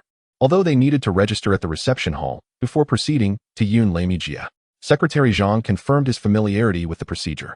As Xiao Lei gazed at the towering fortress gates, which stood an impressive 10 meters high, he noted that they were currently closed. The soldier gestured to his colleague inside, and the gates slowly creaked open. Secretary Zhang piloted the hover car into the fortress. Upon entering, they were greeted by a spacious plaza, with the reception hall for VIP members directly opposite. Individuals with special privileges, like them, were required to register in the reception hall before heading to Yun Lei Mi Jie. The reception hall also provided a resting area for VIP members to relax. Secretary Zhang parked the hover car in front of the hall, and both men stepped out and entered. Xiao Lei surveyed the reception area, noting its sparse occupancy. Apart from a few staff members, there were no other guests, as those with privileges were indeed few. "Welcome. Please follow me for your registration." A rather attractive female staff member approached them with a smile. "Certainly," Xiao Lei replied as they made their way to the front desk to fill out the necessary forms for registration. "You may now enter Yun Lei Mi Jie, or you can take some time to rest. We offer complimentary beverages here," the young woman added cheerfully. "Let us proceed directly to Yun Lei Mi Jie," Xiao Lei decided. "Very well. Shall I escort you there in your hover car, or ours?" the woman inquired. "We will take our own," Secretary Zhang responded promptly. They returned to the hover car, and Secretary Zhang navigated deeper into the fortress. Although the woman was meant to serve as a guide, Secretary Zhang seemed quite familiar with the environment, rendering her guidance unnecessary. The hover car advanced until they arrived at a massive elevator. "Please hold on a moment," the woman said as she exited the vehicle, swiped her card, and opened the elevator doors. "Please enter." The hover car moved into the elevator, and the woman joined them inside. The elevator began its descent, carrying them underground. "Is the entrance to the passage below ground?" Xiao Lei asked, a hint of astonishment in his voice. The elevator descended over 100 meters before it came to a halt, and the doors opened. Secretary Zhang piloted the hover car out of the elevator. As they emerged, Xiao Lei's gaze was immediately drawn to the enormous passageway ahead. With a diameter of approximately 40 to 50 meters, resembling a colossal black hole, swirling with enigmatic energy. Despite having researched the passage beforehand, witnessing it firsthand was still profoundly awe-inspiring. Before the passage, another checkpoint awaited them. The guarding soldiers verified Xiao Lei and Secretary Zhang's identities once more. After confirming their credentials, they were granted passage. The woman exited the hover car at this moment. "I will leave you here. Be mindful of the mental shock upon entering the passage," she cautioned. "Thank you. Goodbye." Xiao Lei and Secretary Zhang bid her farewell as Secretary Zhang navigated the hover car towards the vast black passage. As they plunged into the depths of the enormous black tunnel, a wave of mental pressure surged towards them, striking Xiao Lei's mind with the force akin to a hammer. However, with a mental fortitude now at level 89, he quickly regained his composure. This sensation bore resemblance to the mental shock experienced within the towering black column of the Shen Yuan space, yet it was not entirely the same. Secretary Zhang, being a practitioner of martial arts, found the mental pressure within the passage manageable, easily enduring it. Observing Xiao Lei's calm demeanor amidst the mental onslaught during his first venture into the rule-bound Mi Jie, he inwardly praised him as a true prodigy. Chapter 66. Mental Fortitude, Level 99. The hover car traversed the Mi Jie passageway in mere seconds, swiftly arriving at the inner sanctum of Yun Lei Mi Jie. Upon entry, Xiao Lei felt an immediate heaviness in his body. The gravity within Yun Lei Mi Jie was 12 times that of Blue Star. For an ordinary individual, acclimatizing to this gravity would require some time. However, Xiao Lei's physical prowess had reached its zenith, enabling him to bear the 12-fold gravity with relative ease. Looking outside the vehicle, he observed that they were within yet another grand structure. Leader, the military has constructed a fortress at the entrance of the passage to safeguard it. Secretary Zhang explained, noticing Xiao Lei's curiosity. I see, Xiao Lei replied, enlightened. The hover car exited the fortress without encountering further inspections. As they left the fortress, Xiao Lei was taken aback by the bustling environment outside, resembling a modern city. The time within Yunlei Jia was nearing evening. While it had only been morning on Blue Star prior to their entrance, leaving him in awe of the differences. Leader, Yunlei Jia is a realm entirely under the control of our Blue Star civilization. Due to the immense benefits it offers, countless merchants and mercenaries have flocked here, resulting in a city of several 100,000 inhabitants surrounding the military fortress, Secretary Zhang elaborated. A day here consists of 268 hours, distinct from Blue Star, which accounts for the time difference. Of course, we still adhere to a 24-hour system, but each hour here is longer than on Blue Star. Xiao Lei nodded. Having reviewed this information the previous evening, his astonishment stemmed from the modernity surrounding him, which mirrored that of cities on Blue Star. Leader, we should find a hotel to rest. The oxygen levels in Yunlei Jia are 13 times that of Blue Star, and newcomers often experience oxygen intoxication, leading to discomfort such as chest tightness. Generally, it takes about a week to fully acclimate. However, given your robust constitution, you will likely adapt in just a day. Secretary Zhang continued to provide insights. Understood, Xiao Lei agreed, turning to Secretary Zhang. I intend to stay a few days in Yunlei Jia. You need not accompany me constantly. Feel free to attend to your own matters. Just contact me when I depart. My primary duty is to serve you, leader. Secretary Zhang replied, beaming with appreciation. Accompanying you is akin to a vacation for me, allowing me to enjoy a brief respite. That is good to hear, Xiao Lei responded, choosing not to elaborate further. Several minutes later, Secretary Zhang parked the hover car in front of a luxurious hotel. Leader, this is the finest hotel in the area. Shall we stay here? It looks splendid, Xiao Lei agreed, having no objections to such opulence. After parking, they proceeded to the front desk to secure their rooms, which were conveniently adjacent to one another. Leader, the hotel features a restaurant.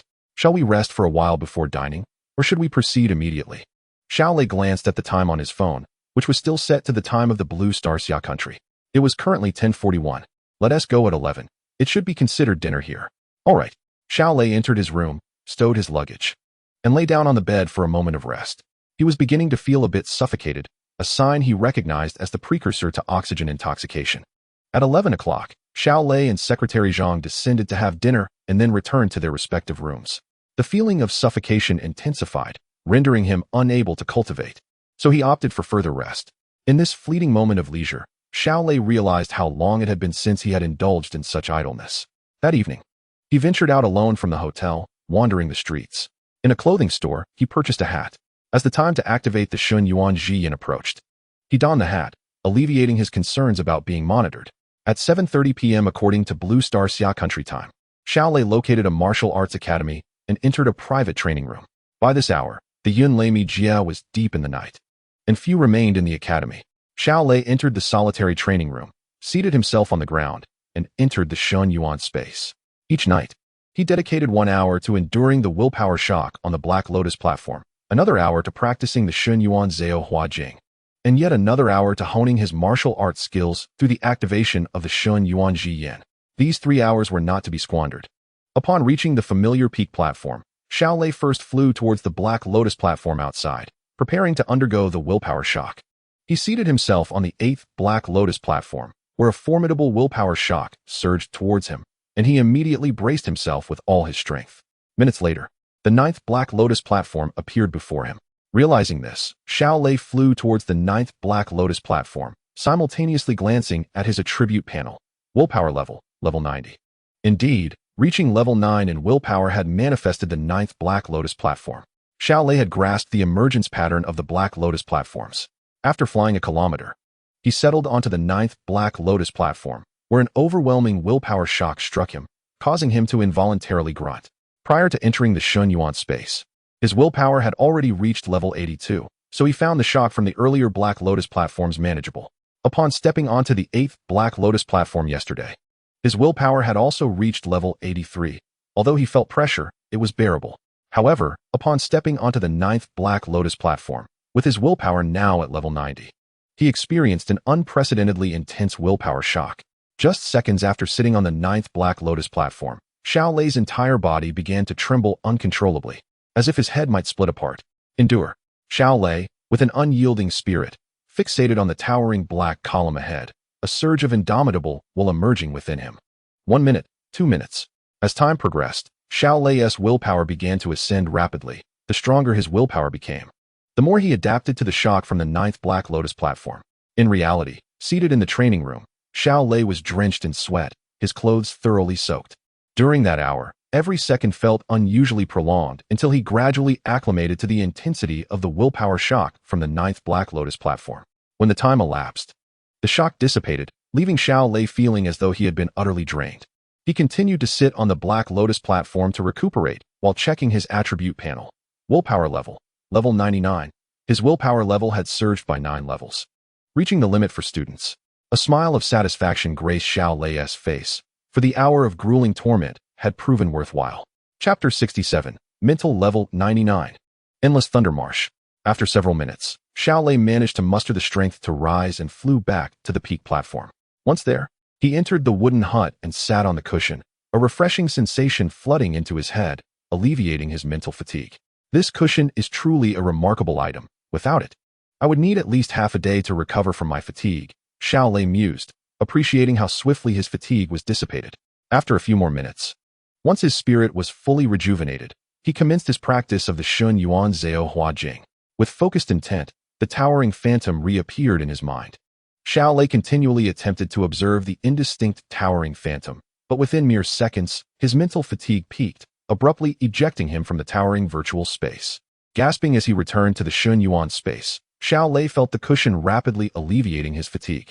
The exhaustion induced by the towering phantom differed from the shock of the black column. The shock from each Black Lotus platform inflicted a splitting headache, yet remained within his tolerance.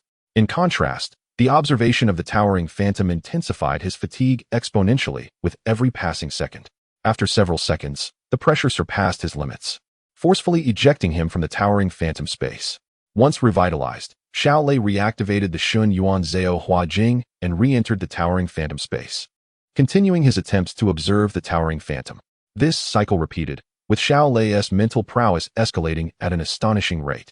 An hour later, his practice of the Shun Yuan Zhao Hua Jing concluded, as he could no longer enter the towering phantom space. Afterward, he sat on the cushion to rest while observing his attribute panel. Mental level, level 99. Mental index, 12. His mental level had soared from level 89 to the student limit of 99. Thus, both his mental and willpower levels had reached their maximum. The mental index remained at 12, unchanged. It seems that while enhancing mental strength is relatively easy, altering the capacity of the vessel is significantly more challenging, Xiao Lei contemplated.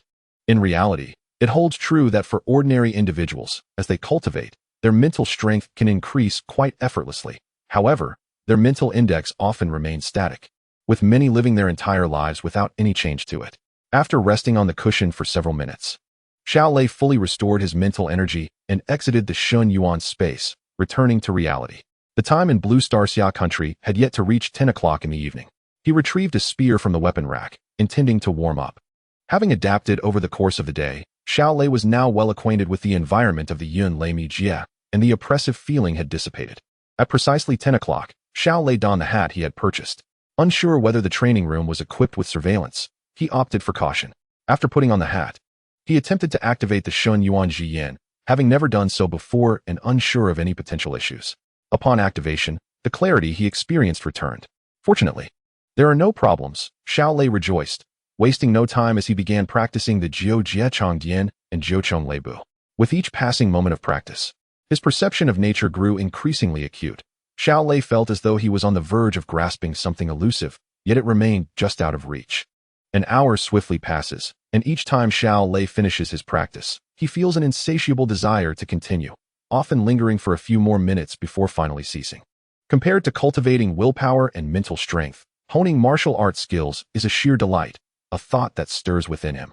After his training, Xiao Lei departs from the martial arts hall, where the time in Yun Lei Mi Jie has already slipped into the early hours of the morning. Fortunate that the establishment operates around the clock. Upon leaving, he hails a taxi back to the hotel, where he refreshes himself with a shower before retiring to bed. The following morning, He awakens only after the sun has risen high in the sky. After attending to his morning routine, Xiao Lei knocks on Secretary Zhang's door. Leader. Secretary Zhang greets him with a smile upon opening the door. I have fully acclimatized to this environment. Let us prepare to head to Wujin Lei Zhao. Very well.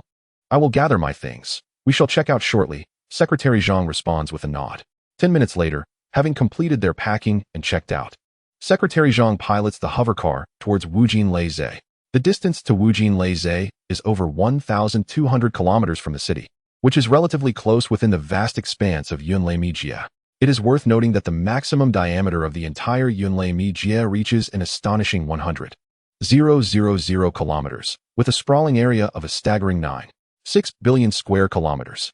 Unlike planets, the rules of the Mijie dictate that it is a fragment of land suspended in an alternate space, characterized by its flat terrain. Thus, its area is calculated as a two-dimensional plane. For context, the surface area of Blue Star is merely 5.1 billion square kilometers, making Yunlei Mijie's area nearly 19 times that of Blue Star. Given such vastness, a distance of 1,200 kilometers is indeed considered close. A journey of tens of thousands of kilometers might take a hovercar weeks to complete. As they exit the city, the primordial essence of Yunlei Mijie reveals itself, adorned with untamed mountains and rivers.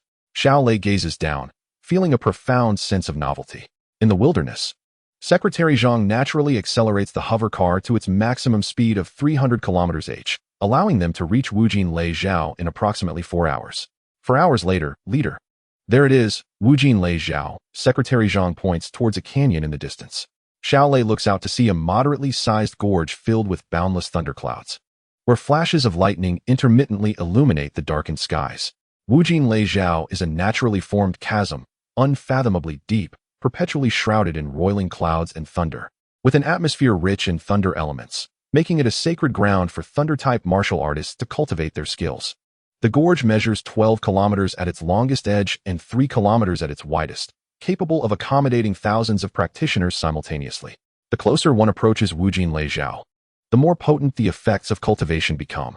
However, the prime locations have already been divided among the 7 major factions of Blue Star civilization. The opportunity to cultivate in Wujin Lei Zhao for 3 days, which costs millions in society, only grants access to some peripheral areas. Even so, the demand for cultivation spots remains insatiable, as many martial artists find themselves stuck at critical junctures in their skills, often investing hundreds of millions for several months of training here. Xiao Lei observes the throngs of people surrounding Wujin Lei Zhao, noting that the entire perimeter has been surrounded by military barbed wire. The area within the wire incurs a fee, while the outer region remains free, leading to countless individuals seated just outside. Although the effectiveness is significantly diminished beyond the wire, the concentration of thunder element particles in the air still surpasses that of other locales, offering some benefit to martial arts cultivation. Chapter 68. Entering Wujin Lei Zhao Leader. We must first visit the nearby town. You need to register at the Military Management Office of Yunlei Mijie and Q. Secretary Zhang informed Xiao Lei. Understood. Xiao Lei replies, already aware of this requirement. Leader, do you know that each position in Wujin Lei Zhao is shared by 2 individuals for alternating cultivation? Secretary Zhang inquires once more. I am aware, Xiao Lei nods. It is impractical for one person to meditate continuously without rest in Wujin Lei Zhao. Thus, in order to maximize utilization, 2 individuals alternate their sessions, each practicing for 12 hours per day, according to the time in Yunlei Mijie. That's good.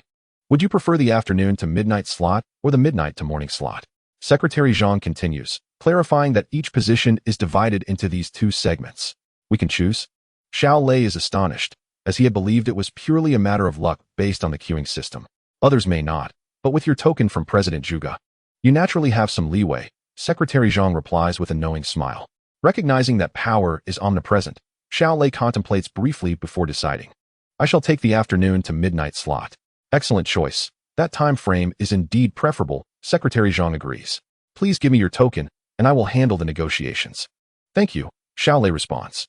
Given that Wujin Lei Zhao hosts thousands of cultivators year-round, many of whom are affluent in the real world, a small town named Yunlei Jian has naturally emerged nearby. Secretary Zhang parks the hovercar in front of a military establishment. This is the management office for Wujin Lei Zhao set up by the military of Yunlei Mijie. Xiao Lei and Secretary Zhang enter the bustling lobby. Leader, please hand me the token. You can find a place to rest. I will take care of the rest, Secretary Zhang kindly advises. All right, Xiao Lei replies, handing over the token to Secretary Zhang. In just a few minutes, Secretary Zhang returns and presents the token back to Xiao Lei. Leader, it is all set. Your cultivation time is from afternoon to midnight, starting tomorrow for a total of 3 days. Your designated spot is A608. Keep this token. It will be required for inspection when you enter Wujin Lei Zhao tomorrow. Understood, Xiao Lei acknowledges, feeling a surge of admiration for President Zhuge, who has secured him a position in Area A. The cultivation spots in Wujin Lei Zhao are categorized from A to F, with Area A being the most desirable and Area F the least. Additionally, there exists a so-called G area, which refers to the locations outside the barbed wire. As the meditation begins tomorrow, Xiao Lei and Secretary Zhang decide to find accommodation for the night. That evening, Xiao Lei ascends the Black Lotus platform to cultivate his willpower once more, yet his level remains at 99. It appears that ascending to the martial artist rank is not so easily achieved. Xiao Lei is not surprised, after all. Reaching level 10 signifies entry into the martial artist realm, making it natural to encounter a bottleneck. Similarly, after practicing the Shun Yuan Zhao Hua Jing, his mental strength also remains at 99, without breaking into the martial artist level. However, his mental index shows progress, increasing from 12 to 13. At 10 p.m. Blue Star time, Xiao Lei activates the Shun Yuan Ji Yin to refine his marksmanship and footwork. He senses he is nearing the third tier of martial arts skills, yet something elusive continues to impede his breakthrough. On February 25th, at 11:50 a.m., Xiao Lei arrives early at the entrance to Wujin Lei Zhao, equipped with a gun case and hat. As the time extends into the late hours, he is eager to attempt opening the Shun Yuan Ji Yin for cultivation, hoping to make a significant leap in his martial arts journey by achieving the third tier. The endless Thunder Marsh is replete with numerous entrances, each vigilantly guarded by troops. The presence of influential individuals here deters anyone from acting recklessly. At precisely noon, those awaiting entry produce their tokens and scan them on a machine, akin to using an ID to access a high-speed rail station, and upon passage, they enter the endless Thunder Marsh. After undergoing inspection, Xiao Lei ventures deeper into the marsh, with Area A being his ultimate destination. The cliffs surrounding the endless Thunder Marsh have been transformed into tiered steps by the civilization of Blue Star, facilitating a greater understanding for more individuals without causing disruption among them. As Xiao Lei delves deeper, the explosive particles of thunder elements in the air provide him with an extraordinary sense of comfort. Upon reaching Area A608, Xiao Lei searches for his designated spot. Upon finding it, he notices a regal middle-aged woman still absorbed in her contemplation. Upon seeing Xiao Lei, she opens her eyes, nods in acknowledgement, and gracefully vacates the area. Xiao Lei reciprocates with a slight nod, refraining from any pleasantries, and instead focuses on the training ground. In Area A, there is an extravagant distance of 6 meters between each individual, a stark contrast to Area F, where one occupies merely 2 meters. The expansive spacing in Area A is deliberately designed to allow practitioners ample space to practice their techniques, enabling simultaneous comprehension and execution of martial arts, which is the optimal approach to advancing one's martial skills. Settling into a central position, Xiao Lei closes his eyes to immerse himself in the air laden with explosive thunder elements. The essence of natural power and the third tier of martial arts require one to perceive the forces of nature and gain mastery over them. During his nightly sessions with the Divine Source Eye, Xiao Lei has begun to faintly sense the natural power in the air, yet he remains just short of full control. The endless Thunder Marsh facilitates a tenfold easier experience in sensing natural power compared to other locations, and even without activating the Divine Source Eye, he can vaguely feel the natural forces surrounding him. Indeed, this is a treasure trove. If this continues, I shall surely ascend to the third tier of martial arts. Xiao Lei rejoices. Having attuned to the natural power, Xiao Lei opens his gun case, assembles his spear, and commences his training in the 9 Calamities Spear Manual and 9-fold Thunder Steps, striving to harness the natural force.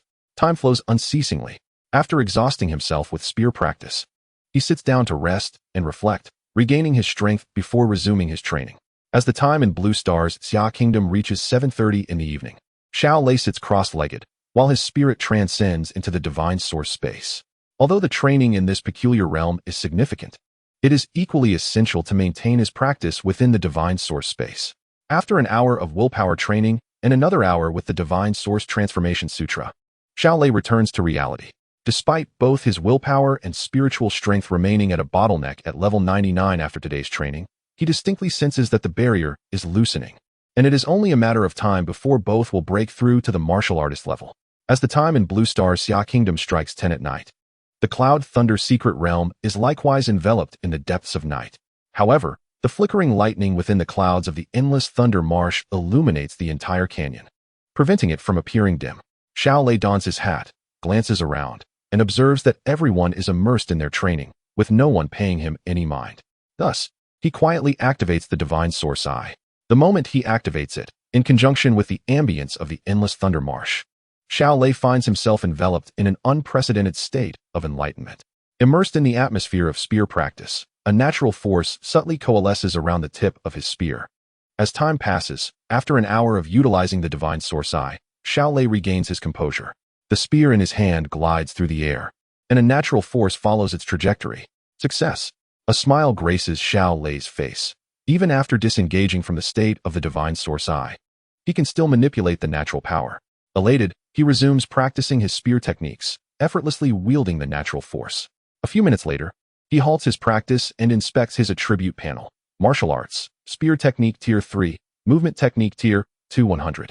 His spear technique has ascended to the 3rd tier, while his movement technique remains at the perfected 2nd tier.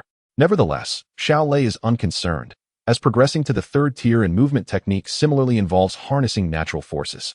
With his spear technique already elevated, advancing in movement technique will naturally ensue through continuous practice. With less than an hour remaining until the conclusion of the first day of training, Xiao Lei realizes he has already spent over 11 hours in training. He continues to solidify his mastery of the 3rd tier spear technique until the middle-aged woman returns.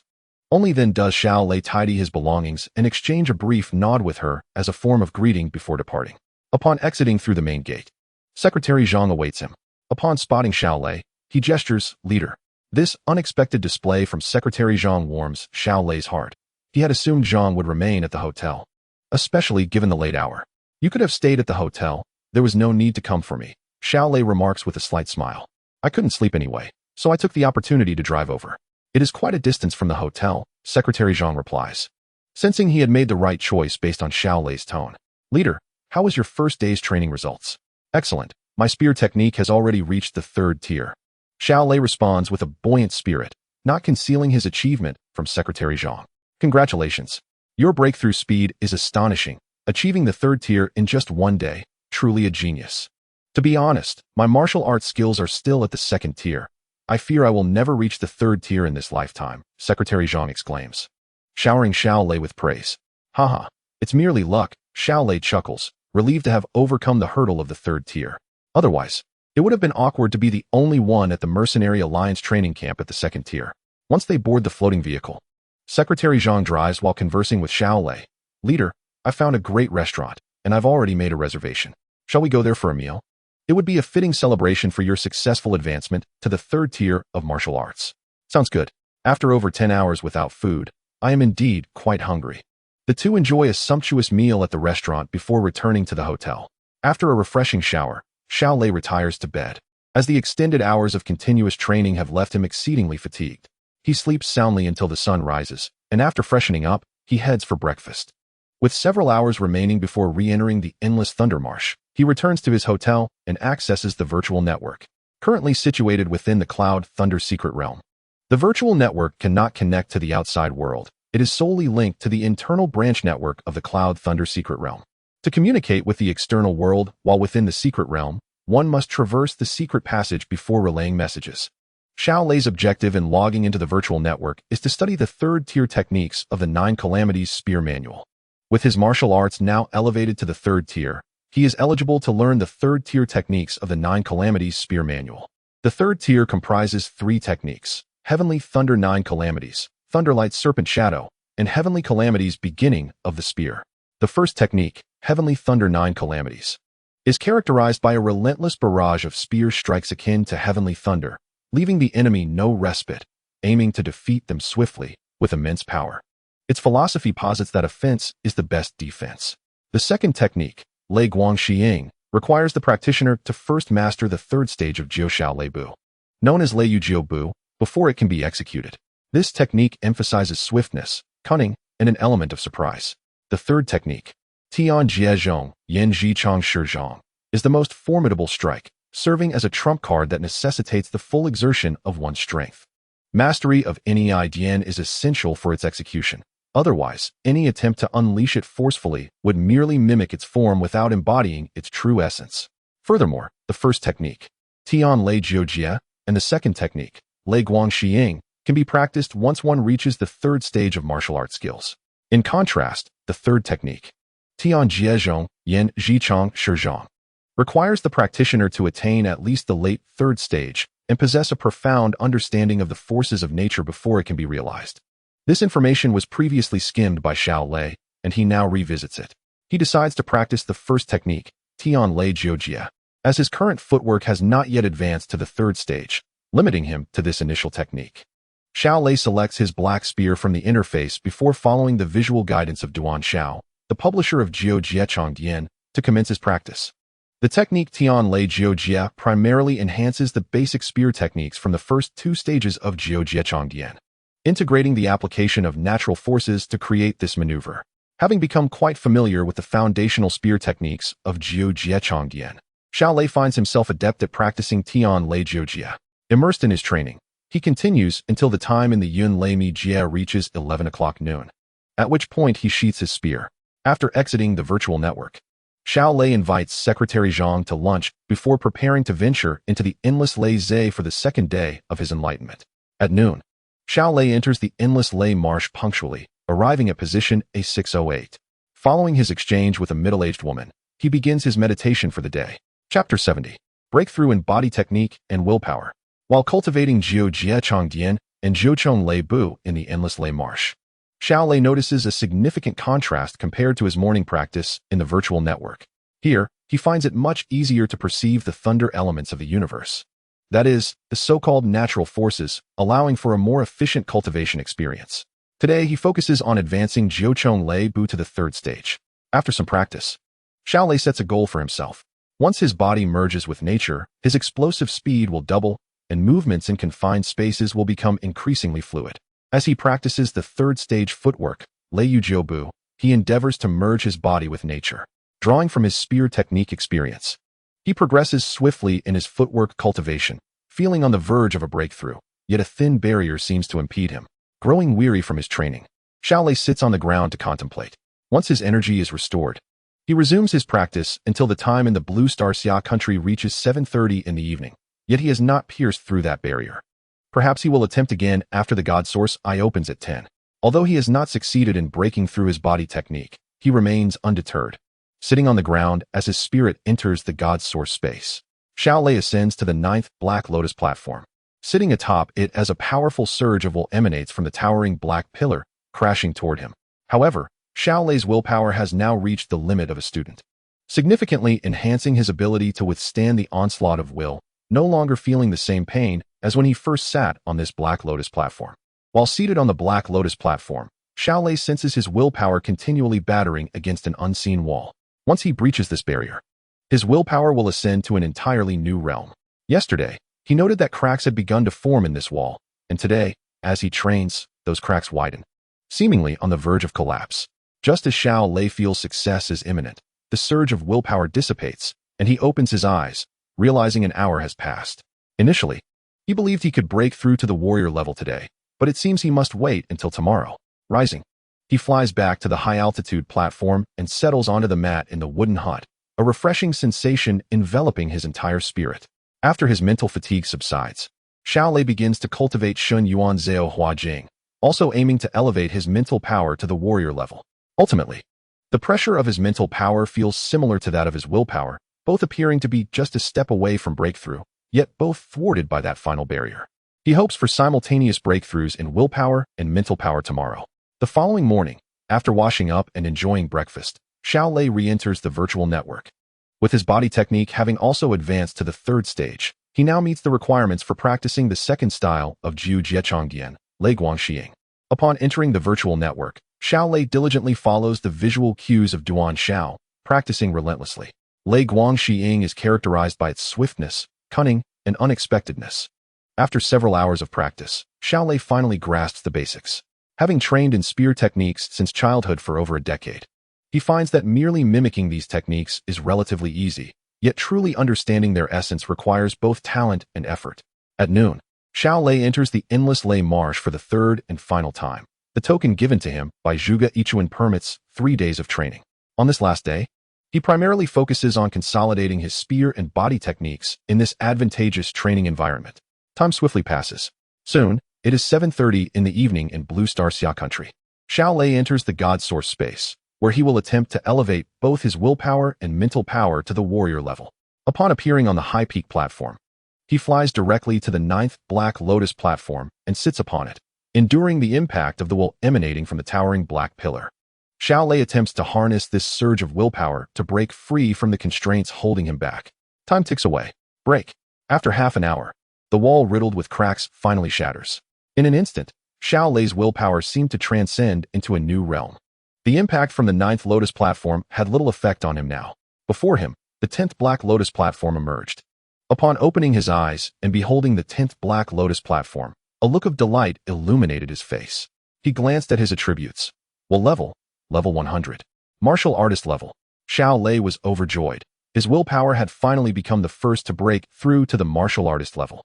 He rose and soared towards the 10th Black Lotus platform.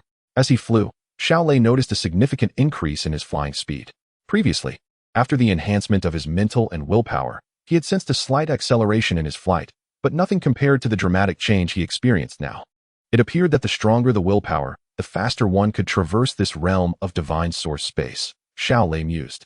Upon reaching the 10th Black Lotus platform, he learned from the experience of the 9th Black Lotus platform and mentally prepared himself before sitting down. Boom. As soon as he seated himself, an unprecedented surge of powerful will struck him. Despite his preparations, his body trembled uncontrollably. Each passing second felt like an eternity of endless torment. Yet he gritted his teeth and endured, knowing that this will impact was different from the colossal phantom. As long as his willpower was sufficiently robust, he could withstand it. Chapter 71. Departure from the Yun Lei Secret Realm. Reward 1,000,000. In reality, Xiao Lei's body also trembled continuously. Beads of sweat appearing as half an hour felt akin to half a century. Finally, his hour of willpower training concluded. Panting heavily, Xiao Lei found himself utterly drained. After resting for a few minutes, he rose and flew to the high-altitude platform, then entered a small wooden house, sitting on a mat to recuperate. With the assistance of the mat, his recovery was remarkably swift. Within minutes, he was fully restored and began to cultivate the Divine Source Transformation Sutra. Minutes later, with a thunderous sound, his mental power also broke through to the martial artist level. Not pausing in his cultivation, Xiao Lei continued to practice the Divine Source Transformation Sutra for an additional hour before finally opening his eyes to check his attributes. Mental level 102. Will level 101. Mental index 14. His mental level had reached 102, with levels above 10 qualifying as martial artist level. His will level had attained 101, and simultaneously, his mental index had increased by 1, reaching 14. A complete transformation. Xiao Lei could only describe his journey through the boundless thunder marsh with these 4 words. Once I reach the Mercenary Association training camp, I will receive a primary foundation establishment pill, and at that time, my body level will break through to the martial artist level. Xiao Lei thought, filled with anticipation for the future. After his mental power breakthrough, Xiao Lei exited the wooden house and tested his flying speed again. Indeed, after achieving the martial artist level in mental power, his flight speed surged once more. Upon completing his tests, Xiao Lei's mind returned to reality. After a brief rest, it was 10 o'clock in the evening in the summer kingdom of Blue Star. He donned his hat and activated the Eye of Divine Source. Xiao Lei simultaneously practiced 9 Calamity Spear Classic and 9-fold Thunder Steps, and with the enhancement of the Eye of Divine Source and the Boundless Thunder Marsh, his spear technique and footwork were rapidly improving. After an hour with the Eye of Divine Source, Xiao Lei did not cease his cultivation. With only a few hours remaining until the end of the Boundless Thunder Marsh, he intended to utilize every moment. It wasn't until midnight in the Yun Lei secret realm that a middle-aged woman approached. Xiao Lei paused, nodded slightly to her, and then gathered his belongings to depart. On the way, Xiao Lei glanced at his final attributes. Body level 99. Mental level 102. Will level 101. Mental index 14. Martial artist level source progress 0. Martial arts skills, spear technique level 3, 10, body technique level 3, 8. Secret technique, 9 Calamity Spear Classic, first Calamity, 9. Notes: upon reaching martial artist level source progress, the Eye of Divine Source will awaken to the third stage. His spear technique had reached level 3, 10, and his body technique was at level 3, 8. Once martial arts skills reach level 3, it becomes exceedingly difficult to improve by even 1. Many become trapped at a certain bottleneck for life, unable to progress further. However, Xiao Lei achieved spear technique level 3, 10, and body technique level 3, 8 in a short span of time. If this were to spread, it would undoubtedly cause a stir. After a night of rest, the next morning, Xiao Lei rode in Secretary Zhang's hovercar towards the passageway. After a 4-hour journey, the two arrived at the fortress. Without delay, they passed through the inspection and re-entered the enormous secret realm passage, finally returning to Blue Star. Upon returning to Blue Star, Xiao Lei felt a lightness in his body, and the oxygen content felt different. The environment of Blue Star is undoubtedly more comfortable for me. He inhaled the fresh air. Of course, Secretary Zhang concurred. Shall we return to Yen City now? Let us return now, Xiao Lei agreed. Just then, his phone chimed with several missed calls and numerous message notifications. Upon opening it, he found that most messages were from his sister, Xiao Xiangxiang, and his mother, Li Xiyun, praising the new villa and sending him pictures and videos. After a quick glance, he turned to the missed calls, which were from his homeroom teacher, Lu Jinhe, and his father, Xiao Jianjun. The teacher is looking for me? Xiao Lei knew that Lu Jinhe wouldn't call unless there was something significant, so he called him back first. Xiao Lei, you have emerged from the Yun Lei secret realm? Lu Jinhe asked as soon as the call connected. Yes, I just came out and saw that you called, so I returned your call. It's still regarding our previous discussion. The citywide joint examination begins tomorrow. You're back just in time to participate. There are substantial rewards for this joint examination, and given your strength, you have a good chance of finishing in the top 10. After receiving the rewards, you can register at the Mercenary Association. After all, rewards should not be left unclaimed. Lu Jinhe explained the reason for his call. Rewards have been announced. Xiao Lei's eyes lit up. Teacher, what are the rewards? They are out. The top 100 in the citywide joint examination will receive prizes. The 91st to 100th will each receive 50,000 Blue Star coins. The 81st to 90th will each receive 100,000 Blue Star coins. The second and third places will receive 500,000 Blue Star coins, and the first place will receive a staggering 1,000,000 Blue Star coins. Lu Jinhe detailed the rewards. 1,000,000 Blue Star coins. Xiao Lei was elated to hear that the first place reward was indeed 1,000,000 Blue Star coins. He was determined to participate in this citywide joint examination, not only for the reward but also to seek revenge against Yu Xiaoze. In the previous ranking competition, he had suffered a crushing defeat at Yu Xiaoze's hands, and now, with his enhanced abilities, he naturally hoped to reclaim that loss. However, even with his current strength, Xiao Lei was not entirely confident against Yu Xiaoze. Yu Xiaoze's martial arts skills had already reached the mid-level of the third stage, while Xiao Lei was still at the early stage of the third level, putting him at a disadvantage in martial arts skills.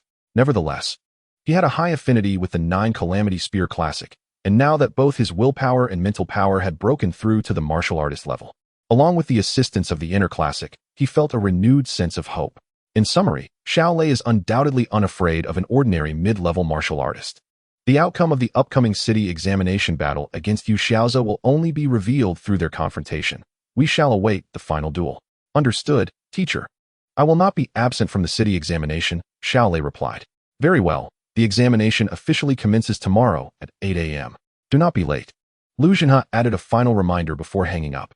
Chapter 72, Returning to Yenzhou City. The Grand Villa. Xiao Lei set his phone down. The citywide martial arts examination will span 3 days, with the first 2 days dedicated to martial arts tests, while the third day will focus on liberal arts assessments.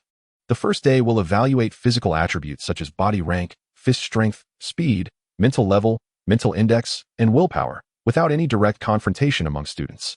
The second day will feature martial arts skill tests in the morning and comprehensive practical tests in the afternoon. The comprehensive practical tests will take place in a virtual network and will be open to the public, likely attracting hundreds of thousands of spectators throughout Yenzhou City. Xiao Lei's final showdown with Yu Xiaoze will transpire on the afternoon of the third day. During the evenings of these 2 days, he plans to devote his time to cultivating the Nei Dian, aiming to enhance his overall combat prowess before facing Yu Xiaoze. In recent times, the cultivation of Nei Dian has been set aside in pursuit of mastering mid-level martial arts skills. Yet it is the swift advancement offered by Nei Dian that is most crucial for Xiao Lei's personal strength. Currently, he has cultivated the first tribulation of Nei Dien to level 9, and if he can elevate it to level 100, his power will multiply tenfold. Such an enhancement in strength would certainly secure victory over Yu Xiaoza. Though Xiao Lei is left with merely 2 days to achieve perfection in the first tribulation of Nei Dien, which seems improbable, he can only strive for improvement. After formulating his plan, Xiao Lei picked up the phone to call his father, Xiao Jianjun. Having recently been discharged from the hospital, Xiao Jianjun's face lit up with joy upon seeing his son's call. Xiao Lei, have you emerged from the Yunlei secret realm? Just did, Dad. What brings you to call? Oh, your homeroom teacher contacted me. It appears to be regarding the city examination.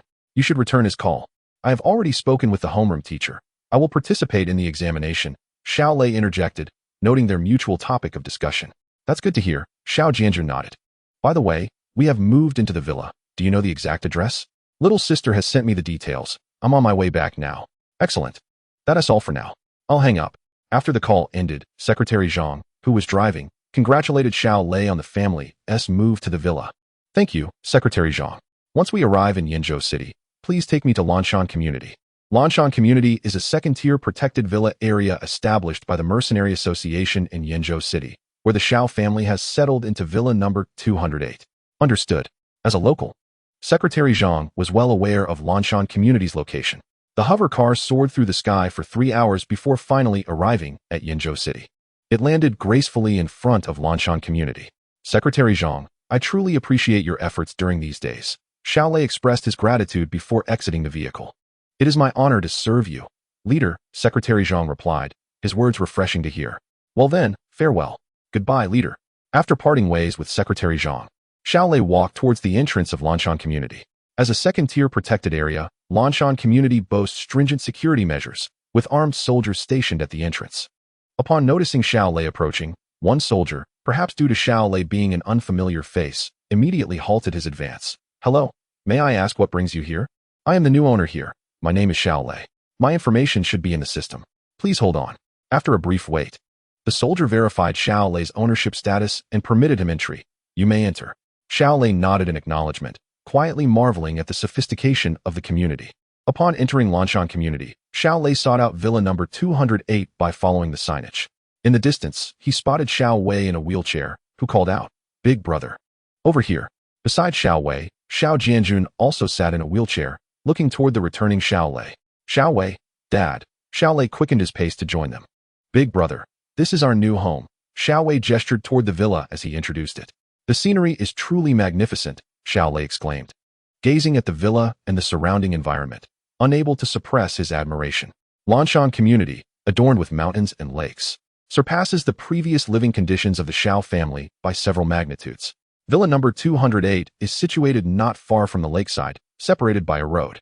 With a beautifully manicured lawn lying between the road and the villa, the distant lake ripples gently in the breeze, causing the willow branches along the shore to sway. Though the temperatures in Yenzhou City remain low during the mornings and evenings in late February, the afternoon offers the warmest part of the day, making this moment particularly delightful. The villa's interior decor aside, the external scenery alone is enough to enchant, which explains why Xiao Xiangxiang sent him numerous videos and images, clearly indicating the family's satisfaction with their new dwelling. Come, let us show you the interior of the villa and your room, Xiao Jianjun beckoned. Sure. I've already seen quite a bit on my phone.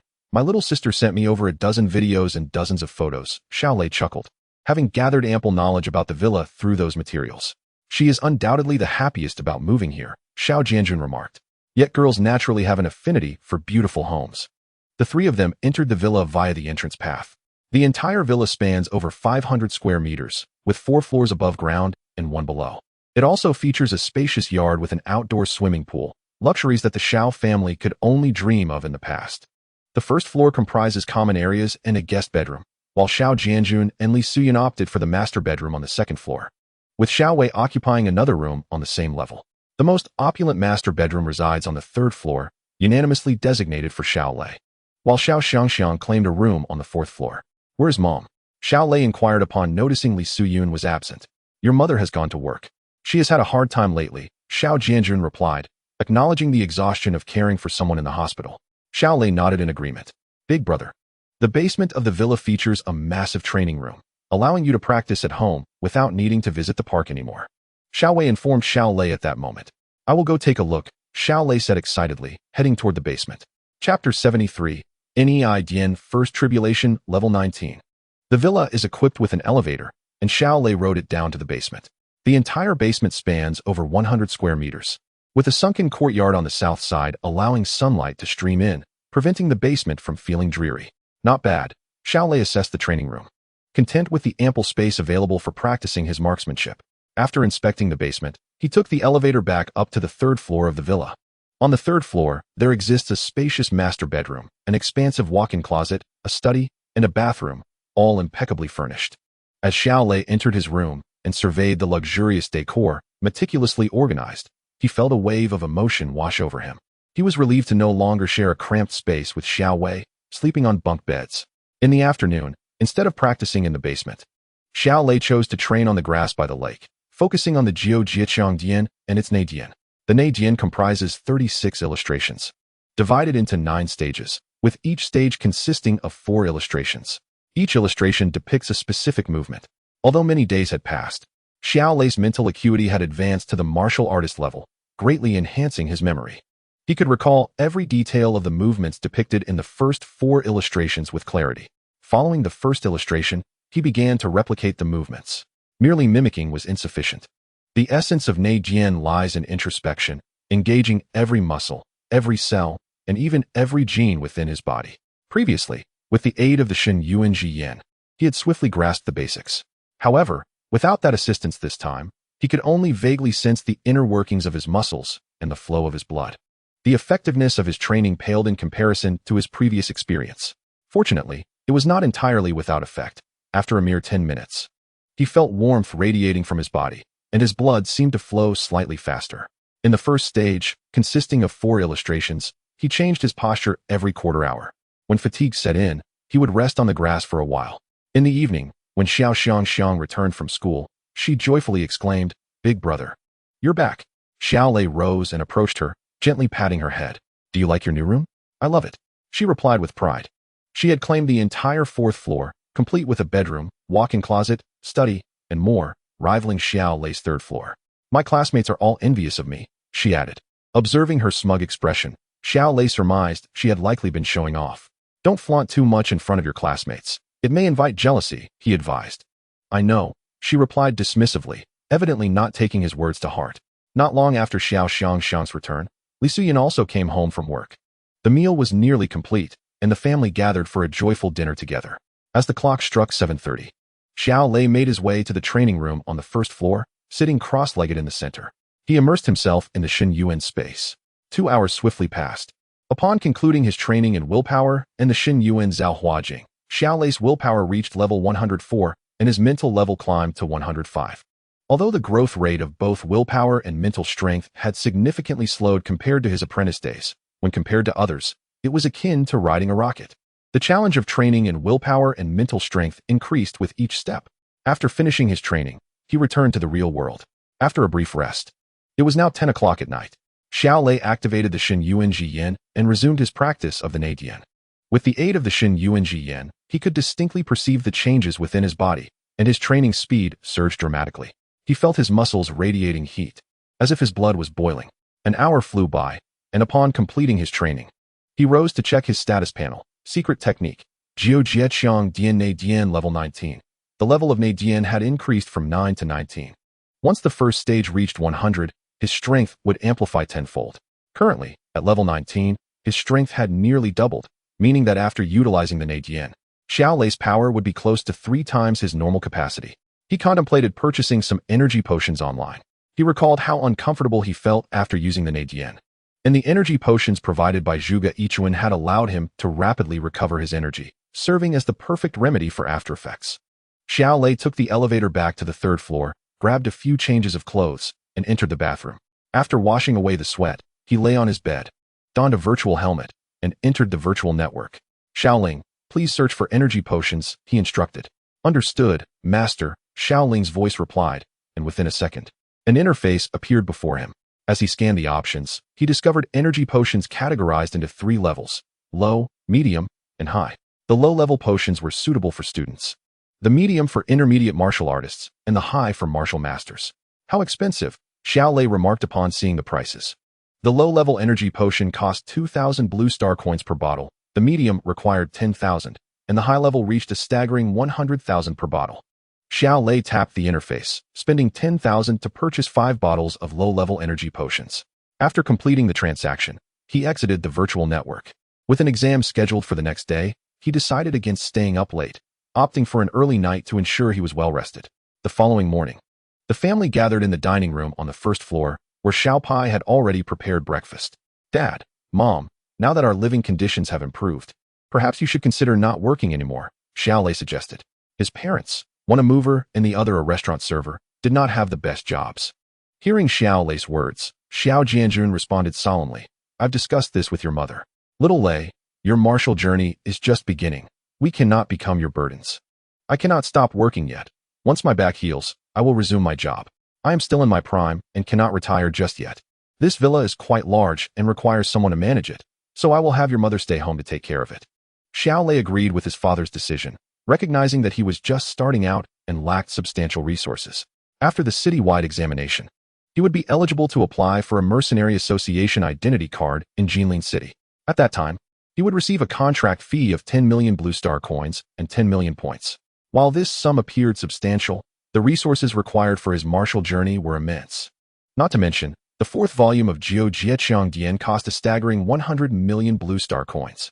The subsequent 5th and 6th volumes were similarly exorbitant, demanding an endless supply of resources. Turning to Xiao Xiang, he said, Xiang, you can have my remaining vitality potions and spirit replenishing pills. I no longer need them, so make good use of them for your training." He still had plenty of resources left from his previous month's purchase.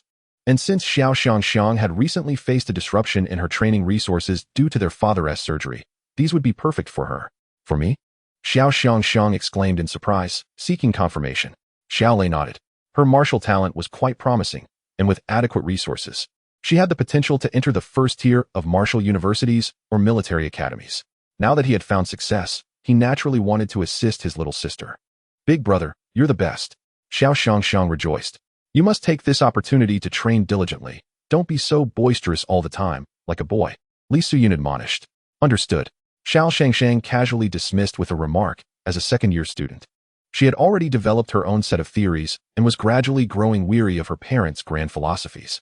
It was just past 7 in the morning when Xiao Lei arrived at school. The citywide examination over the next 3 days was specifically for the martial arts class students. While the regular class students attended their classes as usual, only after the martial arts class had completed their assessments would it be their turn. Upon seeing Xiao Lei enter the training room, waved, exclaiming how long it had been and inquiring about what he had been up to these days. "Just some matters," Xiao Lei replied as he approached.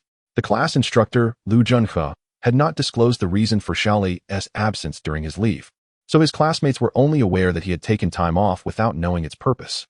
"This citywide examination hinges on your performance, so aim for the top 3. Li Tianzhan encouraged. Having secured the 5th position on the comprehensive strength ranking of high school students in Yanzhou Shi, Li Tianzhan naturally set his sights on the top 3 for Xiao Lei. "I will do my best," Xiao Lei responded, maintaining a modest demeanor. He refrained from disclosing that he had already advanced to the 3rd stage of martial arts skills, aiming for 1st place. To proclaim such ambitions in front of so many people would seem rather presumptuous. At that moment, Keqing approached from a group of girls, asking if he had participated in any clandestine competitions lately. As he turned to face her, he could sense a subtle yet palpable aura of danger about her, a trait only possessed by those who had experienced bloodshed. It seemed she had indeed slain many beasts in recent clandestine matches. "I have been out of town due to some matters, so I didn't attend the clandestine matches," he replied. "What a pity," Keqing said as she stood beside him, her gaze upon him revealing that she viewed him as a rival to surpass. "In this citywide examination, I intend to target you and Ge Feichen. Just be careful not to be outpaced by me." It was noted that Keqing had recently advanced to the late 2nd stage. Li Tianzhan informed Xiao Lei of this development. "Oh, congratulations," Xiao Lei expressed, a blend of surprise and understanding washing over him. Keqing, akin to Ge Feichen, had been on the brink of breaking through to the late 2nd stage. Ge Feichen had achieved this during the winter break and given Keqing's harrowing experiences in clandestine matches. Her advancement was entirely reasonable. Hearing Xiao Lei's congratulations, Keqing felt a sense of pride, but humbly remarked, "I know my strength is still far from yours, Xiao Lei. I only just advanced to the intermediate competition yesterday, and I still have a ways to go before reaching the advanced level. However, it won't be long before I reach it. Impressive, Xiao Lei praised upon learning of her advancement to the intermediate competition. Just then, Gu Feichen entered the room, spotting Xiao Lei and Ka Qing together, and approached them. Xiao Lei, it has been a while. Indeed, it has, Xiao Lei replied, noticing the faint aura of danger surrounding Gu Feichen, indicating he too had participated in clandestine matches. Due to Xiao Lei, Gu Feichen, and Ka Qing's participation in the clandestine matches at Qinghua, their classmates had become aware of such events, with many having attended to witness the spectacle. However, due to its inherent dangers, aside from fainting, no one else had opted to partake in this citywide examination. I will be aiming for you as my target, so be wary, Gu Feichen remarked half-jokingly yet with a serious undertone. Then you must put in the effort. I have grown stronger. Xiao Lei chuckled, feeling more at ease with Gu Feichen's challenge than with Ka Qing's. After some time spent in conversation, Gu Feichen and Ka Qing took their leave, returning to their respective training spots to engage in warm-up exercises in preparation for the upcoming physical fitness assessment. The martial arts class examination consisted of 5 major components: physical fitness assessment, mental aptitude assessment, martial arts skills assessment, comprehensive practical assessment, and cultural knowledge assessment. The first component, physical fitness assessment, included 3 subcategories: body grade test, punching strength test, and speed test, each scoring a total of 100 points, culminating in 300 points. It is important to note that the speed test was further divided into short distance and long distance tests. The second component, mental aptitude assessment, also comprised 3 tests: mental grade test, mental index test, and willpower test, totaling 300 points as well. The third component, martial arts skills assessment, was divided into 2 categories: weapon mastery and movement mastery, each worth 200 points, for a total of 400 points. The fourth component, the comprehensive practical assessment, was a single practical test worth 500 points. Lastly, the cultural knowledge assessment covered 5 subjects, with the final score being converted to a scale of 100 points. The total score from all 5 assessments amounted to 1,600 points. At 7:40 in the morning, class instructor Wu Junhe arrived at the training room. Everyone, focus up. The test will commence shortly. Form a line and follow me to the gymnasium, he instructed, surveying the group. The testing venue had been arranged in the larger gymnasium. Although it was labeled a citywide examination, apart from the 4th practical assessment, the other components were organized by each school independently, with only the final scores being ranked collectively. Conducting the examination strictly according to college entrance examination standards would require excessive manpower and resources, making it impractical for a single assessment. However, to prevent cheating, the proctors were comprised of teachers from other schools and personnel from the Education Bureau. As the group lined up and followed Lu Junhe to the gymnasium, they soon arrived at their destination. Various testing apparatuses awaited them, ready to commence as soon as the examination began. At 8 o'clock sharp, the chief examiner announced, "The time has come. The first component, the body grade test, officially begins."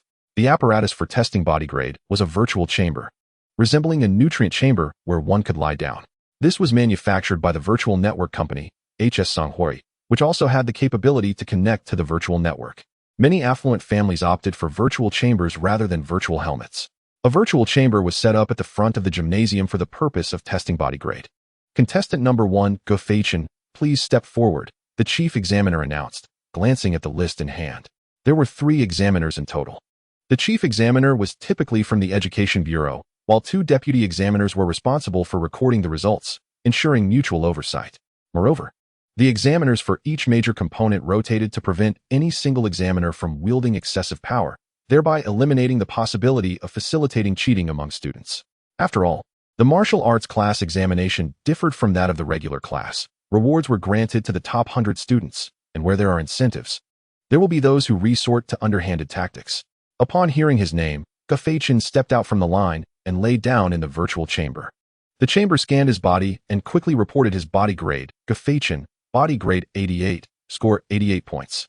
The maximum score for body grade was 100 points, with a grade of 99 constituting a perfect score, while other grades received corresponding scores based on their levels. Those few individuals who achieved a grade above 10 prior to the college entrance examination also only received the maximum score, without any additional points.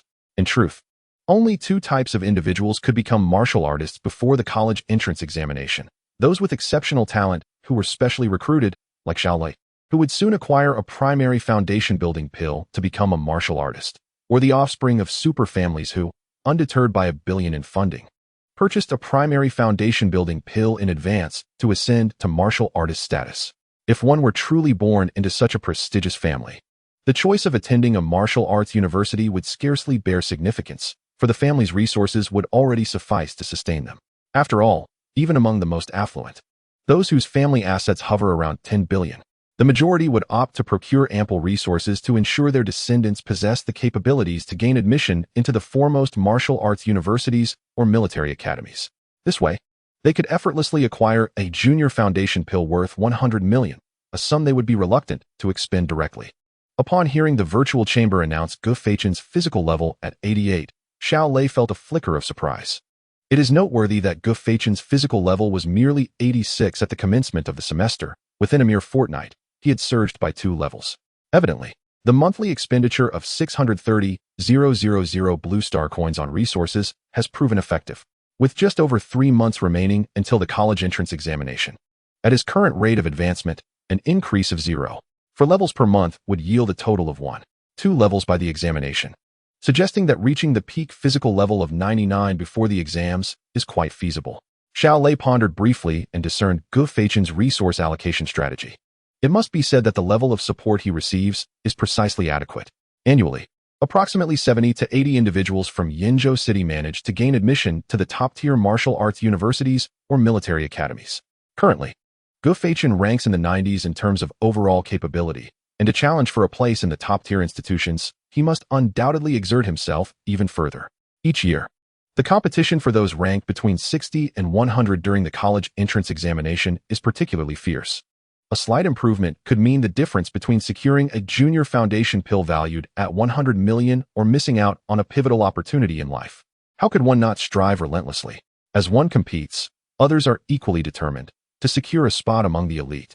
Achieving a physical level of 99 and nearing the completion of second-tier martial arts skills is a fundamental requirement. As the examination date approaches, the intensity of this competition escalates. Fortunately, Xiao Lei has obtained a special recruitment contract from the Mercenary Association, exempting him from the college entrance examination. However, the level of competition within the training camp of the Mercenary Association far surpasses that of any examination. Here, one finds a congregation of talents from across the nation, all possessing at least third-tier martial arts skills.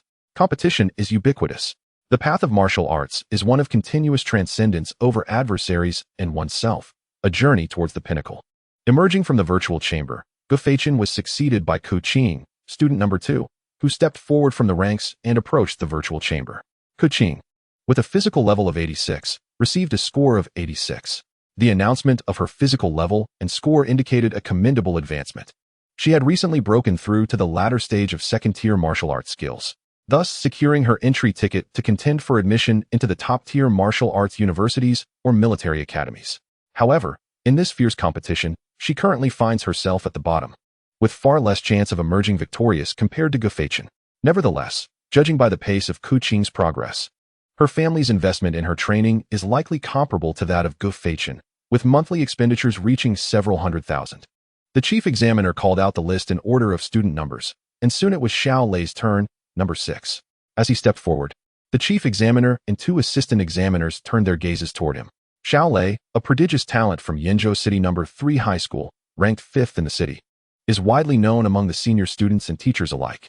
Numerous instructors have cited Xiao Lei's example to motivate their students, as he was once an inconspicuous figure in his second year, only recently experiencing meteoric growth, and hails from an ordinary family background, an exemplary case for teachers to inspire their pupils. Unbeknownst to Xiao Lei, his reputation has quietly spread throughout Yinzhou City. Approaching the virtual chamber, he skillfully lay down inside. As the chamber closed, the instrument scanned his physique, and an electronic voice announced, Xiao Lei, physical level 99, score 100. Upon reaching the maximum physical level of 99, a score of 100 is immediately awarded instead of 99. His achievement was already known among classmates and teachers, causing no surprise. Conversely, the chief examiner and the 2 assistant examiners from other schools were astonished. The news of Xiao Lei awakening his unique physique had not been widely publicized. Thus they were unaware, leading to their surprise. Returning to the ranks, the testing continued. Apart from Gu Feichen, Ku Qing, and Xiao Lei, the rest of their classmates exhibited significantly lower physical levels, with the majority hovering around level 6. Approximately 20 minutes later, the physical level assessments for the entire class were completed, and the next phase involved a power test. Beside the virtual chamber, a force testing machine stood ready. Next, the power test. Student number 1, Gufachin, stepped forward for testing, announced the chief examiner. Heeding the call, Gufachin emerged from the group and approached the force testing machine, preparing his stance before delivering a powerful punch. Boom. The digits on the machine began to fluctuate before finally settling at 889 kilograms. Observing this number, Xiao Lei nodded subtly. The result was quite satisfactory. Gufachin's physical level was 88, and under normal circumstances, power correlates with physical level at a ratio of 100 kilograms per level. However, this ratio is not absolute. The assessment gauges the vitality level of the individual, which is strongly linked to strength, yet not strictly equivalent. Even at the same physical level, individuals may exhibit differing power outputs. Typically, those with a more robust physique yield greater strength. The force testing machine announced Gufachin's output of 889 kilograms and awarded him a score of 89. Another attempt, the chief examiner instructed Gufachin.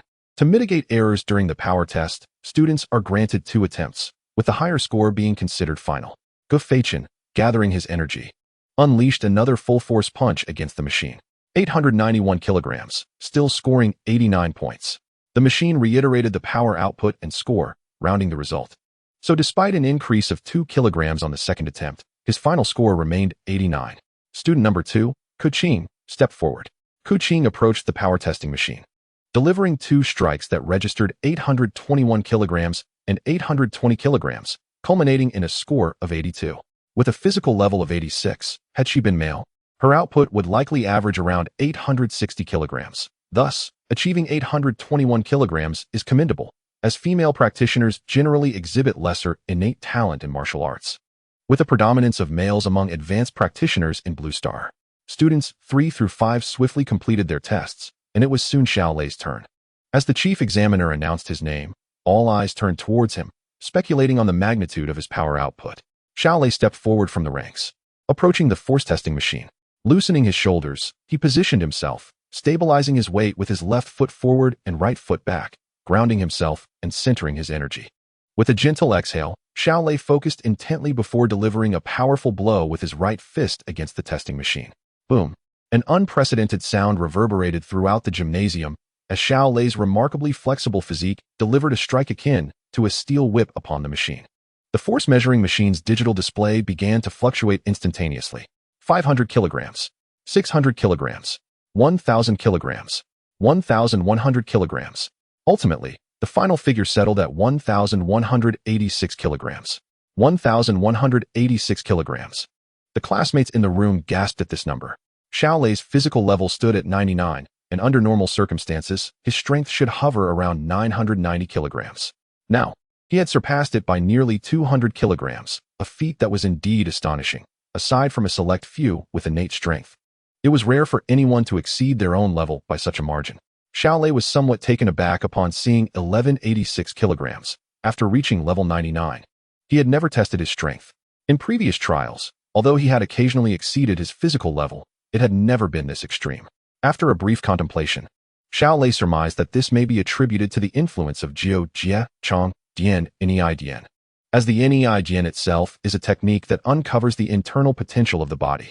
Even without activating the Nei Dian, he could still exert nearly his physical limit due to his training. Once more, the supervising teacher instructed Xiao Lei, reminding him that each individual had 2 opportunities. Xiao Lei made slight adjustments and concentrated all his strength to strike the force measuring machine once again. Boom! Following another resounding impact, the numbers on the machine surged upward once more. All eyes were drawn to the ever-changing digits on the force measuring machine. 1189 kilograms, scoring a perfect 100 points. The machine announced Xiao Lei's final result.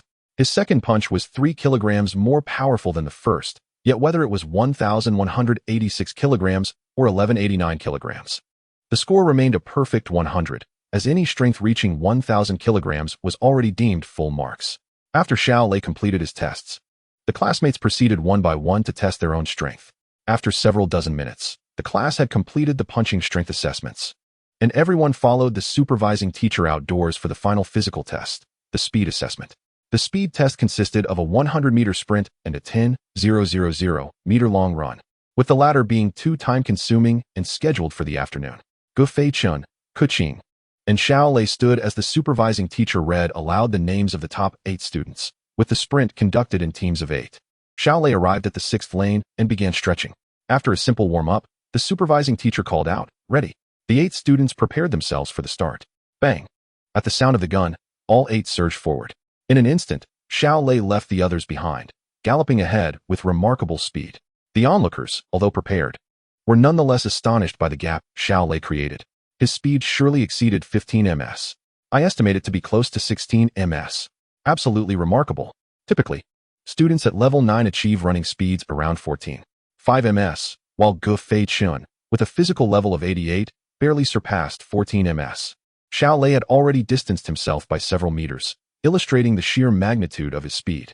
Within mere seconds, Xiao Lei crossed the 100-meter finish line, and the large screen displayed his statistics, a time of 6.4 seconds, an average speed of 15.6 ms, and a peak explosive speed reaching an astonishing 17.2 ms. Peak explosive speed of 17.2 ms, my goodness. Hasn't this shattered our school's record? Not only our school. I suspect the records of Yenzhou City have likely been broken as well. The classmates, witnessing this extraordinary figure, were left speechless. Although Xiao Lei's punch registering 1189 kilograms of force was impressive, many individuals possessing extraordinary physical strength and innate power could deliver even greater force. However, the peak explosive speed of 17.2 ms was far more remarkable than the punching strength of 1189 kilograms.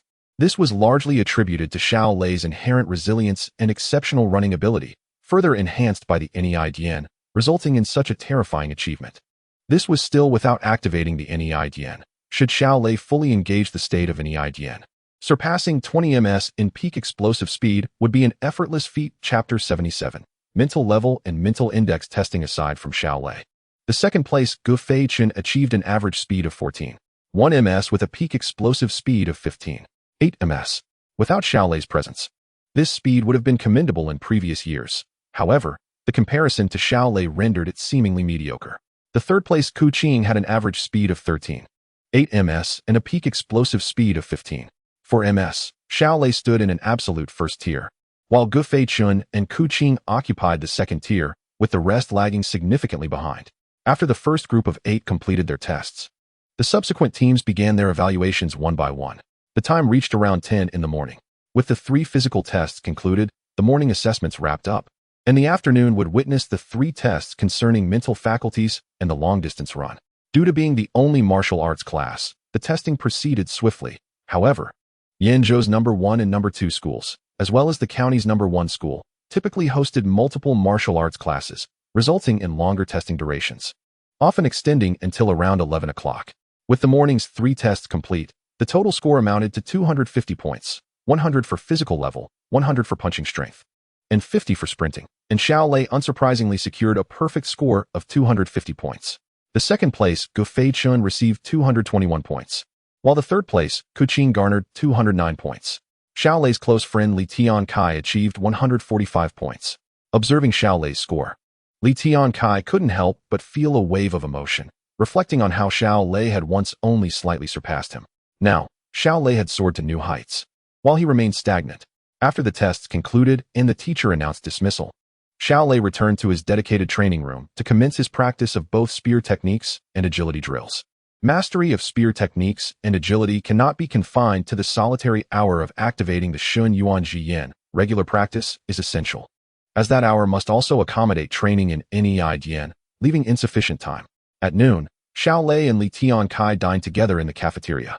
I feel the need to rise and take action. I can no longer languish in this state, Li Tiankai declared, seemingly galvanized by Xiao Lei's performance that morning.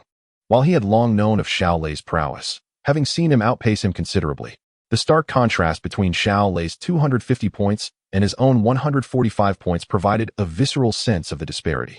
At 1:30 p.m., everyone gathered in the training room under the guidance of their homeroom teacher, Lu Junhe, and they proceeded once more to the gymnasium. The afternoon was dedicated to 3 mental tests: mental level, mental index, and willpower, each with a maximum score of 100 points. In addition to these 3 tests, the long-distance run was scheduled to be assessed last.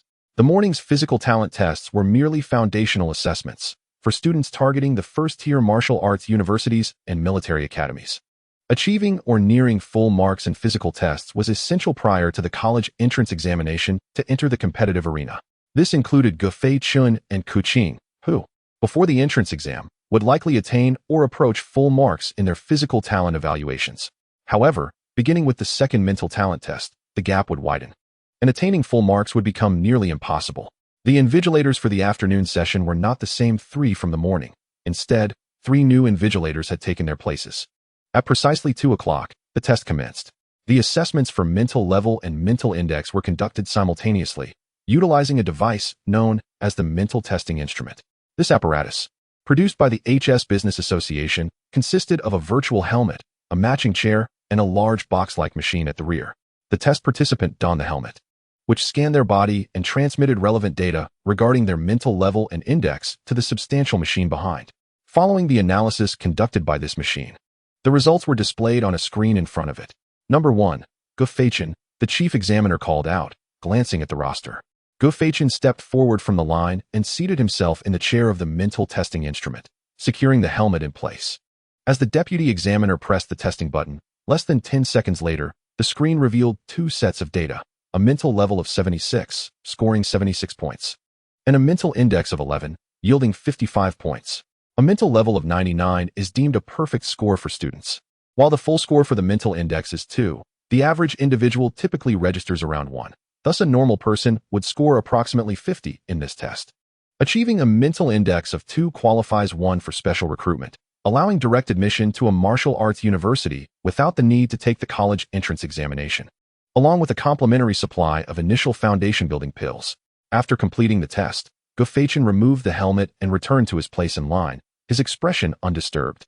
With a mental level of 76, he stood out among students from ordinary families, as many had mental levels below 6. The mental index for regular individuals is typically fixed. It is challenging to alter. To induce a change in the mental index, one must either ascend to the status of a martial artist or a higher-tier warrior, nurturing the soul through the physical body, which would gradually enhance the mental index, or consume exceptionally rare natural treasures. Of course, there are also individuals like Xiao Lei who benefit from external enhancements. Following Gu Feichun, Ku Qing approached the testing chair and donned the helmet. Moments later, her results were displayed, a mental level of 77, scoring 77 points, and a mental index of 12, earning 60 points. Clearly, Ku Qing's aptitude in terms of mental level and index surpassed that of Gu Feichun. Upon completing her test, Ku Qing returned to the line, a faint smile gracing her face, signifying her satisfaction with her mental talents.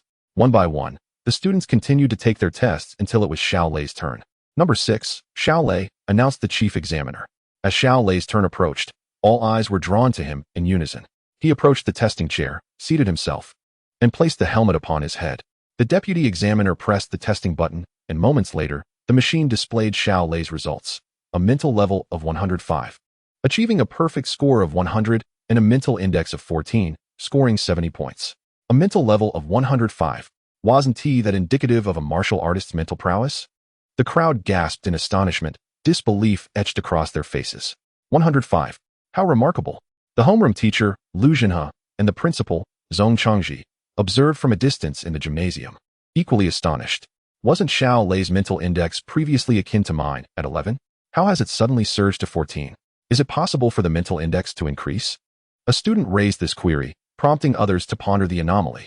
In the minds of many, the mental index was perceived as immutable. Hasn't Xiao Lei awakened a special physique? Perhaps his unique condition accounts for the increase in his mental index, someone suggested, offering an explanation. This clarification alleviated the concerns of many, as special physiques often confer various abilities, making the enhancement of the mental index plausible. Once Xiao Lei returned to the line, Li Tiankai glanced at him, feeling as though he could no longer fathom his peer. The testing proceeded. Aside from Xiao Lei, no one else exhibited any abnormalities, with results falling within expected parameters. After several dozen minutes, the assessments for mental level and index concluded, transitioning to the evaluation of willpower. The willpower test involved entering a virtual network, wherein the network simulated willpower pressure to gauge each student's willpower level. The willpower assessment was conducted in groups of 6, with the school having prepared 6 communal virtual helmets and reclining chairs in advance at one side of the gymnasium. Above the helmets and chairs, A large electronic screen displayed the students' testing conditions within the virtual realm for those in reality to observe. Gu Feichen, Kuqing, and Xiao Lei were among the 6 who stepped forward. The chief examiner announced the names of the top 6 students in the class, and upon entering the virtual world, they searched for the examination room of Yenzhou City's 3rd middle school, with the password being 888888. The 6 approached the virtual helmets, and Xiao Lei settled into position 6, reclining on the chair before donning the virtual helmet to enter the virtual world. Once inside his personal space, he searched for the examination room, entered the password, and joined the assessment space where Gu Feichen, Kuqing, and the other 3 had also arrived. Within the assessment space, 6 platforms, each 2 meters in diameter and numbered, awaited them, designated as number 16. Each student stepped onto the platform corresponding to their student number. In the actual gymnasium, everyone observed the actions of the 6 via the electronic screen. All set, the chief examiner communicated through the headset. The 6 in the virtual world heard the chief examiner's voice and prepared themselves for the impending willpower impact. Commencing willpower impact in 3, 2, 1. The electronic voice resonated in the virtual realm, and as the count reached 1, the platforms simultaneously experienced the willpower impact. This impact began at the lowest level of 1, with each level lasting 1 minute, gradually escalating from the minimum level of 10 to the maximum level of 19. After 1 minute, the impact would transition to the next level. The willpower impact rose steadily, allowing students to adapt gradually, thereby preventing those with weaker willpower from fainting due to an overwhelming force, which had occurred in past incidents. The first level of willpower impact posed little challenge to the 6 students. After 1 minute, the impact escalated to level 2, and they remained unperturbed. As time elapsed, 5 minutes swiftly passed, reaching level 6. Aside from Xiao Lei and Gu Feichen, who remained relatively composed, the other 4, including Kuqing, showed signs of strain. Xiao Lei's willpower level had already reached 10, while Gu Feichen's was at 7, and the remaining 4 students, including Kuqing, only mustered a level of 6. Soon, the student on platform 4 was the first to falter. He trembled uncontrollably and, after 2 additional seconds of struggle, stepped off the platform, collapsing to the ground and gasping for breath. As classmate number 4 succumbed, both number 3 and number 5 began to tremble uncontrollably. Within mere seconds, they simultaneously dashed off the platform, collapsing onto the ground, gasping for breath. At this moment, number 2, Kuqing, also appeared distressed. She glanced furtively at Gu Feichen and Xiao Lei. Gu Feichen wore a serious expression, while Xiao Lei remained unfazed, as if nothing were amiss. As the timer approached 6 minutes and 50 seconds, Kuqing's body started to shake. She wished to endure, but after 2 more seconds, she could no longer resist. She bolted off the platform, realizing that if she delayed further, the onslaught of willpower would cause her to faint, potentially resulting in mental harm, a risk not worth taking. After escaping the platform, Kuqing gasped for air, turning back to observe Gu Feichen and Xiao Lei. Gu Feichen was now entirely focused, diligently withstanding the assault of willpower, while Xiao Lei maintained his calm demeanor, seemingly unaffected by the pressure. As time progressed into the 7th minute, Gu Feichen reached his limit. At 7 minutes and 10 seconds, he began to shiver and, after gritting his teeth for another 2 seconds, he too rushed off the platform. Watching Gu Feichen exit, Xiao Lei stood alone on the platform. The other 5 eliminated participants not hurrying to leave, but instead watching to see how long Xiao Lei could endure. A minute slipped by swiftly, and as the willpower assault escalated to level 8, Xiao Lei's expression remained serene, devoid of any disturbance. Was it not the case that Xiao Lei's willpower previously hovered just above level 8? How could his willpower have strengthened so significantly?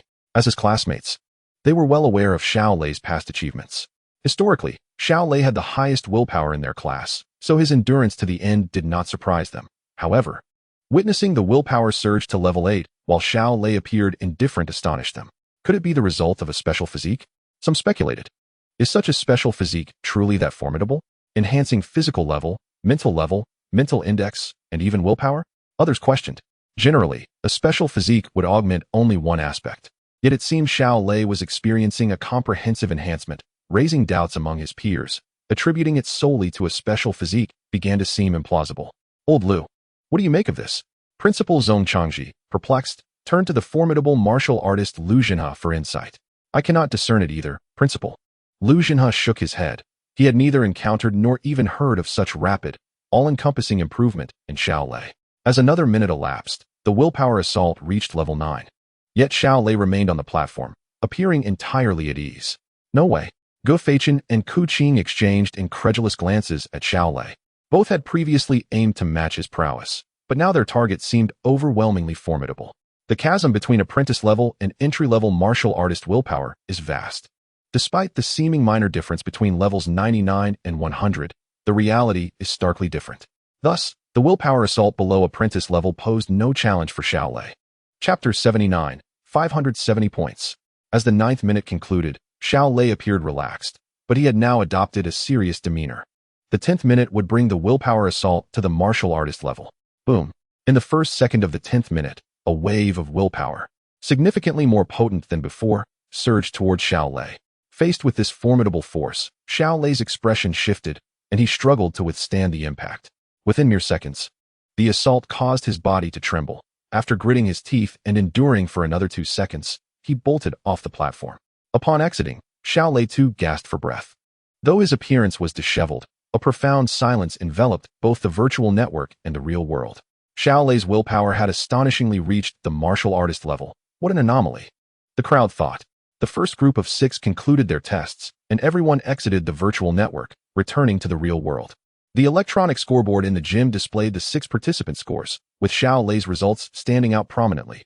Xiao Lei, willpower level 10, score 100 points. The second place was Gu Feichen, willpower level 7, score 72 points. The third was Ku Qing, willpower level 6, score 68 points. After Xiao Lei's group completed the test, the subsequent group of 6 began their evaluations.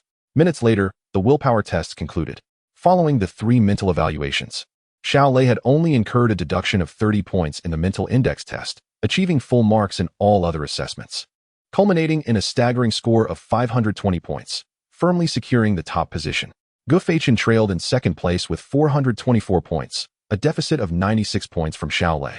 Ku Qing finished third with 414 points, over 100 points behind. Witnessing such a vast disparity, both felt somewhat disheartened.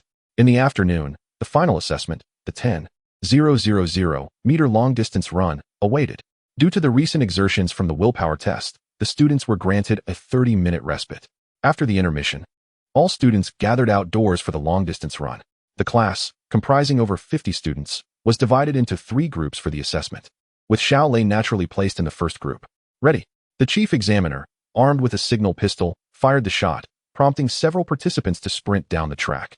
Xiao Lei surged ahead, quickly establishing a significant lead over his peers. With his current physical capabilities, there was no need for him to jog alongside the larger group. He executed swift laps, soon lapping those lagging behind. The track measured 400 meters per lap, and as Xiao Lei completed 25 laps, he clocked in at 16 minutes and 48 seconds. Any time below 18 minutes would earn full marks, and Xiao Lei's time undoubtedly qualified. Xiao Lei exhibited remarkable flexibility and coordination. Distance running was his forte, and even among his peers at the 99th level, few could match his pace. Gu Feichen crossed the finish line second, completing the run in 20 minutes and 12 seconds, while Ku Qing followed closely in third, finishing in 21 minutes and 32 seconds. The slowest runner in the first group finished at 28 minutes and 14 seconds. Once the first group concluded, the second and third groups began their assessments, noticeably slower than the initial group. Upon completion of the long-distance run, all evaluations for the first day were finalized, with Xiao Lei dominating the leaderboard with an astonishing score of 570 points. Not only were the students in awe of this score, but even the supervising teachers, Lu Zhenhe and Principal Zhong Changji, were equally impressed. Old Lu, do you think Xiao Lei's score could rank first in the first high school? Zhong Changji mused. It seems likely. Considering today's results, even Yu Xiaozi may struggle to surpass Xiao Lei, Lu Zhenhe affirmed. However, Yu Xiaozi, being a mid-tier martial artist, might eventually eclipse Xiao Lei during tomorrow's martial arts skill assessment, potentially reclaiming the title of first in Yenzhou City. Zhong Changji concurred, noting that the martial arts skill assessment would encompass weapon mastery and agility tests, with a gap of 20 points between each tier, suggesting Yu Xiaozi's score would soar to extraordinary heights. Due to the smaller number of students, the third high school completed their assessments more swiftly, while the first high school continued with the long-distance run. Xiao Lei's score of 570 points spread quickly, courtesy of a monitoring teacher's report. Is it the Xiao Lei from Sanzhong who awakened a special physique and subsequently signed a genius contract with the Mercenary Association? Over the past few days, the news of Xiao Lei's awakening and his agreement with the Mercenary Association has spread across various universities. However, The circulating accounts only mention his awakening of the special physique, while details regarding his mastery of Nei, Dian remain largely undisclosed. This is likely because many ordinary individuals are unfamiliar with the concept of Nei Dian, leading to the omission of this information. A score of 570. Surely, this cannot be taken seriously? It must be a result of cheating. Upon hearing this news, many from Yizhong were incredulous, especially as Yu Xiaozhe's score had just been released, 538, which is already the highest in Yizhong.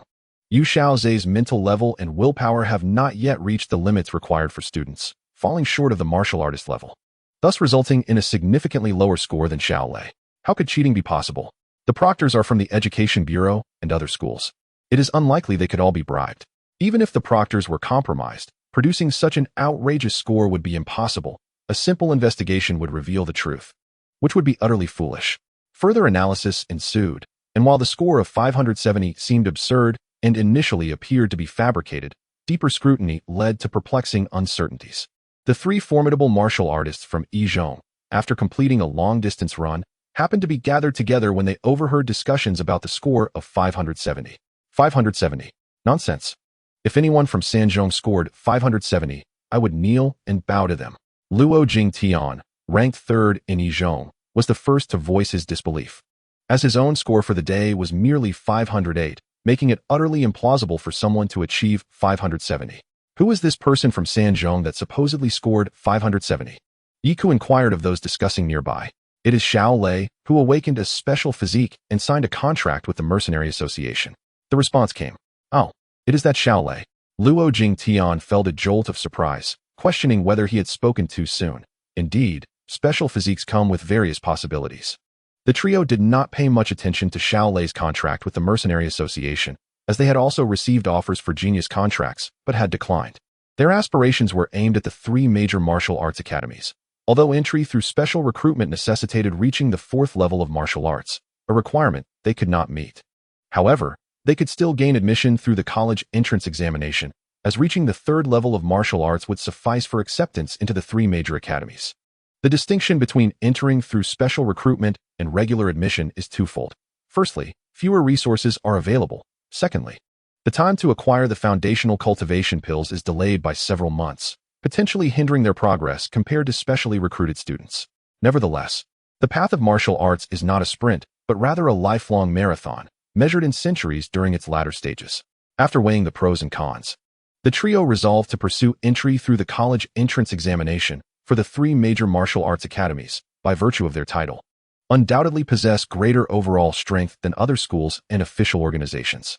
Chapter 80 Nei Dian First Catastrophe 29 Xiao Lei. Yu Xiaozhe also uttered this name with indifference. He had heard of it during this time, but was unaware that he had previously battled against Xiao Lei in the virtual network, where Xiao Lei had used the online name Lei Chong. At that moment, Liao Boze happened to pass by, and Luo Jingtian immediately called out to him. Liao Boze, I heard you challenge Xiao Lei in the virtual network? How formidable is he? Upon hearing Luo Jingtian's inquiry, Liao Boze recalled the scene of being thoroughly defeated by Xiao Lei, and his expression faltered. He is exceptionally strong, to the point of being monstrous among 2nd-level martial artists. However, he has not yet advanced to the 3rd level, so he should not pose a threat to you. Without reaching the 3rd level, one cannot ascend to the stage of the strong. Thus, Xiao Lei is not to be feared. Luo Jingtian shook his head at Liao Boze's remarks and ceased to focus on Xiao Lei.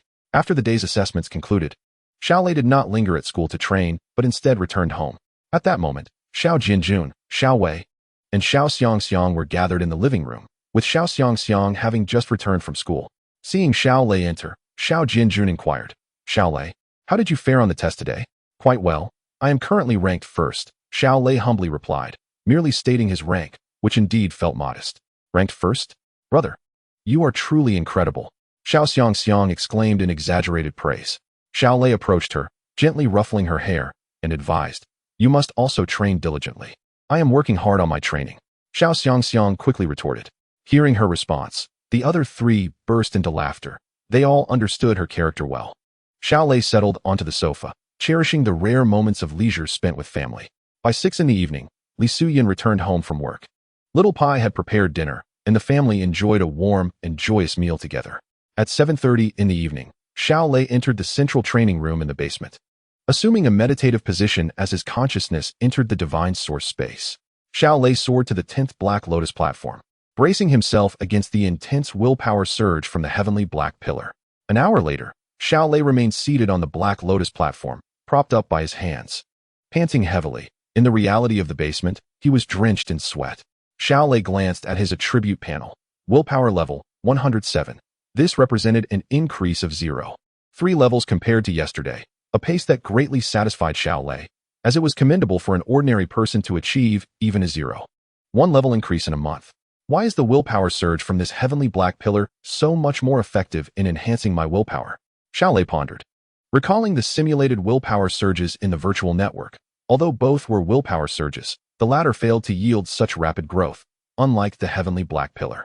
This heavenly black pillar must be an extraordinary treasure, Xiao Lei speculated, and additionally, the Black Lotus platform beneath him must not be ordinary either.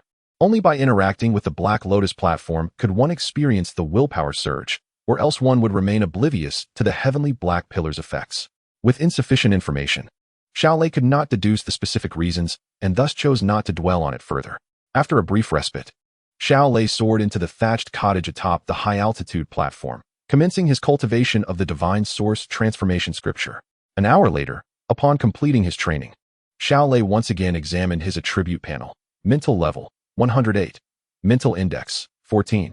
His mental level had risen from 105 to 108, while his mental index remained unchanged at 14. After refining his willpower and the divine source transformation scripture, Xiao Lei returned to the real world. After resting for a brief 15 minutes, it was 10 o'clock in the evening. He activated the Eye of Divine Source and began his practice of the 9 catastrophes Spear Classic in EIDN. With his sights set on securing the top position in the upcoming municipal joint examination, Xiao Lei was determined to expedite his strength enhancement. As the Eye of Divine Source opened, Xiao Lei engaged in the cultivation of the first 4 illustrations of EIDN, continuously attuning to the various transformations within his blood, muscles, and bones. An hour later, as the time for the Eye of Divine Source concluded, an exceedingly fatigued Xiao Lei ceased his training and collapsed onto the floor. Secret technique. 9 catastrophes Spear Classic NEIDN, first catastrophe 29. Compared to yesterday, NEIDN had increased by 10, and now, when fully unleashed, his NEIDN state would grant him nearly 4 times his usual strength. Tomorrow afternoon marks the practical assessment for the virtual network. With quadrupled combat strength, I should be able to triumph over you, Xiaoza, murmured Xiao Lei. Although he had yet to engage with a mid-stage formidable opponent, based on his past experiences, he felt his chances of victory were reasonably high. The only concern was that he could not maintain the full activation of his Nidian state for an extended period. If he failed to resolve the confrontation with Yu Xiaoza swiftly, he would be in peril. By the way, have the energy potions I ordered online arrived? Reflecting on Nidian, Xiao Lei recalled the energy potions he had purchased. He picked up his phone to check and discovered that they would only be delivered by tomorrow morning. Just in time. Xiao Lei smiled slightly. The battle against Yu Xiaoza was scheduled for tomorrow afternoon, so time was perfectly aligned. After resting on the floor for a while, Xiao Lei rose and made his way to the elevator, ascending to the 3rd floor directly. As soon as he exited the elevator, he heard the sound of footsteps, and Li Suyun appeared, carrying a fruit platter up the stairs. With a hint of concern, she remarked, "Do you have to practice so late every day? I've prepared a fruit platter for you." "Thank you," Xiao Lei replied as he accepted the platter. "Tomorrow afternoon is your city's joint examination practical competition. Your grandparents and great-grandparents have all said they would enter the virtual network to cheer you on. I will also take half a day off tomorrow to support you. So do your best," Li Suyun encouraged. "I will give it my all," Xiao Lei replied confidently upon hearing that his family would be watching the competition. "By the way, Mom, I ordered an energy potion, and it should arrive tomorrow morning. Please let Dad know and remember to accept it for me." "Understood." Li Suyun nodded and turned to head downstairs. Xiao Lei carried the fruit platter into his bedroom. He first took a shower in the bathroom before donning his pajamas and enjoying the fruit. After finishing the platter, he climbed into bed and drifted off to sleep. The night passing in the blink of an eye. The following morning, shortly after 7, Xiao Lei arrived at school. The assessment scheduled for that morning involved martial arts skills, divided into weapon realm assessment and movement realm assessment, each worth a maximum of 200 points. Both assessments were conducted within the virtual network. Conducting them in reality would not only consume excessive resources, but also pose a significant risk of injury to students, which would be detrimental for future college entrance examinations. The weapon realm assessment employed the traditional mechanism puppet evaluation method. This method required students to enter the arena and confront foes comprised of various mechanism puppets, each possessing a weakness. By delivering sufficient force to the weak point, students could defeat the puppet. Chapter 81. Puppet Assessment except for the weak point. The rest of the puppet was invulnerable, thus presenting the highest demands on the students' weaponry skills, aligning with the evaluation's objectives. The assessment utilized a challenge system whereby passing the first level indicated an initial stage of the weapon realm, progressing to mid-stage with the second level, and so forth. At 7:30 in the morning, guided by Lu Junhe, all students from the martial arts class gathered once again at the gymnasium. Upon arrival, they found 4 virtual pods set up at the front of the gym, and to save time, the martial arts assessment was typically conducted in groups of 4. As the clock struck 8, the chief examiner announced the commencement of the assessment. Gu Feichen, Kuqing, and the first 4 students by roll number were the first to begin their evaluations. Similar to the willpower assessment from yesterday, a large screen hovered above the virtual pods, now divided into 4 smaller screens to broadcast each participant's progress live. Xiao Lei cast his gaze toward the first arena, where Gu Feichen's figure had already materialized at the center of the stage. The arena was a square platform measuring 20 meters on each side. As the assessment began, with an electronic voice echoing, white light flashed across the 4 arenas, simultaneously revealing a human-shaped puppet wielding a sword. This marked the first level's adversary, a sword-wielding puppet that moved sluggishly and employed relatively basic attacks. As the initial foe, its strength was naturally not formidable, with its weakness located in the heart, marked by a black circular emblem. In the first arena, Gu Feichen, armed with a sword and shield combination, exhibited no signs of panic facing the sword puppet. With a swift motion, the puppet raised its iron sword and struck down toward Gu Feichen. He effortlessly raised his shield with his left hand to block the blow, then thrust his right-hand sword forward, piercing the puppet's heart.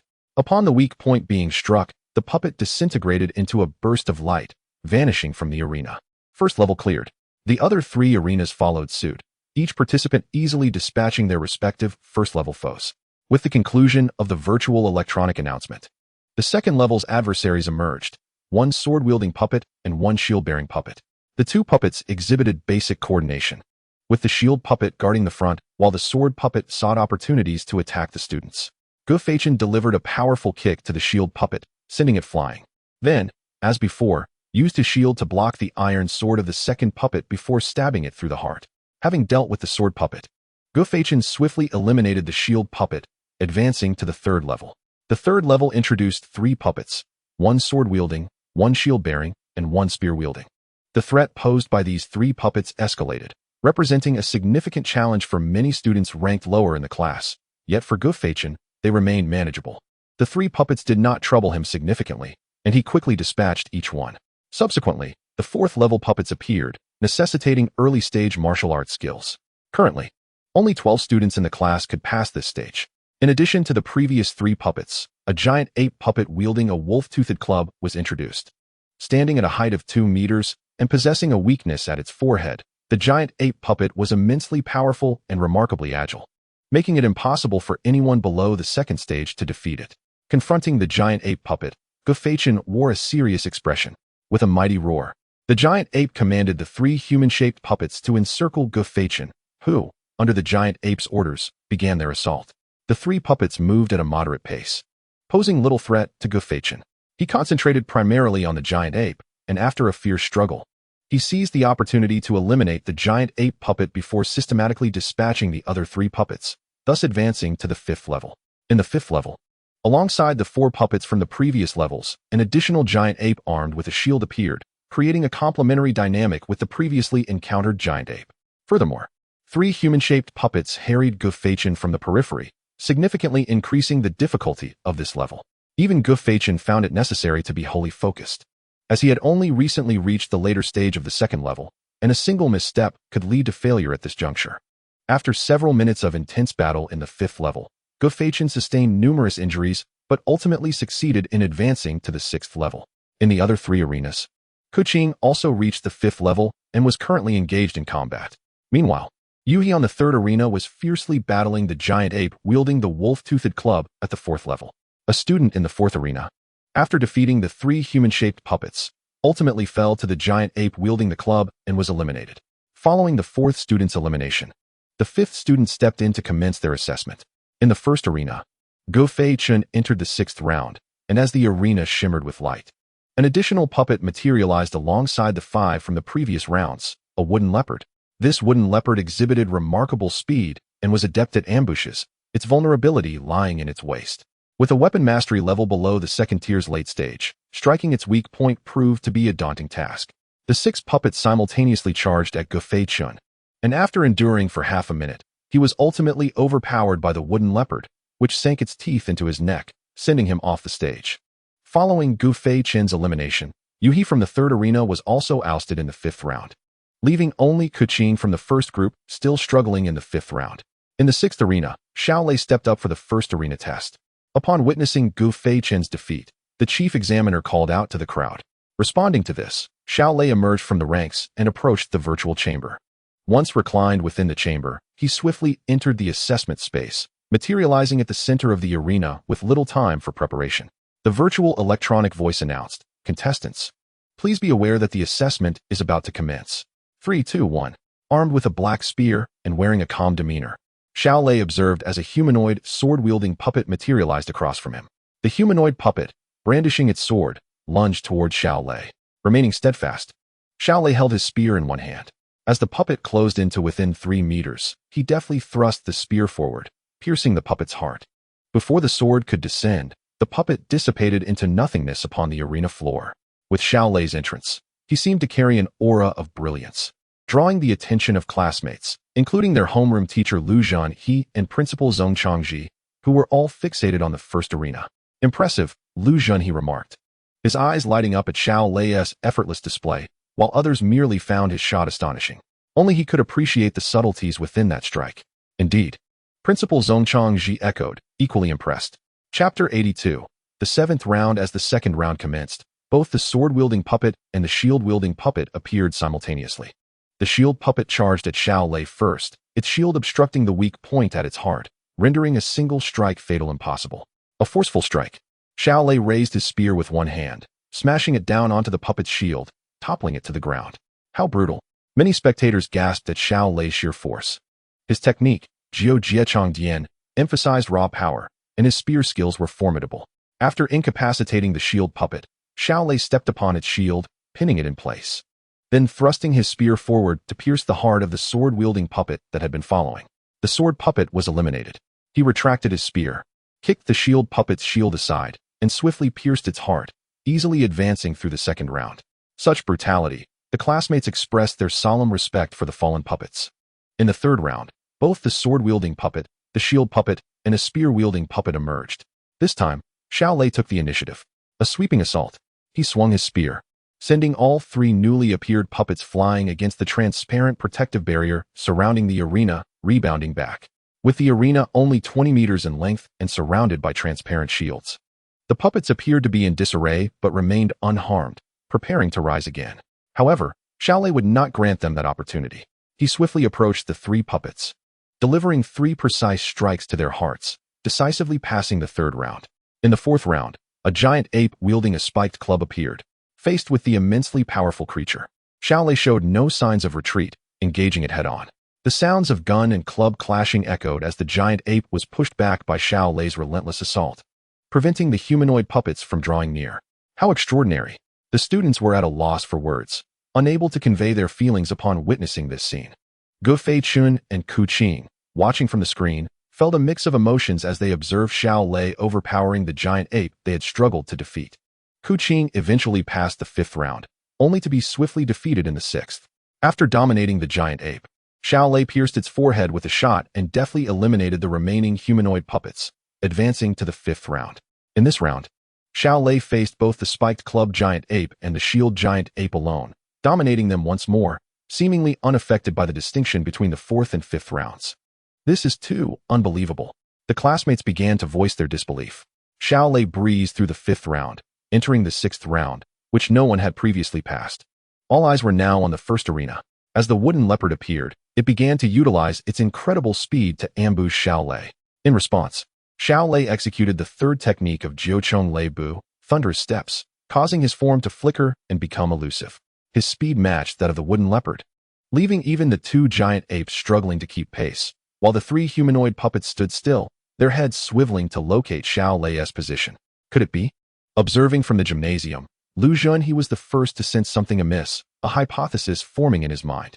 Could it be possible that after merely visiting the endless Thunder Marsh, he has truly ascended? Lu, what is it? Principal Zhong Changji, still unaware of the situation, inquired upon noticing Lu Junhe's astonished expression. Xiao Lei may have attained the third tier of martial arts mastery. Lu Junhe voiced his speculation. Zhong Changji turned to the large screen, his face a mirror of astonishment. With a sudden clash, after a flurry of speed exchanges with the wooden leopard, Xiao Lei struck its waist with his spear, knocking it down. However, since it was a strike and not a thrust, the wooden leopard was not eliminated. As it attempted to rise, Xiao Lei would not grant it that chance, delivering a kick to its body before thrusting his spear into its vulnerable waist, resulting in its elimination. After dispatching the wooden leopard, the remaining puppets fell just as easily as in the fifth round, one by one succumbing to Xiao Lei's prowess. This is too effortless. This is the sixth round. Both Gu Feichun and Ku Qing were taken aback, having anticipated Xiao Lei might clear the sixth round, yet never imagined he would do so with such ease. The seventh round commenced. This round demanded the initial mastery of the third-tier martial arts. With the puppets from the previous 6 rounds vanishing, replaced solely by a humanoid puppet, its weak points situated at its heart. This humanoid puppet wielded a spear identical to Xiao Lei's, and its overall appearance closely resembled that of a human, its facial features strikingly lifelike. Unlike the sluggish puppets from the earlier rounds, as the assessment commenced, the virtual electronic voice echoed through the arena. Facing the challenge of the 7th round, Xiao Lei remained cautious, gripping his spear firmly and aiming at the humanoid puppet before him. In an instant, the humanoid puppet surged forward with astonishing speed. So swift. Xiao Lei's heart raced as he intensely focused on the humanoid puppet. The humanoid puppet dashed 5 or 6 meters in front of Xiao Lei, suddenly executing a Z-shaped maneuver, its figure appearing instantaneously to the left of Xiao Lei. Simultaneously, the long spear in its hand transformed into numerous spear shadows, lunging towards Xiao Lei. With his mind sharply focused, Xiao Lei remained unfazed by the puppet's sudden shift in attack, directly employing Lei Yu Jiubu to retreat to the right, while simultaneously swinging his spear to collide with the puppet's weapon. In a matter of seconds, the two long spears clashed multiple times. With a swift motion, the puppet's spear swept up from the ground, piercing toward Xiao Lei's face. As the spear passed, cracks rapidly appeared in the stones beneath it. These fissures were not merely the result of the spear's blade, but rather a manifestation of the natural force emanating from its tip, invisible and intangible to the ordinary eye. Only Xiao Lei, having reached the 3rd stage of martial arts, could sense the underlying peril. In their confrontation, Xiao Lei found that his own spear was also imbued with this natural power, confirming his advancement to the 3rd stage. Lu Junhe couldn't help but marvel. After achieving the 2nd stage's perfection, it had taken him a decade to break through to the 3rd stage. Yet Xiao Lei, after merely venturing into the boundless Thunder Marsh, had actually succeeded. Despite the bittersweet pangs of comparison, Lu Junhe felt primarily elated, for Xiao Lei was his protege, and any twinge of regret was merely a reflection of being eclipsed by a genius. In contrast to Lu Junhe's mixed feelings, Zhong Zhongji was filled with joy. Xiao Lei's growing strength enhanced his own achievements. Within the arena, as Xiao Lei and the humanoid puppet's spears collided, the natural force enveloped them, amplifying their attacks. The puppet showed no fear, as aside from its weak point, its body was virtually invincible. Conversely, Xiao Lei faced significant pressure. A slight misstep could lead to injury from the natural force, resulting in the loss of combat capability and elimination from the contest. Among the spectators in the gymnasium, aside from Lu Junhe, others failed to perceive the perilous nature of the battle between Xiao Lei and the puppet. To the crowd, the figures of Xiao Lei and the puppet danced across the stage, their speed surpassing expectations. Had Xiao Lei truly reached the 3rd stage of martial arts? Although the audience could not sense the natural force, many began to realize the significance of the battle against the 7th-level humanoid puppet, their faces reflecting astonishment. The 3rd stage of martial arts represented an insurmountable chasm for ordinary individuals, a threshold that most would never cross in their lifetime.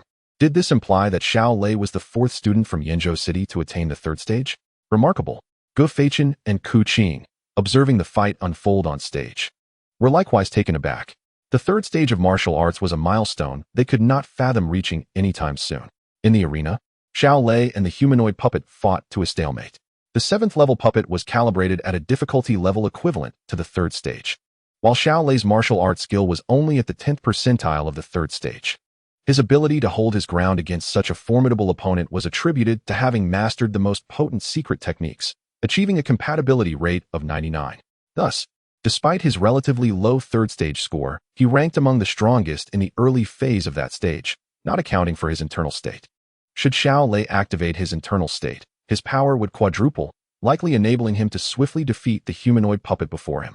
After several minutes of fierce combat, the humanoid puppet began to falter, limited by its nature as a virtual construct.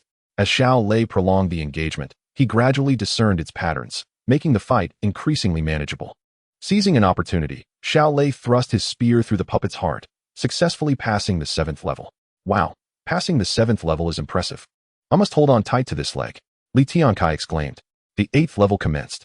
On the stage, 6 figures emerged, in addition to the previous spear-wielding puppet. 5 others brandished shields, knives, swords, axes, and hammers, each puppet appearing just as lifelike. Wow, the 8th level is utterly insane. The students below were astonished by the formidable array of puppets. The 7th level had already been challenging enough, and now there were 5 more to contend with. Xiao Lei, observing the 8th level's configuration, could only shake his head, fearing he might not succeed. If he activated his internal state, there might be a glimmer of hope. But he was reluctant to do so. Firstly, the assessment was meant to test martial arts skills, and activating his internal state felt somewhat akin to cheating.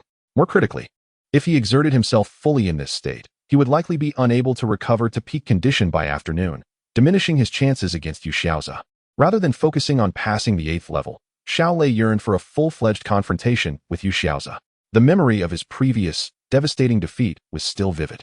Given the opportunity to face his opponent again, he was determined to confront it with his utmost strength. However, the combined strength of the 6 humanoid puppets was overwhelming. Xiao Lei managed only to resist for a few seconds before being eliminated. Exiting the virtual network, he emerged from the virtual pod, drawing the attention of all who regarded him with a hint of reverence. Upon returning to his group, the electronic screen displayed the scores of all the students who had completed their assessments. The maximum score for weapon assessments was 200 points, attainable only by reaching the 4th stage of martial arts. Thus, the criteria for achieving full marks were exceedingly high, with few capable of meeting them. Scores were as follows. Late 3rd stage received 180 points, mid 3rd stage, 160 points, early 3rd stage, 140 points, late 2nd stage, 120 points, mid 2nd stage, 100 points, early 2nd stage, 80 points, late 1st stage, 60 points, mid 1st stage, 40 points, early 1st stage, 20 points. Of course, these were merely reference scores, as actual performances varied among individuals of the same rank. For instance, Gu Feichen and Ku Qing, both late 2nd stage and having reached the 6th level, exhibited differing performances, resulting in Gu Feichen scoring 126 points, while Ku Qing earned only 121 points. Xiao Lei advanced to the 8th level, but fell swiftly, ultimately garnering a score of 161 points. As time moved on, after more than an hour, all students in the class completed their assessments. Following the weapon assessment, the next was the agility assessment, which was rather straightforward, avoiding bullets.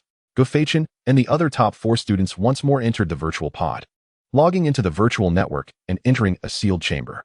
The room was lined with small holes from which bullets would continuously be fired. Each level lasted 1 minute, and a dodge rate of 90 was required to pass. The agility assessment followed a similar challenge format to the weapon assessment, with the 1st level corresponding to early 1st stage, the 2nd level to mid 1st stage, and so forth. Xiao Lei gazed at the electronic screen. The assessment had commenced. In the initial stage, only the front wall projected rubber bullets, which were few in number and relatively slow in speed, making evasion quite effortless. As the levels progressed, the challenges naturally intensified. Students numbered 3 and 4 were simultaneously eliminated in the 5th stage.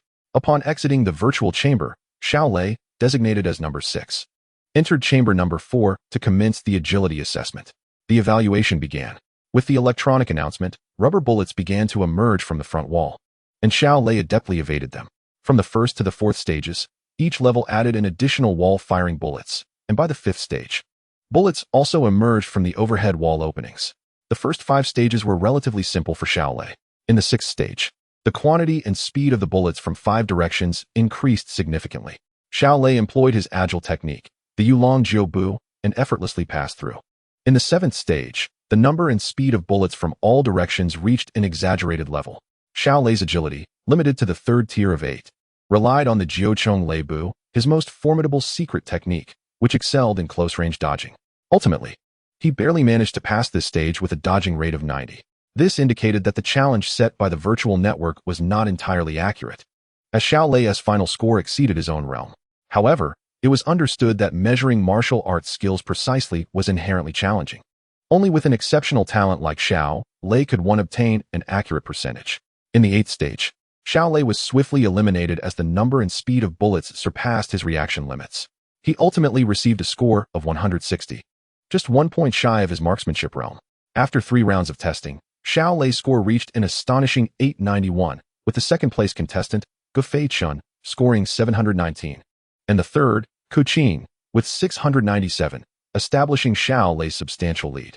As noon approached 11 o'clock, all assessments concluded.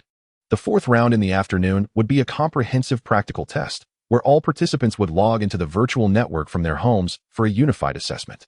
At noon, upon returning home, Xiao Lei was greeted by his mother, Li Suyun, who was busy in the kitchen. "Xiao Lei, your package has arrived and is on the coffee table in the living room," she called out. "Okay, Mom. Let Xiao Pai handle the cooking," Xiao Lei replied. Noticing his mother's diligence in the kitchen, "I'm accustomed to being busy. If you let me rest, I wouldn't know what to do. Sitting at home is dull, and besides, you all must be tired of Xiao Pai's cooking. It's a good opportunity to change things up," Li Suyun remarked nonchalantly. Hearing this, Xiao Lei refrained from further comment and proceeded to the living room to open the package, discovering 5 bottles of energy potions inside. A little over 10 minutes later, Xiao Xiangxiang returned from school, as she usually came home for lunch. The family gathered at the table. "Big brother, do your best this afternoon. We've all agreed to cheer for you at the virtual network viewing area," Xiao Wei said with a smile. "Xiao Lei, give it your all and strive for 1st place," Xiao Jianjun encouraged. "Unfortunately, I have school this afternoon. Otherwise, I would join to watch. However, I will be watching the live stream on my phone during breaks and cheering for you, big brother," Xiao Xiangxiang added in agreement. "I will give it my best, not only to achieve 1st place in the practical test, but also to secure the top score overall," Xiao Lei responded to the group. At 1:30 in the afternoon, Xiao Lei entered the virtual network, initially arriving in a room established by his homeroom teacher, Lu Junhe. This comprehensive practical assessment adopted the classic virtual battlefield mode, allowing participants to assist each other if they encountered one another in the assessment arena. Standing at the front, Lu Junhe addressed the crowd, outlining the key points of the assessment. The so-called virtual battlefield mode involves placing all participants into a vast arena where they engage in combat. As time progresses, the battlefield map gradually shrinks, reminiscent of a game known as Battle Royale. This year, there were 886 students from Yinzhou City's martial arts class, and the virtual battlefield began with a circular terrain of 40 kilometers in diameter. Every hour, the map would shrink by 10 kilometers. After 4 hours, the map would reduce to a mere 100-meter diameter arena at its center, where the remaining contestants would settle the final rankings. Each individual's ranking is determined by their points, with each participant starting with a base score of 10. By eliminating other participants, they can acquire their opponent's base points, referred to as kill points. If a participant is killed, their base score is entirely taken by the opponent, and half of their kill points are also forfeited, leaving the remaining half as their final score. For instance, if a participant has a base score of 10 and kill points of 40, upon being eliminated, they would lose all 10 base points to their opponent and half of their kill points, leaving them with a final score of 20. The total score for the 4th round of practical assessment is 500 points, and the final rankings will categorize the 886 participants into 10 tiers, with a point difference of 50 between each tier, as follows. 1st tier, 1st place, scoring 450 to 500 points. 2nd tier, 2nd place, scoring 400 to 450 points. 3rd tier, 3rd place, scoring 350 to 400 points. 4th tier, 104th place, scoring 300 to 350 points. 5th tier, 1150th place, scoring 250 to 300 points. 6th tier, 51,100th place, scoring 200 to 250 points. 7th tier, 101,500th place, scoring 150 to 200 points. 8th tier, 5,011,000th place, scoring 100 to 150 points. 9th tier, 10,011,500th place, scoring 50 to 100 points. 10th tier, 15,011,886th place, scoring 0 to 50 points. Naturally, Similar to the martial arts skill assessment, students within each tier may have different scores based on their performances, but the scores will not exceed the Tier S range. The tier division illustrates that the top 3 contestants are distinctly separated into 3 tiers, not only showing a significant gap between them, but also between other tiers. This emphasizes the nation's focus on comprehensive practical skills. No matter how impressive the theoretical data, if it cannot be translated into practical ability, it is ultimately futile.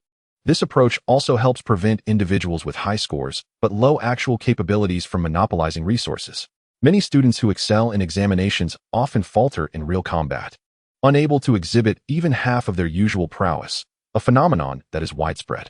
The virtual battlefield mode is familiar to everyone, having participated in this assessment format numerous times. So he did not need to elaborate on the specifics. The official terrain map for this virtual battlefield had already been released in advance. The entire virtual battlefield is divided into 5 sections: the eastern, southern, western, and northern areas, along with a central zone of 10 kilometers in diameter.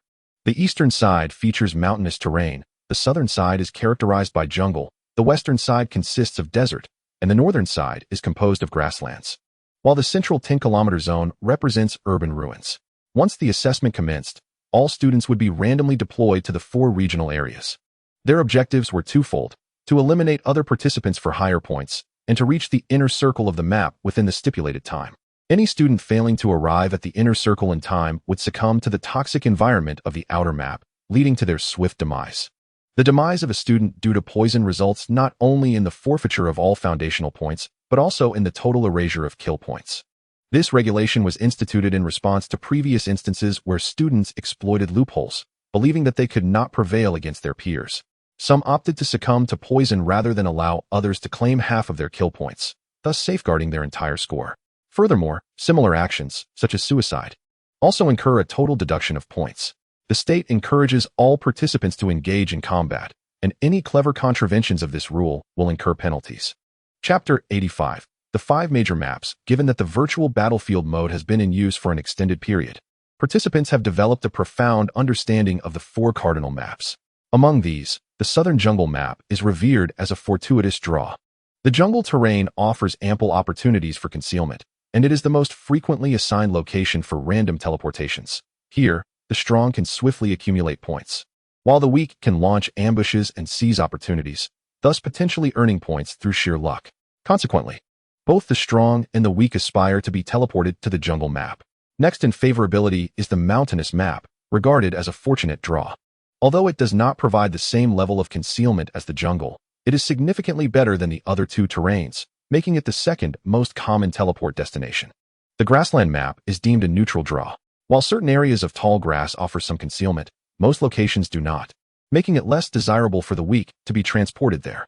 The number of participants teleported to the grassland map is fewer than to the previous 2 maps. The least favorable is the desert map, classified as an unfortunate draw. The desert's terrain offers minimal concealment, resulting in the fewest participants preferring this map. Many have questioned the fairness of the assessments across different maps, but the official explanation maintains that luck is an integral part of skill, provided that teleportation is devoid of any covert manipulations. After reiterating the important points to everyone, Lucianha led the group to the assessment preparation space. The preparation space is a grand palace-like hall, already populated by numerous students from various schools, who gathered in groups according to their institutions. The students from Sanzhong also found their place in an open area. Shortly thereafter, a massive crowd entered, numbering several times that of Sanzhong, capturing everyone's attention. Only the martial arts class from Yenzhou No. 1 High School boasts such a large contingent. Their formidable group occupied a significant space at the center of the hall. Yu Xiaoza, Yi Ku, and Luo Jingtian, 3 powerful practitioners of third-tier martial arts, stood at the forefront of all students, exuding an imposing aura that made students from other schools feel diminutive in their presence. Xiao Lei glanced towards Yu Xiaoza at the front, sensing his gaze. Yu Xiaoza turned to meet Xiao Lei's eyes for a brief moment before both shifted their focus elsewhere. Xiao Lei is from Sanzhou, at the front of the line. Liao Bo's introduced Xiao Lei to Yu Xiaoza. Is this Xiao Lei? Yu Xiaoza was somewhat taken aback, recalling their encounter during the ranking matches. Have you met before? Luo Jingtian inquired, noticing Yu Xiaoza's surprise. We crossed paths once during the ranking match, but I was unaware it was him, replied Yu Xiaoza, vividly remembering Xiao Lei's explosive performance at that time. What a coincidence that you met in the ranking match. However, Didn't he fail to advance to third tier? Yika questioned, perplexed. Perhaps his consecutive victories in the silver tier triggered the virtual network's challenge mechanism, Yu Xiaozi speculated. That is quite likely, Yika nodded, understanding that a streak of wins might lead to encounters with higher-ranked opponents. In the sixth viewing space, Xiao Jianjun, Xiao Lei, Li Suyun, along with grandfather Xiao Huishan, grandmother Dai Hong, grandfather Li Honghai, and grandmother Qian Ailan had all gathered within the venue. The viewing arena resembles a football stadium, encircled by seating. With a central live broadcast area, each venue can accommodate up to 100,000 spectators, and during the citywide joint examination, a significant number of onlookers gather, especially considering the families, relatives, and friends of the 1886 participants. As the competition had yet to commence, the attendance had already surged past 600,000, with numbers continuing to rise. Such a crowd could not be contained within a single viewing area. The virtual network company employs a technique known as spatial folding to create multiple layers of viewing spaces, each designed identically to allow simultaneous viewing of the live broadcast. For instance, Xiao Wei and others are currently situated in the sixth layer of the viewing space. Everyone, please take your seats. The competition is about to begin. I wonder how many ranks Xiao Lei can achieve this time. Grandfather Xiao Huishan remarked with a smile. Rest assured, grandfather, my brother's current strength is formidable. As long as luck is not overly against him, securing a place in the top 10 should be within reach, Xiao Wei explained. Achieving a top 10 rank is already quite impressive. Grandfather Li Honghai expressed his satisfaction with the prospect of a top 10 finish. The family continued to engage in lively discussion. Time swiftly passed to precisely 2 o'clock in the afternoon. The assessment officially commenced, and all students were teleported to the virtual battlefield. A flash of light enveloped Xiao Lei, and in the next moment, he found himself on a vast grassland. The grassland map, is it? Xiao Lei surveyed his surroundings. Though his luck was not particularly favorable, he remained unconcerned. The concept of map advantage is primarily relevant to the majority. For someone of his caliber, the significance of such advantages wanes, as ultimately, those who survive must converge upon the central city ruins map, where they too can effortlessly amass points. In the sixth viewing space, the family observed Xiao Lei's teleportation to the grassland, lamenting his less-than-ideal fortune.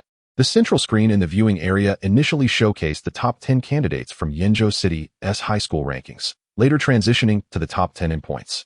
Xiao Lei was positioned 5th, naturally garnering his share of live coverage. Apart from the central screen, each viewer could access an interface to watch the live broadcasts of their favorite participants, demonstrating the immense capabilities of the virtual network. At this moment, the central screen displayed the top 10 contenders, with the exception of Xiao Lei, all donned masks. This practice of wearing masks was a strategic decision that competitors had formulated after numerous contests. In this internet age, discovering a person's appearance is relatively straightforward. Hence, many students memorize the faces of top-ranking participants before the competition, so that upon encountering these formidable opponents in real combat, they can flee immediately, thereby significantly enhancing their chances of survival. To counteract this tactic, powerful students adopted the practice of wearing masks, a behavior that the officials did not discourage. Thus, it became standard for strong participants to don masks upon entering the virtual battlefield. According to the unspoken rules, those ranked within the top 300 in the city are entitled to wear masks. However, many students also engage in reverse tactics, masking themselves despite possessing relatively low strength to intimidate others, muddying the waters further. Xiao Lei, previously ranked around 400 to 500 in the city, had not yet developed the self-awareness of a strong contender, thus neglecting to wear a mask. Xiao Lei extended his left hand, adorned with a smart wristband issued by the virtual network. Through this device, each student could ascertain their position on the map, enabling them to discern the proper direction for advancement. On the intelligent wristband, one can also view personal point rankings and school rankings. After confirming his direction, Xiao Lei headed towards the center of the map. Chapter 86, Ding Shi. As Xiao Lei advanced, he encountered the first wave of foes 5 minutes later, 2 unfamiliar students, seemingly from the same school, who had teamed up. In the virtual battlefield, the officials do not prohibit participants from forming alliances. Upon spotting Xiao Lei, the 2 students cursed under their breath, lamenting their misfortune at encountering the 5th-ranked Xiao Lei right at the outset. They decided to flee, hoping to escape individually. Both students, possessing only rudimentary martial arts skills, had no desire to fight upon seeing Xiao Lei and promptly ran in opposite directions. Xiao Lei, wishing to pursue, could only chase after one of them. The moment they noticed him, they took off like the wind, leaving Xiao Lei momentarily stunned as he opted to chase after one of them. Drawing from the wisdom of experience, Xiao Lei quickly realized that his lack of a mask was the reason for their flight. Had he donned a mask, perhaps they would not have fled so readily. He sprinted forward, his speed exceeding 16 ms. And the student he pursued turned to see Xiao Lei closing in at such a rapid pace that his eyes nearly bulged from their sockets. Realizing he was about to be caught, he halted, turned to face Xiao Lei, and brandished a long knife, gripping the hilt tightly for a final stand. "I, Li Jie, will die standing." The student named Li Jie, summoning his courage, looked at the formidable Xiao Lei charging towards him. Impressed by Li Jie's tenacity, Xiao Lei acknowledged his spirit. The distance between them dwindled to just a few meters. With a swift motion, Xiao Lei rotated the spear in his right hand, transferring it to his left. And before Li Jie could react, the spear sliced through the air in a graceful arc. With a swift motion, the spear's blade cut across Li Jie's throat, inflicting a grievous wound. Throughout the encounter, Li Jie never managed to retaliate, falling victim to Xiao Lei's overwhelming prowess. After Li Jie's throat was severed, his form disintegrated into a constellation of starlight, being teleported out of the virtual battlefield. After dispatching Li Jie, the other student had already fled a considerable distance, and Xiao Lei had no intention of pursuing further. "I should wear a mask, otherwise I'll exhaust myself chasing others." Contemplating this, he accessed the interface and retrieved a golden mask to don upon his face. After masking himself, he checked his score on the intelligent wristband. Name, Xiao Lei. Base score, 10 points. Kill score, 10 points. Total score, 20 points. Rank, 382. Since Xiao Lei was teleported to the grassland where few competitors had landed, it was natural to find himself lagging behind initially. Those who had been sent to the jungle and mountainous terrains were engaged in fierce combat, accumulating higher scores. Xiao Lei paid little heed to this, confident that he would ascend the ranks by eliminating those with higher scores later on. With the intelligent wristband deactivated, he continued towards the center of the map. Not far ahead, a pursuit was unfolding. The grassland featured gently sloping hills, obstructing Xiao Lei's view of the chase unfolding before him. The pursuer was a student clad in a black mask, wielding a dagger, evidently following the assassin's path. This individual, Ding Shi, was the foremost contender from Fengyu County, ranked 88th in the city standings. The target of the pursuit was a tall, slender male student, none other than Xiao Lei's friend, Li Tianxai. The distance between them was approximately 100 meters, but Ding Shi's speed far surpassed that of Li Tianxai, with the gap steadily narrowing. As a seed player from Fengyu County, this battle garnered significant attention from the local spectators.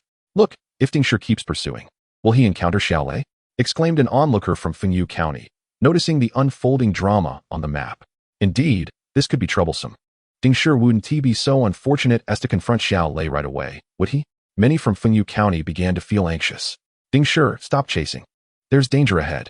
Numerous spectators shouted at the screen, fully aware that Ding Shi could not hear them. Within the virtual battlefield, as Xiao Lei ascended the hill before him, he spotted Li Tianxai being pursued. Li Tianxai?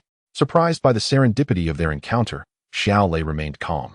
Recognizing he had ample time to rescue his friend as the pursuer was still a distance away and Li Tianxai was running toward him.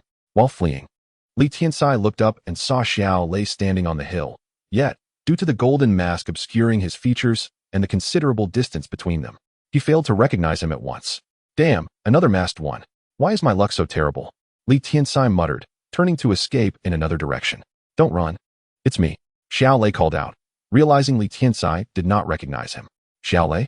Li Tianxai paused at the sound of the name, his heart soaring with joy. Feeling fortunate to encounter Xiao Lei so early in the assessment, he immediately reversed direction, dashing toward Xiao Lei. Ding Shi, pursuing from behind, also heard Xiao Lei's voice and glanced at the figure in the golden mask, questioning whether they were acquainted. Without hesitation, Ding Shi continued his pursuit of Li Tianxai.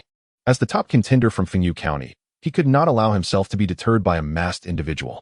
"Seeing me still pursuing suggests he is quite confident in his abilities," Xiao Lei mused, analyzing Ding Shi's apparent speed of about 15 ms. He had been chasing Li Tianxai, so it was illogical for him to conceal his strength by calculating his speed. Xiao Lei concluded that Ding Shi's physical prowess was likely close to level 9, comparable to Gefeichen, which explained his audacity in continuing the chase. In the spectator area, cries rang out. "Ding Shi, stop chasing. Run away." That's Xiao Lei. Many supporting Ding Shi shouted in alarm. "It's over, it's over." Others shook their heads, sensing impending doom for Ding Shi. In the 6th level spectator area, The black-masked individual known as Ding Shi was recognized as the foremost contender from Fengyu County, ranked 88th in the city standings, as the elders explained. That sounds impressive. Can Xiao Lei handle him? Grandmother Dai Hong inquired. Rest assured, Grandma. My brother ranks 5th in the city standings. Dealing with Ding Shi will be a mere trifle, Xiao Lei reassured her. That is good to hear.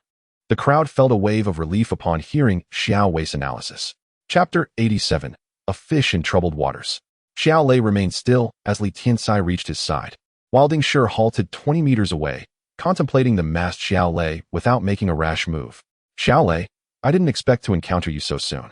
I can finally cling to your coattails, Li Tianxai exclaimed joyfully, careful to keep his voice low so Ding Shi would not overhear. Stay here, I will handle the rest. Xiao Lei assured him with a confident gaze, brandishing his black spear as he charged towards Ding Shi. Ding Shi observed the imminent approach of Xiao Lei, and his expression turned serious. Armed with a dagger, he was a practitioner of the assassin style, primarily skilled in stealth rather than direct confrontation. Nevertheless, his prowess allowed him to rank 88th, indicating that his abilities in open combat were not to be underestimated. In the face of an adversary wielding a dagger, Xiao Lei held a distinct advantage. With the principle that length equates to strength, he swiftly closed the distance and thrust his spear towards Ding Shi's face. Shadow Flow. Ding Shi immediately activated his footwork, leveraging his status as an assassin to secure the 88th position in the Yenzhou City arena, all thanks to his technique, Ying Lu. This technique, a top-tier secret art of the second tier, was surpassed only by the most formidable of techniques.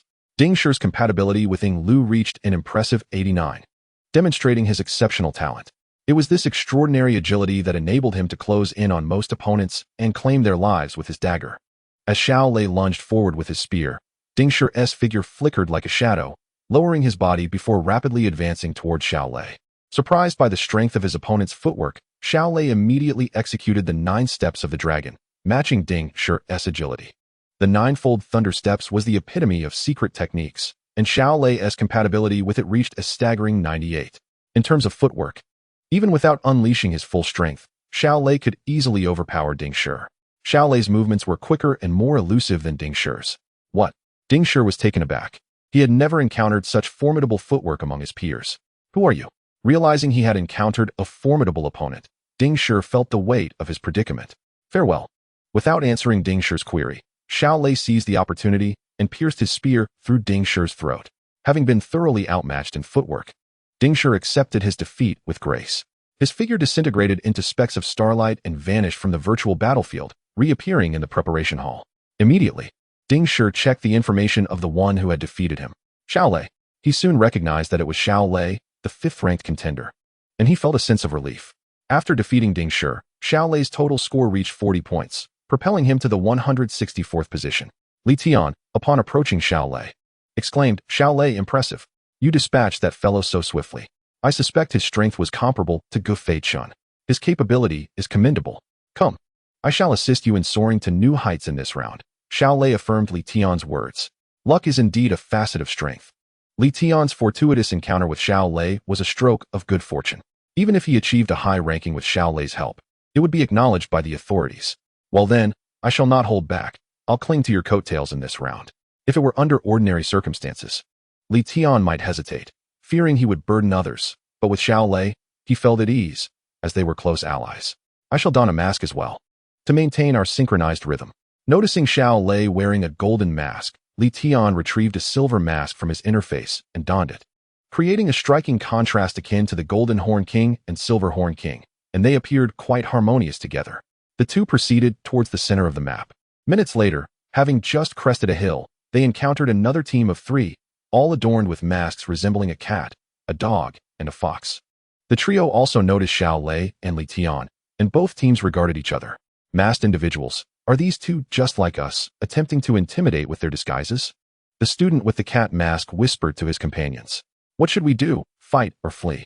All 3 were ranked around 1,000, and their masked appearances suggested they were merely fishing in troubled waters. Experts typically operate solo and seldom form teams. I believe these 2 are likely in the same boat as us, trying to take advantage of the chaos. With us 3 against them too. There is no reason to fear, the student with the dog mask proposed. On the hillside, noticing the hesitation of the trio below, devoid of any confidence typical of skilled combatants, Xiao Lei turned to Li Tian and declared, let us advance. With that, Xiao Lei charged towards the three, controlling his speed to about 13 ms to prevent them from fleeing in terror, which would complicate the chase.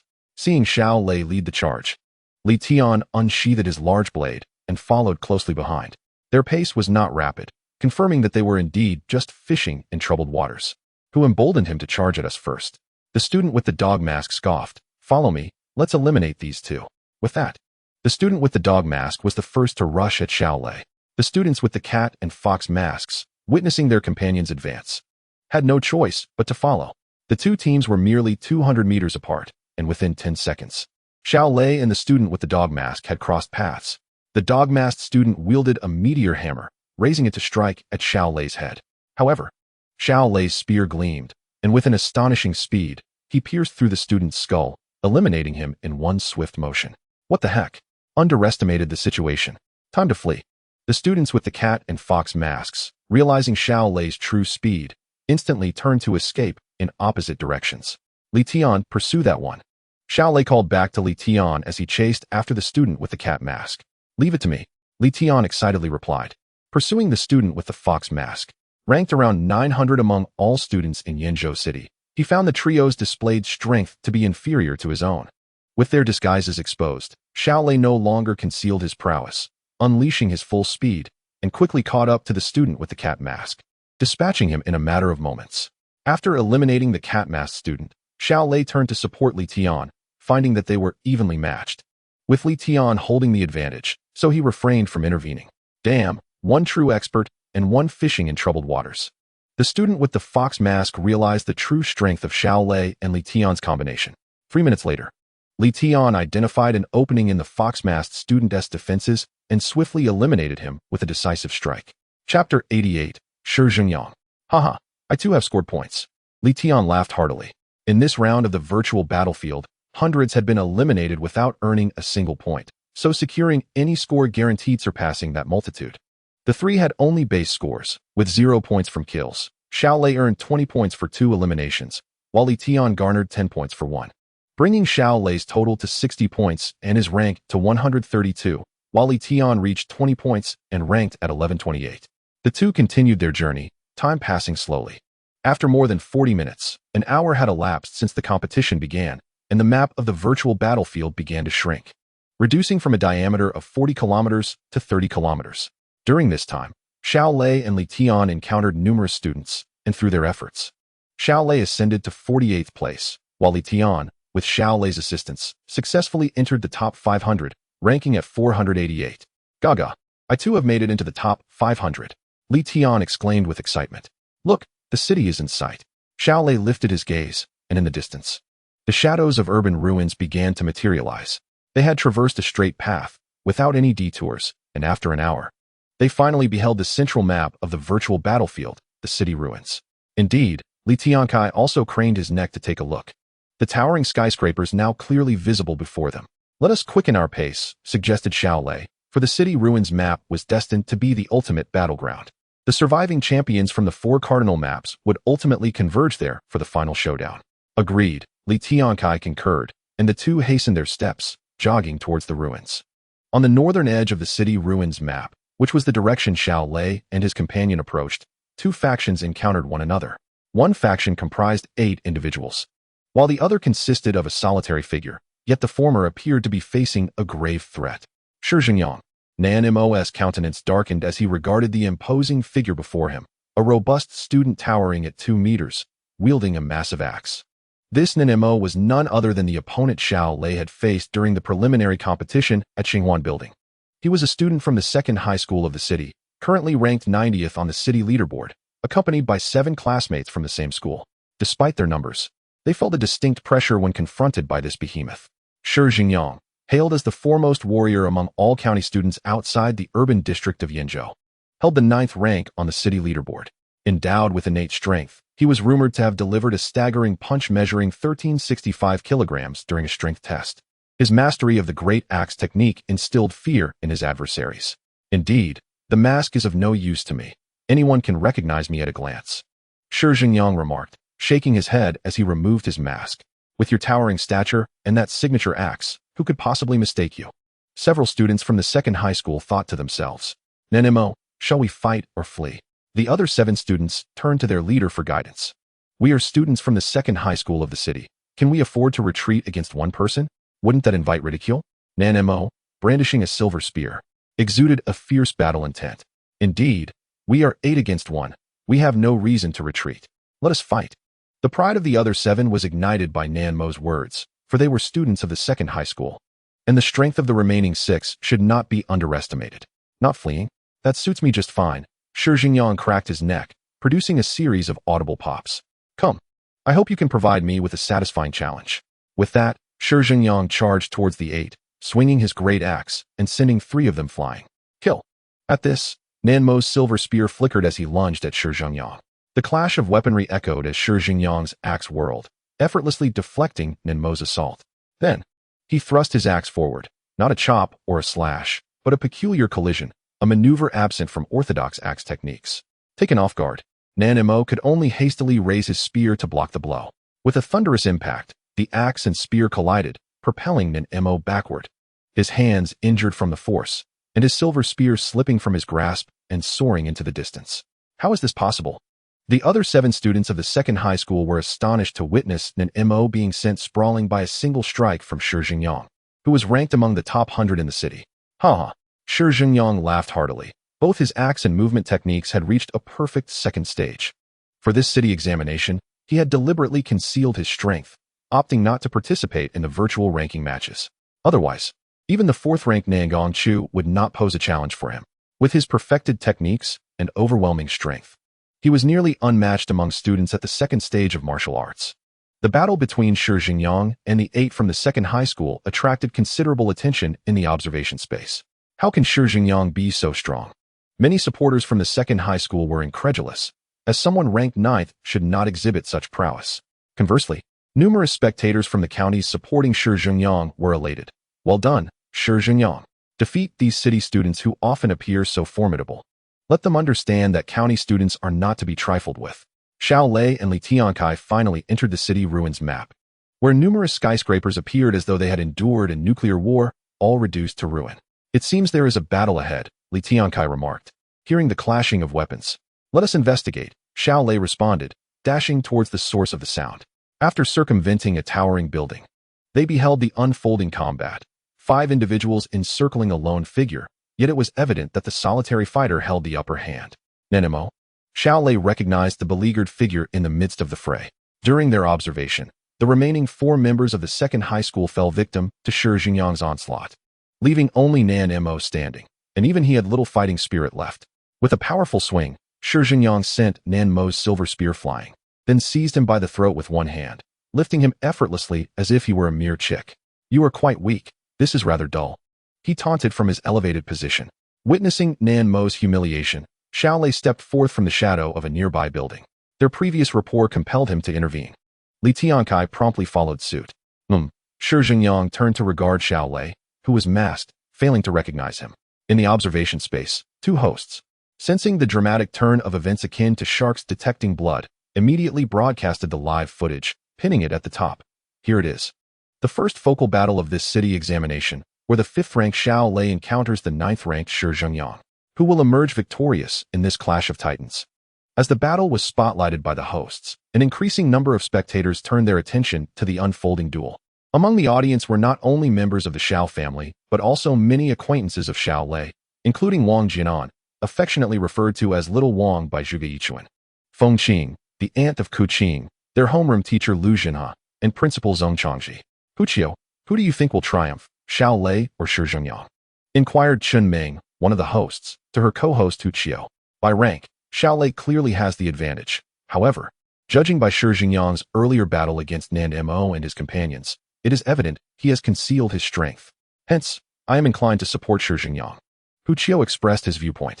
Since you favor Shi Jingyang, I shall support Xiao Lei, Chun Ming responded, turning to the audience. Who does everyone support?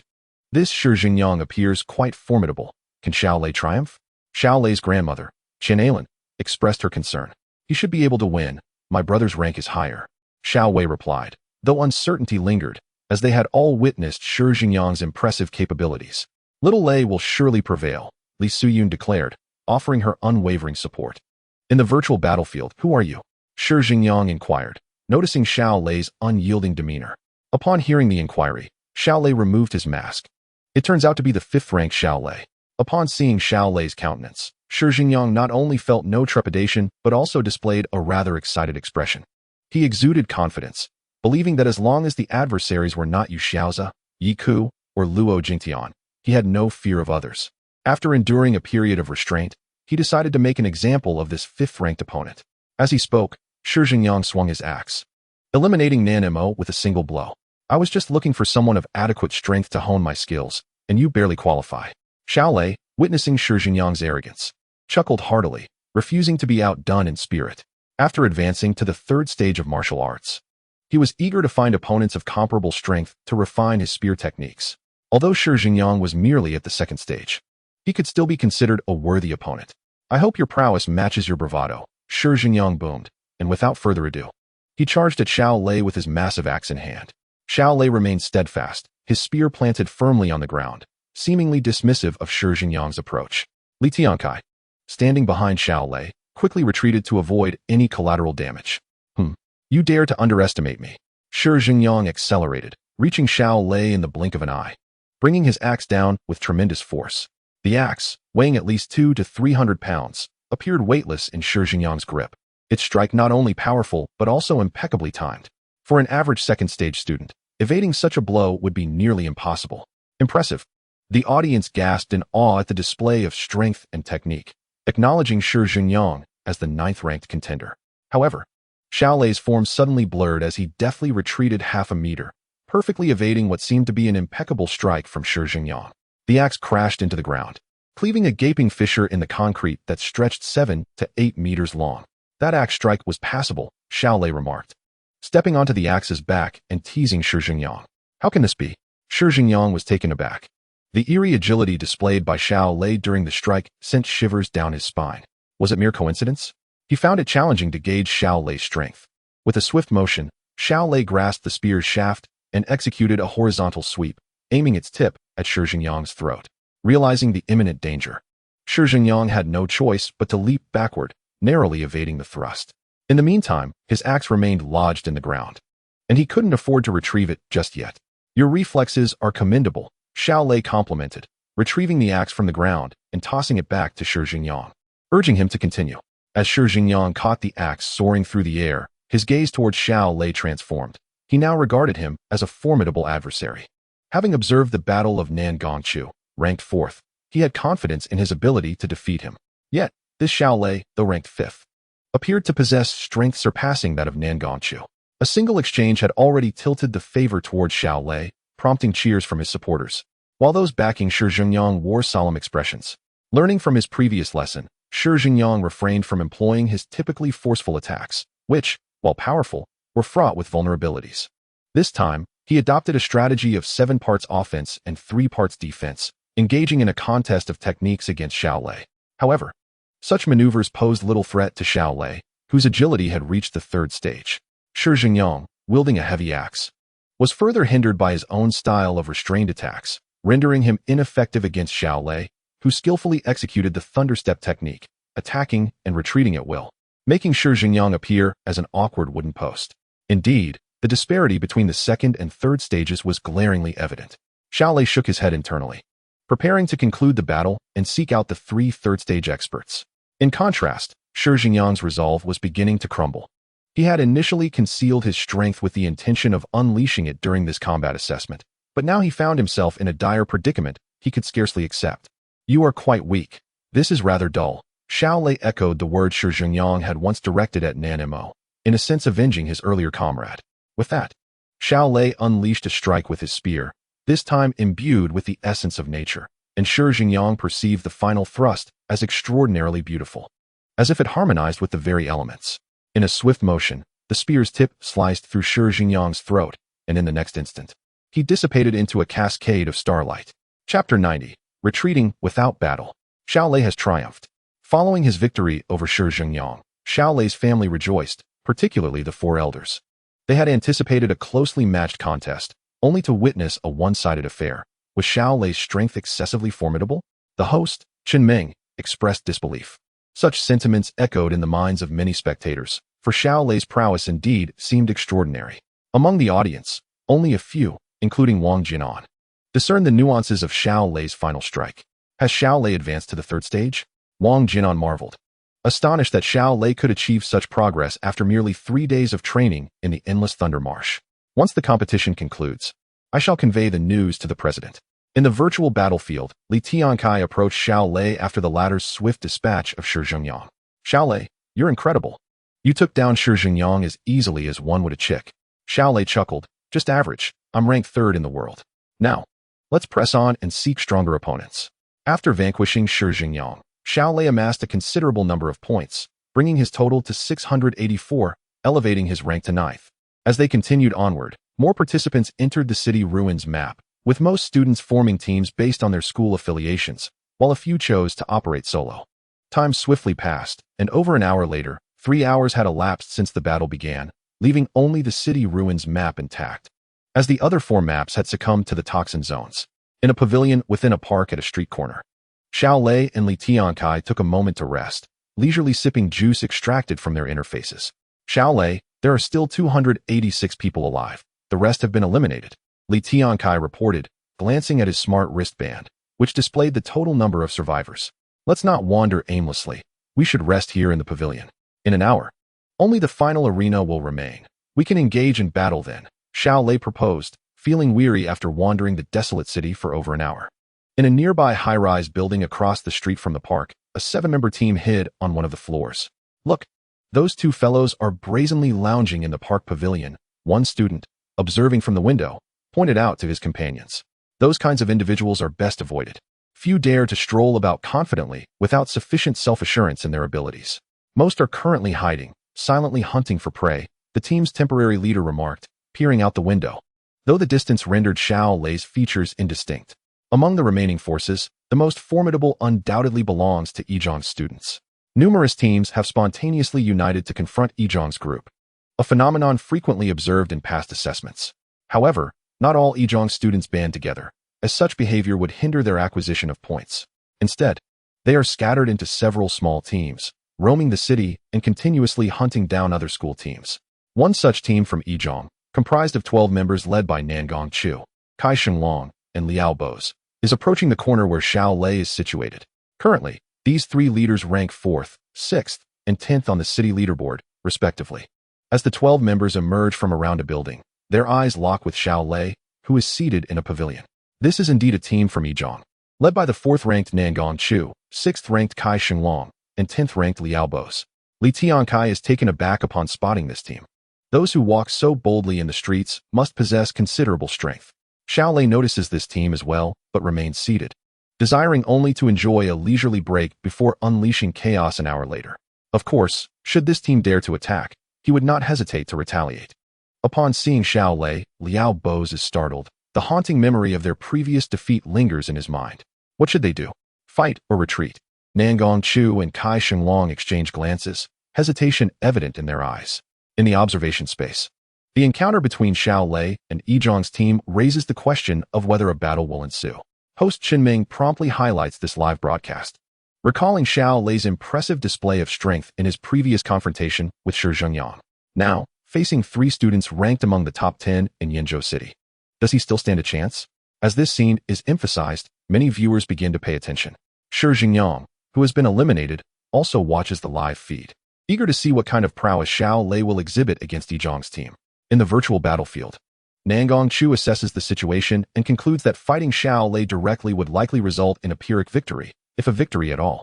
He suggests they wait until the final arena battle to ensure their positions in the top 10 before confronting him. Kai Shenglong and Liao Boz, in agreement with Nangong Chu's reasoning, decide to search for teams that are hiding to preserve their rankings.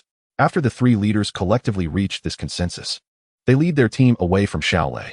Surprised, Qinming remarks on Yizhang's team retreating from a solitary Xiao Lei. This was unexpected. Many viewers, including Qinming, are puzzled by the retreat of a team containing 3 top 10 students. However, Shi Zhengyang offers a candid assessment of their decision, aware of Xiao Lei's formidable nature from their earlier encounter. In the pavilion, Xiao Lei observes Yizhang's team wisely retreating and chooses not to pursue them, continuing to rest in place. This scene does not go unnoticed by a hidden team across the street. Remarkably, Yizhang's team has retreated. Who are those two? It doesn't matter who they are. We should avoid provoking them. Although Nangong Chu explained the rationale to many in his team, a sense of frustration lingers among the students. When did Yizhang's students become so timid? Just as they stew in their discontent, a solitary figure bearing a large sword appears at the next street corner, Luo Jingtian. Many students in the team brighten at the sight of him, seizing the opportunity to reclaim their pride. It's you. Upon spotting Nangong Chu's team, the three-stage martial arts adept Luo Jingtian does not intend to team up with others. He greets them briefly and prepares to move forward. Luo Jingtian, wait. Numerous students rush towards him, leaving only Nangong Chu and his companions behind, clearly displeased with the latter's earlier conduct. Is there something you need? Luo Jingtian, puzzled by their expressions of excitement, inquires. Xiao Lei is in the pavilion ahead. Go eliminate him. His arrogance is intolerable. Many students rush to inform him, perceiving Xiao Lei's nonchalant demeanor as an affront. Xiao Lei, aren't Nangong Chu and the others with you? Did you not attack him? Luo Jingtian questions, bewildered. Given their team's composition, they typically have the upper hand, as all three are Yizhang's three-stage martial arts practitioners and would not initiate an attack against them. They chose to endure, fearing elimination.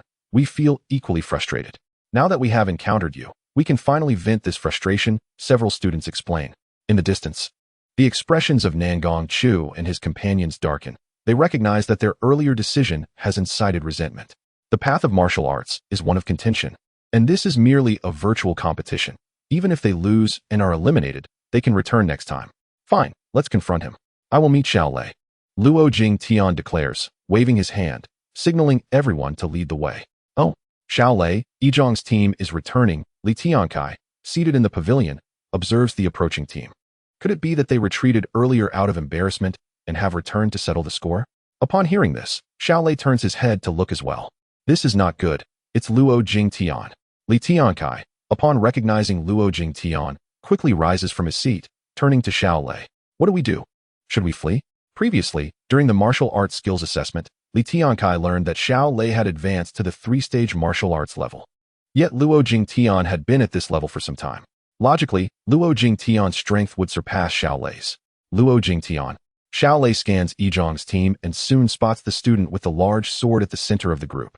Finally, he has encountered an opponent worthy of battle.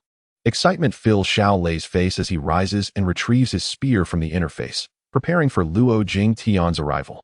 Host Hu Qiu immediately notices the situation and reacts swiftly, highlighting this moment once more. A confrontation between Luo Jingtian and Xiao Lei appears inevitable. Will Xiao Lei manage to escape from Luo Jingtian's grasp? The duel between Luo Jingtian and Xiao Lei captivates many viewers, drawing their attention to the live broadcast. Oh, a battle with Luo Jingtian? This piques my interest, observes Wang Jianan from the audience. Conversely, those unaware of Xiao Lei's advancement to three-stage martial arts grow increasingly anxious.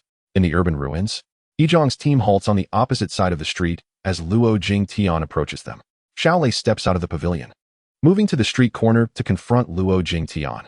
I see you're not fleeing. Well done, Luo Jingtian commends Xiao Lei. Regarding the city assessment as a competition confined to himself, Yi Ku and Yu Xiaoze, who have essentially secured the top three positions. The first place is virtually assured for Yu Xiaoze, as Luo Jingtian frequently trains with him and acknowledges the significant gap between them. The contest for second place between himself and Yi Ku is the only point of uncertainty. With unwavering confidence, one hopes that such confidence remains. Upon hearing this, Xiao Lei realized that his opponent had underestimated him, taking him for a mere second-tier contender. He chose not to clarify, knowing that once the battle commenced, the truth would become evident. With a resounding clang, Luo Jingtian unsheathed the formidable blade from his back, confidently addressing Xiao Lei. You may strike first. Should I take the initiative, you shall have no chance. Xiao Lei gripped his spear tightly, the tip resting against the ground.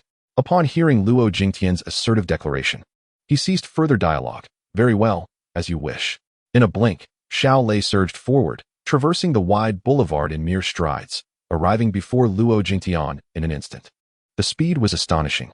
Luo Jingtian's expression flickered with surprise, and in the next moment, Xiao Lei's spear descended upon him with the force of a mighty blow, the essence of nature enveloping the black shaft. 3 tiers. Luo Jingtian was taken aback. While others could not perceive the natural energy as a third-tier warrior, he was acutely aware of it. In that moment, he grasped that Xiao Lei was also a master of the third tier in martial arts. prompting him to abandon any notion of underestimating his opponent.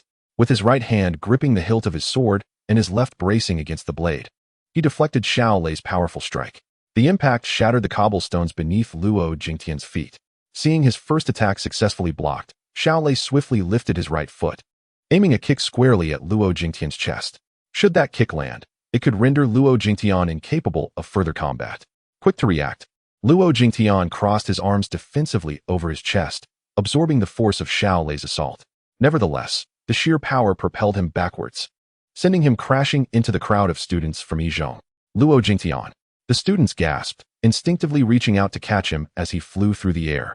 Thanks to the timely assistance of his classmates, Luo Jingtian avoided a harsh landing.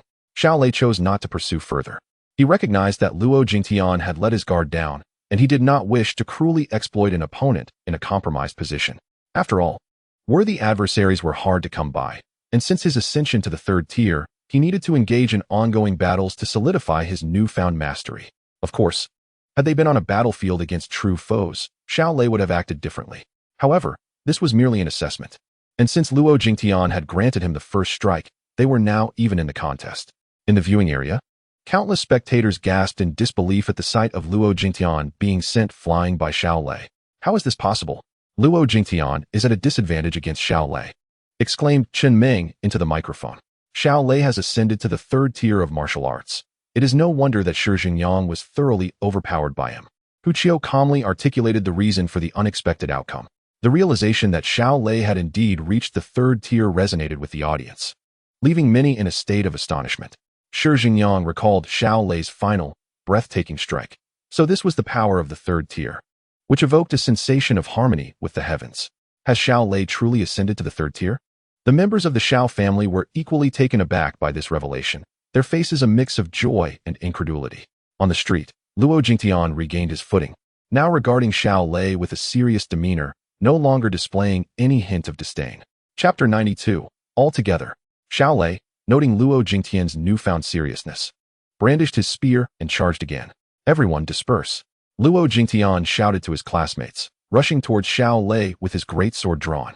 The students of Yizhong quickly complied, creating space for the impending confrontation. The two warriors soon met, their spear and sword clashing with tremendous force. A deafening clang echoed through the air, the proximity to the building's wall causing the glass windows on the first floor to shatter upon impact. 9 thunder calamities. In the face of Luo Jingtian, Xiao Lei held nothing back, immediately executing the third form of the Jiu Ju Changdian. Each strike came like thunder, one after another, relentless and fierce, denying his foe any respite. The essence of nature surged around Xiao Lei's spear, leaving deep gashes in the steel-reinforced concrete walls with each swing. As Luo Jingtian retreated under the onslaught, he was filled with astonishment. What? Despite my utmost effort, I am still being suppressed. How can Xiao Lei be this formidable? With swift precision, Xiao Lei seized an opportunity, launching a rapid series of thrusts with his spear that darted like a venomous serpent, targeting Luo Jingtian's head and chest. Luo Jingtian managed to evade the first strike and deflected the second with his sword, but the third came too swiftly for him to block entirely, resulting in a shallow cut across his chest. Rather than retracting his spear, Xiao Lei tightened his grip and, in a sudden motion, transformed the spear into a blunt instrument, striking the wound on Luo Jingtian's torso. The force sent Luo Jingtian staggering backwards until he collided with the building's wall, halting his retreat. Great Dragon sweeps its tail. Not allowing Luo Jingtian a moment to recover, Xiao Lei pivoted, executing a powerful 360-degree spin with his spear, unleashing a devastating blow aimed at the cornered Luo Jingtian.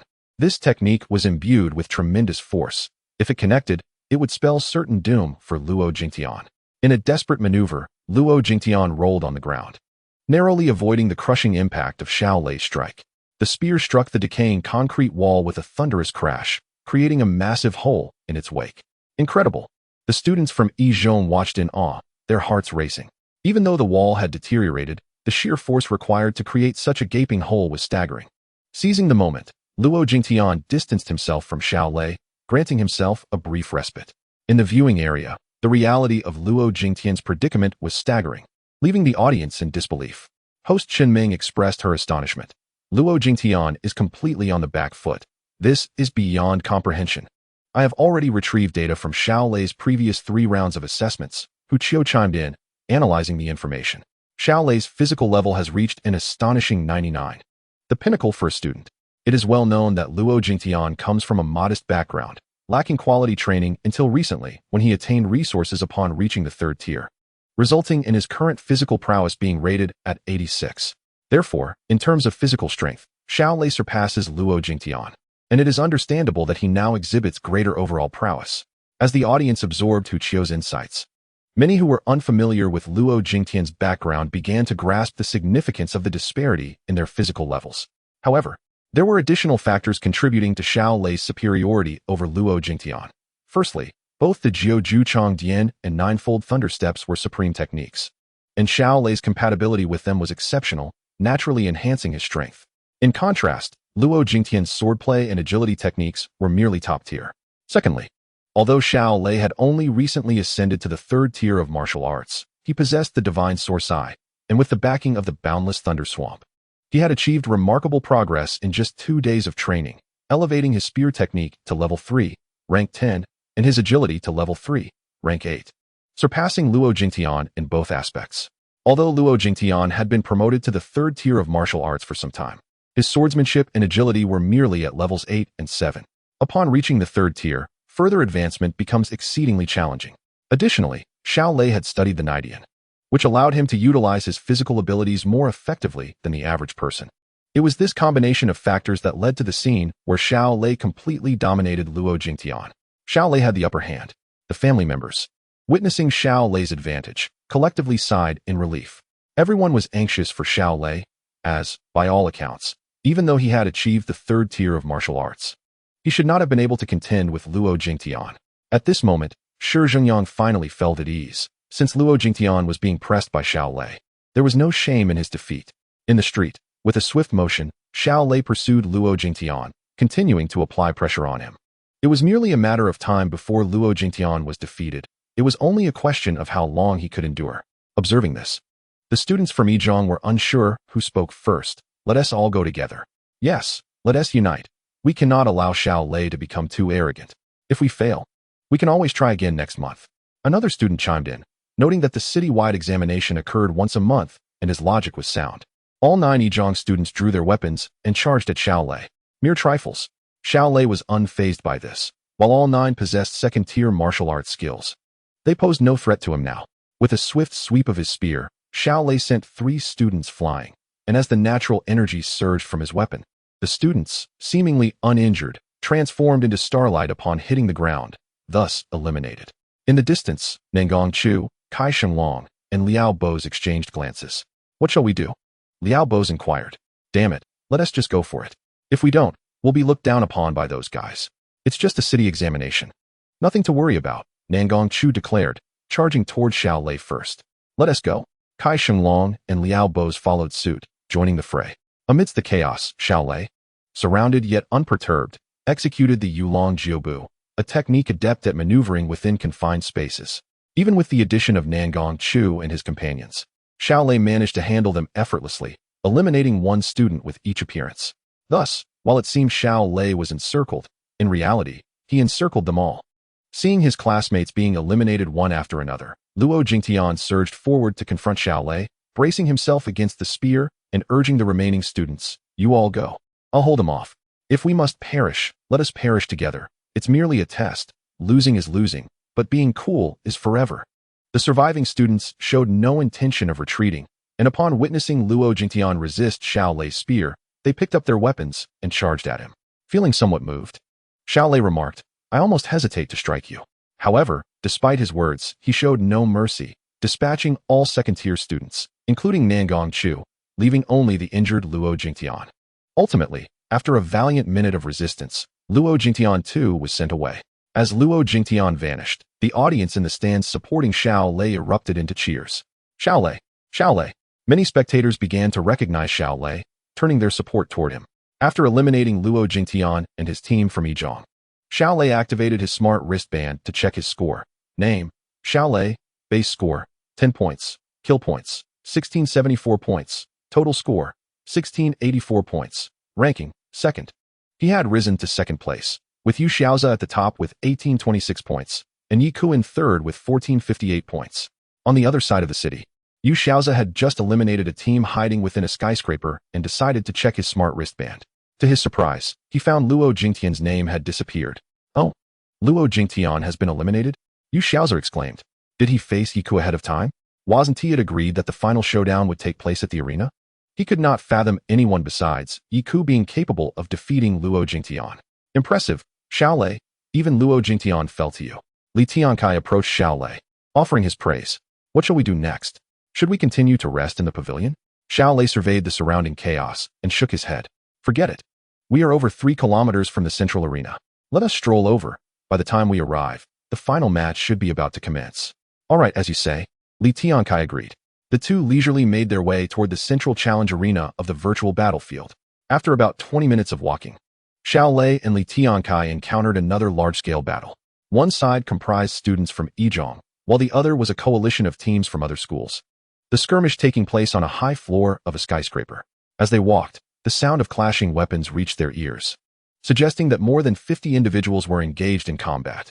There's a fight in that building, Xiao Lei. Should we go take a look? Li Tiankai asked, turning to Xiao Lei for his opinion. Just as Xiao Lei was contemplating whether to intervene, several figures suddenly crashed through the glass curtain wall of the skyscraper, leaping onto the rooftop of a shorter building nearby. Among them were Gu Feichen and Ku Qing, who rolled upon landing to dissipate their momentum. We were doing fine. Why did Yiku suddenly show up? Gu Feichen complained to Ku Qing. We need to escape. She'll be right after us. Ku Qing replied. Having met in the ruins of the city map, they formed a team and joined forces with several county teams to launch an attack on Yizhong. If students from other schools did not expend Yizhong's strength now, but instead battled each other, by the time of the final arena showdown, Yizhong would eliminate the other schools first, leaving only Yizhong students for the final clash, a scenario that had often occurred in past competitions. Is that Gu Feichen and Ku Qing? Li Tiankai recognized them from the street, calling out, Gu Feichen, Ku Qing. Hearing the call, the two turned to see Xiao Lei and Li Tiankai below. Run! Yiku is coming, Gu Feichen shouted. Hardly had he spoken when a striking figure from the high floor leaped toward them. Upon recognizing her, Xiao Lei realized it was Yiku, the second-ranked student from Yizhong.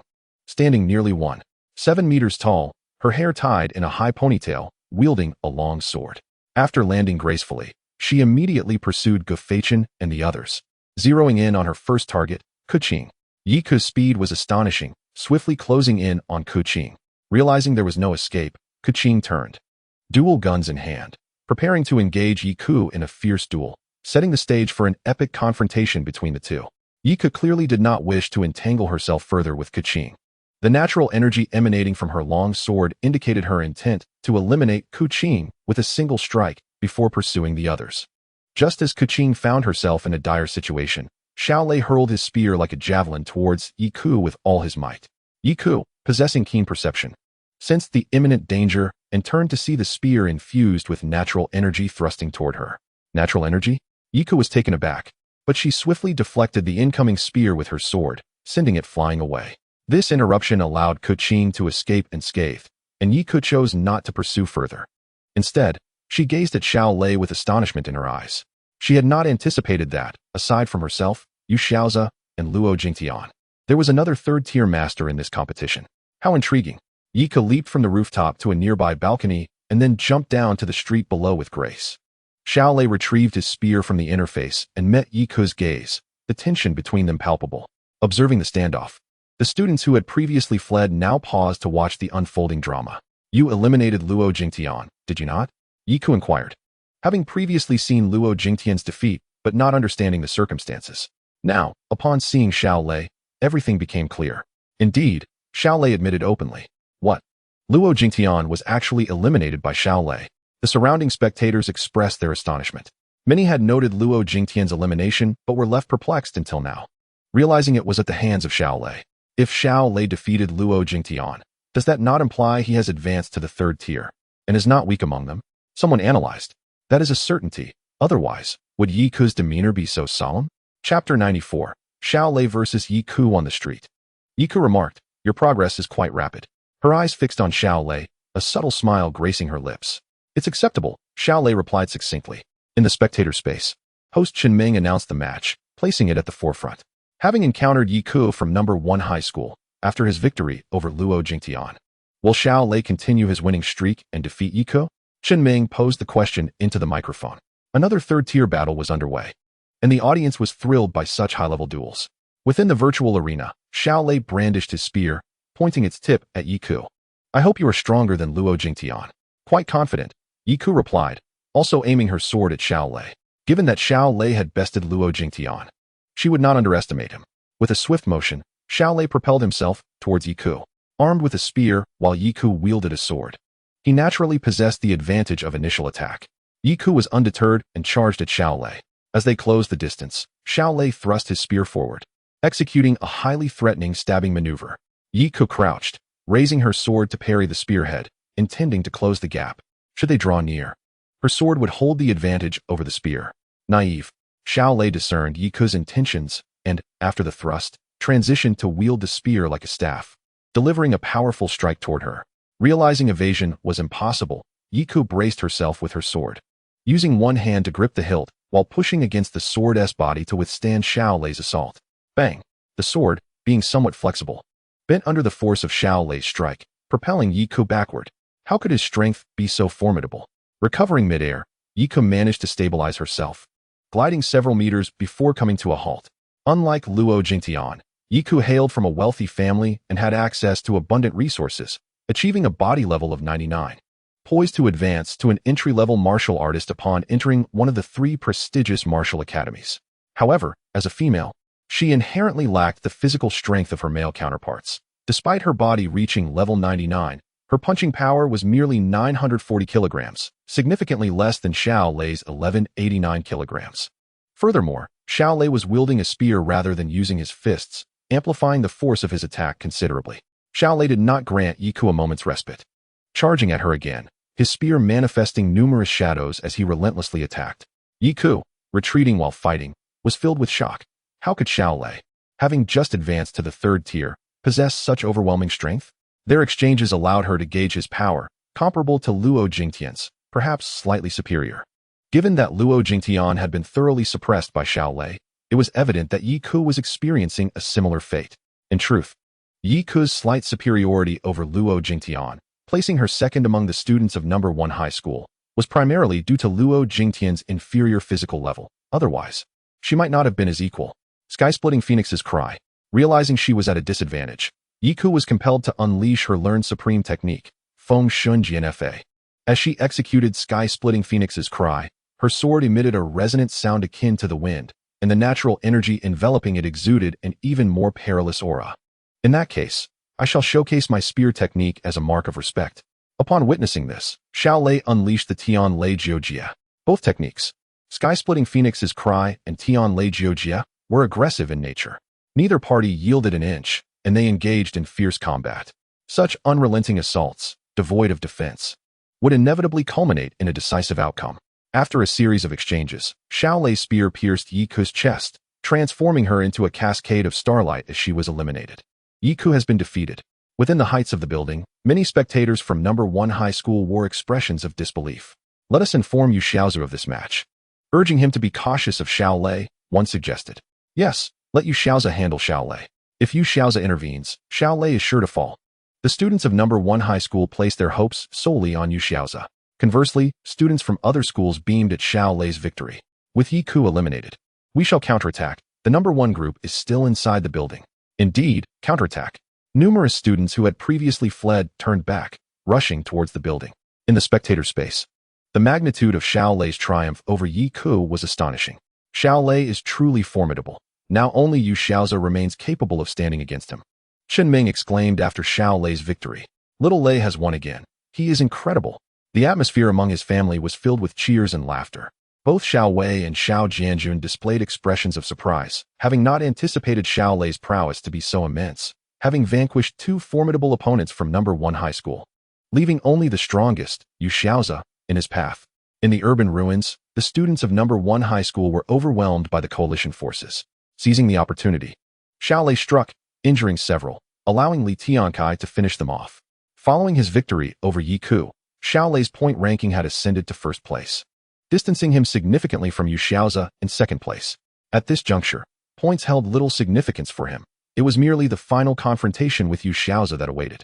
Upon the ultimate arena, the victor shall be deemed the foremost, not merely the champion of this virtual battle, but also the top scorer of the overall municipal examination. Currently, the total score gap between Xiao Lei and Xiao Zhe is marginal. Yet the disparity in scores between the first and second place in the virtual battle is a substantial 50 points. Thus, triumph in the virtual contest signifies an overall victory in scores. At this moment, Xiao Lei aspires to elevate Li Tiankai's score into the top 100. However, even if Li Tiankai secures a position within the top 100 in the virtual battle, his overall score would still fall short, as his scores in the other 4 major events are significantly lacking, rendering the pursuit of a prize unattainable. Li Tiankai swiftly eliminated a few opponents and eagerly opened the leaderboard. What rank is he at? Xiao Lei turned to inquire. Haha. He is in the 186th position. Excellent. Let us proceed to eliminate more targets, Xiao Lei declared to Li Tiankai. Thank you so much, Xiao Lei. Li Tiankai expressed his heartfelt gratitude. We need not speak of such matters between us. Xiao Lei waved his hand and then glanced towards Gu Feichun and Yi Ku in the distance. Would you care to join us in forming a team? No. We prefer to hone our skills independently. Gu Feichun declined Xiao Lei's proposal with a shake of his head. Following you would diminish our training, Kuqin concurred. Unlike Li Tiankai, the two of them are determined to be admitted into prestigious martial arts universities or military academies. Thus, they must engage in rigorous training. Remaining alongside Xiao Lei would undermine that objective. Very well, farewell. Xiao Lei waved his hand and bid them goodbye.